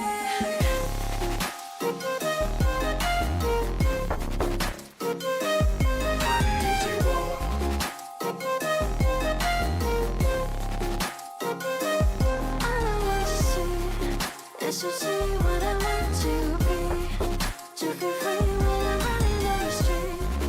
Live my life how I like to live, not how it's meant to be.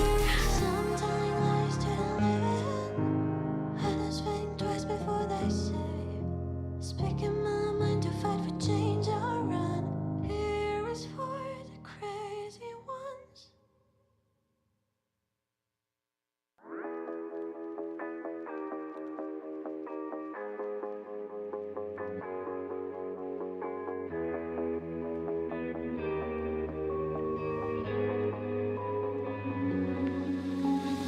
I don't want no enemy. Won't you be a friend to me? Be a friend. I don't want no enemy. Can't you see? You could be a friend to me, my friend. But oh my God, it's my favorite part to see your face when the questions start. You fade away like a watermark. You're bleeding hard, still in the dark. I'll keep you guessing. You never learn your lesson. I'm always gonna be missing. And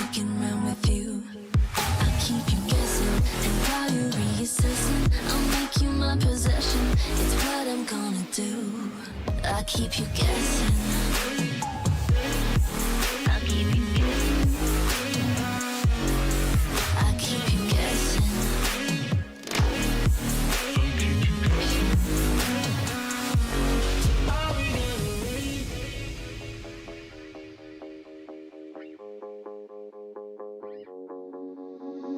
I don't want no nemesis. Won't you be my sedative? I don't want no nemesis. Don't you wish you could be a friend to me with benefit? But oh my God, it's my favorite part to see your face when the questions start. You fade away like a watermark. You're bleeding hard, still in the dark. I'll keep you guessing. I'll keep you guessing. I'll keep you guessing.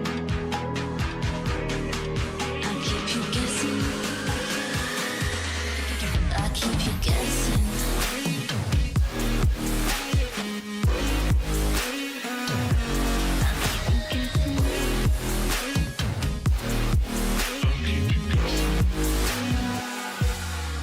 I'll keep you guessing. You never learn your lesson. I'm always gonna be messing and fucking around with you. I'll keep you guessing, and while you're reassessing, I'll make you my possession. It's what I'm gonna do. I'll keep you guessing. I'll keep you guessing.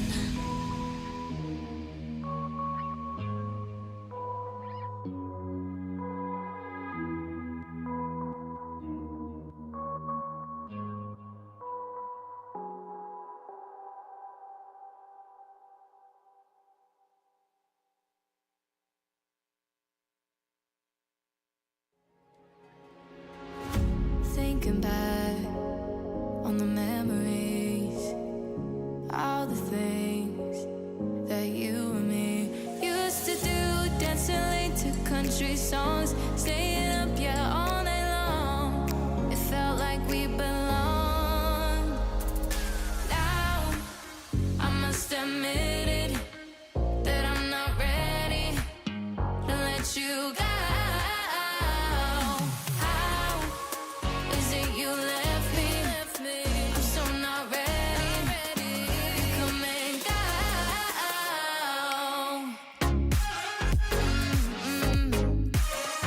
Come and go.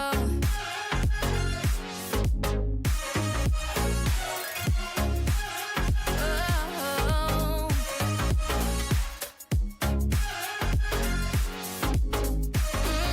Come and go.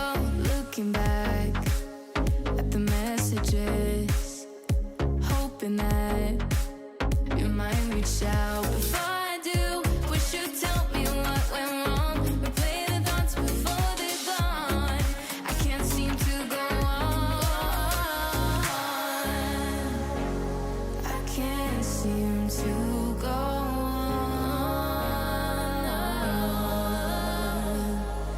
Now I must admit it, that I'm not ready to let you go. How is it you left me? I'm so not ready. Come and go.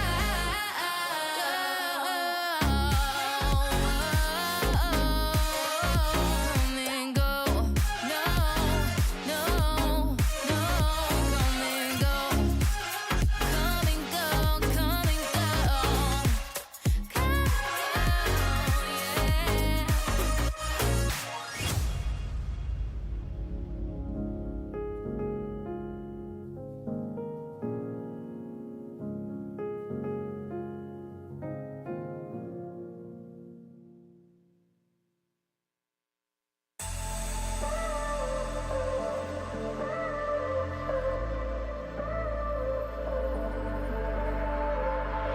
She walks in fury into the night. Her blameless fires burn the sky.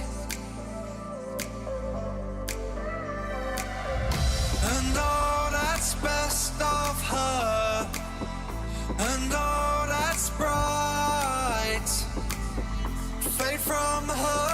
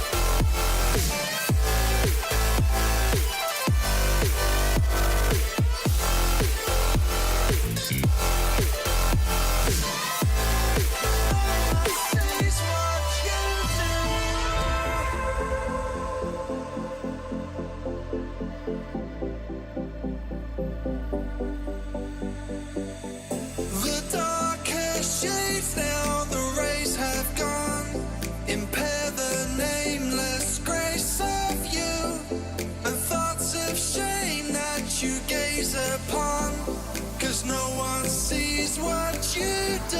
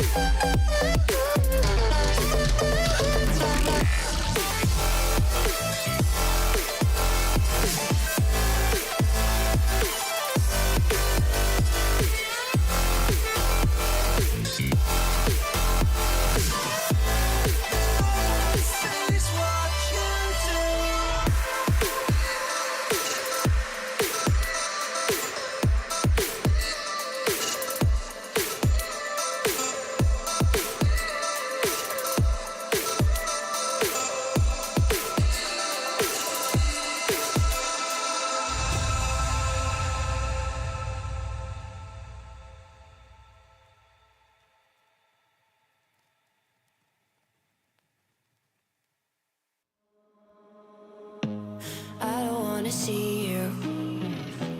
I don't wanna hear you tonight. I don't wanna fight you. You don't wanna know if I feel alright. I don't wanna just forgive you, I just wanna be fine. I'll be waiting for a sign to light up, yeah. And your heart is out of sight. I just wanna feel mine. Hey you, I'm gonna be the one for another one. Hey you, maybe then you'll know that I was never one. I don't wanna see you, I don't wanna fear you tonight. You don't wanna know me, you just wanna make sure you're right. I'm gonna be the one for another one. Maybe then you'll know that I was never one. I'm gonna be the one for another one. I don't wanna feel you tonight. Got me.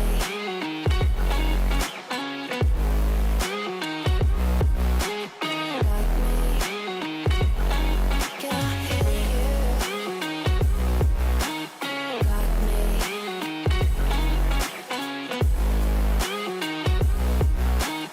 Got me. Can I hear you? I don't wanna call you. I don't wanna know what you think. I'm the one you go to whenever you feel like you're about to sink. I don't wanna just forget you, but I wanna be fine. I'll be waiting for a sign to light up, yeah. And your heart is out of sight. I just wanna feel mine. Hey you, I could become the one for another one. Hey you, maybe then you'll know that I was never one. I'm gonna be the one for another one. Maybe then you'll know that I was never one. I'm gonna be the one for another one. I don't wanna fear you tonight. Got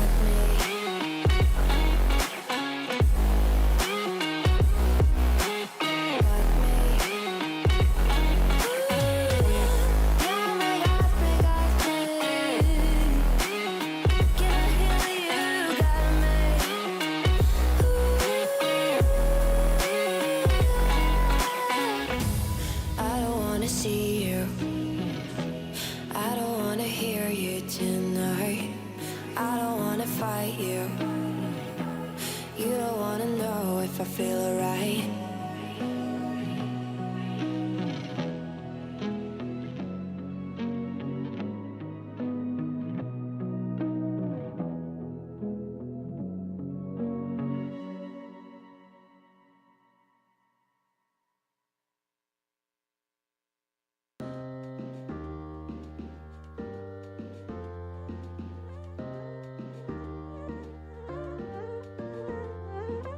Close your eyes. Would you dream for me some paradise? Tell me who you see, 'cause I think I do want you next to me.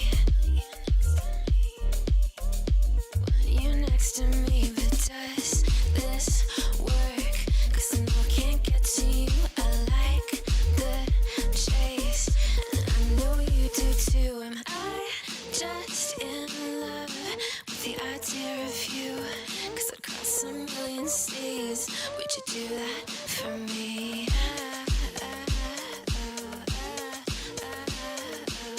Yeah, I'd fly this whole world twice if I could be your paradise.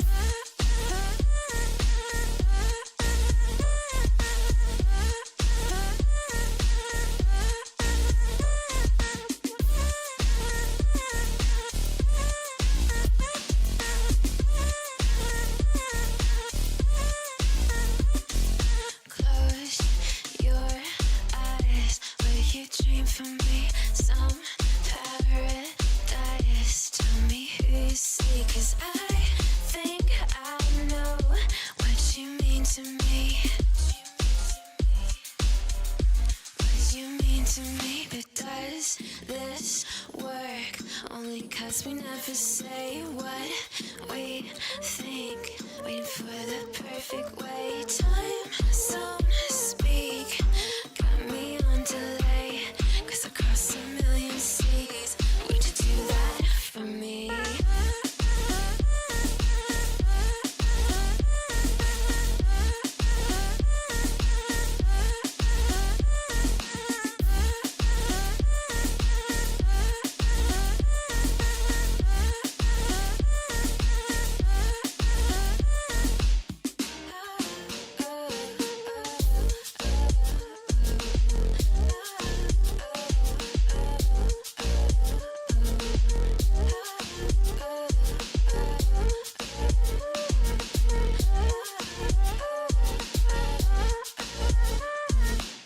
Fly the goddamn road 3 times, and I'd run all the red lights.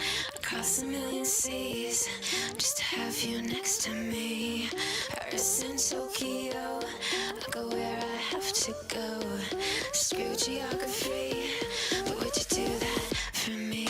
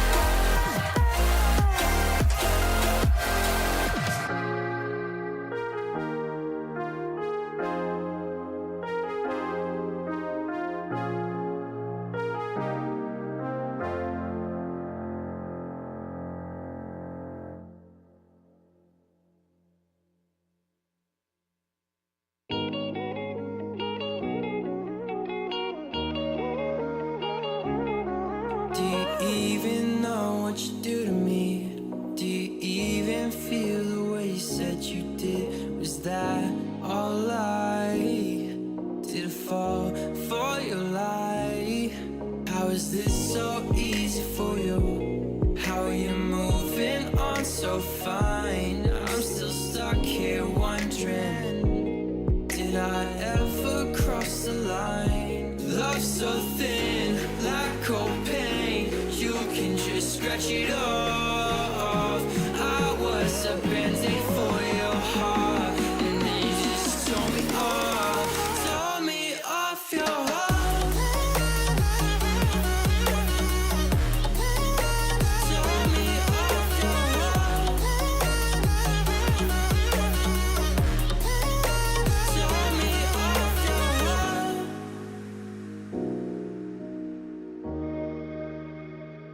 You're so cold, it gets so old. You set me up for the fall, and I couldn't hold on. Why did I try for so long? Why did you keep my mind tight for so long? You never knew me too well, you never asked how I was. How come I always felt alone when I was with you? Were you even there? It hurts me more just knowing I was a band-aid.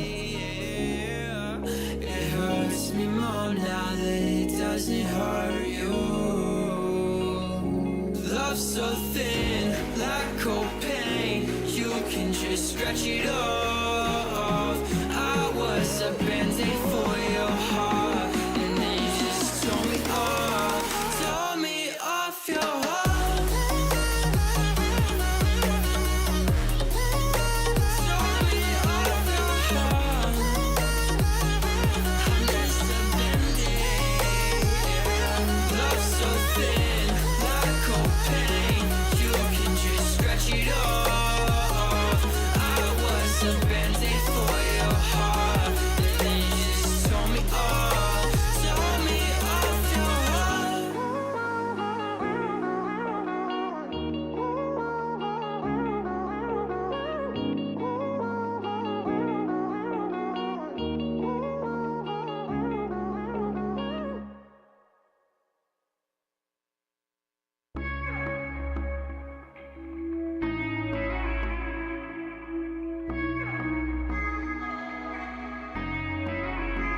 Pretend I'm fine, but I know you can hear me sleep talking at night.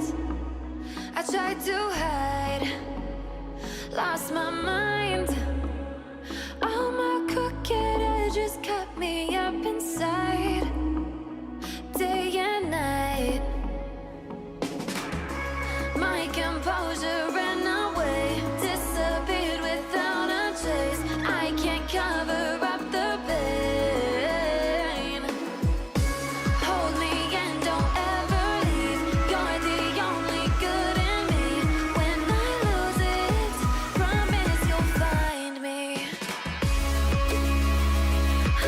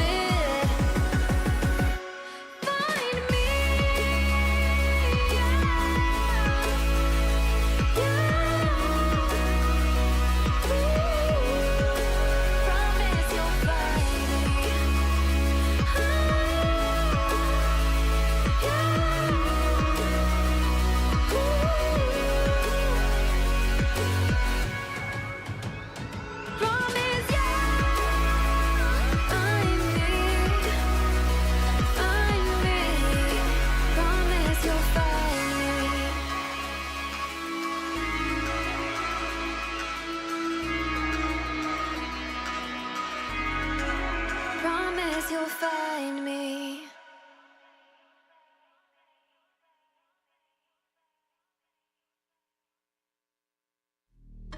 Here we are, kind of broken, and nothing's ever good enough.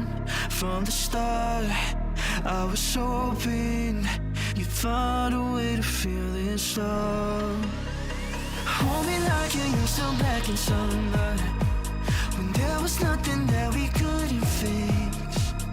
Now we're stuck in looking at each other. Take me back to where you wanted this. I wanna love nobody but you. You wanna love somebody, but nobody will do. Nobody will do.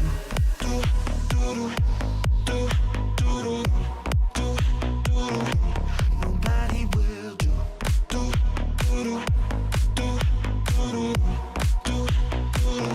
But nobody will do.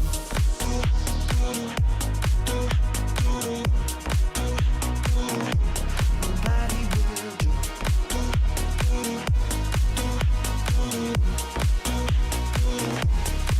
Taking drink by the ocean, left your heart out in the cold.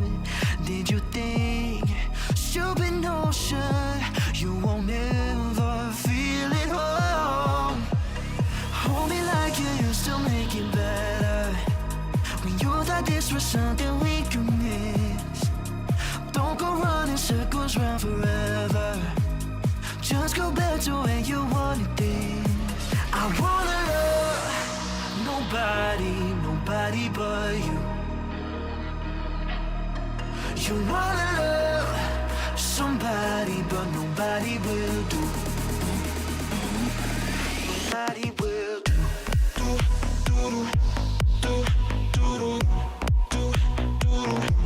Nobody will do.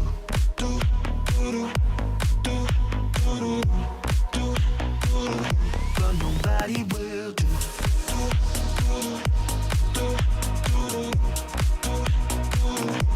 Nobody will do.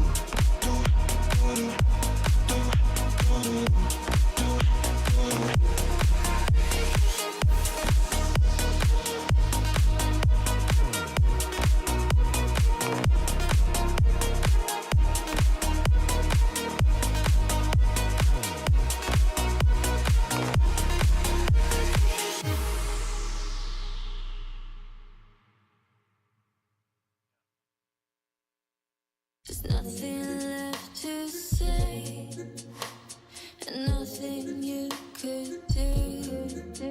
There is no other way when it comes to the truth. So keep moving on.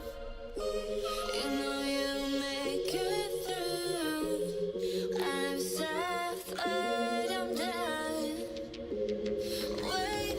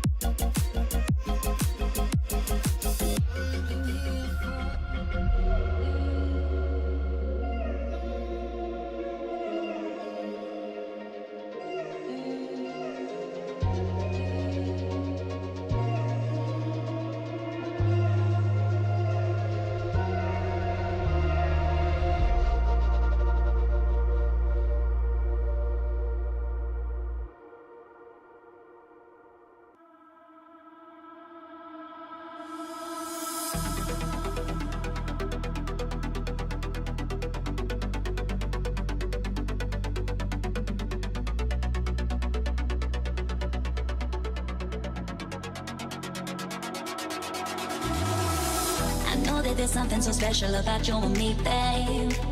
You got me, you got me, you got me feeling fine. So just say the words, cause you know what it means to me, babe. When you got me, you got me, you got me feeling fine.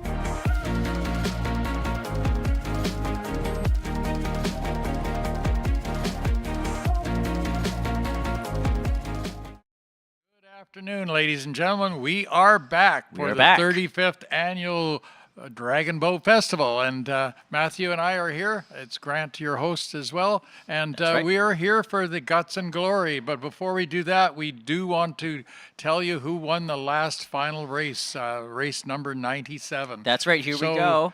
I will let Matthew have the honors. This was a close race, folks. Man, in first, FCRCC Premier False Creek Racing Canoe Club with a 157.207.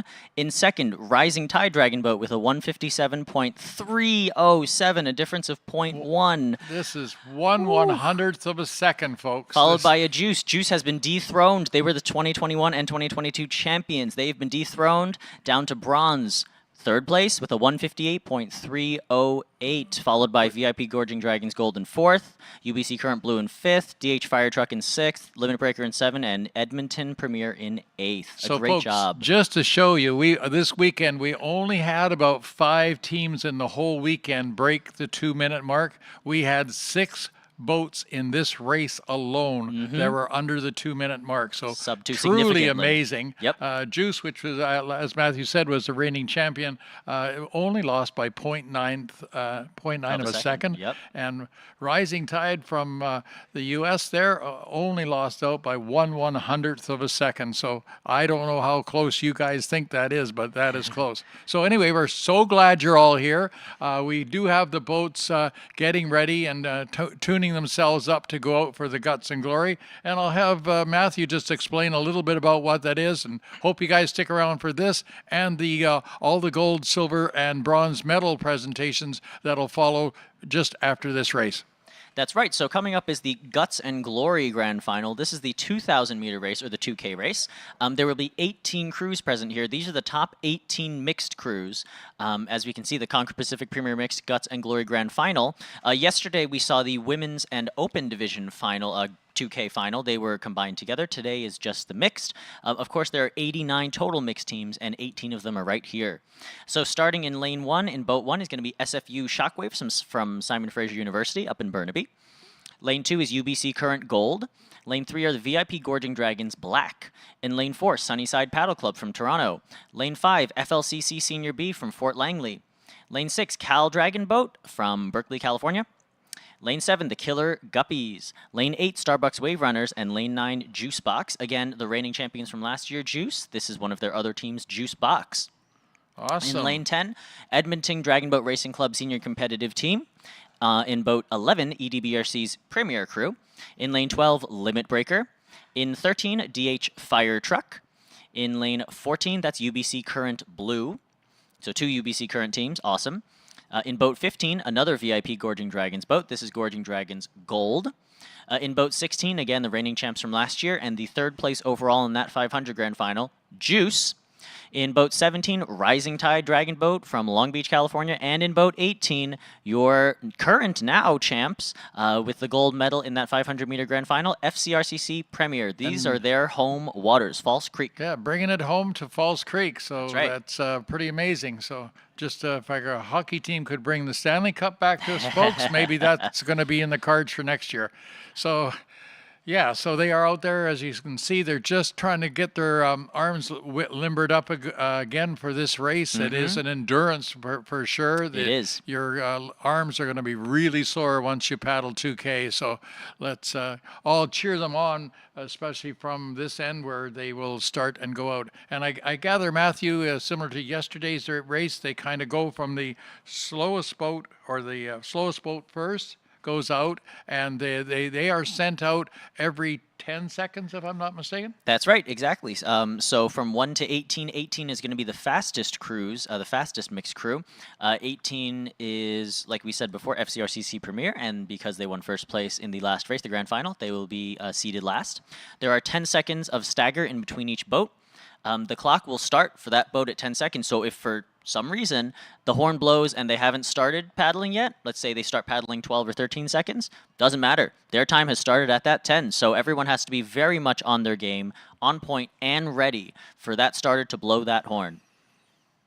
Awesome. Hopefully, guys, you figured it out. So, yes, it is. It's a 2K race, so that's up, down, up, and down. The start will be here, so they'll be going out from this location every 10 seconds with, like Matthew says, the slowest team first. So obviously if you see a boat number 18 passing boat number 1, they've done an exceptional job by catching up.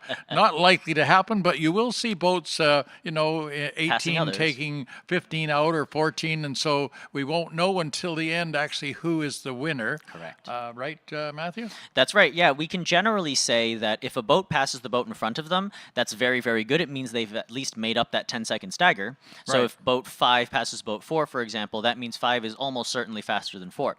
But the questionable part, and the part that we cannot predict, nor can the viewer as you watching this race, none of us can predict exactly the times of other boats passing other boats. So, for example, yesterday we saw, I think it was boat 11 passing both 10 and 9, and that's great. That's pretty cool. But we had another boat, also boat, I think it was 15 or 16, passing 14 and 15. So I don't know, of those two crews, yes, they both passed 2 crews. That's 20 seconds of stagger they made up, but I don't know exactly what that time was. And the other thing is, because it's a longer race, you'll notice that different strategies are used. So some are going slower to start with and will pick up faster as they go. That's right. And then others might just run out of gas and poop out a little, as we say, and they end up slowing down a lot because they get fatigue happening in that third leg or whatever. And by the time they get to the fourth leg, then they can be passed significantly if they haven't judged how they're going to handle this race. That's right. And one thing that you'll also notice, you can see it on your screen right here as we zoom into boat number 1, which is SFU Shockwave. You can see that none of these boats have heads or tails on them anymore. Oh, that I is didn't notice deliberate. that. Yes, in the 2K races, we always take off the heads and tails for safety.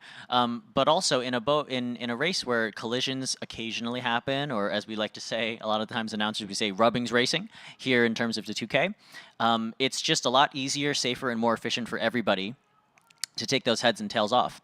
And for myself as a steerer, when I'm making turns, it enables me to make turns a little bit, easier. It gives me a little bit more maneuverability. There's less distance at the front and back, right? So I have more clearance on the front and back when I'm making a turn, things like that.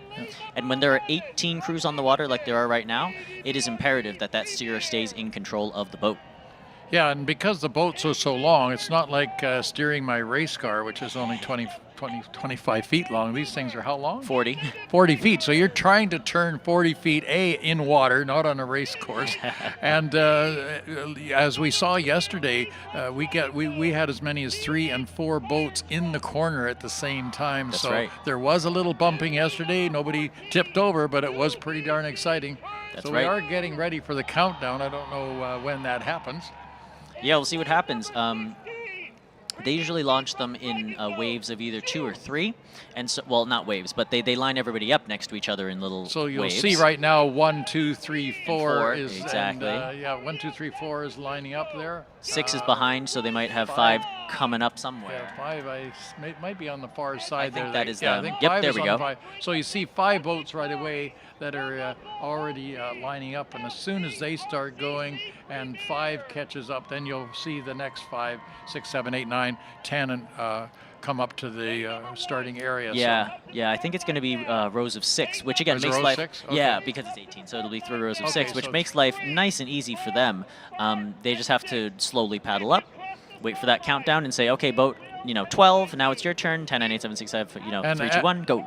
Yeah, and as the race progresses, you'll notice when they go around, if it looks like one team is getting pushed out from one of these buoys that they have to turn out, if they do actually go outside the buoy and don't stay in the line, they will be penalized, I think, time-wise. Well, so Or if they go penalized somehow. outside, that's fine. If they go inside the buoy, that's when, Oh, okay. That's when the penalizations Yeah, can happen. Yeah, generally if they're going outside, they're messing up their own time. Exactly, that's exactly Okay. it. Yep. So they want to take as tight as turn as they possibly can, but again, it is all strategic too. If there's another boat in the way, maybe you will deliberately go a little bit outside to go around it, right? Potentially avoid any collisions or problems or anything like that. Okay, so Lots of strategy. They're lining up. They don't have to line up exactly at a start line. They can't go over it, but they can get close to it. So they're correct. They'll be launched one at a time. That's right. And so the first 6 boats are the only 6 boats of the 18 who are going to start from not from a dead stop, but they're going to start completely with no paddling whatsoever. All the other boats are going to have to move up slowly behind, get to the start line, slam on the brakes, make sure they don't pass that start line, and then do a start.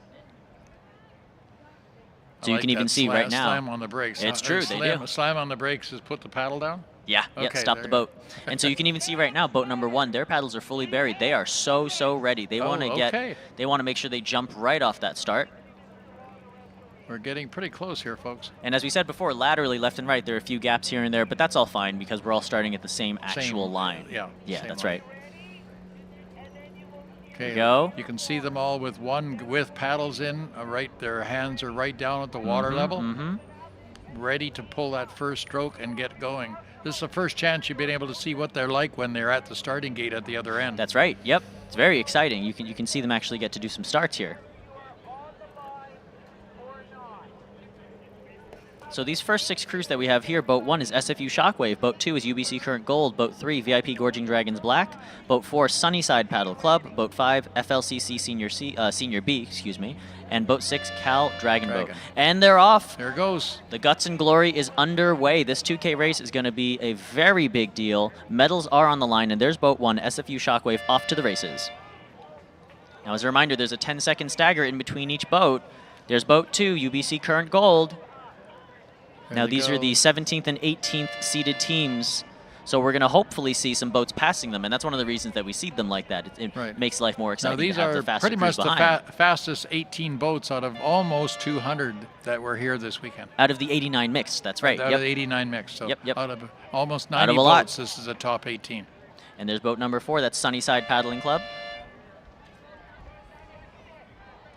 Fort Langley is right there in boat number 5. You can see them trying to get off the line right now. And in 6th, Cal Dragon. So we have people from California, from Edmonton, from Toronto, from Vancouver, from Victoria. So 7 is Killer Guppies. They're out of the States, right? Yep, Killer Guppies from down in Long Beach, California. Long Beach. Yeah. Down in the LA area. Boat number 8 is now off. That's the Starbucks Wave Runners. Very impressive showing from Starbucks. They're Starbucks. Are they out of Seattle or no? I thought they were, but I'm not quite sure. Okay. I think they might be Canadian, actually. Okay. Here we go at 9, which is Juice Box, which is one of the Juice Juice teams. Cruise, yep. Followed by Edmonton Senior Competition Team. And you can see they're taking a little bit of a slower approach here on their start. They're kind of ramping up a little bit more so than kind of coming out with an explosive start. Now that's certainly a strategy when you're doing a 2,000 meter race.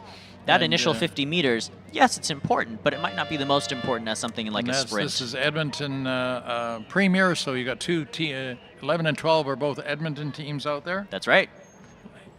Now the Premier, of course, is the all ages boats. Limit Breaker just took off in 12th, and we're off with DH Fire Truck. There we go. There's Fire Truck with their signature super fast start. Look at that. So these 6 teams were all the ones that were under 2 minutes in the last race. That's right. UBC Current Blue going off now. Coming up, this is VIP Gorging Dragons Gold. Okay. Seemed to be a little slower coming off the line there. Yep, but again, like we were saying before, 2,000 meters, sometimes that's a strategy, you know? 16, here is Juice, My the God. defending champions. Look at them. We're watching right now on the water, too. You can see them pick that boat up. Whew. Oh. Boat 17, Rising Tide's now up there. Ooh, you can see them with these really short strokes trying to get that boat up to speed. So that's almost a half stroke they're taking off the start? Yeah, exactly. And now your champions with the gold. Falls Creek Racing Club. That's right. We're going to see what's going to happen. There they are getting up into a planing situation right away. They are indeed. And already through the first turn are a number of boats. Looks like boats 1, 2, 3, and 4. 4 is approaching the apex of the turn right now. I think that's Sunnyside Paddling Club. Okay. They're taking a little bit of a wider line, but like we talked about before, that's a strategic decision. If you come super tight to that apex buoy, you have to then crank it. Then you've got to tighten even more to get around the last one. So generally in racing, we call that going in deep and then coming out to meet your exit turn a little tighter, a little easier, and you get acceleration from that apex out to the exit. Exactly. You get a little bit of a drift situation going on there. Oh, but it looks like... Oh, no, nothing exciting. And every time that steerman puts that in and kind of turns that boat a bit, he is slowing it down a bit. So they've got to work a little harder as he does that turn. Exactly. So it's all about strategy. If you want to make a really tight turn, that slows the boat down so significantly. But if your crew can get your boat back up to speed after that, right, then maybe it's better than if you took a wider turn, a little bit slower, a little bit more distance, right? Yeah. But if you can cover that in a faster time, it's all about Look at how tight these guys took that corner, that apex, and they just tightened that right up. That's right. Oh, and look at this one right now, Whoa, too. They're almost hitting the buoy, which is fine. That's allowed. But you'll notice how they swing out a bit. They swing wide after, yep. And still turning very quickly. And here's 2 boats coming through together. So this boat on the inside now does in fact have right of way. Right. Their drummer is past the steer of the other boat. I think that's Fire Truck actually. Okay. So I think that's and boat number 13. They are allowed to do that. That means the boat beside it has to back off and give them room to come out that exit. They have to give them exactly right of way. They have to give them room. The inside boat could force the other boat outside a little bit more if they wanted to. They could swing out a little more and force that outside boat to take an even further outline, making them go more distance. This is exactly like F1 racing. Very little difference. It is indeed. Just have water there instead of a bunch of concrete pavement. And there's boat number 10. That's Edmonton Dragon Boat Racing Club Senior Competitive Team. Okay, we got the first teams coming down into the second leg. Second turn, yep. So they have just completed 1,000 meters. 5. Yes, that's right. 1,000. So team 3. Which obviously, when they took off, it was team 1 and 2. So 3 is already past 1 and 2. That's right. And is making their first turn on the corner to go up to the next leg, which is the next 500 meters. Now you can see a lot of these crews have extremely different strategies from that 500 before. The 500 meter, they're just doing the 500. The rate maybe sits a little higher, even in their settle, in their body. But here in the 2K, where they know that they're going to have to do 4 500s back to back to back to back, right? They'll keep that rate a bit lower. So you can even see here right now, the control that boats number 11 and 14 have. That's EDBRC Premier and UBC Current Blue. You're seeing that their rate is nice and long. Their stroke is nice and long all the way back to the hip. They're pulling all the way back. They're hinging properly. They're using really, really great technique. And they're relying on that physical fitness that they've built up over the past years, months, paddling with each other. And here's 15 coming up the side of 11 as well. So we know that they've picked up 40 seconds from boat 11. That's right. So it's They've fairly easy to figure out, folks. So just Yes. watch those numbers. Here you've got a pretty steady group of 1, 3, 5, 4. That's right. And over here on the, just coming out of that second turn, that was boat 7. That's the Killer Guppies out of California. You could see that steerer there. I think his name is Keith, really leaning on that oar, trying to pull that oar over and make them turn as quickly as possible. Coming through now, that's boat number 8. That's the Starbucks Wave Runners. They're through the second turn. Looks like boat 10 is coming up and trying to walk up on boat 8 as well. We'll see if they can successfully pass them. That's EDBRC's senior competitive team.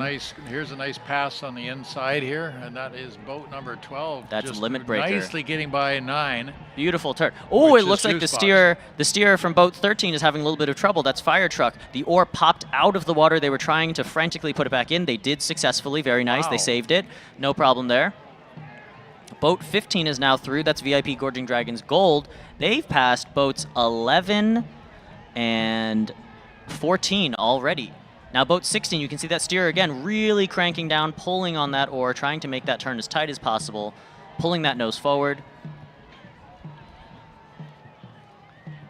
And here's a beautiful turn, and you can even see that's boat 18, that's FCRCC Premier. You saw the front left folks there posting a little bit, putting their paddles perpendicular on the water to help that turn and help the nose pull across already. Now, unfortunately for my American friends, Rising Tide and boat 17, who we have here on screen, they have been passed by boat 18, FCRCC Premier, which all but guarantees that Rising Tide does not take first, unfortunately, in this race. Right. And there's my good friend Joseph there with the red hat in Rising Tide. He's using a wooden there's paddle. A good Very shot, nice. And here's an, folks, oh my God. There's a Incredible. As we've said before, this 18-boat 2K is likely the largest 2K in the world. A lot of muscle power out there now, folks. This is everybody giving it all. That's right, and you can see from that back shot that we had before, Rising Tide was pulling over to the left a little bit of that lane. They're trying to take the inside line and try to cut in front of and get right of way over whatever boat was in front of them.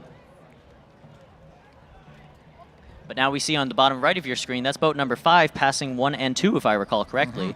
And so exactly here on the top left of your screen, you can see all these boats in various positions laterally, left to right, all knowing that regardless of where they are right now, they're going to have to pull all the way left and turn left past that buoy. So why not start doing it now? Exactly.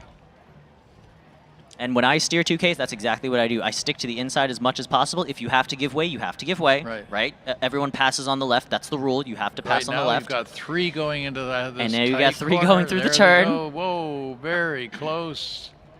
Let's see. No contact. See, so if we had a tail on there, someone would have been hit. You got it. Yeah, definitely.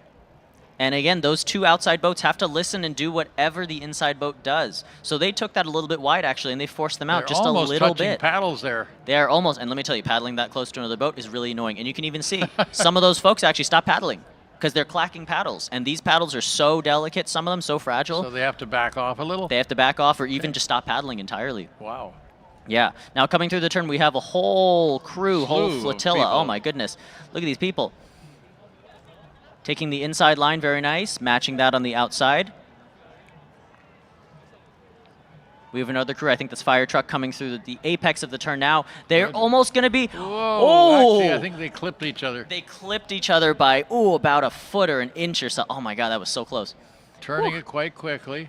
Quite quickly. Now let's see. All of this carnage over here is being completely bypassed by this crew on the inside who's taking the very easy inside line and is about to pass both of these crews on the far right over there. Right.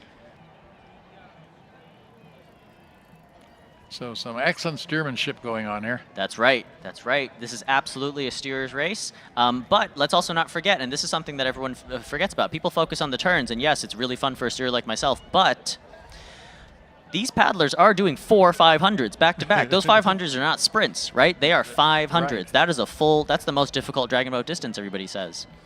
But finally, coming down to the line, to the actual finish line, is boat number 3. VIP Gorging Dragons Black, who have successfully passed UBC Current Gold and SFU Shockwave, boats 2 and 1. They're from Victoria, right?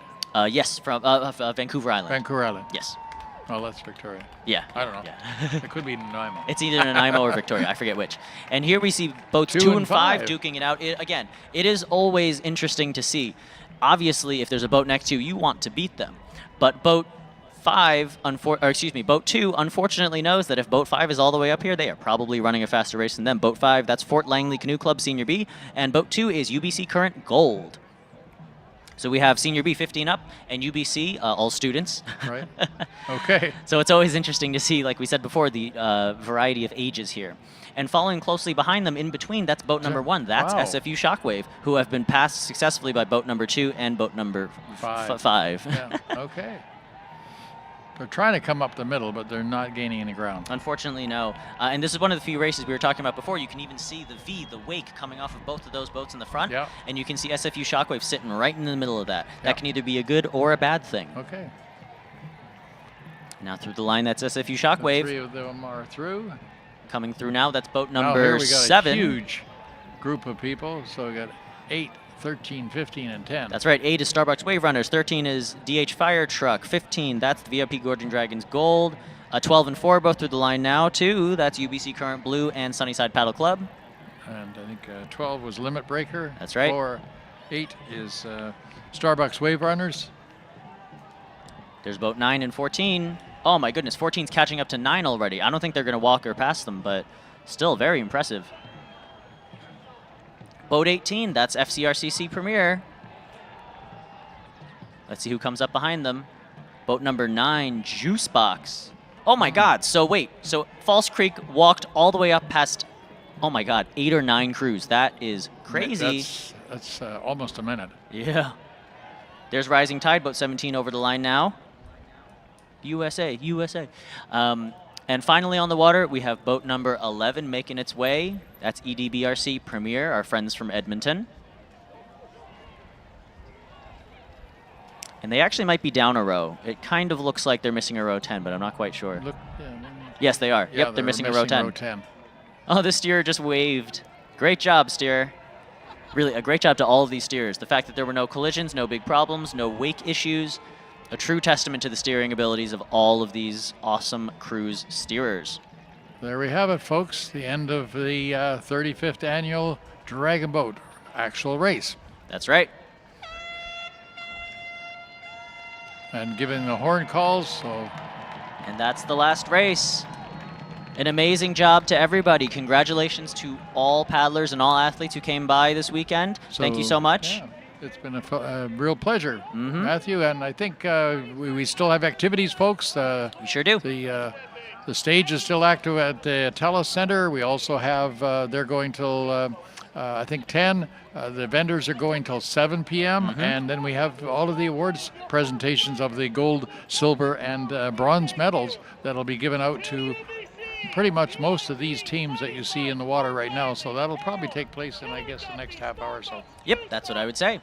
So again, big thanks to everybody, especially including Grant's company, Concord Pacific, for being our title and founding partner and sponsor of this incredible 35th annual Concord Pacific Dragon Boat Festival held here in beautiful Vancouver, Canada. And we will be here next year for the 36th annual. We sure will be. Big thanks to all of our sponsors. Yeah, it's been an amazing 2 days. And our weather held off. It looks like there's a bit of a front coming in from behind us over the mountains. So it was Just a perfect snuck it day in. today. It was Yeah. a perfect day. Just in time. All right, thank you so much. These past 2 days, I've been Matthew Au. Grant Murray. And we thank you so much for watching. We'll see you next year. Okay, great time.